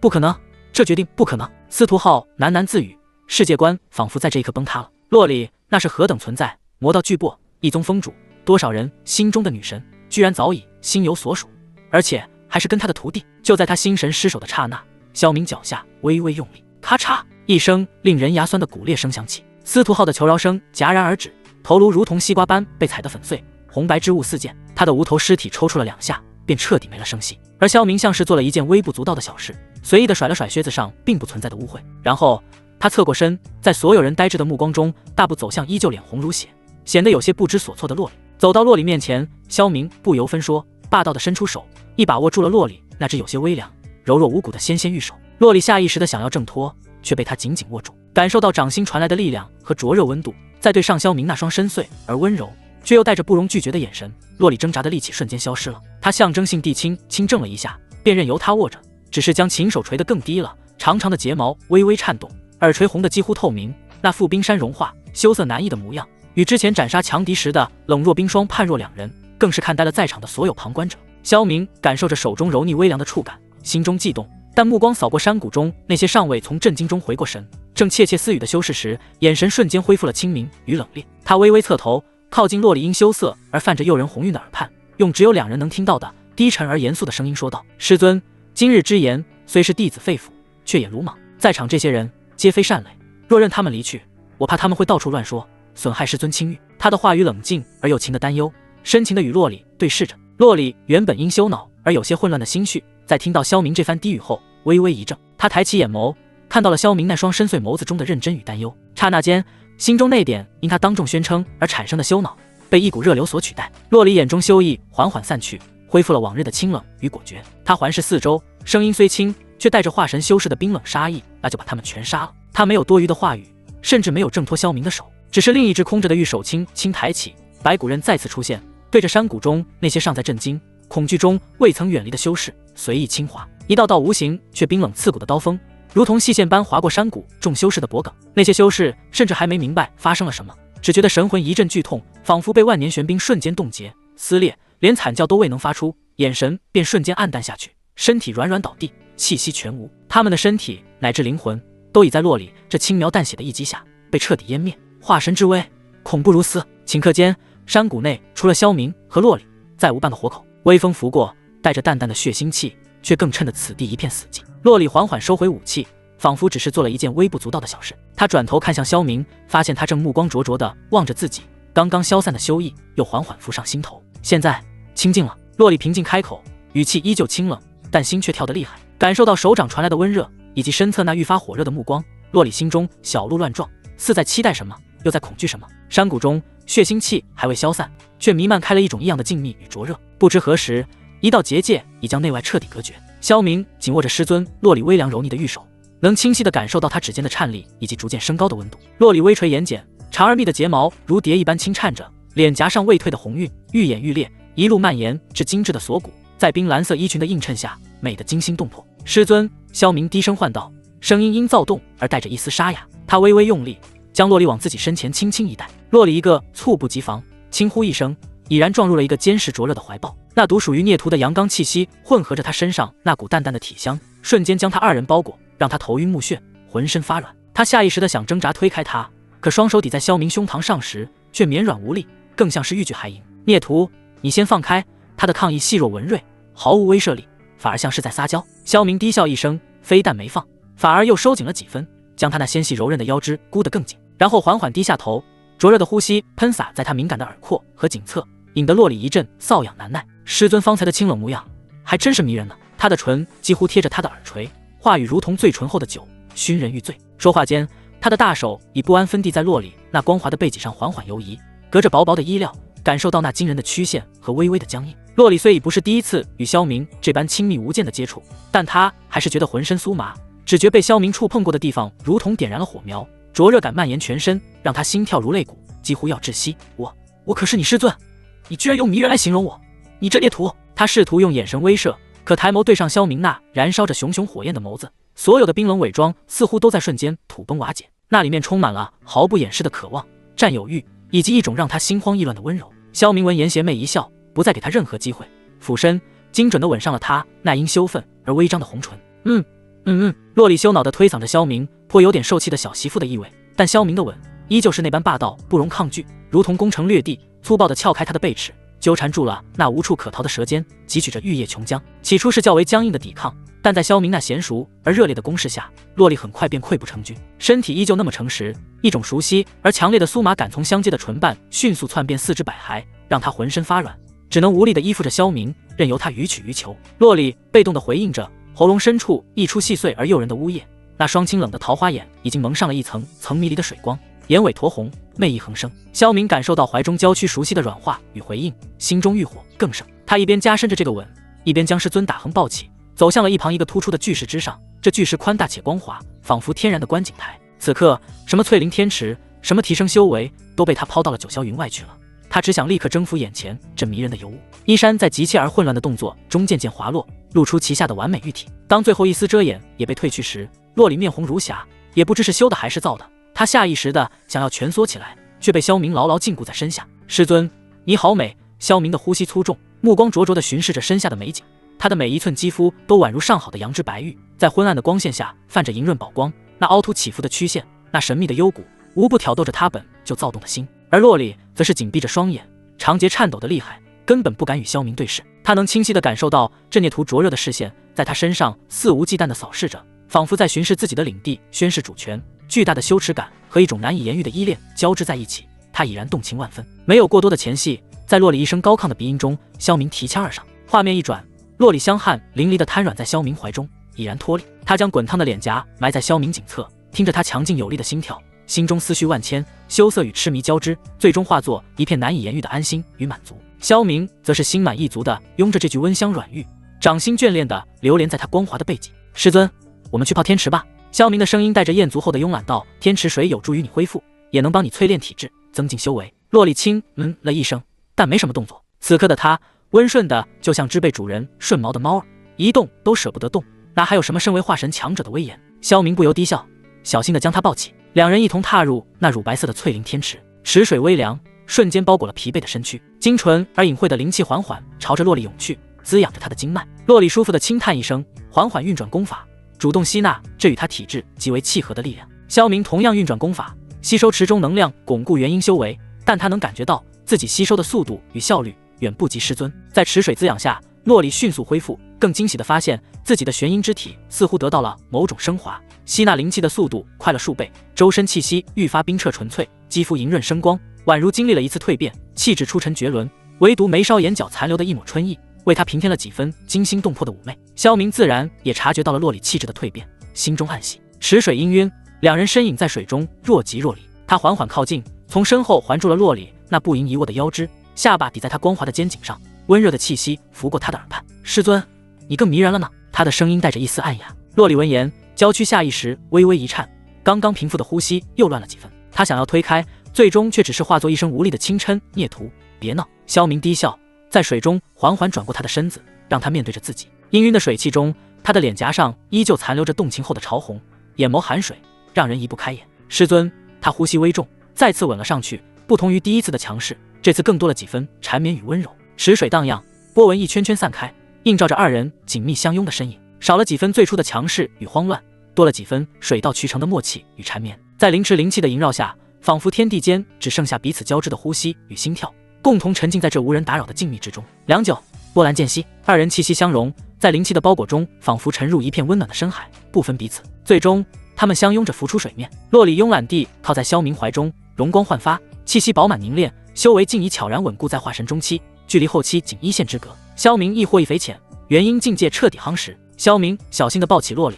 回到了那块光滑的巨石之上。他微微低头，看着怀中师尊眼波流转，面若桃花的娇羞模样，心中爱怜与得意交织。他指尖轻轻划过他泛着粉色光泽的耳垂，低笑道：师尊，您方才若是被外面那些对您日思夜想的家伙瞧了去。他故意拖长了语调。洛里低呼一声，眸中羞恼一闪而过，抬手轻捶了下他，气鼓鼓道：孽徒，你再敢胡言乱语！萧明轻易捉住了他捣乱的手，凑近其耳边，声音低沉而充满占有欲道：师尊，这怎么能是胡言乱语呢？弟子说的可都是实话。你说要是他们知道，他们连一脚都碰不到的冰山美人，在弟子怀里却是这般模样，他们会不会极度的发狂呢？你孽徒！洛里气得脸颊绯红，却仍依恋地靠在他怀里，只是羞愤地瞪着他。可看着萧明那副得意又欠揍的模样，听着他话语里毫不掩饰的炫耀和独占，他的心底深处竟诡异地升起一丝隐秘的欢喜。他强撑着面皮，啐道：“呸！他们如何，与本座何干？孽徒你再不闭嘴，本座就如何？”萧明挑眉，笑得越发张扬。他收紧手臂，将洛里往怀里又搂了搂，语气得意又带着不容置疑的霸道：“就让他们羡慕去吧，反正师尊从里到外都是弟子的，旁人连肖想的资格都没有。”这话太过直白，洛里听得俏脸滚烫，心中小鹿乱撞。他微微昂头，羞赧道：“厚颜无耻！”萧明闻言不怒反喜，肆意大笑起来：“来，师尊宝宝，嘴一个！”而此时的山谷之外不远处，两道身影鬼鬼祟祟地潜藏着，正是屠刚与阴谷老人。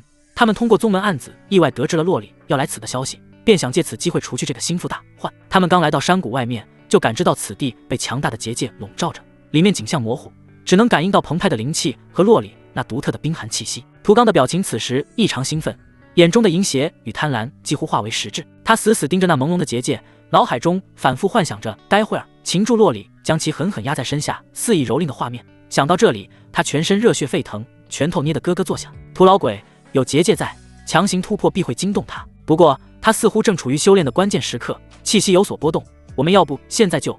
阴谷老人声音嘶哑，分析着局势，不如等其修炼结束，心神松懈，或是主动撤去结界之时再等。那他娘的还要等到什么时候？屠刚低吼，耐心早已耗尽。他追踪至此，可不是在山谷外给洛里看门的。然而就在他裹挟着幻想与阴谷老人突破结界之时，一声极其高亢却蕴含着无限春情与满足的婉转轻哼，飘飘渺渺，无比清晰地传入了两位闯入者的耳中。这声音，屠刚在听到这婉转的声音后，先是热血沸腾，浑身燥热难耐，然后便是感到困惑与不解，最后呼哧呼哧喘着粗气，暴怒不已。他太熟悉这个声音的主人了，纵然声音里带着他从未听过的魅意与慵懒，但那独特的清冷音色，除了他心心念念的洛里洛风主，还能有谁？就算是个傻子也听得出，这绝不是在修炼，分明是女子在极乐之时情难自禁的声响。屠刚瞬间脸色铁青，绿得发黑，一股莫名的怒气以及求而不得的疯狂妒火，如同火山般在屠刚胸中爆发。他双眼瞬间赤红，额头、脖颈青筋暴起，周身原本压抑的魔气不受控制的轰然爆发，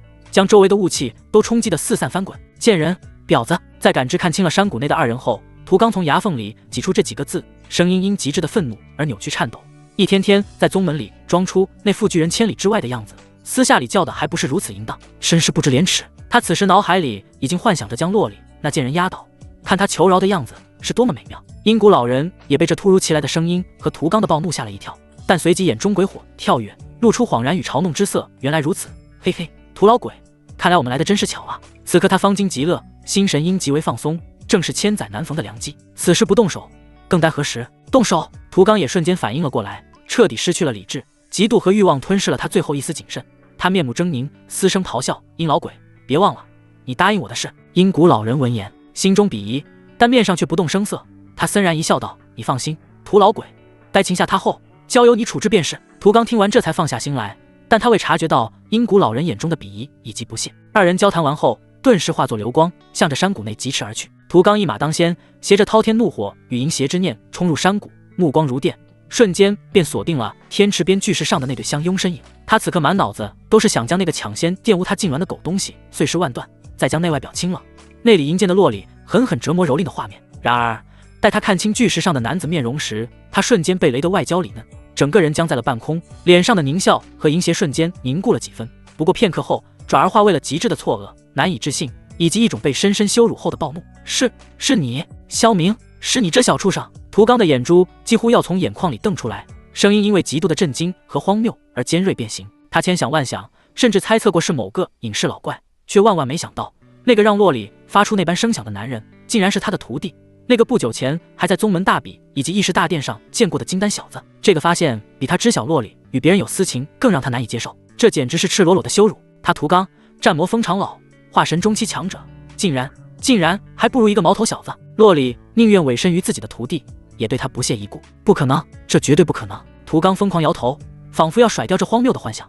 洛里，你竟然自甘堕落到如此地步，与自己的徒弟行如此苟且之事，你还要不要脸？天魔门的脸都让你丢尽了！他气得浑身发抖，指着洛里，语无伦次。此时，跟在身后的阴谷老人看清情形后，那干瘪的脸上也露出了极其古怪的神情，眼中鬼火剧烈跳动，嘶哑的声音带着毫不掩饰的讥讽：啧，老夫活了这么多年，今日真是开了眼界了。天魔门绝情封主，竟然与自家徒弟，嘿嘿，徒老鬼，看来你日思夜想的美人口味很特别嘛。这话无异于在涂刚的伤口上狠狠撒了一把盐。而巨石之上，洛里在结界有人闯入的第一时间，就用极快的速度穿戴好了衣裙，将刚披上一件外袍的萧明护在了身后。待看清来人竟是这2条老狗后，他微微错愕，然后就是愤怒，这2人居然敢打扰他与自家宝贝徒弟的好心情。洛里面腹寒霜，羞怒异常，但心中却是一沉。涂刚与阴谷老人皆是化神强者，尤其是涂刚修为已达化神后期，与自己相当，而阴谷老人虽只是化神中期，但手段较为诡异，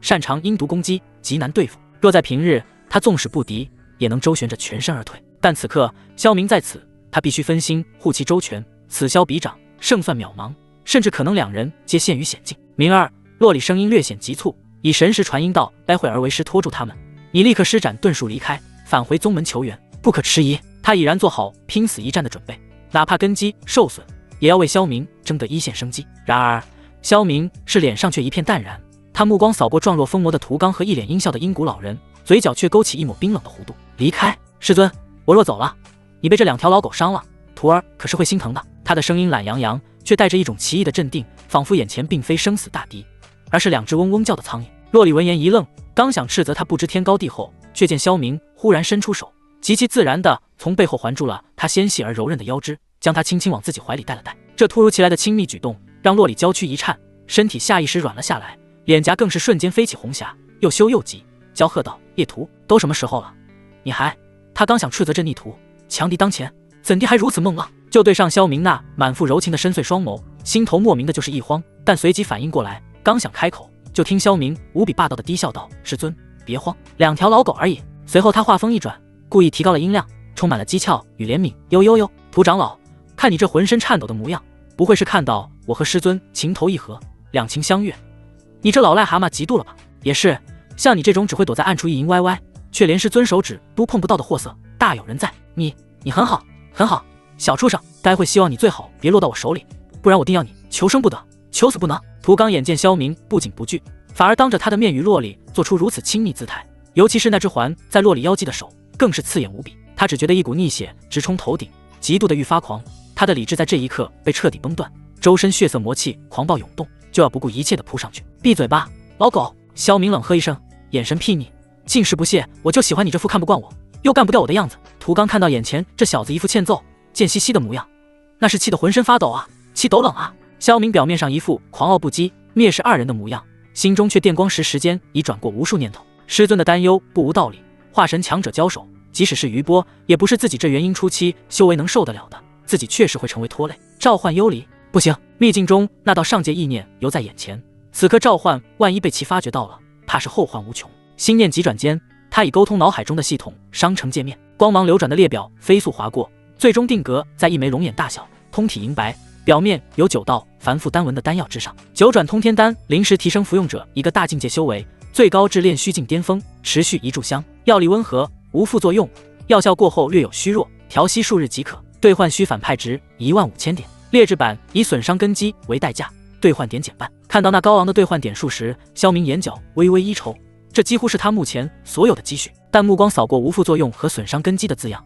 他没有任何犹豫。损伤师尊根基，断他道途，绝无可能。他的女人自然要与他携手共攀大道之巅，岂能因区区丹药留下隐患？兑换，萧明心中一合，毫不犹豫道：定，消耗15000点反派值，成功兑换9转通天丹。随后一股微不可察的空间波动在萧明掌心闪过，一枚散发着磅礴能量与沁人清香的丹药已然出现，被他紧紧握住。萧明环住洛里腰肢的手又紧了紧，看着怀中美人此刻面颊嫣红，羞愤欲滴的样子，他邪魅一笑：师尊啊，张嘴吃了他。洛里见这逆徒霸气睥睨的样子，又是羞恼又是爱恋，他望着孽徒手中那莹润宝光的丹药，也没多问，只是羞耻的银牙微咬，红唇轻张，任由萧明将那枚丹药送入了口中，因为他知道他这孽徒绝不会害他。在丹药滑入喉中的刹那，萧明的指尖不可避免地擦过他柔软的口腔内壁，带来一阵令人心悸的酥麻。洛里也不知怎地喉间溢出一声极轻的轻吟啊，随即娇躯一颤，下意识羞红了脸，一抹动人的红晕从脸颊蔓延至雪白的脖颈，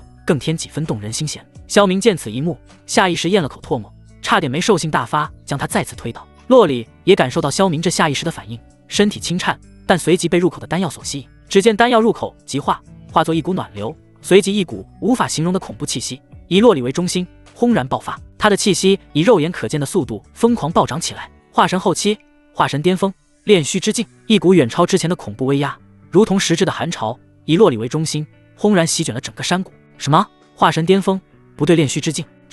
这不可能！涂刚和阴谷老人脸上的狞笑和戏谑瞬间凝固，化为无边的惊骇与难以置信。他们能清晰地感觉到，洛里此刻散发出的气息已经彻底凌驾于他们之上，达到了一个让他们心悸的程度。洛里带着萧明悬浮于空，秀发无风狂舞，原本冰蓝色的魔气越发深邃幽暗，周身空间凝滞扭曲。他缓缓睁开双眼，眸中仿佛有冰河幻灭，清冷的眸光如同冰刃般落在涂刚二人的身上。他微微偏头看着依旧搂着他腰肢的萧明，眼神莫名，有震惊，有难以置信，但更多的是一种难以言喻的心安与悸动。这孽徒竟有如此逆天神物！师尊，现在对付他俩应该没什么问题了吧？萧明眸光温柔地看着他，嘴角依旧噙着坏笑。洛里闻言，风情万种地白了他一眼，缓缓挣脱开那只还在他腰间作怪的大手，一瞬间收敛心神，杀意凛然。他感受着体内那磅礴如海，仿佛能执掌生死的力量，缓缓抬起玉手，无需什么复杂招式，只是对着满脸惊恐试图逃窜的涂刚和阴谷二人遥遥一握。那方圆百丈的空间似乎瞬间变得粘稠如胶。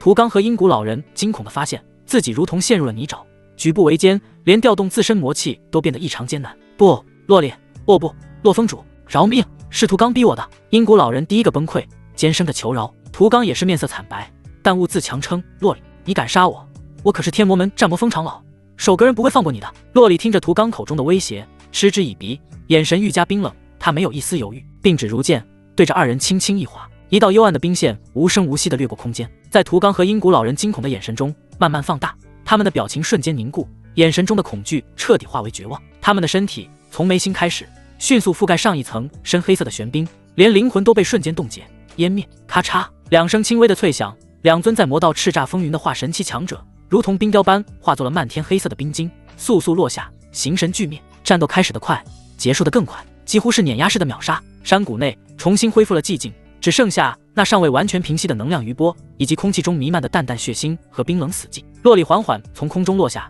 气息依旧强大，但脸色微微苍白。那枚逆天丹药的药效正在快速消退，一股虚弱感袭来。萧明立刻上前，伸手抱住了他有些摇晃的娇躯。师尊，没事吧？他满脸关切地问道，同时暗自心惊，系统出品，彼属精品，这副作用似乎真的很小。洛里看着满眼关切的爱徒，微微摇摇头，靠在萧明坚实的胸膛上，感受着他强有力的心跳，心中充满了好奇，以及对眼前这个神秘徒弟的依赖与爱恋。他斟酌了些许，轻声开口问道：徒儿，你那丹药，弟子偶然所得，能帮到师尊就好。萧明打断他的追问，温柔地替他捋了捋鬓角额间的秀发，看着满地冰晶，调侃道：不过师尊，你这也太暴力了吧！看着马上就要抱走的师尊宝宝，萧明得意一笑，霸道地将其再一次紧紧搂入了怀中，在其略显挣扎羞愤的抵抗下，霸道锁住了那诱人的香唇，邪笑道：我的梨儿，怎么样，我都喜欢。洛里闻言则是俏脸绯红，微微闭住唇瓣，但是在萧明舌尖的一次次的挑逗下，彻底放弃了反抗，任由他舌尖在自己口中肆意品尝。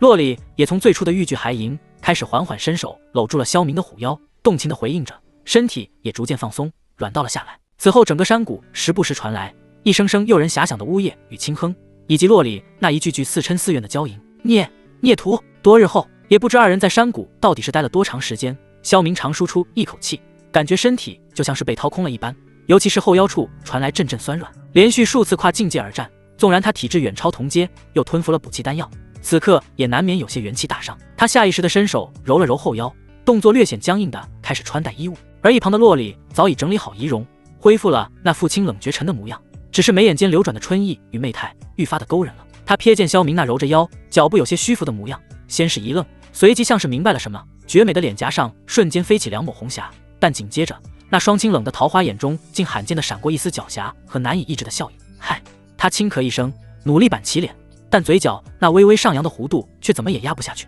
走到萧明身边，故意用冰冷和威仪的语气调侃道：怎么，切，孽徒，你这就不行了？方才不是还很猖狂吗？萧明正龇牙咧嘴的感受着腰间的酸爽，闻言动作一僵，抬头便对上洛里那双含着戏谑笑意的眸子，顿时俊脸也是一红，但立刻挺直了腰板，虽然差点闪到，但依旧强作镇定，嘴硬道：“师尊说的哪里话？弟子可是龙精虎猛，再战300回合也不在话下，只是方才不小心闪了腰，略感不适罢了。”哦，是吗？洛里拖长了语调，绕着萧明走了一圈，美眸在他腰间扫来扫去，眼中的笑意愈发明显。只是闪了腰吗？本座怎么觉得某些人是因为操劳过度呢？他故意将操劳过度4个字说得又轻又慢，带着一股子说不出的媚意和调侃。萧明嘴角顿时一抽，这女人得了便宜还卖乖，果然只有累死的牛，没有耕坏的地，古人诚不欺我。他一把抓住洛里的手腕，将他拉近自己，恶狠狠地道：“弟子是否操劳过度？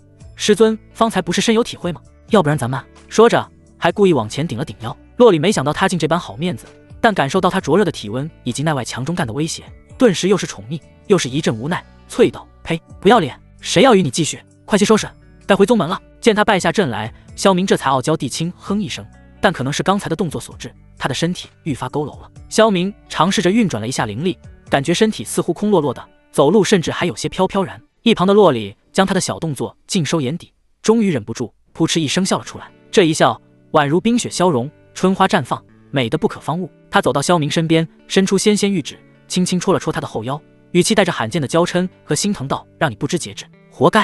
哈哈哈！回去后，本座那里有几株千年血参和固本培元的灵药，到时候给你炖汤补补。”萧明被他这难得的小女儿姿态和贴心话语弄得心头一暖，顺势握住他的手，凑到他耳边低声道：“那徒儿就多谢师尊关心了。不过弟子觉得最好的补药，不就是师尊您吗？”说完，还不等洛里反应，萧明快速在他那诱人的香臀上轻轻拍一下，然后大笑着朝着谷外走去。“你孽徒！”洛里恨恨地理了理被弄乱的裙摆，又羞又恼，气愤地踩了跺脚，还是快步跟了上去。看着前方那个明明不行了还要强撑、嘴硬得的背影，他心中既有甜蜜又有无奈。两人出了山谷，洛里玉手轻挥，一股精纯而柔和的冰蓝色魔力瞬间包裹住了萧明，将他轻轻带起，他自己也随之悬浮起来，与萧明并肩而立。抓紧了！洛里瞥了一眼身旁一脸得瑟的萧明，语气清冷，但眼中却含着一丝不易察觉的关切。闻听此言，萧明自然是熟练地伸出双臂，再次环住了那纤细柔韧的腰肢，将自己大半个身子都狠狠贴了上去，下巴也顺势靠在了洛里的香肩之上。他见息息道：“师尊，徒儿这伤还没好利索，这一路可就全靠您关照了。”感受到腰间收紧的手臂和身后贴过来的温热胸膛，洛里娇躯下意识有些微微发软，他脸颊微热，没好气地白了萧明一眼，没个正形，但也并未将其推开，反而悄然扭了扭，寻了个较舒服的姿势。下一刻，两人便化作一道冰蓝色的流光，冲天而起，瞬间没入云层，以极快的速度向着天魔门的方向掠去。感受着山川河流在自己眼前了一闪而过，萧明不禁感叹：化神期修士的遁速果然惊人，比之元婴期不知快了多少倍。耳边风声呼啸，脚下山河飞速倒退。飞行中，萧明紧紧搂着洛里，感受着怀中家人身体的柔软与温暖，鼻尖萦绕着他身上那独特而熟悉的冷香，心中自是惬意无比。虽然腰还是有那么点酸，但能抱着如此尤物，不知是多少人的梦想。他甚至还故意将脸往洛里的颈窝里蹭了蹭，深深吸了一口那衣裙内飘上来的芳香。别乱动！洛里敏感地轻哼了一声，缩了缩脖子，耳根泛红，忍不住出声呵斥，身体也下意识微微发烫。师尊，你身上真的好香！萧明坏笑着，低头在他耳边呵气，一脸正色道：“徒儿头晕，靠紧些，免得掉下去。”呸！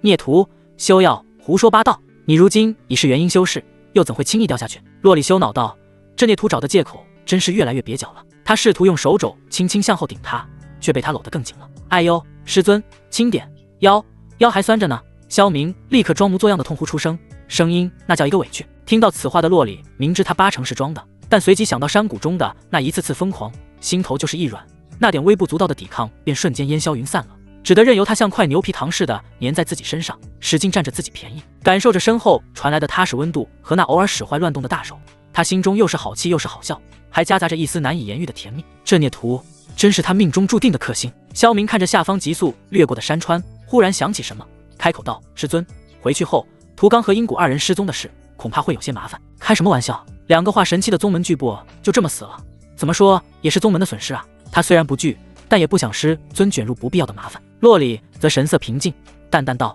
无妨，他2人平日里就嚣张嗜杀，做尽了不少恶事。我师姐早就想除了他俩了，如今他俩偷偷摸摸溜出宗门，想暗害于我，结果被我反杀，反正也没人知晓，即使有也无人能证明人是我杀的。”他的语气中带着化神修士无比的自信与威严。师尊霸气！萧明笑嘻嘻地拍了个马屁，看着怀中美人，似乎又恢复了那独属于化神强者的威仪姿态。他只觉心中那股征服欲愈演愈烈，手指开始不老实的在洛里腰间轻轻滑动乱窜。师尊，那回去后，徒儿能不能搬去绝情峰住，也好就近服侍师尊，顺便也养养腰子。他话里的暗示意味再明显不过。而刚刚还一脸清冷的洛里闻言，俏脸瞬间绯红，连雪白的脖颈都染上了一层粉色。他微微转头，羞愤地瞪向萧明：孽徒，你想都别想，你乃我天魔门圣子，去为师那里住，这像什么话？给本座老老实实在圣子峰待着。他心中暗自气恼，这孽徒脑子里整天都在想些什么？搬去我那住，我还要不要见人了？哦，萧明故作失落地拉长了语调，但搂着洛丽的手却更紧了，脑袋也埋得更深。他朝其耳畔吐了口热气，邪笑道：那徒儿也只好日日去绝情峰请安了，到时候师尊可别嫌我烦才是。你无耻！洛丽气得想打人，却又对这孽徒的无赖行径弄得无可奈何，最终只能红着脸啐了一口，加速向前飞去，仿佛想借此甩开身后这块甩不掉的牛皮糖。高空之中，万里云海之上，一道冰蓝流光划破长空，流光中，清冷绝尘的化神女修被他那腰酸腿软的徒弟紧紧环抱着，一个羞恼交加，一个得意洋洋，构成了一幅奇异而又温馨的画面。打情骂俏声消散在呼啸的风中，不知过了多久，正加速前行的洛里已然是面露桃花，呼吸急促。他无奈地瞪了萧明一眼，扬怒道：孽徒，前面就要到宗门了。萧明望了望远方那隐约浮现的天魔门山门轮廓，手上却动作未停，继续撩拨着。他隔着轻薄的衣料游走在那饱满丰盈的柔软高地之中，心中惬意无比。你放肆，快到了，别！洛里呼吸愈发急促，浑身轻颤，脸颊更是红得能要滴出血来。宗门在望，随时可能被人看见，这种强烈的羞耻感与隐隐传来的快意交织在一起，几乎要将他逼疯。他徒劳地用手去推搡那只在他腰间作怪的大手，却更像是欲拒还迎。就在洛里意乱情迷，又是羞耻又是迷醉，幽怨地瞪着萧明时，突然前方数十里外，一道烈焰般的气息正朝着他们这个方向疾驰而来。正在你侬我侬的洛里娇躯猛地一颤，原本迷离寒春的美眸瞬间恢复清明，甚至闪过一丝慌乱。孽徒，有人来了！他声音带着急切，心慌地开始整理衣裙上的褶皱。看着刚刚还动情无比的师尊宝宝，瞬间又恢复了那个清冷仙子的模样，萧明嘴角尽是玩味。不过他也没继续挑逗，师尊宝宝可是很好面子的。他缓缓抽离了手，与师尊拉开了一个较为安全的距离，神情无比恭敬。洛里手忙脚乱地整理好自己的衣裙，一张俏脸瞬间由情动的绯红转为羞窘的煞白，又迅速长得通红，心跳如肋骨。天啊！若是被他人看到我这位绝情峰峰主在返回宗门的路上被自己的徒弟如此亲密地搂抱着，甚至还衣衫不整，气息紊乱，我都没脸见人了。就在萧明摆出一副尊师重道模样后，那道烈焰般的盾光已至眼前，盾光散去，露出一道窈窕如火、眼神威仪而睥睨的倩影。她一袭红裙似火，容颜绝美，最撩人的是她眼尾的那一颗火红泪痣，无声撩人心魂。与洛里的清冷孤高不同，她更像是一朵盛放的玫瑰，娇艳夺目，却带着尖刺。正是天魔门副宗主洛里的师姐洛红衣。洛红衣刚一现身，那双明媚锐利的眸子便扫过略显局促的洛里和一旁恭敬垂首的萧明。他似乎察觉到了一丝异样奇怪的地方，不由心中嘀咕：师妹的脸颊怎地这般红润，气息竟也有些紊乱。不过眼下有更要紧的事，他来不及细想，直接开口，语气快速带着凝重：师妹，你们可算回来了，正要去找你们。洛里见来人竟是师姐，心中一惊，随后强作镇定，但耳根的红晕却一时难以消退。他微微侧身，避开师姐过于锐利的目光，声音尽量平稳地问道：师姐，何事如此匆忙？他心中暗自庆幸，幸好收敛得快，应该没被看出什么吧。萧明也适时拱手行礼，声音沉稳：徒儿萧明见过师尊。他低垂着眼睑，一脸恭顺，哪还有刚才那欺师灭祖的模样？洛红衣摆了摆手，显然没心思寒暄。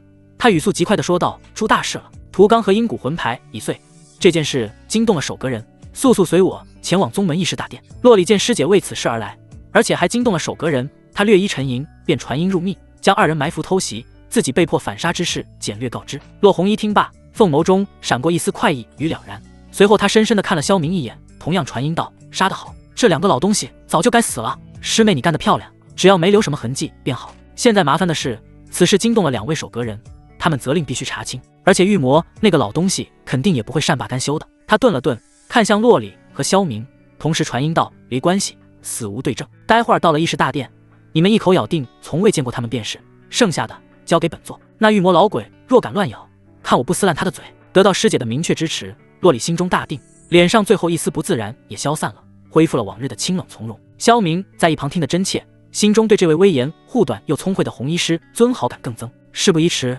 先去议事大殿吧。骆红衣言罢，转身化作红光朝前掠去。洛丽与萧明对视一眼，也随即跟上。刚来到议事大殿，萧明就感觉到了气氛的压抑，一道道莫名的目光齐齐向他扫来。只见殿内肃穆凝重，两侧端坐着数位气息深沉的长老、封主。萧明看着一个个神情凝重的宗门高层，不由啧舌感叹，不愧是魔道一流宗门啊！长老、封主什么的，个个都是化神之境。可能是由于此次事件的重大，一些闭关的长老、封主此次全部都到场了，他们个面沉如水，神色都不好看。萧明粗略扫过大殿，目光停留在世宗主与副宗主座位的旁侧，那里盘坐着两位气息如渊如海，仿佛与周围空间融为一体的灰袍老者，正是常年不露面守护宗门底蕴的两位守阁人，此刻也被惊动出关了。骆红衣、骆礼、萧明三人步入大殿，立刻吸引了所有人的目光。一位依附御魔老鬼的长老立刻接口，语气尖锐道：“副宗主明鉴，两位化神封主同时陨落，绝非寻常。依我看，屠刚和阴谷应是与人结怨，这才被害。”说着，目光隐晦地扫过洛里。洛里闻言则端坐不动，神色清冷，仿佛没听见。御魔老鬼此刻缓缓睁开那双阴恻恻的眸子，声音尖细道：“骆封主，听闻你与屠刚、阴谷二位长老似乎有些嫌隙，而且据老夫所知，你与这位新晋圣子似乎也正好是前几日离开了宗门。”这话问得极为刁钻，直接将矛头指向了洛里，还带上了萧明。在场所有人的目光瞬间集中在洛里师徒二人身上。洛里抬眸迎上御魔老祖的目光，声音清冷淡漠道：“御魔老鬼，你此话何意？就算我与他二人有恩怨又如何？至于离开宗门，本座身为一封之主，难道还需向你报备不成？倒是屠封主与阴谷二人，他们何时离开宗门，去往何处？御魔老鬼你可知晓？”他反将一军，态度不卑不亢。御魔老鬼眼中寒光一闪，正要再言，他自然知道屠刚二人是去劫杀洛里的，但这话如何能当众出口？他只得冷哼一声，伶牙俐齿：“老夫只是觉得此事蹊跷，洛封主恰好外出，他二人便陨落在外，未免太过巧合了吧？天下巧合之事多了。”洛里寸步不让：“御魔老鬼，你若无实证，仅凭臆测便在此攀咬同门，是何道理？莫非是觉得本座好欺，还是觉得两位守阁人与宗主在此，可任你信口雌黄？”你御魔老鬼气息一滞，脸色更加阴沉。他确实没有实质证据，屠刚二人行事隐秘，乃是偷偷溜出宗门的，如今陨落了，根本查不到洛里头上。就在这时，只听骆红衣那不容置疑的声音缓缓出口：“御魔老鬼，你少在这里含沙射影！我师妹说的对，没证据就闭嘴。我天魔门两位长老陨落，本座同样痛心疾首，此事必须严查。我提议由本座亲自带队外出追查凶手，定要将那胆敢杀害我天魔门封主的贼子揪出来，抽魂炼魄，以为屠刚和阴谷封主的在天之灵。”他这番话说的大义凛然，掷地有声，仿佛真的同仇敌忾。但了解他的人都知道，他早就看屠刚和阴谷不顺眼了，此刻恐怕心里正拍手称快呢。御魔老鬼气得青筋暴起，他岂能不知骆红衣的打算？让他去查，能查出个鬼来，最后肯定是不了了之。他刚想反对，一直沉默的一位守阁人缓缓开口，声音苍老，却带着不容置疑的威严：“红衣所言有理，宗门封主陨落，不可不查。此事便交由副宗主牵头，行堂辅佐，务必将其查清。就这样吧。”守阁人发话，御魔老鬼即便再不甘，也只能咬牙低头，谨遵阁老之命。事情似乎就此定下。然而，在大殿内众人心思各异，各自交谈之际，坐在萧明对面一直注视着他的赤练，趁着涂宇正因父亲之死而心神激荡，无暇他顾之时，那藏在华丽裙摆下的精致的玉足，如同灵活的鱼儿，悄无声息地从这长长的桌案下探了过来。萧明正凝神蹙眉，听着殿内此起彼伏的交锋，忽感大腿被一个温热柔软的东西轻轻撞了一下，他眉头微皱，低头看去，只见一只纤巧玲珑、肤若凝脂的玉足正微微张合若有似无地蹭着他的大腿，那脚趾还调皮地动了动，沿着他的大腿缓缓上移。萧明先是一愣，随即心头微恼，谁这么大胆，竟敢在宗门议事大殿众目睽睽之下如此放肆？他抬眼，目光锐利地扫向对面，正对上了赤练那双妩媚勾人的眸子。他似乎被殿内严肃的气氛吓到，正微微低着头，一副楚楚可怜的模样，端坐在那里。可那双眼睛却大胆地与萧明对视着，眼波流转间尽是挑逗与妩媚。他还故意用舌尖轻轻舔了下略显干燥的下唇。萧明瞬间明白了，我去，这女人竟敢在这种场合下搞小动作，而且她到底如今还坐在旁边，真他妈浪啊，胆子不小。他看了一眼旁边兀自沉浸在悲痛与愤怒盯着自己这边的涂宇，似乎对身边女人的小动作毫无所觉，又看了看对面那媚眼如丝，仿佛在玩火的赤练，嘴角勾起一抹邪魅的笑容。好啊，既然你敢玩火，那就别怪我了。萧明心念急转，面上依旧平静，仿佛在全神贯注倾听高层议论，但他的右手却悄然垂到了桌下，精准地捉住了那只在自己腿上作乱的玉足。赤练娇躯微不可察的一颤，似乎没想到萧明敢直接上手。他想抽回，但萧明的手却如铁钳般握住了他的脚踝，手指带着灼热的温度，开始在那滑腻的脚背、纤巧的脚踝，甚至敏感的足底缓缓摩挲、画圈。一股难以言喻的酥麻电流瞬间从脚底窜遍全身。赤烈儿猝不及防，险些从喉咙里溢出一声短促的娇吟。他连忙咬住下唇，强行忍住，脸颊却不受控制地飞起2抹红霞，呼吸也略显急促起来。他开始微微挣扎，但萧明的力道控制得极好，既让他无法挣脱，又不会引起太大动静。萧明感受到手中玉足的轻颤和那瞬间绷紧又酥软的触感，心中邪笑，手上动作却越发过分，指尖顺着那优美的足弓向上，轻轻搔刮着他最怕痒的脚心。赤烈儿浑身都软了，一股股热流不受控制地涌向小腹，他死死咬住嘴唇，手指紧拽着裙角，才没让自己叫出声来，眼中已是水光潋滟，春意盎然。方才的挑逗早已变成了难耐的春情和一丝幽怨。他微微扭动身子，想摆脱这甜蜜的折磨，却更像是欲拒还迎。店内讨论仍在继续，御魔老鬼正在沉声说着什么，大致是要求调查必须彻底，不能放过任何线索之类的。涂宇也红着眼眶，嘶哑地附和道：“必须找出凶手，为我父亲报仇。诸位长老、封主，一定要！”就在涂宇情绪激动的发言时，他身旁的赤脸在萧明又一次摆弄中，终于没能完全压抑住那汹涌而来的酥麻与奇异感觉。只听一声极其轻微却又带着明显颤抖的鼻音从他紧咬的唇瓣间泄露了出来。虽然很轻，但在场都是什么人啊？那可都是元婴化神器的长老封主，所以他这道细微颤抖的鼻音在大殿中显得格外清晰突兀。刹那间，大殿内所有人的目光齐刷刷地投向了声音来源之处。众多目光见赤脸儿面泛桃花，眼神迷离，呼吸微促，还以为涂宇在下面搞什么小动作，眼神不由古怪起来。涂宇啊，涂宇，我们都在讨论如何追查杀你爹的凶手，结果你却在这。而另一边的涂宇也微微错愕，慷慨陈词戛然而止，错愕地转头看向自己的道侣，眉头微皱，传音道：“没事，你他妈发什么浪啊？”御魔老鬼也顿时皱起了眉头，几位正在发言的长老也都面露不悦。洛里和洛红衣也看了过去，眼中则闪过一丝玩味与不屑。赤烈儿瞬间清醒，如同被一盆冰水从头浇下，从情欲的云端跌入冰窟，羞耻、惊恐、慌乱充斥了他的内心。他此时恨不得找个地缝钻进去，连忙低下头，用几乎微不可闻的声音解释道：“抱歉，弟子只是突觉心口发闷，不是故意的。”他身体微微一抖，不知是吓的还是……涂宇看着道侣这副失态模样，尤其是在这种严肃场合，顿时觉得脸上无光，一阵红一阵青的，低声呵斥道：“烈儿，你这是干什么？还不快向诸位前辈赔罪！”赤烈儿头垂得更低，耳根红得滴血，声音细若蚊蝇道：“对不起，晚辈失礼了。”众人这才挪开目光，只是涂宇没注意到他们眼神的戏谑以及鄙夷，他们都以为涂宇这是敢做不敢当，死要面子，推他道侣出来顶罪。风波很快过去，议事继续。然而桌下，萧明依旧悠闲着把玩着玉足，仿佛一切都未发生过，感受着手掌上传来的微热与轻颤，以及对面美人那抿嘴幽怨的眼神，萧明心中别提多畅快了。哎，小逼崽子，我就喜欢你们父子那看不惯我又干不掉我的样子。一旁的洛里见到自家宝贝徒弟又露出了那标志性的坏笑，心中悸动，撇了撇嘴，任孽徒又在想什么坏主意折腾为师呢？对面的赤脸儿接触到萧明那深邃而透着邪意的目光，如同触电般立刻低下头，心脏狂跳不止，脸颊更是烫得吓人。刚才那极致的羞耻和隐秘的快感交织，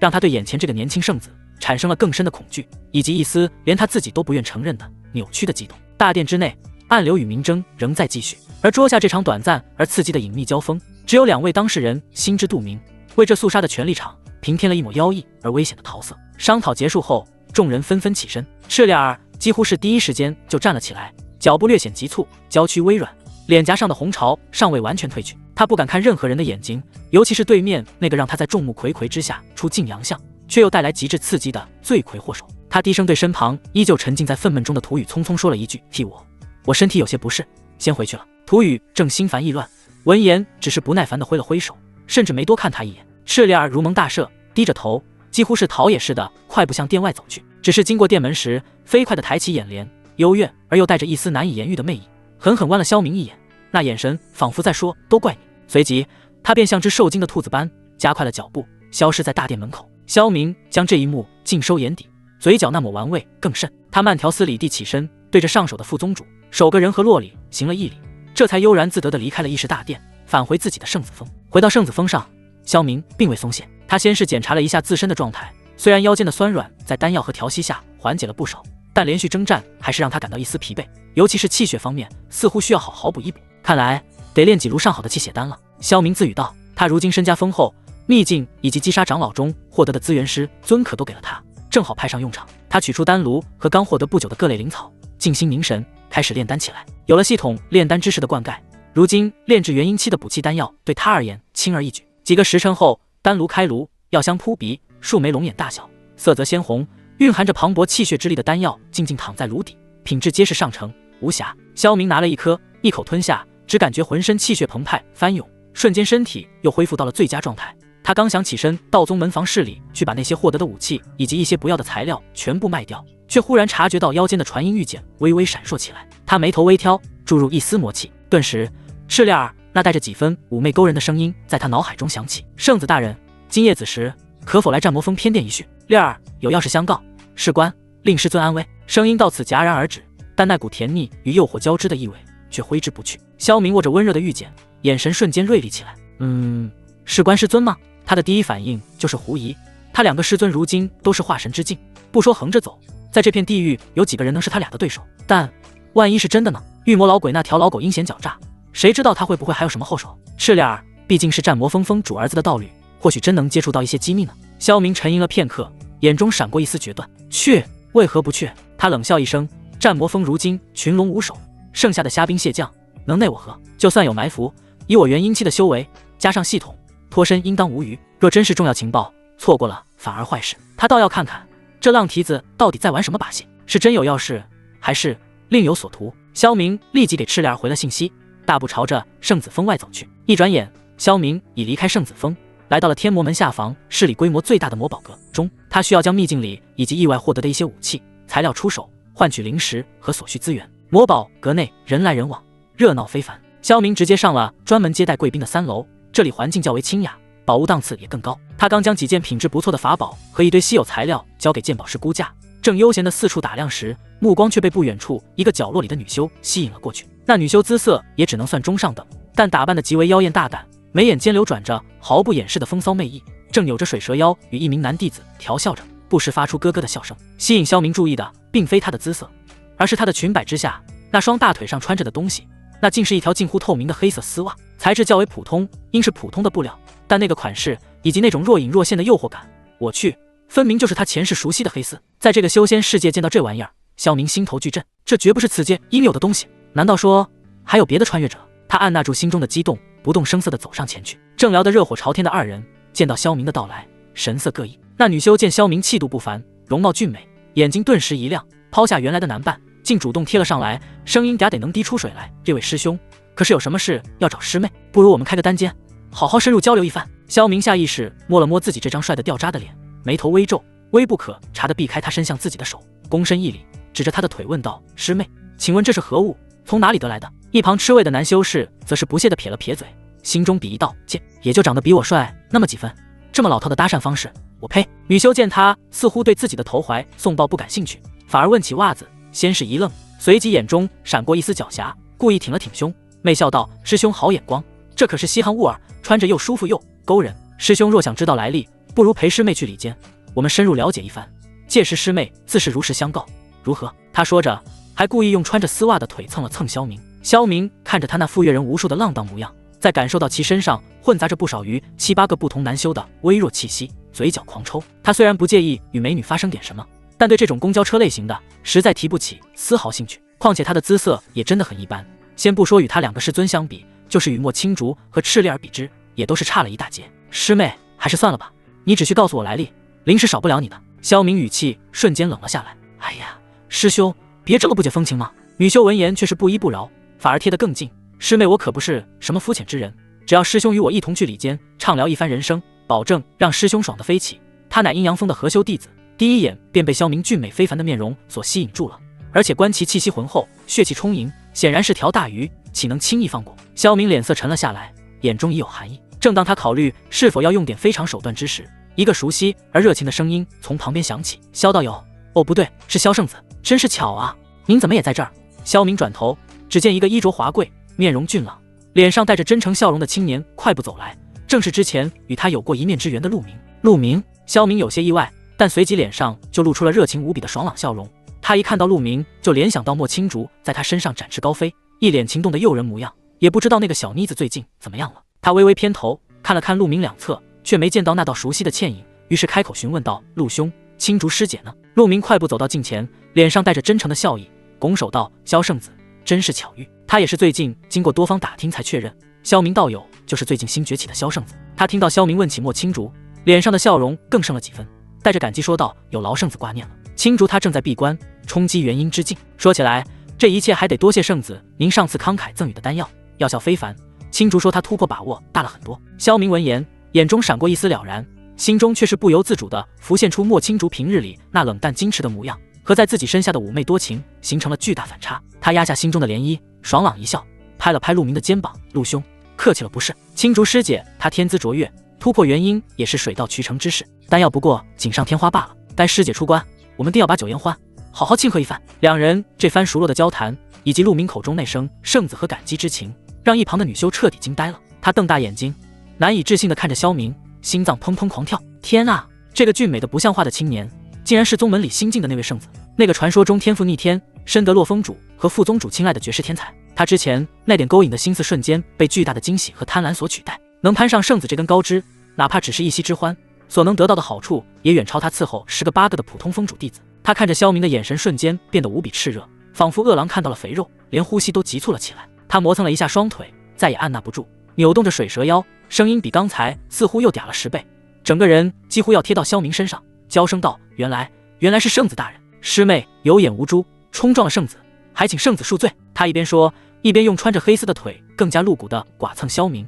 圣子想知道这东西的来历，师妹自是知无不言，言无不尽，只是外面人多嘈杂，终究不是说话的地方。圣子您何等身份，还请一步到里间，师妹再单独向你禀报。届时圣子大人想问些什么，想知多深，师妹定当一一解答，绝无半分隐瞒。他铁了心要抓住这个机会往上爬，话语中的暗示是个傻子都明白。萧明被他这变本加厉的纠缠弄得烦躁不已，脸色彻底沉了下来，眼中寒意更盛。他刚想雷霆出手把这死娘们儿杀了，吞噬其记忆后，自是知道这东西哪里来的，改造体质，原吞噬能力获得了增强，可吞噬他人的记忆。随即他灵机一动，也不知想到了什么，嘴角一翘，转过身看向陆明，无奈的传音道：陆兄，这你怎么看？陆明是何等精明，一看这情形就明白了。他早就认出这女修乃是阴阳峰有名的交际花，名声狼藉，不知跟多少男修有染。他眉头紧皱，上前一步，挡在萧明身前，对那女修厉声道：放肆！你看清楚，这位是萧圣子，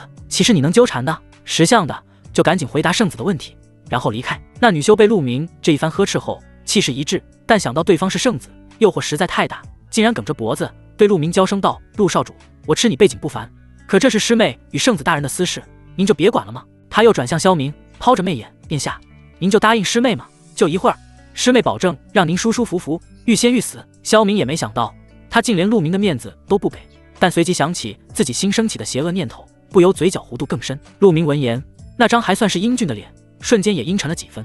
他知晓这女人是王八吃秤砣，铁了心了。看着一旁萧明被气得额头青筋直跳，一副就要出手的样子，他左思右想，权衡着利弊。萧明如此年纪就当上了圣子，前途无量，自是心高气傲之辈，怕是碰这种女人比杀了他还难受。但看萧明对那东西来历极为在意的样子，显然是不想轻易放弃。他心中劝导着自己：萧圣子对我和青竹都有大恩，他如今有困难，我如何能坐视不理？陆明看着萧明那假装出来为难又急切的样子，又瞥了一眼仍在不留余力一心想着进步的女修，心中天人交战。最终他一咬牙，脸上露出一副舍我其谁、慷慨就义的悲壮表情，上前一步对那女修道：萧圣子何等身份，岂会与你纠缠不清？既然你如此不知好歹，那就由本少主来替圣子分忧会会你，我跟你去里间聊聊，你最好乖乖把知道的事情都说出来。那女修见陆明这个少主居然会替萧明主动现身，内心也不由升起几分敬意。虽然他的脉相比不上圣子，但也是难得的目标，至少他能感觉到陆明还是童子之身。随即他眼珠一转，娇笑道：萧圣子与陆少主真是兄弟情深啊，既然陆少主有此雅兴，那师妹就却之不恭了。说着便主动挽住陆明的胳膊，几乎是拖着他往魔宝阁的一间休息室走去。陆明被拉走时，回头看了萧明一眼，眼神复杂，仿佛在说：兄弟，我为了你可是豁出去了。萧明随即回了一个感激的眼神，举了举拳，传音道：好兄弟，一辈子。陆明感受到萧明的真诚回应，心头莫名一暖，萧圣子居然以兄弟相称，不免我付出这么多。萧兄，你放心吧，我一定会问出你想知道的一切。萧明看着那壮烈的背影缓缓消失，嘴角上逐渐勾起一抹得逞的坏笑。他刚才确实是动了杀心，但转念一想，怎么说也给人家戴了一顶帽子，这不得安抚。好好补偿一下嘛。就在陆明被那女修拉着转身后不久，萧明的传音玉简忽然动了动，他注入魔气一探，里面立刻传来了莫青竹那带着欢喜的悦耳之音：“圣子大人，我突破了，我突破到元婴初期了。”萧明隔着传音玉简都可以感受到他心情的激动，以及对自己那道不明的柔情。紧接着又一条信息传来，只不过语气略显娇弱：“羞答答的，圣子大人，我现在过来找你。”萧明脸上笑意更深，哪不知道这妮子在想什么，略带深意道：“我现在在你道里的魔宝阁呢。”另一头收到消息的莫青竹虽有些疑惑，不知道萧圣子到魔宝阁当中是干什么，但仍是精心打扮一番，便化作流光直奔魔宝阁去了。信息刚发出去没多久，一道清冷的倩影便如风般出现在了魔宝阁的入口处，正是刚刚出关没多久的莫青竹。她今日仍是一袭青衣，却比往日更显精致，容颜清丽绝伦，引得楼内众人纷纷侧目。可能是修为提升的原因，她身上莫名有种空灵清雅的气息。莫青竹一进门，先是扫了扫四周，但没能见到那道熟悉令他朝思暮想的身影，他不由撇撇嘴，冰冷的眸子瞬间融化了几分，但随即似乎又想到了什么，眉头微蹙，看向一旁垂手施礼的管事，语气淡漠地问道：“陆明呢？他在此处。”那管事见到莫青竹，连忙躬身行礼，听到问话，脸上闪过一丝不自然，支支吾吾道：“回少主夫人，少主他正在伦理间内处理一些私事。”他说着，额头上豆大的冷汗浮现。莫青竹看他一副紧张兮兮的样子，虽有些疑惑，但也不甚在意。随即他话锋一转，语气平静，漫不经心道：“萧圣子在哪个房间？”管事见他不再追问，如蒙大赦，连忙指明萧明所在的方向。莫青竹点了点头，淡淡吩咐道：“别有我的命令，任何人不得靠近打扰圣子。”说完，他便径直走向萧明所在的房间，推门而入。还留在原地的管事虽有些迟疑，但最终还是点了点头，忙自己的去了。房间内，萧明正悠闲地品着灵茶，见到莫青竹进来，他放下茶杯，脸上露出标志性的坏笑，拱手道：“恭喜师姐呀！不，少夫人突破元婴之境了。”莫青竹看着他脸上熟悉的坏笑，白了他一眼，反手关上房门，那副对外人的冰冷姿态瞬间消失不见。他走到萧明身边，很自然地拿起茶壶，为他续上茶水，然后直接侧身坐在了萧明的腿上，依偎进他怀里，端起那杯茶送到萧明唇边，声音带着一丝感激与依赖：“全靠圣子大人的丹药辅助，谢谢你，萧明。”萧明在他的细心服侍下喝了一口茶，手臂熟练自然地环住那纤细的腰肢，感受着怀中遇人微热的吐息与依恋，心中惬意。他饶有兴趣地把玩琢磨青竹的秀发，吊笑道：“师姐如今可是元婴强者了，怎地还这般小女儿姿态？”莫青竹闻言俏脸微红，却反手将他抱得更紧，仰头看着他，眼中情意绵绵。在圣子大人面前，我永远都是你的青竹。他似乎完全忘了自己还有一位道侣就在隔壁。萧明享受着怀中美人的全心侍奉，忽然恶趣味升起，指了指一旁墙壁，压低声音玩味道：“师姐，你听，隔壁好像挺热闹的，你那道侣陆明此刻正与里面的一位家人深入交流呢。”莫青竹端着茶杯的手微微一顿，随后恢复正常，他脸上露出厌恶与一丝好奇，试探地询问道：“陆明吗？奇怪，我记得他不是如此放荡之人才是。”言罢，他忽然紧张起来，满是柔情道：“圣子大人若是介意我与他之间的关系，我立马与他解除了道侣身份。”萧明看着他一脸急切模样，得意一笑：“不必，大可不必。”随后他把刚才发生的事情又给莫青竹讲了一遍。萧明本以为莫青竹听完后会生气感到不快，谁知其脸上只有鄙夷和厌恶。哼，圣子大人是何等人物，他那种货色也敢觊觎？还有陆明，表面上装着一副正人君子的模样，背地里还不就是那样？他的语气中带着明显的疏离和对陆明的鄙夷，仿佛在说一个无关紧要的陌生人。萧明微微一愣，随即笑了，手指轻划过其笔直修长的玉腿：“师姐倒是看得开，不过你可知我身边可不止你一个女人。”莫青竹闻言，非但没有生气，反而将身子贴得更紧了，柔顺地说道：“已是圣子，天纵之姿，未来注定翱翔9天，身边有几位红颜知己，再正常不过了。只要圣子大人在心里给青竹留一席之地，青竹就心满意足了。”他的态度恭顺的近乎卑微，与平日里的淡然矜持判若两人。萧明看着他这副楚楚可怜的乖巧模样，心中微微有些悸动，若不是心中还惦记着黑丝之事，以及处于贤者的倒计时，说不定真就提枪上阵了。似乎感受到萧明的躁动，莫青竹舔了舔红唇，将萧明尚未喝完的半杯茶一饮而尽，随即他动情地献上了香吻，转身趴到了萧明的身上。那带着茶香与独属于莫青竹平静淡然气息的吻，热情而笨拙地印了上来，瞬间点燃了空气中的暧昧。萧明虽处贤者时间，但怀中娇躯紧紧相贴，尤其对象还是莫青竹这般绝色佳人，那点刻意的压制与躁动似乎被轻易撩拨了起来。他的舌尖如同攻城略地的将军，强势地撬开其背齿，肆意追逐，纠缠着那无处可逃的香软小舌，汲取着他口中的芬芳与香甜。莫青竹发出一声模糊的鼻音，娇躯瞬间开始软化，几乎完全瘫在萧明怀中。他笨拙而热烈地回应着。萧明感受到他眼中的情动与身体上隐隐传来的热量，呼吸微微粗重，大手也在莫青竹的引导下，缓缓放在了他那双笔直修长的美腿之上，感受着其上传来的惊人弹性与柔腻。萧明下意识喉结滚动了一下，倒吸了口凉气，心中暗赞：这女人真会发挥自身的长处啊！莫青竹的呼吸愈发急促，原本平静的眸子此刻水光潋滟，春意几乎要满溢出来。他主动牵着萧明的手，在自己最引以为傲的长腿上缓缓游移。画面一转，在隔壁房间的陆明可就没有这般惬意了，与萧明那边的暧昧温情截然不同。这里的空气燥热而使人发腻，弥漫着浓烈的脂粉香气与一种难以言喻的杂乱异香。陆明此时脸色苍白，额头上布满细密的汗水，原本较为俊朗的面容此刻因强忍的厌恶和生理不适而微微扭曲。他僵硬地躺在铺着柔软面料的宽大浴榻上，呼吸凌乱。那位阴阳风的女修此刻早已没了在外的半分矜持，虽然本来也没有，她衣衫半解，露出大片雪白的肌肤，像一条滑腻的水蛇般缠绕在陆明身上，一双涂着鲜红丹蔻的手极其不老实的在他身上四处游走摸索，口中发出令人头皮发麻的嗲音和露骨不堪的挑逗话语。哎呀，陆少主，您别这么僵硬嘛！女修的声音又嗲又黏，带着夸张的喘息。放松点，让师妹好好伺候您。师妹的技术可是很好的哦，王师兄、李师兄，还有明师兄他们都夸过我的手艺。他一边说，一边故意用穿着丝袜的那条腿使劲磨蹭着陆明的大腿，动作狂野而直接，毫无技巧可言，只剩下赤裸裸的欲望和征服欲。陆明浑身鸡皮疙瘩都要起来了，胃里一阵阵翻江倒海。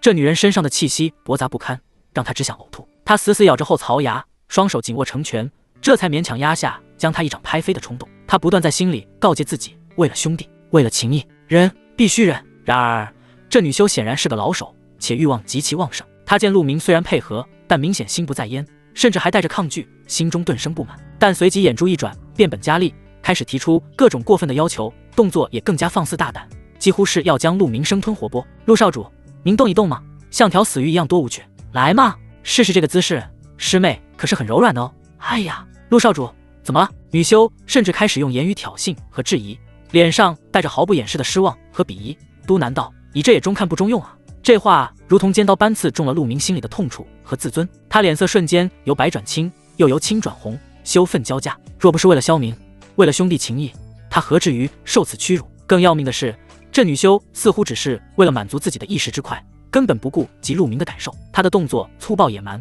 陆明只觉度秒如年，感觉自己不是在享受，而是在遭受一场酷刑折磨。陆明紧闭着眼，脑海中拼命回想莫青竹那平静绝尘的容颜，试图以此抵御眼前的噩梦。然而耳边的呼气声以及鼻尖萦绕的异香，无时无刻不在冲击着他本就脆弱的神经。不知过了多久，陆明只感觉浑身疲惫，身体似被掏空。一道期盼已久的长啸声忽地响起，陆明几乎是连滚带爬地挣脱开来。他踉跄着冲到房间角落的水盆边，用冰凉的淋水狠狠洗了几把脸，才勉强压住那翻涌的恶心感。他颤抖着手快速穿戴整理着自己的衣袍，脸上毫无血色，眼神涣散，充满了劫后余生的虚脱感和深深的厌恶。陆少主，女修慵懒地靠在榻上，舔着嘴唇，意犹未尽地看着他。怎么样，师妹没骗你吧？是不是？他脸上带着得意的笑容，仿佛完成了一件多么了不起的壮举。陆明闻言，身体一僵，强忍着回头给他一剑的冲动，打断他要说的话，从牙缝里挤出几个字东西的来历，说。女修见他这副模样，也知道见好就收，娇笑着将黑丝的来历说了出来，末了还抛了个媚眼。陆少主，以后若是还想聊天，随时来找师妹哦。陆明再也听不下去，也顾不上仪态，几乎是逃也似的冲出了房间，仿佛身后有厉鬼追赶。他一边走，一边还下意识地揉着后腰，脸上充满了屈辱、疲惫和后怕。而另一边，萧明自然就没有陆明那般多愁善感了，他正惬意地玩腿呢，感受着温香软玉在怀。萧明心中满是惬意，一脸玩味道，也不知陆兄在隔壁过得如何了。怀中的莫青竹修长的玉腿摆了摆，满脸情动道：圣子大人，管他作甚？他早已面红耳赤，吐气如兰，红唇再次主动依了上来，但他又岂是萧明的对手？没几下便丢盔卸甲，缴械投降了。良久，萧明才缓缓松口，而莫青竹则大口喘着气，仿佛刚经历一番生死搏斗。他仰起头，看着近在咫尺的英俊面庞，看着那双深邃如星辰的眸子，心中情潮翻涌，柔情和爱意几乎要将他淹没。莫青竹动情地拥紧了他，手臂环上他的脖颈，彼此身躯紧密相贴，仿佛要将自己与他融为一体。他修长的双腿抬起，一左一右环上他的腰际，整个人像挂在他身上一样。这个姿势让他几乎完全展露悬空，全身的重量和支点都落在了萧明身上，两人身体贴合的没有一丝缝隙。他能清晰地感受到萧明那强有力的心跳，以及隔着衣料传来的灼热体温，而萧明那只原本在挽腿的手也随着他的动作自然而然地束缚其中。他犹如一只被困的野兽，四处乱窜着。面对这突如其来的紧张感，萧明心中暗自啧舌，这女人是越来越会了。那隐隐传来的感觉让萧明仿佛过电般的酥麻。莫青竹挂在萧明脖子上时，俏脸已是一片醉人的酡红，如同盛放的桃花。她微微喘息着，仰着天鹅般优美的脖颈，水光潋滟的眸子深情地望着萧明，那里面盛满了毫不掩饰的迷恋和爱意，以及一种将自己全然交付的顺从。她微微扭动了一下腰肢，然后用一种混合了娇羞与无限魅意的声音，气若幽兰地在萧明耳边低语道：“圣子大人，青竹想。”就在这一乱情迷、干柴烈火几乎要点燃的重要关头，隔壁房间忽地传来一道声音，那声音低沉而绵长，仿佛海啸不是海浪浪的声音。萧明缓缓回神，这才想起自己的正事，他可是要搞清楚那黑丝究竟是从哪来的。况且陆明要是完事后过来，那他不得中途下车，那不是要憋着？他可不干。想到这里，他还是强压下心中的躁动，努力克制了一番。但感受到怀中家人的迷离小眼神，以及那几乎要溢出来的爱恋，他温柔一笑，理了理莫青竹额间的鬓发，缓缓道：“青竹，此地人多眼杂，若是被人发现，对你名声可不好。而且陆明应该也快出来了。”莫青竹感受到他那诚挚的关心和满脸的柔情，整颗心都快化了。原来圣子大人这么在意我，这么关心我。回想到圣子大人今日兴致好像不太高，他虽有些失落，但更多的则是顺从柔情。听着隔壁隐约传来的女子娇笑声，眼中比意厌恶更甚。他微微点头，笑盈盈地看着萧明，撒娇道：“圣子大人，既然陆明如此不堪，这魔堡阁我也懒得待了，您把圣子峰的权限令牌给青竹吧。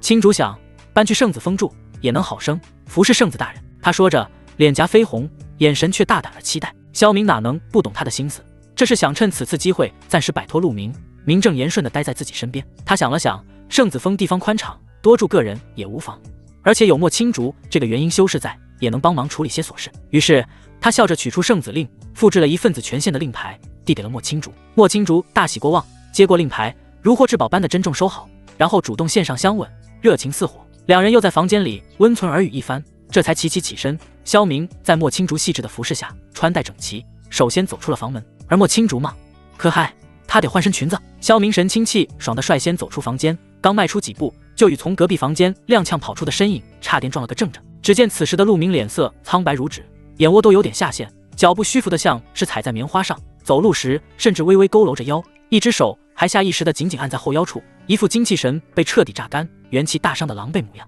他头发凌乱不堪，几缕发丝被汗水粘在额角，衣袍虽然是匆匆披上的，但领口歪斜，腰带也系得松松垮垮，甚至衣襟处还隐约能看到一抹不属于他的嫣红唇印，这无不昭示着方才房间内战况的惨烈。陆明一抬头就看见风神俊朗的萧明，他此时的衣袍比来时更加挺刮平整，连一丝褶皱都难寻。陆明张了张嘴，喉咙干涩，半晌才挤出一句破碎的声音，叫：“萧兄，我心里苦啊。”萧明将陆明这副凄惨模样尽收眼底，心中暗爽，面上却适时露出恰到好处的关切与担忧。他上前一步，扶住陆明有些摇晃的身形，语气悠悠道：“陆兄，你这是怎地弄成这般模样？”陆明被萧明这关切的问话弄得更是无地自容，脸上青红交错，支支吾吾道：“没事，就是有点累。”他实在没脸说自己是消耗过度。萧明心中偷笑，脸上却是一副关切的表情，拍了拍陆明的肩膀，真诚道：“辛苦了陆兄，只是那消息。”萧明这一拍本是无心，却恰好拍在陆明酸软的后腰上。陆明顿时似的倒吸一口冷气，腿一软，差点直接瘫坐下去。幸好萧明眼疾手快，扶了一把：“陆兄小心。”萧明语气关切，手速极快。陆明龇牙咧嘴地稳住身形，脸上满是痛苦和后怕。他喘了几口粗气，才断断续续地将辛苦劳作而获得的消息说了出来。那女人说，那东西叫什么？黑丝。对，就叫黑丝，是1个月前从一个打扮古怪、行踪神秘的散修摊位上买的。那散修还说什么能提升男人的战斗力之类的。萧明仔细听着，越听越是无语，这不等于什么都没说吗？但看着还揉着腰一脸疲惫的陆明，脸上还是强挤出真诚的感激之色，抱拳郑重道：“陆兄，这次真是多亏你的这份情，我萧明记下了。”他顿了顿，仿佛忽然想起什么，补充道：“待我回去，便开炉为青竹师姐多炼制几炉上好的丹药，助她稳固境界，也算是我对陆兄此番辛劳的一点心意了。”这话听在身心俱疲、满腹委屈的陆明耳中，简直如同天籁。他原本灰暗的眼神瞬间亮了起来，心中涌起一股热流，所有的疲惫和屈辱仿佛都值得了。圣子大人果然是重情重义之人，他就知道他的付出没有白费，这才是真正的好兄弟，这才是真正的兄弟情谊。陆明感动的几乎要热泪盈眶，连忙摆手，声音都哽咽了：“焦兄，使不得，使不得，这都是我应该做的，能为萧圣子分忧，也是我的荣幸。丹药之事，切莫再提，切莫再提。他虽然推辞，但脸上的感激和激动却掩藏不住。而就在此时，萧明忽地发现一直垂手侍立在不远处的掌柜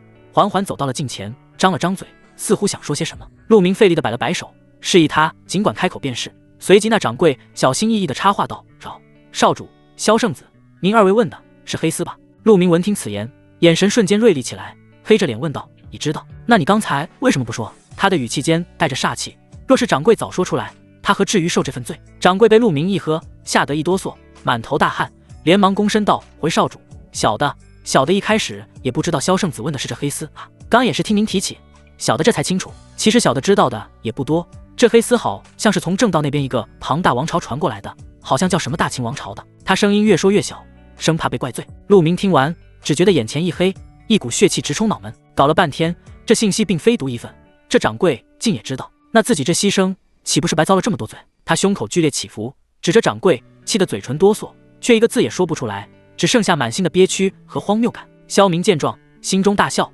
差点拍手叫绝，面上却不动声色地适时安抚道：“陆兄莫恼，莫恼，我管掌柜的也是无心之事，能提供线索总是好的。”他这一开口，陆明也只好把心中的火气强压了下去。而惶恐不安的掌柜闻听此言，如蒙大赦，瞬间松了口气，看向萧明的眼神也尽是感激。萧明再次安抚了陆明一遍，目光扫过他苍白的脸，忽然他的视线停留在陆明的嘴角附近，微微蹙眉，仿佛发现了什么。“陆兄，你这里。”萧明说着，伸出手指指了指陆明嘴角的地方。陆明一脸茫然，顺着萧明所指的地方一抓，只见其指尖赫然多出了一根极其细小，约摸半寸长，颜色深黑，略显卷曲粗硬的短毛。萧明好歹也是穿越者，怎么可能不认识这是什么？看到这根毛的瞬间，他不由心中大骇，哎呀我去，这修仙界的人玩得可真花啊！他的脸上适时露出一丝疑惑与不解，总不可能让兄弟难堪吧？你说不是？陆兄，这是何物？粘在你嘴边，看起来不像是头发啊！这根短毛的出现，如同触及了什么致命开关，场面瞬间变得寂静无比。陆明看着那根黑色卷毛，瞳孔骤缩，瞬间想起了某些不堪回首的细节和那女修过分无比的举止，脸色唰的一下由白转青，再由青转紫，胃里翻江倒海，强烈的恶心感和羞耻感几乎要将他淹没。他手忙脚乱的一甩，仿佛那是什么剧毒秽物，然后发疯似的用袖子狠狠擦拭着自己的嘴角，声音尖利变调，不复之前的温文尔雅。不知道，哪来的脏东西？就在这时，旁边房间的门被轻轻推开，换好了一身崭新白色长裙的莫青竹款步走了出来。新裙子与她之前那套款式颜色皆不同，此时穿在她身上更显清雅出尘。她出来后，目光先是充满爱意地落在萧明身上，嘴角不自觉地带上了一丝浅笑。然而当他的视线转向一旁狼狈不堪、气急败坏的陆明时，那抹浅笑瞬间冻结，继而化为毫不掩饰的冰冷、鄙夷与深深的厌恶。而不远处的掌柜看到莫青竹这身新装束，眼中闪过一丝不易察觉的疑惑，下意识心里嘀咕道：“少夫人进去的时候穿的好像是青色衣裙吧？怎么出来就……”他偷偷瞄了一眼脸色铁青、气急败坏的陆明，浑身打了个激灵，把头埋得更低了，心中暗道：错觉，一定是错觉，是我老眼昏花了，可不敢乱说。陆明此刻的模样实在是不堪入目，脸色惨白，眼窝深陷，头发凌乱，衣冠不整，尤其是衣襟上那刺眼的唇印以及浑身散发的浑和香气，更是让莫青竹愈发厌恶鄙夷。陆明，莫青竹面若寒霜，冷冷道：“你看看你现在像什么样子？”正沉浸在为兄弟两肋插刀以及对掌柜又气又怒中的陆明，被莫青竹这当头一喝，吓得一激灵，连忙站直身体，下意识的想整理一下衣袍，却越发显得手忙脚乱。青竹，你听我解释。看着缓缓走向自己的莫青竹，陆明慌忙开口，想要辩解，却又不知从何说起。解释？莫青竹冷笑一声，一步步走近，目光如刀般刮过陆明全身。解释你为何会和那种女人睡在一起？解释你这一身污秽之气从何而来？解释你这副被掏空了身子的鬼模样是怎么回事？他每问一句话，声音就拔高一分，眼中的厌恶和鄙夷就更深一层。我不是，我是为了……陆明急得满头大汗，下意识想看向萧明求助，却又觉得难以启齿。为了什么？为了寻欢作乐？为了自甘堕落？莫青竹根本不给他解释的机会，或者说他根本不在乎他的解释，他正好需要这样一个机会，一个可以名正言顺搬到圣子峰的借口。陆明，我真是看错你了。莫青竹的脸上适时露出极度失望和心灰意冷的表情，原以为你乃大家族出身，即使天赋差了些，至少品性端方，没想到你竟是如此不堪。青竹，不是这样的，你听我解释。陆明心头一慌，想要上前拉住莫青竹的手，你别碰我。莫青竹猛地后退一步，仿佛躲避瘟疫一般，随后他紧张地看了萧明一眼，见他没什么反应，这才眼神冰冷道：最近我不想看到你，一看到你我就觉得恶心。他说完，似乎觉得多看1秒都难以忍受，猛地转身，不再看面色惨白、摇摇欲坠的陆明，继续道：这段时间，我想搬去圣子峰清静清静，我不想看到你，也不想听你任何解释。莫青竹深吸一口气，仿佛要将满腔的怒火和厌恶随着这口气吐出去。当他重新抬起眼眸，目光转向萧明时，脸上的冰寒竟如同春日暖阳下的积雪，以一种肉眼可见的速度迅速消融退去。萧圣子，让您见笑了。莫青竹的声音带着一丝恰到好处的疲惫与歉意，但更多的则是对心仪之人才会展露的柔软，甚至藏着几分不易察觉的爱意。他看向萧明的目光里仿佛有星光点点，潋滟生辉，与刚才面对陆明时的冰冷厌恶判若两人。他又向前走了一小步，距离与萧明更近，然后微微歪头，纤长的睫毛轻轻一颤，对着萧明俏皮地眨了一下眼。这动作却如同投入平静湖面的石子，在两人之间漾开一圈只有彼此能懂的涟漪。随后莫青竹顿了顿，眼含秋水，直直望向萧明，语气变得又轻又软，带着毫不掩饰的期待。不知青竹是否有这个福分，能去圣子峰叨扰圣子些许时日，也好借贵宝地躲躲清静，顺顺心气呢？萧明将他的表演尽收眼底，心中暗笑：好家伙，这小妮子刚才还冷若冰霜，斥责怒骂，转眼到我这就柔情似水，情意绵绵了，妥妥的戏精影帝啊！不过居然敢调戏本圣子，这我不得回去给他一顿棍棒教育。萧明心中计划已定，面上却不动声色，适时露出一副我理解你难处的温和表情，偷偷瞄了一眼还在一旁失魂落魄，根本没注意到莫青竹这番小动作的陆明，然后才重新挪回目光，语气中带着一丝恰到好处的理解与认同。青竹师姐言重了，今日之事确实令人不快，师姐想要寻一处清静的暂避烦扰，也在情理之中。他声音平稳，仿佛一位公正且善解人意的上位者，不过他也确实蛮善解人意的。莫青竹闻言，眼底那抹欣喜怎么也藏不住，脸上的清冷之色更是被一种柔媚笑容所取代，仿佛阴霾尽散。他对着萧明盈盈一礼，姿态优美，声音清脆悦耳。如此，那青竹便多谢圣子大人体恤收留了，圣子恩情，青竹铭记于心，定会好好报答的。他在好好报答几个字时刻意停顿，里面内涵的深意吗？那当然只有他们彼此间才懂了。当然全程我们的牛头人陆明一言不发，像是丢了魂儿似的。礼毕，莫青竹不再有丝毫留恋，甚至没有再看那瘫软在地的陆明一眼，转身便朝着魔堡阁外走去。步伐轻盈，裙裾微扬，竟透露出一股摆脱桎梏般的轻快。直到莫青竹的身影消失在魔堡阁门前，萧明才缓缓收回目光，脸上那温和持重的表情稍稍收敛，化作一声似是无奈的轻叹。他走到仍旧瘫坐在地，面如死灰的陆明身边，俯身伸手轻轻拍了拍陆明的肩膀，语气充满了诚恳和安慰：陆兄，陆兄，振作点。陆明这才茫然抬起头，眼神空洞。萧明脸上写满了感同身受的同情，压低声音，推心置腹般说道：金竹师姐正在气头上，话说的重了些，但女子嘛，心思细腻敏感，骤然见到那般情景，难免如此。陆兄你，此番虽事出有因，但终究是让他伤心了。陆明嘴唇哆嗦了一下，眼中泛起泪光，又是委屈又是迷茫。萧明则是继续道，语气愈发恳切：不过陆兄请放心，青竹师姐此去我圣子峰未必是坏事，峰上清静，倒也正好让他慢慢平息怒火，冷静下来。我在一旁也会替你多多分说，好好劝解，定会好好说服他，让他明白陆兄你今日的不得已。待他气消了，你们自然能和好如初。他这话说的情真意切，仿佛真心实意为陆明打算，话语中的真情实意感天动地啊，不就是说服他吗？陆兄啊，只要本圣子稍稍出手，你的幸福他又回来了，你放心吧。陆明听着萧明这番肺腑之言，再想到自己今日牺牲所受的屈辱，不就是为了兄弟情谊，为了在萧明面前表现吗？如今虽然失去了青竹的信任，不过也只是暂时的而已。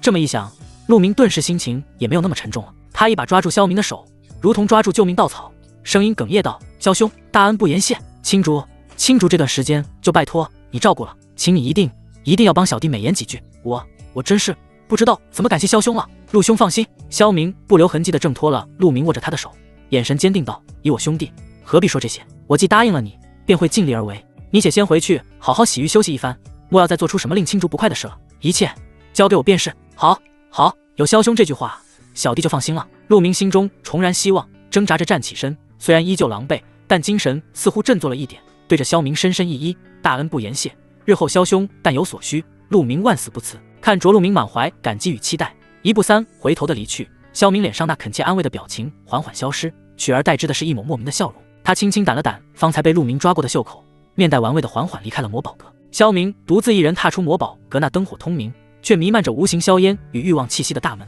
方士的喧嚣和夜光被他抛在身后，清凉的晚风带着山间特有的草木清气扑面而来，吹拂着他额前的发丝，也仿佛稍稍驱散了方才那场闹剧带来的浮于表面的燥热与人气。他并未立刻施展遁术，而是信步走在通往宗门的青石小径上。夜色已浓，天幕如同上好的深蓝色丝绒，点缀着稀疏却明亮的星辰。远处的山峰轮廓在月光下显出沉默而威严的剪影，近处的林直在夜风中发出沙沙的清响，一切都显得宁静而超然。与魔宝阁以及房室内的污浊纷争判若两个世界。晚风持续地吹拂着他的面颊，带来一丝凉意，也让他高速运转的思绪逐渐沉淀清晰。他并非天生如此邪恶，喜好玩弄人心，享受这种将他人之物彼此情谊皆置于股掌间玩弄的快意感觉。初临此界，他也曾有过短暂的茫然与对纯粹力量的向往，但这个世界，这个名为修仙的煌煌大道，其下的真实底色却远非画本传说中那般逍遥超脱、正气浩然。弱肉强食是刻在骨子里的法则，资源、机缘、道统、气运，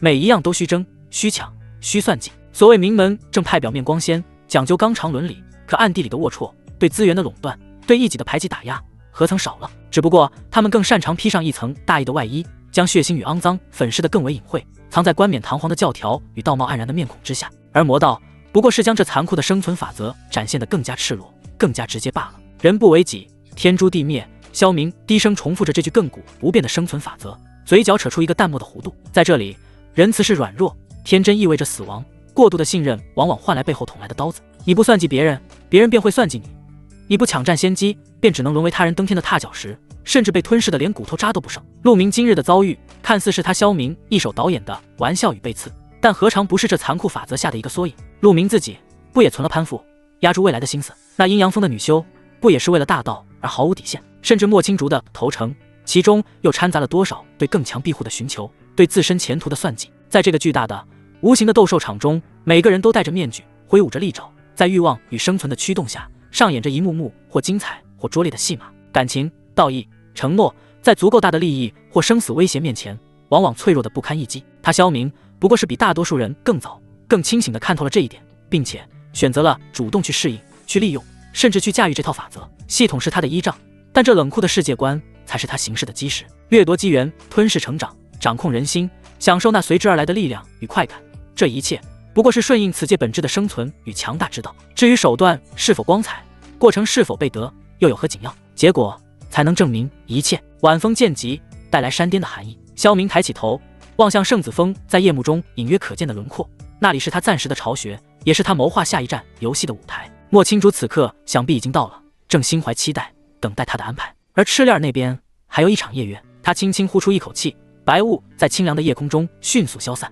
眼神重新变得幽深而平静，所有外露的情绪都已收敛。这个世界很残酷，很真实，而他很喜欢。迈开步伐，他的身影融入更深的夜色，朝着圣子峰的另一边不疾不徐地行去。前路或许荆棘密布，杀机暗藏，但于他而言，不过是一场又一场有趣的游戏罢了。夜色如墨，战魔峰笼罩在一片异样的沉寂之中。元峰主图刚的陨落，在这偌大的天魔门内，似乎并未激起多少预期的波澜。或许在这等魔道宗门之内便是如此，上位者骤然陨落，除了最初短暂的惊疑与骚动，很快便会被一种冷酷的、近乎漠然的平静所取代。旧主已去，自有后来者虎视眈眈，盘算着如何瓜分其留下的权柄与资源。真正的沉痛与哀戚，大约只存在于那些与其利益深度绑定，或是真有几分血脉亲缘的寥寥数人心中。至于大多数弟子长老，不过是换一个需要敬畏和供奉的对象罢了，日子照旧，甚至可能因为权力交接期的混乱而多了几分钻营的机会。此时峰上弥漫着几分因主事者突然空缺而产生的惶惑与压抑，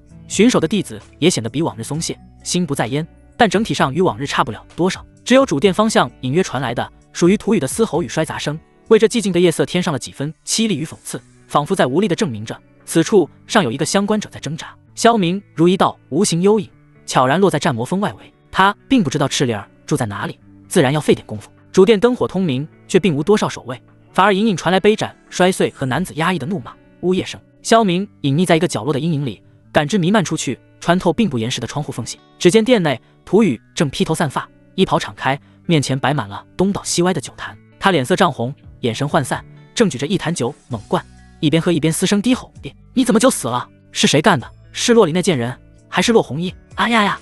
吼到后来已是带了哭音。他脚边此时还蜷缩着两个战战兢兢、衣衫不整的美婢，显然刚被他的暴怒吓得不轻，此刻连大气都不敢喘。哦，借酒消愁吗？就这？可不过土语啊土语，希望你是个聪明人，不要再来招惹我，否则可就不只是断你四肢那么简单了。萧明环顾四周，好像也没有什么埋伏，心中大定，朝着战魔峰深处行去。他溜达了一会儿，缓缓走到靠近主殿的左侧偏殿门前，忽的一阵香风袭来，只见偏殿大门无声打开一道缝隙，一道窈窕火辣的身影悄然走出，正是赤脸。他显然刚刚沐浴完毕，湿漉漉的长发如瀑披散在光洁的香间，发梢上颗颗水珠绽放，顺着脖颈优美的线条渐渐滚落，悄然没入了那件薄如蝉翼的密合色浴袍之下。柔软贴身的衣料被水痕浸染出更深的色泽，若有若无地勾勒出其下惊心动魄的饱满轮廓，最终一切隐没在温暖的阴影里。那浴袍带子系得松松垮垮，领口豁开，露出大片雪白滑腻的肌肤和深邃诱人的沟壑，随着他的呼吸微微起伏，堪称人间凶器，冲击力惊人。袍摆下一双玉腿若隐若现，可能是灯光的缘故，更显明诱人，可能是刚刚沐浴完的原因。赤脸此时脸颊微红，浑身上下散发着慵懒水汽与暖香。他一眼瞧见萧明，桃花眼中瞬间迸发出惊喜与炽热的光芒，温香软玉般的身子带着沐浴后的湿热水汽，瞬间嵌入萧明怀中，一双玉臂如水蛇般缠上他的脖颈。他一眼便瞧见了阴影中的萧明，桃花眼中瞬间迸发出惊喜与炽热的光芒，宛如久旱逢甘霖，温香软玉般的身子带着阴阴水汽，径直贴了上来。圣子大人，您可算来了。他吐气如兰，声音又嗲又媚，带着钩子，仰头望着萧明，眼里尽是妩媚。烈儿刚沐浴完，正想着圣子大人呢，您就来了。萧明被他这突如其来的贴近弄得心神一荡，有些口干舌燥，感受到其浴袍包裹下传来的惊人体温与柔软，他那在魔堡阁内被墨青竹勾起的小火苗没理由的又燃了起来。萧明定了定神，并未立刻将其推开，也没有回应，只是任由其贴着自己，一只手却精准地扣住了他那不安分滑向自己腰际的手腕，力道不轻不重，带着不容置疑的意味。我师尊的事。萧明喉头鼓动了一下，缓缓开口，声音低沉，却透着一股冷冽的寒意。那双深邃的眼眸在夜色中锐利深邃，直直刺入赤烈儿妹一横生的眼底，带着审视与压迫。说清楚，什么危险？赤烈儿手腕被扣，也并没有慌乱，感受到指尖传来的力道和萧明那不容置疑的冷峻目光，心中先是一凛，随即却涌起更强烈的异样感觉。他就喜欢萧明这种霸道掌控的强势。随后狡黠一笑，就着萧明扣住自己手腕的力道，将身子更贴近了些，用那傲人饱满之处更是似有若无地磨蹭着萧明，红唇微起，语带娇嗔道：“圣子大人，好生心急啊！”他眼波流转，瞥了一眼主殿方向，怯生生地说道，语气带着几分委屈和柔弱：“烈儿冒着天大的危险给圣子传讯，您一来就只问正事，都不关心烈儿，更是一点甜头都不给。万一烈儿说完，您转身就走，那烈儿岂不是亏大了？他这是在讨价还价，用情报吊着，索要预付的报酬。”萧明眼神一凝，心中琢磨：报酬？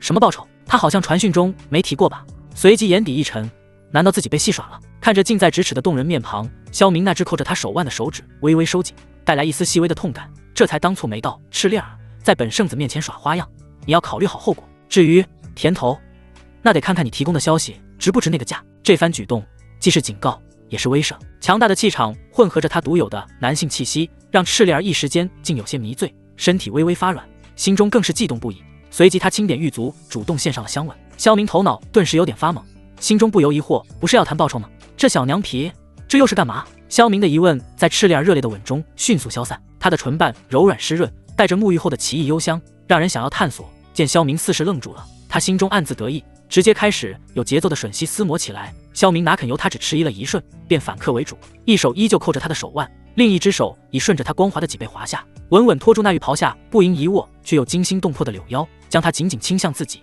加深着这个吻。他的舌尖强势霸道，攻城略地，大力地汲取着那份甘甜与暖香。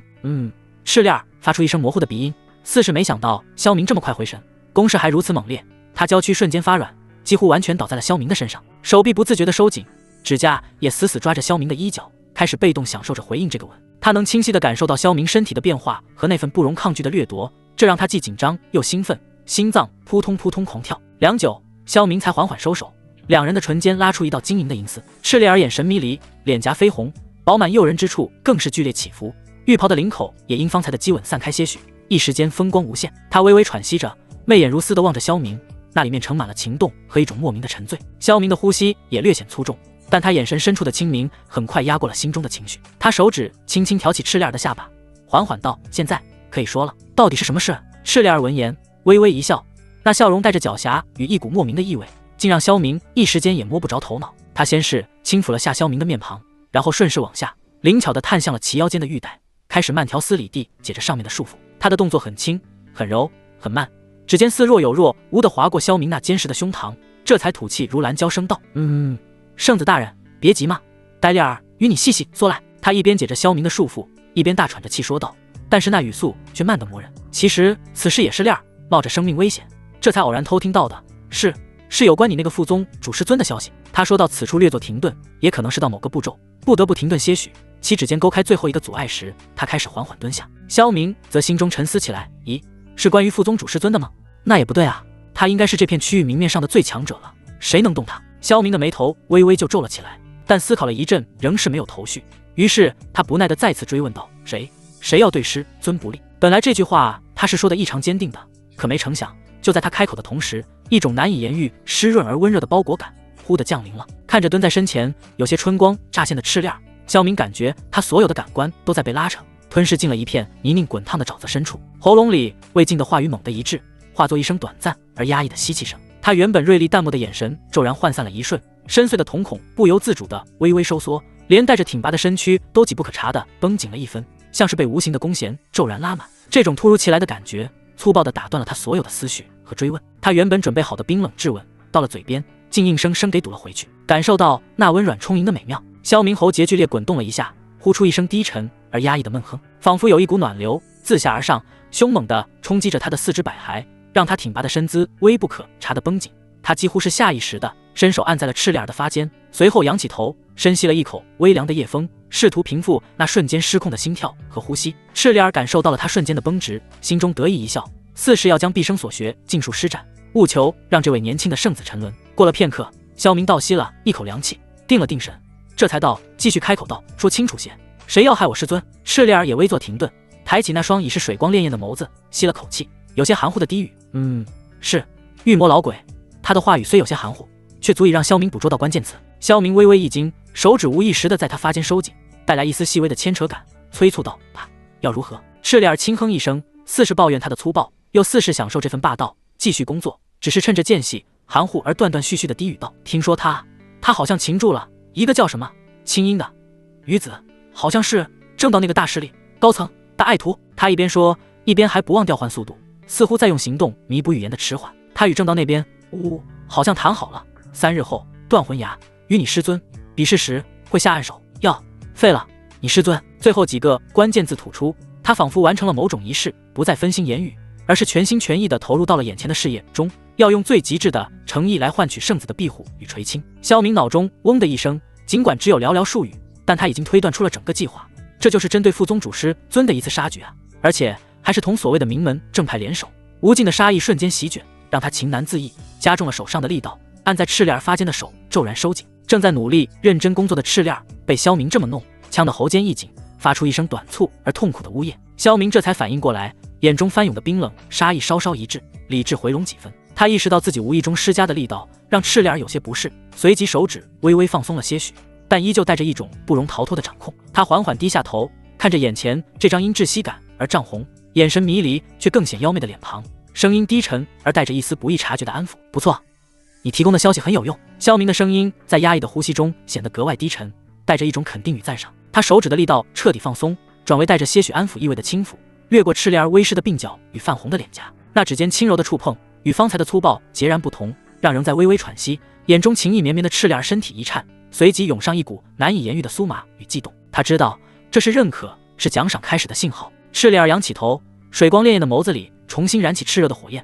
混合着讨好、爱慕与一丝被肯定后的兴奋，动作愈发认真卖力。不知过了多久，在一道吞咽声后，萧明缓缓睁开眼，看着眼前正大口喘气的俏丽佳人。此时的赤脸儿因为方才剧烈的工作，本就松垮的浴袍几乎散开，领口滑落，露出大片雪白滑腻，诱人的饱满在昏暗的光线下若隐若现，更添几分撩人的风情。他整个人像是没了力气，瘫软在地，微微仰头望着萧明，那眼神混合着疲惫、讨好和一种近乎虔诚的痴迷，仿佛在等待着他的评判与恩赐。萧明喉结微动，方才的火气似乎并未完全平息，反而因眼前这活色生香的景象又有点蠢蠢欲动。他缓缓伸手，带着霸道与强势安抚着他。而就在这时，丽儿，药呢？熬好了没有？在磨蹭什么？主殿方向猛然传来土语带着醉意和不耐烦的咆哮声。这突如其来的吼声引得萧明动作微微一顿。赤丽儿见萧明刚要有所动作，结果被这声音一扰，俏脸上瞬间闪过不耐和厌恶，好似被打断的懊恼清晰可见。但他反应极快，强压下情绪，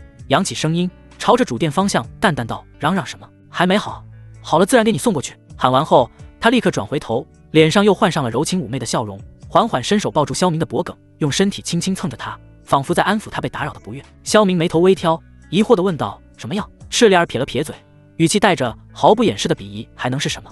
那废物之前被圣子大人教训了一番，虽说接上了，但每日还需药物调理。”他说着，伸手抚摸了下萧明那迷倒万千少女的英俊面庞，舔了舔嘴唇，娇声道：“圣子大人，别管他，别扫了您的兴致。若是圣子大人不喜，烈儿可随时出手解决了他。”萧明闻言，嘴角上扬，玩味更甚。涂雨这种货色，他确实还不放在眼里。不过，眼前这女人还真是狠。赤烈儿敏锐地察觉到萧明神色缓和，整个人便如同水蛇般缠了上去，吐气如兰，声音糯糯道：“圣子大人，您看，烈儿冒着如此大的风险，给您带来这么重要的消息，您怎么奖励烈儿呢？”他面色怯怯，我见犹怜，话语中的意味不言而喻。萧明闻言，邪魅的一笑，不老实起来，隔着那松散的浴袍，感受其下的无限美妙，赞叹道：“你的忠心，本圣子看到了。”萧明声音低沉，带着一丝危险的磁性。不过，你要知道，本圣子可不是什么大气之人。他话音一顿，手摇摇一抓，把住了那徒手不能握住的高山，不容置疑道：“你若想跟随本圣子，那从今往后，你的眼里、心里乃至灵魂，都只能有本圣子一人。”萧明的眼神骤然变得冰冷锐利，微微使力，带来一丝吃痛与悸动。他嘴角依旧噙着那抹邪气的笑，但眼底已是一片寒潭。你可明白？赤烈儿仰头看着他，对上他那双深不见底，仿佛能看透人心的眸子，心脏狂跳，既有被这强大气场和霸道掌控欲震慑住的悸动，也有一种莫名扭曲的迷恋。他没有丝毫犹豫，立刻用力点头，声音带着一丝激动和决绝：“烈儿明白，烈儿从今往后，身心皆属圣子一人，绝无二心，若有违逆，天诛地灭。”随后他不知道想到了什么，身子紧靠着萧明，将头埋在他的胸膛里，小声道，像是一只宠物在请求主人的命令：“圣子大人，要不要烈儿去把涂雨处理掉？”他微微仰头，声音又轻又软，仿佛在说一件再平常不过的小事，可那双妩媚的眼中却闪烁着毫不掩饰的冰冷杀意，仿佛只要萧明点头，他立刻就能让隔壁那个醉醺醺的名义道侣永远闭嘴。萧明闻言，眼中闪过一丝异色，心中暗道：“这女人真是狠啊！”他低笑一声，手不轻不重，带着审视与一丝不易察觉的赞赏：“不必，一个废物罢了，暂且留着，或许还有些用处。”他目光微转，瞥了一眼主殿方向，意味深长：“不过本圣子以后可不想看到他碍眼。”赤烈儿是何等聪明，瞬间明白了萧明话中的深意。他将脸更深地埋进萧明胸膛，蹭了蹭，柔顺道：“烈儿明白了，一切都听圣子大人的。”萧明感受着怀中家人彻底的臣服与顺从，以及那份毫不掩饰的狠辣，心中快意更甚。他不再多言，目光落在那因紧贴而愈发敞开的浴袍上，随后邪魅一笑，一把抱住赤烈儿。在他的一声短促惊呼中，只听哧啦一声，本就单薄的浴袍被彻底扯落，如同褪下的蝉翼，飘然尾地。一具曲线惊心动魄的美景毫无保留地呈现在眼前，肌肤在夜色中泛着羊脂白玉般的光泽，尤其是那心口峰峦起伏，散发着无限魅力。萧明眼中暗火燃烧，喉结滚动，他不再犹豫，打横抱起这具温香软玉，在赤烈儿的惊呼声中，大步流星地踏入了精心整理过的偏殿之内。殿门也在他身后无声地合拢，将外界的虫鸣、主殿的咆哮以及一切纷扰都隔绝开来。过了许久，偏殿内暖媚的气息久久不散，混杂着情欲与淡淡熏香。衣袍散落，见证着方才的激烈战况。萧明神清气爽地起身，看着身旁瘫软如水睫毛轻颤的赤烈儿，得意地勾了勾嘴角，又在那只手不可掌握的地方回味了一番，这才慢条斯理地开始穿戴衣物。本圣子还有要事需处理，你记住我说的话。萧明声音带着事后的沙哑，却已恢复了平日的冷静与淡然。赤烈儿费力地掀起眼皮，媚眼如丝地睨了他一眼，那眼神3分幽怨，7分迷醉。他舔了舔意犹未尽的红唇，这才轻柔道：“圣子大人放心，烈儿都记在心里呢。”虽有抱怨，语气却更显撒娇。萧明轻笑一声，并未答话。穿戴整齐后，转身拉开殿门，身影一晃便融入了夜色之中，消失不见。直到萧明走后许久，赤烈儿才恢复了些气力。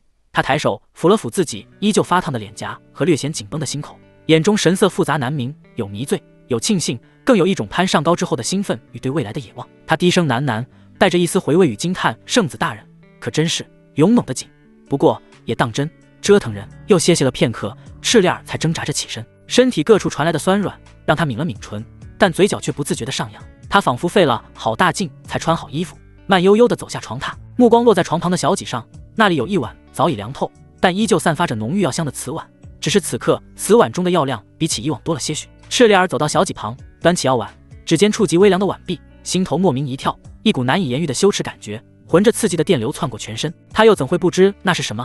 那刚恢复平静的脸庞上不由得又飞起两抹红霞，竟有了小女儿的娇羞之感。他稳了稳心神，深吸一口气，脸上重新恢复了几分柔顺与妩媚的表情，热了热汤药，端着药碗，拖着依旧酸软疲惫的身子，一步步朝着主殿走去。主殿内酒气熏天，杯盘狼藉，涂宇无力地靠在椅子上，醉眼惺忪，但比之前似乎清醒了几分，正烦躁地用手敲着桌子。怎么这么久？磨磨蹭蹭的。听到脚步声，涂宇不耐烦地抬头，看到赤练儿端着药碗进来，劈头就骂：急什么？火候不到，药效不足。赤练儿耐着性子将药碗递到他面前，声音刻意放柔：趁热喝了吧，凉了怕是会苦。涂宇哼哼唧唧地接过药碗，也没多想，仰头就灌。然而药液入口，他眉头立刻皱了起来，噗的一声，咳，这药今天味道怎么有点怪？涂宇咂了咂嘴，醉意朦胧的眼中闪过一丝狐疑，他眯着眼凑近碗口看了看那褐色的药液，好像还有点说不清的味道，颜色也平时浑浊了些。你是不是偷工减料，或者熬坏了？赤练儿心中猛地一紧，心脏瞬间扑通扑通狂跳起来，仿佛要跳出嗓子眼。他强作镇定，脸上露出一丝恰到好处的委屈和不悦。你胡说什么？我辛苦为你熬了几个时辰，火候一丝都不敢差，定是你自己喝多了酒，舌头麻了，尝什么都怪。你要是不想喝，倒了便是，省得我费力不讨好。他说着，做事就要去抢药碗，语气带着赌气。涂宇被他这么一呛，又见药液确实也没什么，气势顿时弱了。他烦躁地挥挥手，行了行了，啰嗦，我喝就是了。说罢，屏住呼吸，将剩下的大半碗药液一口气灌了下去，只是被那古怪的味道激得眉头一阵轻皱。赤练儿看着他喉结滚动，将那混合着特殊佐料的药液尽数吞服下咽，心中那股奇异刺激感瞬间达到了顶峰，让他身体都有些微微发热，脸颊更是滚烫。他连忙低下头，掩饰住眼中复杂的神色，伸手接过空碗，柔声道：喝了你就早些歇息吧，我也累了，回去收拾一下。然而就在他转身欲走之际，一只带着酒气的手却猛地抓住了他的皓腕，力道不小。等等！涂宇抬起醉眼朦胧的脸，眼神在他因匆忙披衣而未能完全遮实的曼妙处扫过，又嗅到他身上那股尚未散尽的情动气息，心中莫名涌起一股烦躁与邪火。酒精浑着药力，似乎让他心头火热。收拾什么？急什么？涂宇的声音带着最后的黏腻，手上微微发力，就想将赤练儿往自己怀里带。赤练儿手腕被攥住，心中先是一慌，随即一股强烈的厌恶与冰冷的杀意如同毒蛇般窜上心头。他如今可是圣子大人的人，这个废物竟敢用他肮脏的手碰自己。他强忍着立刻挣脱并一巴掌扇过去的冲动，脸上强挤出一个难看的笑容，身体却僵硬地抗拒着。不了，你刚喝药，需要静养休息，而且烈儿进来不便。静养个屁！涂宇却借着酒劲不依不饶，反而将他拉得更近，另一只手就想去搂他的腰，嘴里嘟囔着：老子是你男人，让你陪一下，你装什么清高？过来！这个废物！他心中一沉，杀意如同野草般疯长。要不是圣子大人说了暂时留着他还有用，不然我现在就杀了他。不过随即一个念头涌上心间，让他变成一个彻彻底底的太监，似乎也不错。一个阴毒而很辣的念头，如同毒藤般在他心中迅速蔓延扎根。废了他，既能绝了后患，也能让自己清静下来。心中杀意与算计翻腾，他用力挣脱了涂宇的手，向后暴退一步，声音带着压抑后的厌恶：烈儿近来确实不便，暂且告退了。说完，他不再看涂宇那副狼狈恶心的模样，转身快步离开了主殿，仿佛逃离什么污秽之地。直到回到偏殿，紧紧关上门，窜入那暴风雨席卷后的床榻上，赤练儿嗅着上面依旧残留的男子气息，眼中闪过一丝迷离，最后被冰冷的寒意与算计取代。涂宇，他低声念着这个名字，如同在念一个死人的名字。这可是你自找的。萧明带着满脸的惬意，慢悠悠回到了圣子峰内，晚风拂面，似乎还残留着偏殿内的暖香与激情余韵，让他嘴角不自觉地上扬。得到了情报，还收服了赤练儿这等火爆的尤物，这趟战魔峰之行可谓收获颇丰。峰上静悄悄的，月色如水，洒在不算精致的廊檐和静谧的花木上，别有一番景致。主殿灯火未熄，透过窗棂缝隙晕出一片暖黄的光晕。看来青竹那小妮子还在等我呢。萧明心中微动，想起那人前高冷矜持，私底下对自己却热情主动的家人，以及那双笔直修长的美腿，心头就仿佛有小火苗在烧。他脚步轻快地踏入殿中，殿内温暖宜人，点着淡淡的凝香。视线掠过前厅，并未见到人影，侧耳倾听，内间似乎有极其细微的衣料摩挲声。萧明嘴角勾起一抹坏笑，放轻了脚步，如同夜猫般悄无声息地绕向通往内寝的通道。果然，刚进其内，就隐约可见临窗的软榻旁立着一道窈窕纤细的背影。女子背对着他，一袭素雅的淡青色衣裙，长发如瀑，仅用一根简单的玉簪挽起，几缕发丝垂落颈侧，在微弱的灯火勾勒下，竟平添了几分朦胧美感。她似乎正微微俯身整理着榻上的被褥，腰肢纤细，不盈一握，裙摆下露出的修长玉腿，在月色与灯火的交融中白皙的晃眼。是了，定是青竹。这么晚了，这圣子峰上除了他，还有哪个女子能在此时出现在自己的寝殿内？定事久后，他不治，又贴心的在为他整理床榻了。一股混合着归属感与情欲的暖流涌上心头，萧明玩心大起，刻意收敛了气息，蹑手蹑脚的靠近，直到来到那身影背后一步之遥，没有半分犹豫，萧明如饿虎扑食，从背后环住了那不盈一握的纤腰，手臂收紧，将那道温软中带着一丝凉意的身躯牢牢锁进自己怀里，下巴顺势抵在了其脖颈之处，还贪婪地吸吮着其发间溢散的芳香，渐渐的道：“这么晚了，还在等本圣子，真是有心了。来，先给本圣子好好看看腿。”他话还未说完，就隐隐觉得哪里不对，这体香，这触感，还有这股冰凉凉的寒意。他话刚刚说完，就隐隐觉得哪里不对，怀中家人的触感，以及被触碰时的软化，和那股淡淡的清冷幽香，都透着一股子难以忽视的寒意，带着拒人于千里的疏离感，与莫青竹身上的气息截然不同。这绝不是莫青竹。这个念头如同惊雷般在萧明脑海中炸响，让他浑身的血液仿佛瞬间凝固。他环在对方腰间的手臂微微僵住了，连呼吸都停滞了一瞬。那股刚刚升腾起的愉悦之感，顷刻间如同被水浇下透心凉。就在萧明露出极度尴尬之色时，那道被他揽着的倩影也缓缓转过了侧脸，容颜绝世，倾国倾城。最令人迷醉的是那双勾魂夺魄的桃花眼，眼尾微挑，本该流转着万种风情，此刻却如同深不见底的寒渊，就这么凝视着萧明。萧明顿时被他盯得头皮发麻，浑身都有些不自在。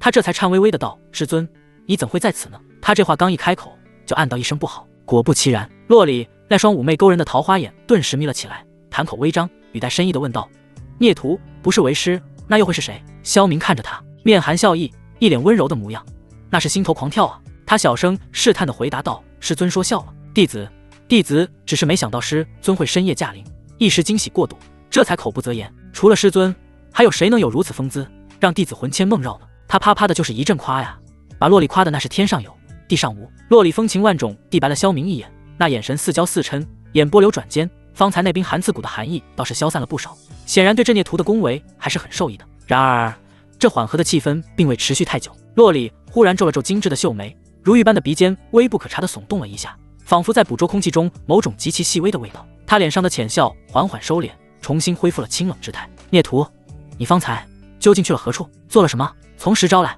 萧明心头一跳，知道还是没能糊弄过去。虽然自己之前有向他袒露过自己以后可能不止他一个女人，但这还是影响不了女人的天性。吃醋啊！看着眼前孽徒那苦思冥想的样子，洛里终是没忍住，那紧抿的唇瓣微微一勾，随即扑哧一声笑了出来。这一笑宛如冰雪初融，寒梅乍绽，又恰似日暮时成天又雪，忽逢一笑十分娇，瞬间驱散了他周身萦绕的凛冽寒意。那张原本清冷脱俗的绝世容颜，因这突如其来的笑容染上了几分人间的烟火气。萧明直接看呆了，差点口水都流了出来。他并不是第一次见洛里笑，只是那近乎满分的颜值，再加上这倾城一笑，简直就是绝杀啊！仿佛一个绝世大美女在那用小拳拳捶你胸口，这哪个男人遭得住啊？这妥妥的引诱啊！没错，萧明他也遭不住，所以他就高了。师尊，他下意识的喃喃出声，带着独属于自己的那份痴迷与嫉妒。你笑起来真好看。这话说的笨拙又直白，却可以让拒人千里之外的冰山美人心花怒放。洛里本打算再挑逗一下他这个孽徒，但话还没开口，就被他强行下咽了回去，因为他发现那孽徒抱他抱得更紧了。如果只是这样，本就清冷孤高的他倒也是不慌的，只是更让他心慌的还在后面。洛里娇躯骤然一僵，仿佛被一道闪电击中，背后窜起一阵陌生而令人心慌意乱的酥麻。他绝美的脸颊腾的一下红成了猴屁股，一直蔓延到纤细的脖颈和如玉的耳垂。那双原本带着几分都能意味的桃花眼瞬间瞪大，眸中有倾巢翻涌，有羞涩，有窘迫，更有一种隐秘的悸动。巨大的羞耻感如同潮水般涌上心头，可偏偏身体却因这亲密接触而微微发软，心中更是小鹿乱撞。他艰难地扭动了一下纤细的腰肢和翘臀，这才驱散了些许心慌。孽徒！洛里深吸一口气，强行压下混乱的思绪，摆出一副严师气派道：“别打岔，老实交代。”只是他不知道，他这一声带着不同情绪的孽徒，听在某人耳中，妥妥的歹徒兴奋全了，那简直就是给萧明增加战力。这不，萧明哪受得了这个？在洛里完全没反应过来之际，他直接一口含住了那近在咫尺的晶莹耳垂。湿润灼热的感觉瞬间包裹了洛里敏感的耳垂，伴随着萧明唇齿的舔舐，洛里如过电般浑身瘫软，直接倒在了萧明怀里，大脑一片空白，所有的思维都在这一刻土崩瓦解。萧明见他软道，直接一口咬了上去，攫住了那两瓣红唇。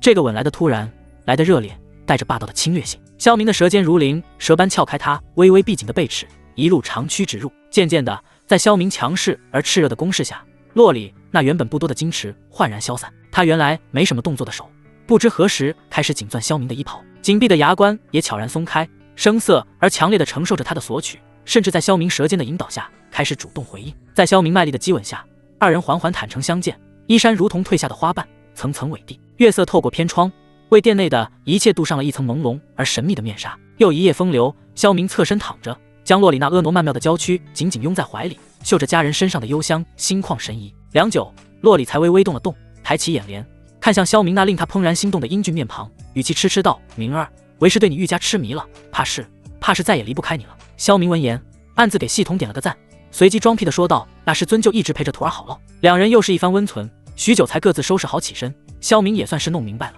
他这位清冷师尊此次是来同他暂别的。原来是他那位副宗主师尊见洛里近些时日修炼进展缓慢，这才给了其一些资源好东西，要求其闭关，赶紧把修为提升上去。据说他那位师姐经常督促着他快些提升修为，可究竟是为何他却也没有明说。萧明听完后也微微点头，这段时间确实是懈怠了，全他妈和他在床上了。两人还谈了很多，萧明随便把莫青竹是他女人的事也告诉了师尊。洛里开始其实也挺开心的，他闭关的这段时间至少有个人可以照顾萧明，他也可以安心。但他左思右想，总觉得这个名字好像在哪里听过。最后他终于想起来了，这不是附近有名的魔道家族陆家少主的未婚妻吗？莫非孽徒喜好人妻？一个荒唐的念头涌现在脑海，洛里随即仔细审视着面前孽徒，仿佛想看出点什么。可萧明拿给他继续开口的机会，一番唇枪舌战后，师尊忠诚小女人，我家孽徒喜欢就好。晨光熹微，圣子峰主殿前的墨石小径上，一道倩影袅袅而来。她一袭水蓝色长裙，发髻高高挽起，裙摆开插肩两条修长玉腿若隐若现，引人侧目，正是莫青竹。因为一些事情，他今日才匆匆赶来圣子峰。他一边走着，一边心里默默想到，以后便可与圣子大人朝夕相处了。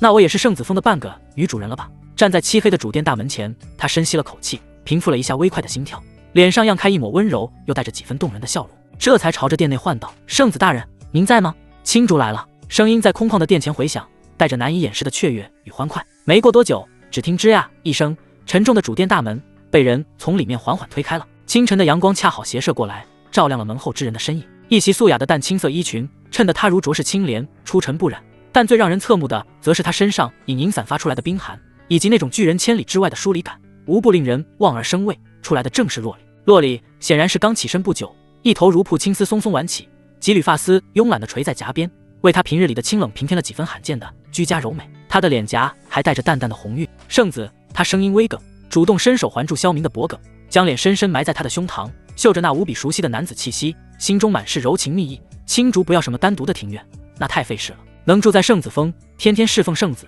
青竹就心满意足了。至于住处，他微微仰头，脸颊绯红，声音细若文瑞，带着无限的羞涩与狡黠。若圣子不嫌青竹打扰，青竹就住在主殿旁的偏殿可好？他终究没说与萧明一同住主殿，选择了距离最近的偏殿，毕竟有时候一点朦胧感才更让人热血沸腾嘛。萧明看着他这副含羞带怯却又主动靠近的模样，大笑一声，捏了捏他小巧的琼鼻，好，都依你。随即他嘴角一勾，语带深意道：“那本圣子晚上要不要给你留门啊？”哈哈，多谢圣子。莫青竹瞬间心中甜得像是妈了蜜一般，看向萧明的眼神都快拉丝了。伴随萧明的第二句话出口，他那原本矜持淡然的气质瞬间变得妩媚起来。看着近在咫尺的俊颜，闻着他身上那熟悉而令自己着迷的气息，莫青竹情难自抑，直接吻了上去。他学着萧明的样子，如同战场上的女将军，开始霸道地朝他攻去。萧明见此玩心大起，他先是假意不敌，被动地回应着，任由怀中佳人的香舌在自己口中毫无章法的一通乱撞。片刻后，见这死妮子还不停歇，他便反客为主，一番唇枪舌战，攻得莫青竹喘气连连，直接瘫倒在他怀里。看着怀中佳人情潮翻涌，任君采撷的模样，萧明下意识咽了口唾沫。就在他正欲提枪上阵之际，一道悦耳又不失威严的声音传入他的脑海：“徒儿，来副宗主大殿，为师有事寻你。”看着怀中春潮翻涌的绝色佳人，萧明暗自叹了口气，摆手无奈道：“青竹，副宗主召我去就回。偏殿内较为干净，你简单收拾一下即可。”他轻轻抚了抚莫青竹的秀发，一脸温柔。莫青竹倒是也没有因此生气，毕竟往后在圣子峰的岁月，他与萧明时间多的是。莫青竹缓缓离开了萧明的怀抱，帮他理了理衣袍上的褶皱，这才柔声道：“圣子大人去吧，副宗主找你，必有要事。青竹在大殿内等你。”他一语双关，既表明了自己是个懂事的女人，又无声给萧明制造了诱惑，带来一场无声的邀约。萧明微微一笑，回了一个你懂得的表情，随后身形化作一道幽光，顷刻间便朝着副宗主大殿所在的位置掠去。萧明来到副宗主大殿前，这才放慢速度，缓缓朝其内行去。经过侍女的带路，萧明终于来到了副宗主师尊所处的殿宇内。只见今日的骆红衣穿着一袭相对简约的暗红色束腰长袍，少了几分平日逼人的明艳，多了几分沉静与威仪。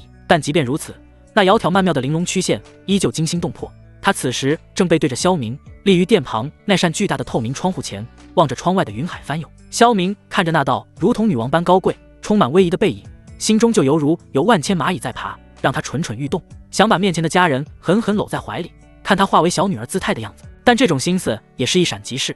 他知道以自己如今的修为，想拿下这个异常神秘而且具有艺术命格的师尊，还是太想当然了。弟子萧明拜见师尊。萧明收敛心神，平复了下心中翻涌的思绪，这才恭敬行礼道。骆红衣似是才发觉他的到来，缓缓转身，那轻视的容颜上带着一丝不易察觉的疲惫，但看到萧明的瞬间，那双凤眸中还是亮起了些许神采，语气也比平时柔和了许多。徒儿来了呀，坐。他目光在萧明身上流转一圈，微微点头，赞叹道：气息稳固，修为精进神速，如今已是元婴初期了，不错，很不错。你可比我那师妹刻苦多了。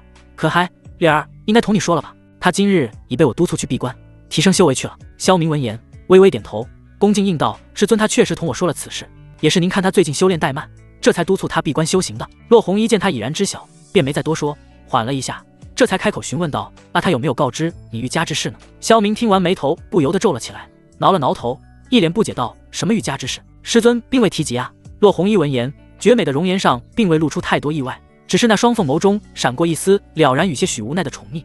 他轻叹一声，摇了摇头道：果然，这丫头定是担心你知晓后会出去涉险，这才瞒着你。他走到主位坐下，神色恢复了副宗主的沉稳与凝重，缓缓开口道：既然他未说，那便犹为师告知你吧。与我们天魔门毗邻的镇魂渊，近日来动作频频，不断侵扰与我宗交界之处。位于两宗交界处的玉家，是我宗附属魔道世家中的重要一支，近日连遭袭击，损失不小。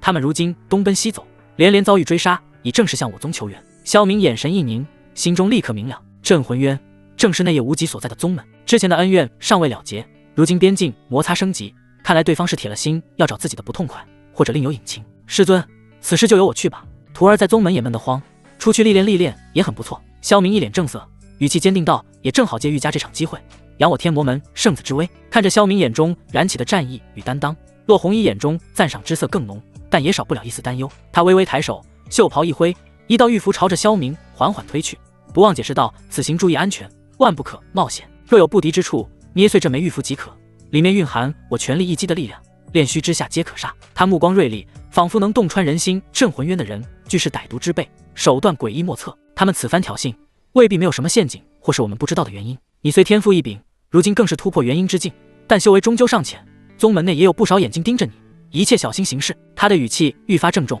叮嘱道：徒儿，你需谨记，对你而言，当下最重要的绝非争一时之长短，而是潜心修炼，尽快提升实力。元婴、化神乃至炼虚合体，在这玄黄大陆都远远算不上顶尖战力，更何况上……他话未说完，戛然而止，仿佛觉得自己说的太多了，于是补充道：总之，宗门以后都是要交到你手里的，你要好好修炼，不许懈怠。萧明敏锐地捕捉到了他话语中那不同寻常的意味，以及那一丝深藏的不安。他试探性地问道：师尊，您似乎对弟子的修为进境格外关注，是宗门将有大事发生吗？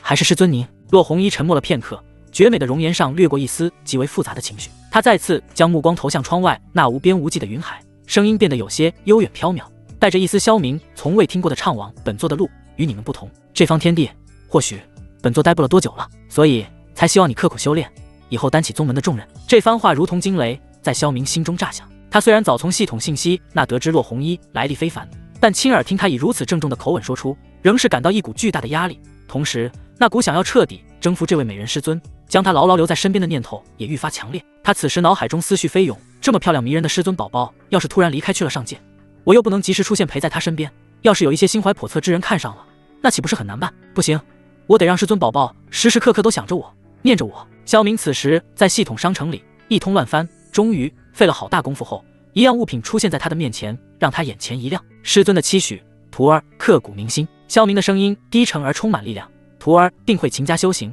不负师尊厚望，早日拥有守护宗门的力量。他话语微顿，目光灼灼地看向骆红衣，只是萧明随即话锋一转，脸上适时露出小男孩才有的羞涩，有些微红着脸，小声道：“只是徒儿希望，无论未来如何，无论师尊您要去哪里，都不要忘了徒儿，也要时时刻刻念着徒儿。”说着，他手中光芒一闪，出现了一枚白玉戒指。那戒指通体温润，似有宝光萦绕，其上纹路神秘而诡异，仿佛蕴含着某种天地大道，玄奥非凡。萧明上前2步，来到洛弘一座前，微微抬头看着这位风华绝代的师尊，脸上适时露出少有的羞涩，声音诚恳而带着些许紧张：“师尊，这是徒儿家乡的一种习俗，若是男子心中有了极为重要，想要一生铭记，祈愿永不分离的人，便会送予其戒指。”他目光灼灼，一脸深情，两人各自滴入一滴血，融入其中，寓意血脉相连，心神相牵。此后，无论相隔多远，只要心念一动，便能感知到彼此的平安，仿佛对方就在身边一般。他顿了顿，如同一个羞涩的大男孩，声音也低了几分：“徒儿今日就将它送给师尊，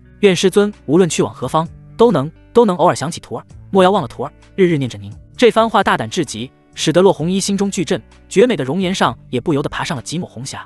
他凤眸圆睁，带着惊愕、羞恼，还有一丝从未有过的慌乱。“孽徒，你可知你在胡言乱语些什么？”他下意识怒声呵斥，声音却带着一丝不易察觉的微颤。萧明见他虽呵斥，却并未立刻拂袖而去，心中暗喜，知道应该是有戏。他趁热打铁，脸上露出些许委屈和执着，低声道：“徒儿知错，但此心天地可见，徒儿也只是怕师尊日后去了其他地方，见识到了更广阔的天地，便把徒儿给忘了。”他说着，眼中开始弥漫起雾气，一副渲然欲泣的样子。不过是他装的，竟是主动伸出手，抓住了师尊那温凉如玉的柔仪。洛弘一的玉手微微一颤，似要挣脱。他从来没同男子如此接触过，但不知为何他恍惚了一阵，却被萧明更紧地握住。萧明动作极快，另一只手已将那枚白玉戒指不由分说地套入了洛弘一右手的食指。洛弘一凤眸圆睁，羞怒交加，周身化神威压下意识就要爆发，可感受到萧明那元婴初期的修为，他竟又有些担心害伤了他。当那温润的玉戒触及他指尖肌肤的刹那，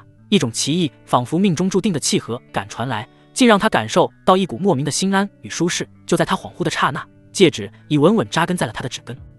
洛弘一又惊又气，脸颊绯红如霞，连耳根都染上了艳色。他猛地想抽回手，萧明却顺势用指尖在他食指指腹轻轻一划，一滴蕴含着精纯气血之力的血珠瞬间沁出，精准地滴落在戒指的纹路之上。萧明见目的已达到，心中偷笑，面上却依旧一脸委屈：“师尊是嫌弃徒儿给您的东西吗？还是说连徒儿的这点心意，师尊都不肯收下？”刚有些发猛的洛弘一这才反应过来，听闻此话，又看着萧明脸上那一副受了极大委屈的哭丧表情，终究还是没狠心。他微微叹了口气，摸了摸近在咫尺萧明那张英俊面庞，脸上浮现出宠溺之色。“好吧，那师尊就收下了。”萧明闻言，眼中瞬间爆发出惊喜的光芒，那副渲然欲泣的表情瞬间消失无踪，取而代之的是得逞的灿烂笑容，仿佛偷吃了蜜糖的孩子。他没等洛弘一做出反应，举起握着他的那只手，在其纤纤玉手的手背上印下了一个轻柔而滚烫的吻。这是一个现代人才了解的礼仪，但在这修仙界却显得极为大胆，甚至堪称亵渎。洛弘一浑身猛地一僵，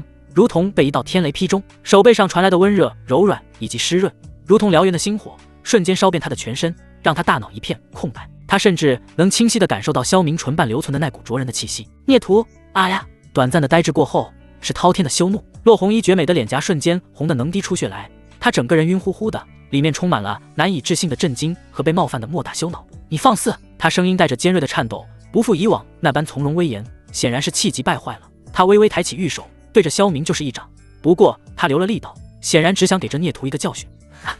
师尊既然收下了徒儿的戒指，那可就是徒儿最重要的人了。师尊请放心，徒儿定当日夜勤修，不负师尊厚望。萧明那带着欢快的大笑声在殿内回荡，人却已经化作一道幽光，那是拼了命的往殿外窜。“孽徒，你给我站住！”洛弘一又气又急，羞愤交加，一掌拍在殿门旁的石壁上，引得阵法一阵轻颤。不过他显然没用多大力，虽有些气恼，但也不至于失了理智。就这么一耽搁，萧明的身影已经彻底消失在了殿门外，只留下那爽朗的大笑声，以及那残留在手背上挥之不去的滚烫触感。他缓缓抬起右手，目光复杂地凝视着食指上那枚戒指，白玉温润，其上的纹路流转下，仿佛活物，散发着玄奥的气息。他戴在纤长的手指上，是那般的和谐，仿佛本就该属于他。这个大胆孽徒，他低声啐道，语气却不自觉地少了几分真正的怒意，多了几分无可奈何的宠溺。指尖轻轻摩挲着冰凉的戒指，脑海中却不自觉地回想起方才的一幕幕，那是心扑通扑通地跳个不停啊！想到这里，洛弘一感觉刚刚平复些许的脸颊又有些发烫。他修行至今，漫长岁月中，何曾与男子有过如此逾矩的接触？莫说是握手、亲吻手背这般亲密之举，便是寻常的距离，他他也向来与人保持的极远。可今日他不仅让这孽徒握了许久，还被他得逞了，真是胆大包天。他再次低骂了一句，却发现自己似乎并没有想象中那般排斥，不禁心生疑惑，是因为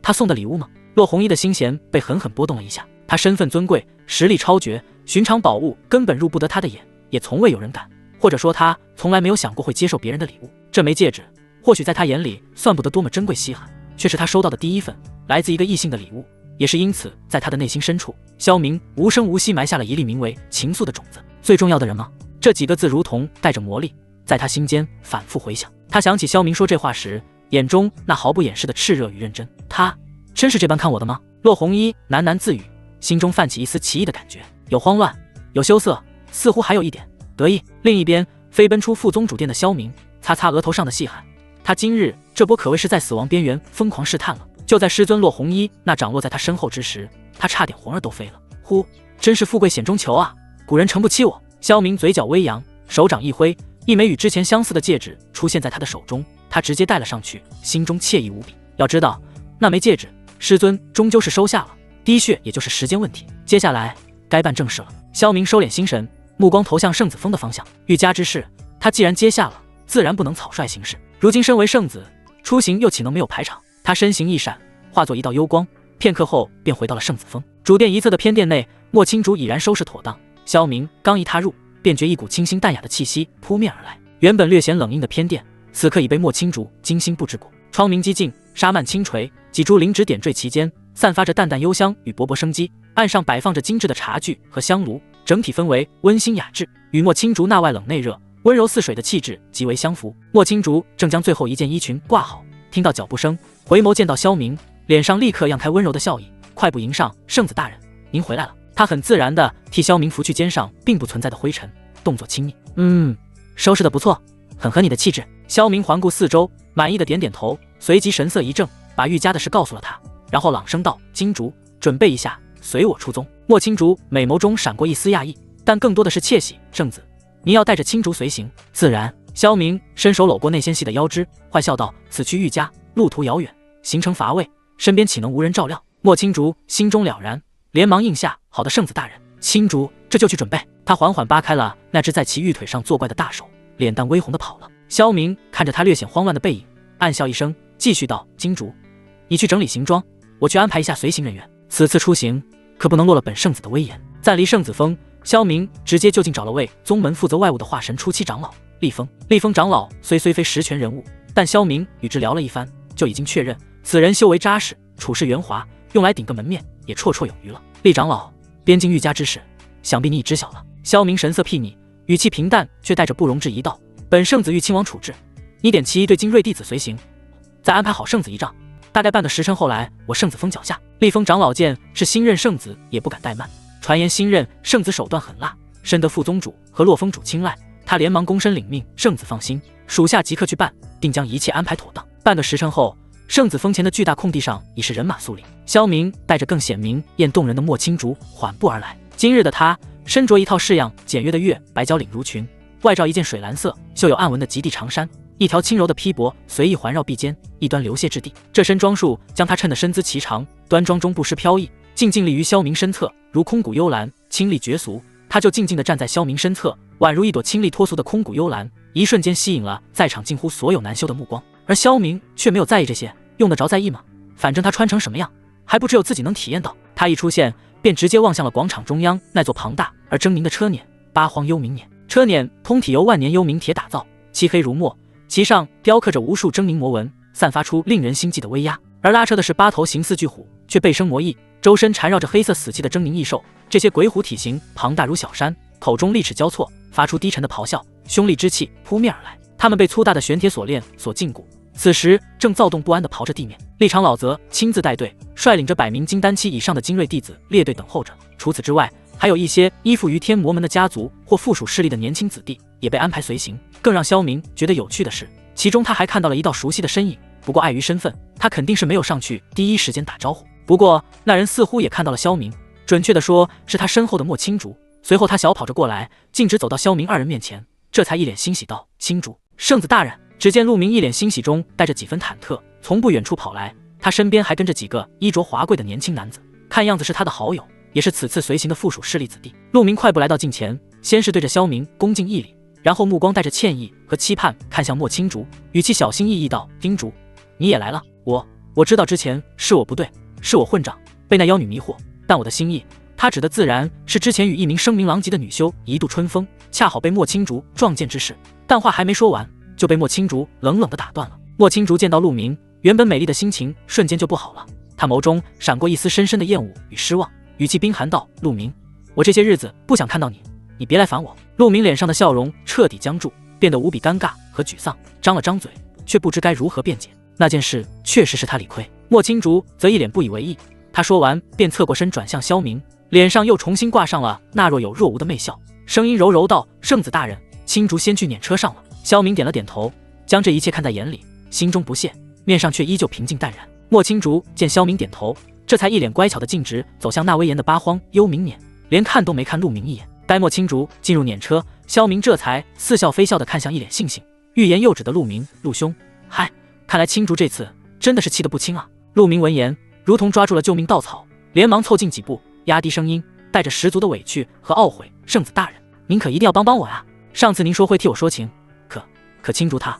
话未说完，但话语中的意思却是不言而喻。萧明心中暗笑，脸上却露出一副理解的表情，拍了拍陆明的肩膀，语重心长地低声道：“陆兄莫急，青竹此刻正在气头上，你越是凑上前，他便越是反感。”他顿了顿，继续忽悠道：“你暂且按捺住，莫要再惹他心烦，先让他冷静些10日，待他气消了线，本圣子再寻个合适的时机，为你美言几句，届时他就可慢慢原谅你了。”陆明被萧明一番推心置腹的分析说得连连点头，觉得大有道理，感激涕零道：“圣子大人金玉良言，在下明白了，一切全凭圣子大人安排，我这些日子便安静些，绝不再惹青竹厌烦。”萧明见他这一副很上道的模样，心中赞叹：“这小弟啊，我收了。”他决定再加把火，微微一俯身，伸手向前理了理陆明那本就不乱的衣领，这才一脸正色说道：“陆兄，其实这次我带青竹出来都是为了你啊，我也是为了他，让他心情愉悦，尽快忘了那件事，好帮你。”陆明闻言瞬间就感动坏了，那是涕泪横流，情意绵绵啊！他竟直接握住了萧明的手，语气诚恳坚决道：“萧兄，你以后便是我的亲兄弟、亲大哥了，以后有什么用得着小弟的地方，你只管说，我陆明在所不辞。”萧明见他一副感激涕零的模样，知道自己的目的达到了，赶紧抽出了手，转了个话题，讪笑道：“好的，陆小弟，大哥记住了。可不知这几位是？”在陆明的介绍下，萧明随便与剩下那几人哈拉了几句，见时辰已到，便对厉长老点了点头，也上了车辇，准备出发了。嗷吼！8头幽冥鬼虎齐齐发出震天咆哮，周身弥漫的死气大盛，拉起庞大的幽冥辇缓缓升空。厉长老与100名精锐弟子架起盾光护卫左右，陆明等人也连忙跟上了队伍，只是他正和旁边几个好友相传着他与圣子的兄弟情谊。八荒幽冥辇内部空间极为宽敞，装饰奢华而舒适，设有隔绝内外的阵法，外人难以窥探车辇内，但其内之人若想探听外界动静，却可清晰感知。辇车平稳地飞行于云层之上，窗外是飞速掠过的流云。萧明刚一踏入，便看到莫青竹独自站在窗边，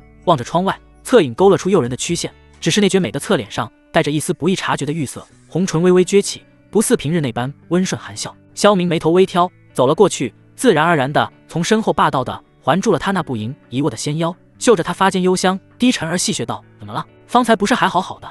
谁又惹本圣子的青竹不高兴了？”莫青竹感受到身后传来的温热与独特的男子气息，身子先是一软，随即带着些许委屈侧过头，美眸嗔了萧明一眼，声音软糯：“还能有谁？还不是那个陆明，像块甩不掉的狗皮膏药似的。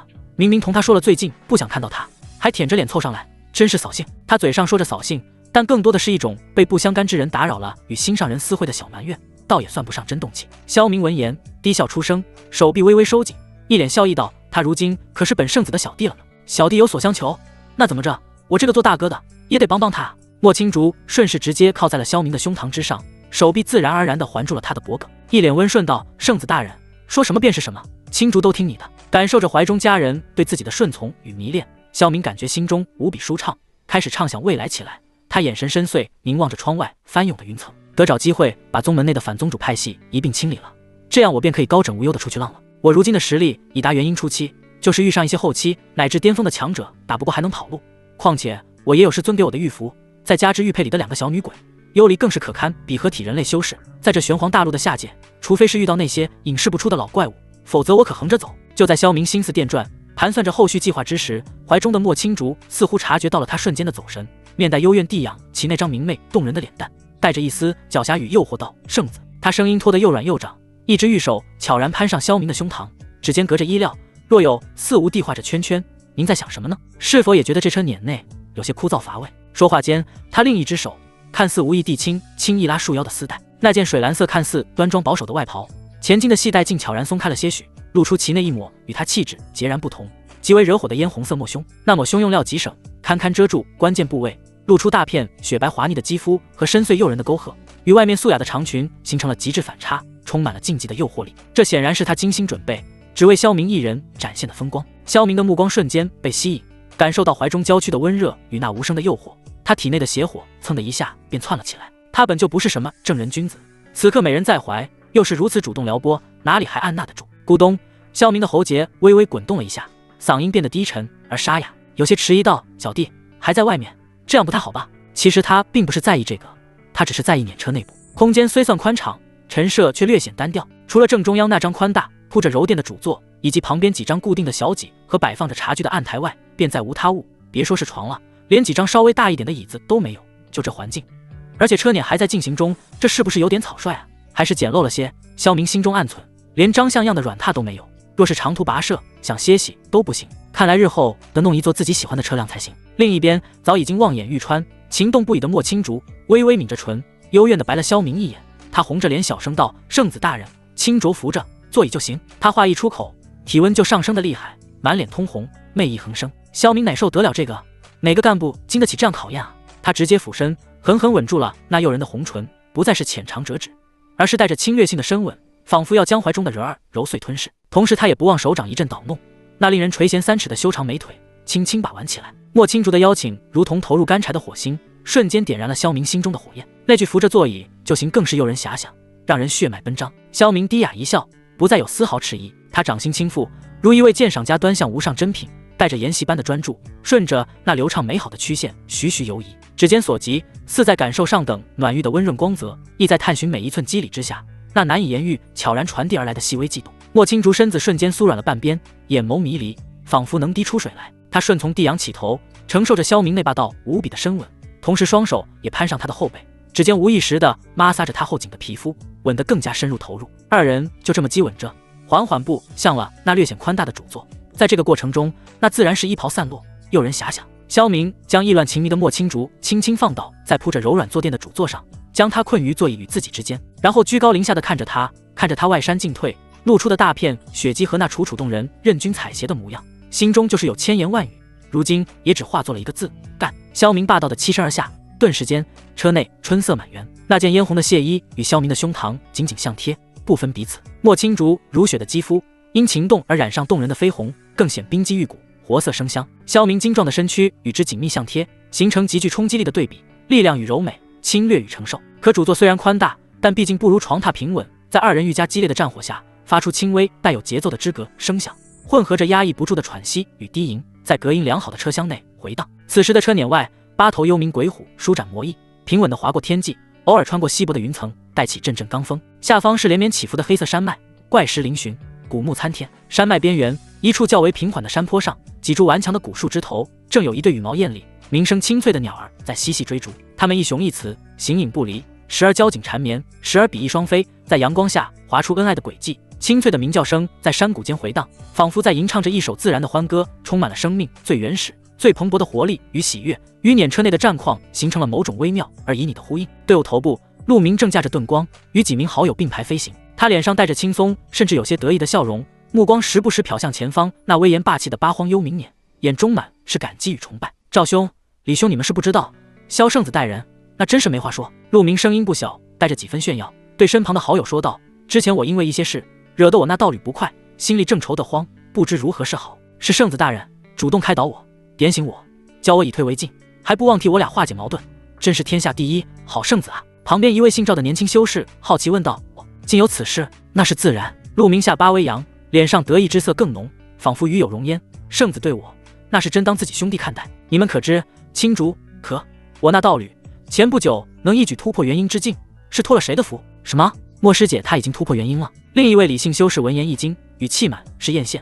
如此年纪便晋升元婴，莫师姐天资果然卓绝，真是恭喜陆兄啊！得此佳侣，真是羡煞我等啊！周围几人闻言，也纷纷投来羡慕的目光。莫青竹容貌绝丽，天资出众，在天魔门年轻一辈中本就颇有名气，如今更进入元婴，前途不可限量。能得如此道侣，陆明确实令人嫉妒。陆明享受着众人羡慕的眼神，挺了挺胸膛，声音又抬高了几分。不瞒诸位，我道侣此次能顺利突破，也是多亏了圣子大人慷慨赐予的丹药。此丹珍贵，就是对元婴修士也颇有裨益。圣子却毫不犹豫，慷慨解囊。圣子大人真是待我如亲兄弟啊！他这话半真半假，添油加醋。萧明确实赐过莫青竹丹药，那也是在认识陆明之前，与陆明没有半分关系。但此刻从他口中说出，却成了萧明看在他的兄弟情面上，无私帮助他道侣的义举，既抬高了萧明的义气，更彰显了他陆明的面子。不得不说，说话还真是一门行为艺术啊！原来是这样啊！赵姓修士倒吸一口凉气，眼中羡慕更浓。圣子对陆兄，当真没话说。是啊，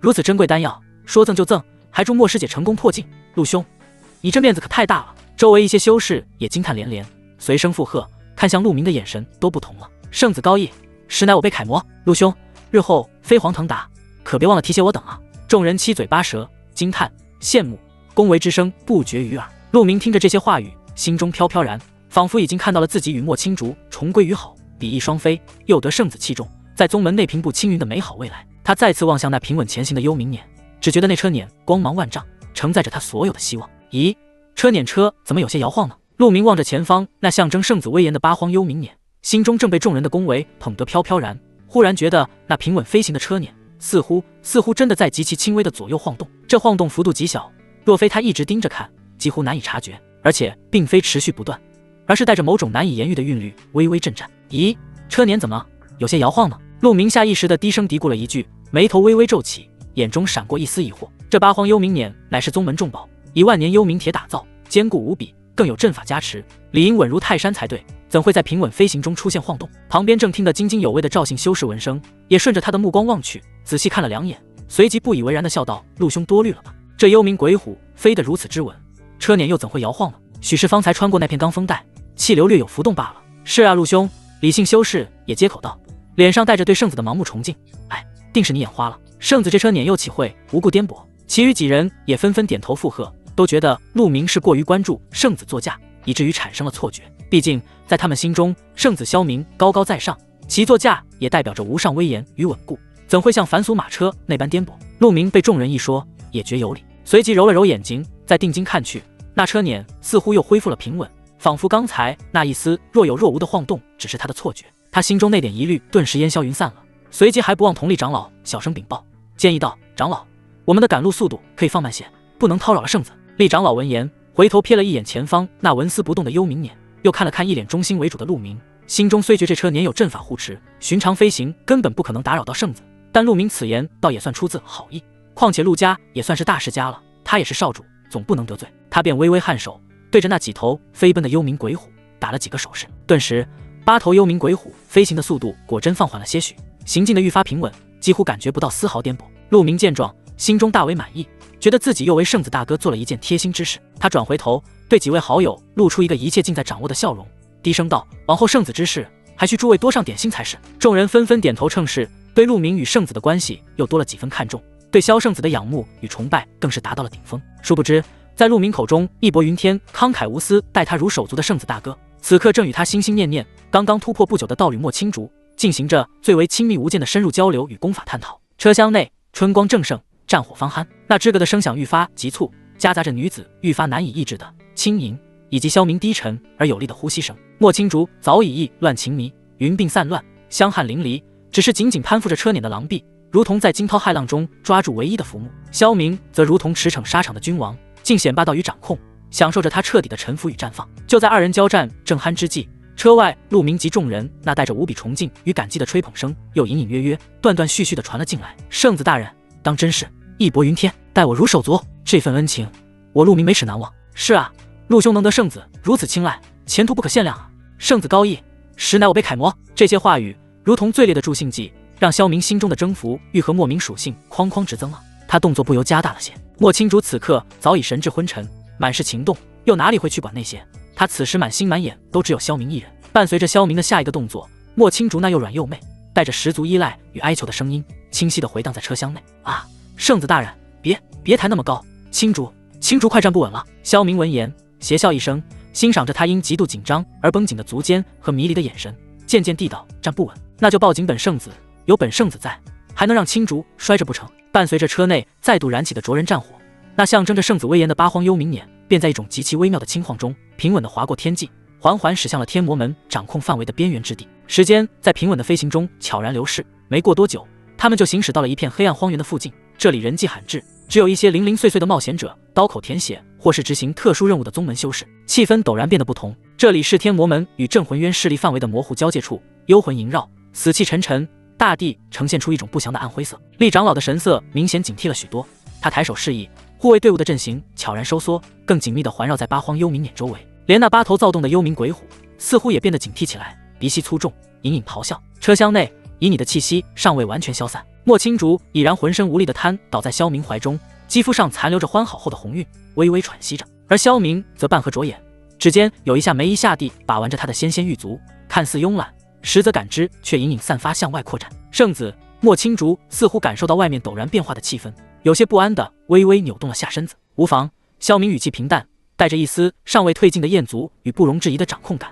几只餐饮罢了，厉长老他们会解决的。他话音刚落，一个巨型的黑色骷髅头便朝着他们行驶的车队袭来。几乎是同时，前方100丈处的荒原上10数道身着暗紫色服饰、气息阴冷的身影冲天而起，为首3人赫然都是元婴期修为，居中一人身形佝偻，手持一柄骷髅拐杖，气息最为强横，已达元婴后期巅峰，正是方才那一击的始作俑者。左右2人皆是元婴中期，一个手持巨锤，一个握着骨质巨剑，眼神阴恻恻地盯着天魔门众人。结，天魔门果然来人了。那手持骷髅拐杖的佝偻老者发出瘆人的怪笑，将车辇留下，或可饶而等不死。话音刚落，那巨大的黑色骷髅头已裹挟着森森鬼笑，朝着行进的车队前方砸来，所过之处带起阵阵阴森鬼气。厉长老面色丝毫未变，甚至抬手制止了身后护卫结阵迎击的动作。他独自踏前一步，枯瘦的手掌看似随意地向前一挥，一道凝练如实质的漆黑魔气射出，后发先至，迎上了那声势浩大的黑色骷髅头。没有惊天动地的爆炸，只有一声如同琉璃破碎般的清脆响声。那看似凶威滔天的骷髅头在接触到魔气匹练的瞬间，便如同遇到烈阳的冰雪，寸寸瓦解，化作漫天飘散的黑烟。哼，薛老鬼，100年未见，你还是这点上不得台面的伎俩。厉长老声音沙哑，带着一丝毫不掩饰的讥诮，凭你们这点人还不够看。那被称为薛老鬼的佝偻老者瞳孔一缩，脸上掠过一丝惊疑，但随即被狠厉取代。厉老魔，休得猖狂，当年你我同为元婴之境，谁也奈何不了谁。今日我镇魂渊、幽影古罗2位长老在此，3对1，你还能翻了天不成？识相的，留下车辇和里面的人，老夫念在就10份上，或许能让你死得痛快点。他身旁手持古剑的幽影与扛着巨锤的古罗同时上前一步，磅礴的元婴威压混合着森森死气，如同潮水般涌来，令后方一些修为稍弱的天魔门弟子脸色发白。厉长老却忽然低低地笑了起来，笑声干涩，却蕴含着一种令人心悸的意味。就是呵呵，枯骨，你的消息太不灵通了。话音未落，厉长老佝偻的身躯缓缓挺直了一丝，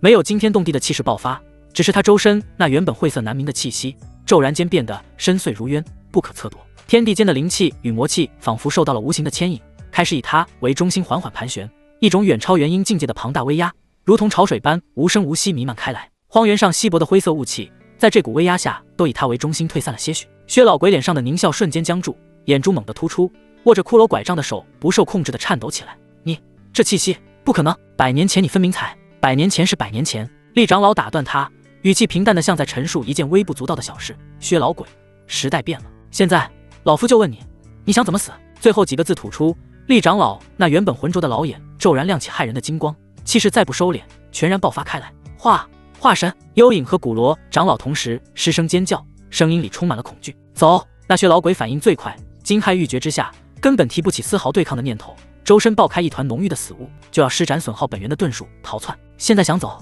晚了。厉长老甚至没有挪动脚步，只是轻轻抬起了枯瘦的右手，五指张开，掌心向下，对着3人所在的方向缓缓做了个虚握的动作。这个动作缓慢而清晰，带着一种难以言喻的韵律，仿佛在虚空中抓住了某根无形的丝线。幽冥牵丝，复命。他口中吐出4个字，声音不高，却带着一种直透灵魂的冰冷。但在薛老鬼3人眼中，世界却陡然变了颜色。他们看到无数道幽暗丝线凭空自他们脚下的影子周围生长出来，这些丝线细若虚无，却坚韧无匹，无视他们的护体魔气，就这样无声无息地缠绕上他们的身躯、四肢、脖颈，甚至渗入他们的灵魂。薛老鬼爆开的死雾遁光戛然而止，如同被冻结住了。幽影和古罗长老急退的身形也僵在了半空。他们不是被力量禁锢，而是与这片天地失去了联系，失去了对自身一切的控制，连眨一下眼睛都无法做到。厉长老虚握的手掌，五指开始一根根的收拢，每收拢一根手指，缠绕三人的幽暗丝线便骤然勒紧一分。第一根手指扣下，三人身上所有防御气劲、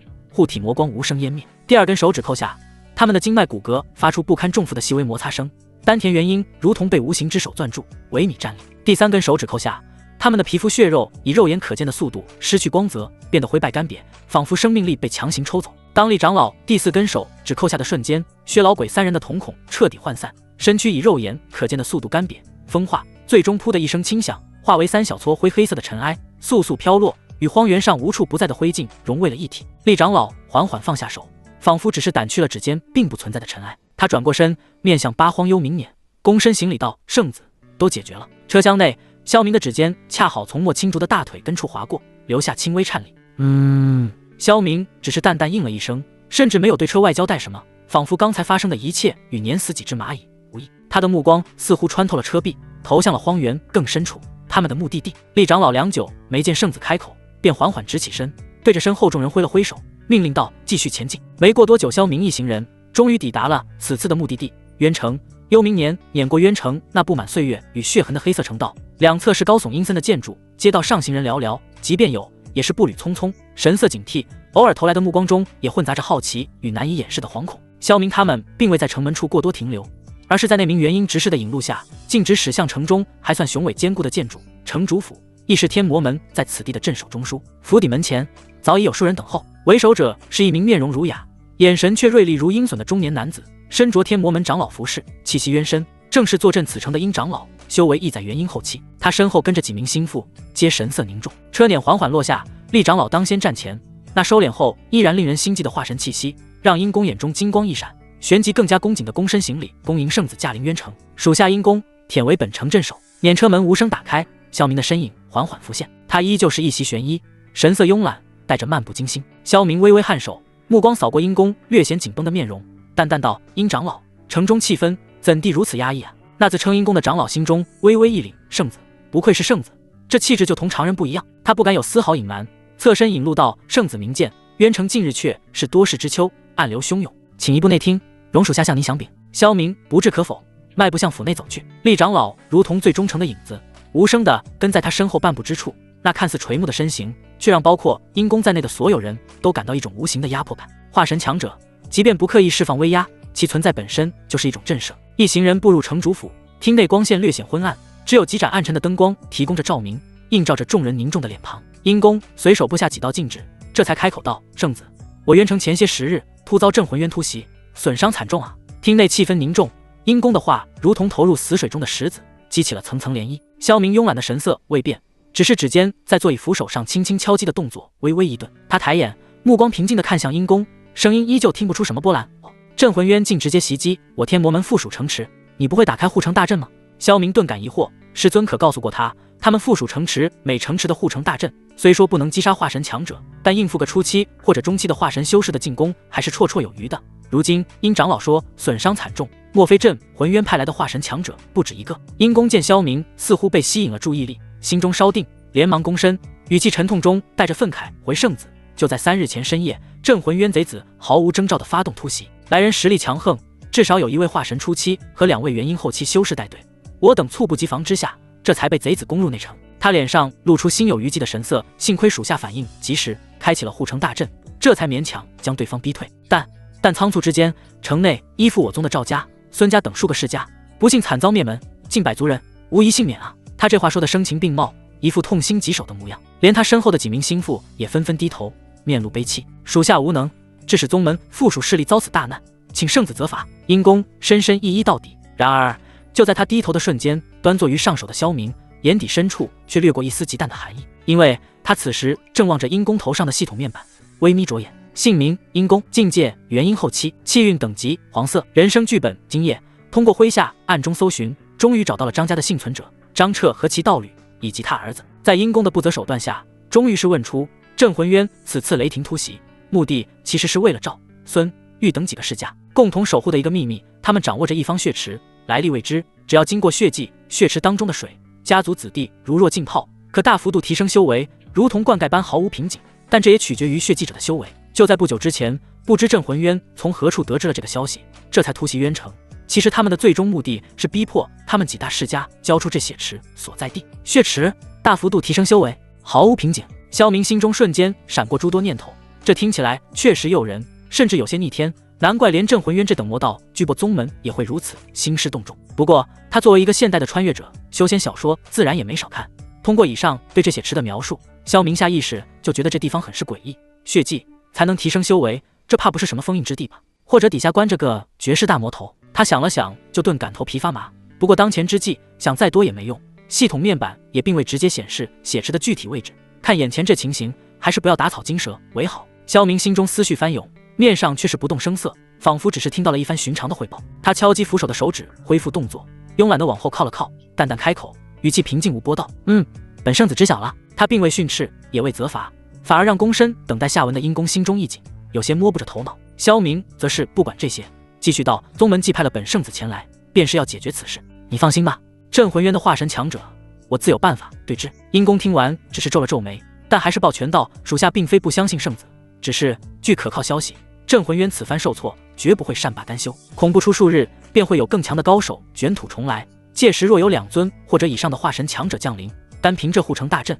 只怕也难以守住啊。属下死了也倒罢了，可圣子您……”阴公这番话可谓是声情并茂，忧心忡忡，言语间充满了对圣子的赤胆忠心。若是不明就里的人听了，定要为之动容，感叹魔道中人也有如此忠义之士。然而端坐于上的萧明心中却是冷笑连连。若非那悬浮于阴公头顶的系统面板，萧明差点就要被这精湛的演技给骗过去了。好一个忠肝义胆的阴长老，还真不愧为我魔道中人呢。萧明心中讥讽。不过演戏嘛，谁还不会？只见萧明脸上那慵懒的神色稍稍收敛，取而代之的是一丝恰到好处的动容。他微微颔首，语气也比方才缓和了些许，带着几分感慨道：“殷长老能如此为宗门考量，为本圣子安危担忧，实属难得。这份心意，本圣子记下了。”他目光诚挚地看向阴公，继续道：“一切宽心，本圣子既然赶来，自然有所依仗。只要镇魂渊他们赶来，本圣子自有手段应对。这冤车还破不了。”他的语气平静，却带着一种不容置疑的强大自信，仿佛在陈述一个既定事实。阴公闻言，脸上适时地露出如释重负又带着几分钦佩的神情，深深一揖：“圣子神通广大，倒是属下杞人忧天了。有圣子此言，属下也便安心了。”随即萧明摆了摆手，脸上露出一丝恰到好处的倦意，打了个哈欠道：“连日奔波，本圣子也有些乏了。城内的安抚之事，还望殷长老你多费心。若无万分紧急之事，不要轻易来打扰本圣子。”“是，属下明白。院落早已备好，请圣子随我来，好生歇息。”阴公连忙躬身引路，萧明不再多言，起身带着厉长老随着阴公朝城主府深处的清幽小院走去。将萧明一行人安顿妥当后，阴公恭敬地退出了院落。一出院门，他脸上那谦卑恭顺的表情便瞬间收敛，眼神恢复了平时的锐利与深沉，随即身影一闪，迅速消失在了廊道尽头。阴公快步回到自己位于城主府的居所，他刚在宽大的黑檀木书案后坐定，甚至来不及喝口茶平息一下心中翻涌的情绪。一名身着黑衣、气息内敛的心腹手下闪身而入，单膝跪地，低声道：“城主大人，我们找到了。”经过心腹手下的一番禀报，阴公的脸上露出一抹意味深长的笑容，低声喃喃自语：“张彻，哦不，师尊，你可让徒儿好找啊！还有师娘，徒儿可是想你的紧啊！”这声师尊叫得极其轻微，却带着一种难以言喻的情绪，似怨恨、激动与一丝扭曲的执念。他深吸一口气，强行压下翻腾的心绪，重新做回忆中，脸上恢复平静，但眼底的灼热却丝毫未减。他看向依旧跪在地上的心腹，沉声吩咐道：“已做得很好，暂且先将他们安顿起来。哦，注意做得隐蔽些，别人发现。”“是，属下明白。”心腹躬身一礼，领命而去。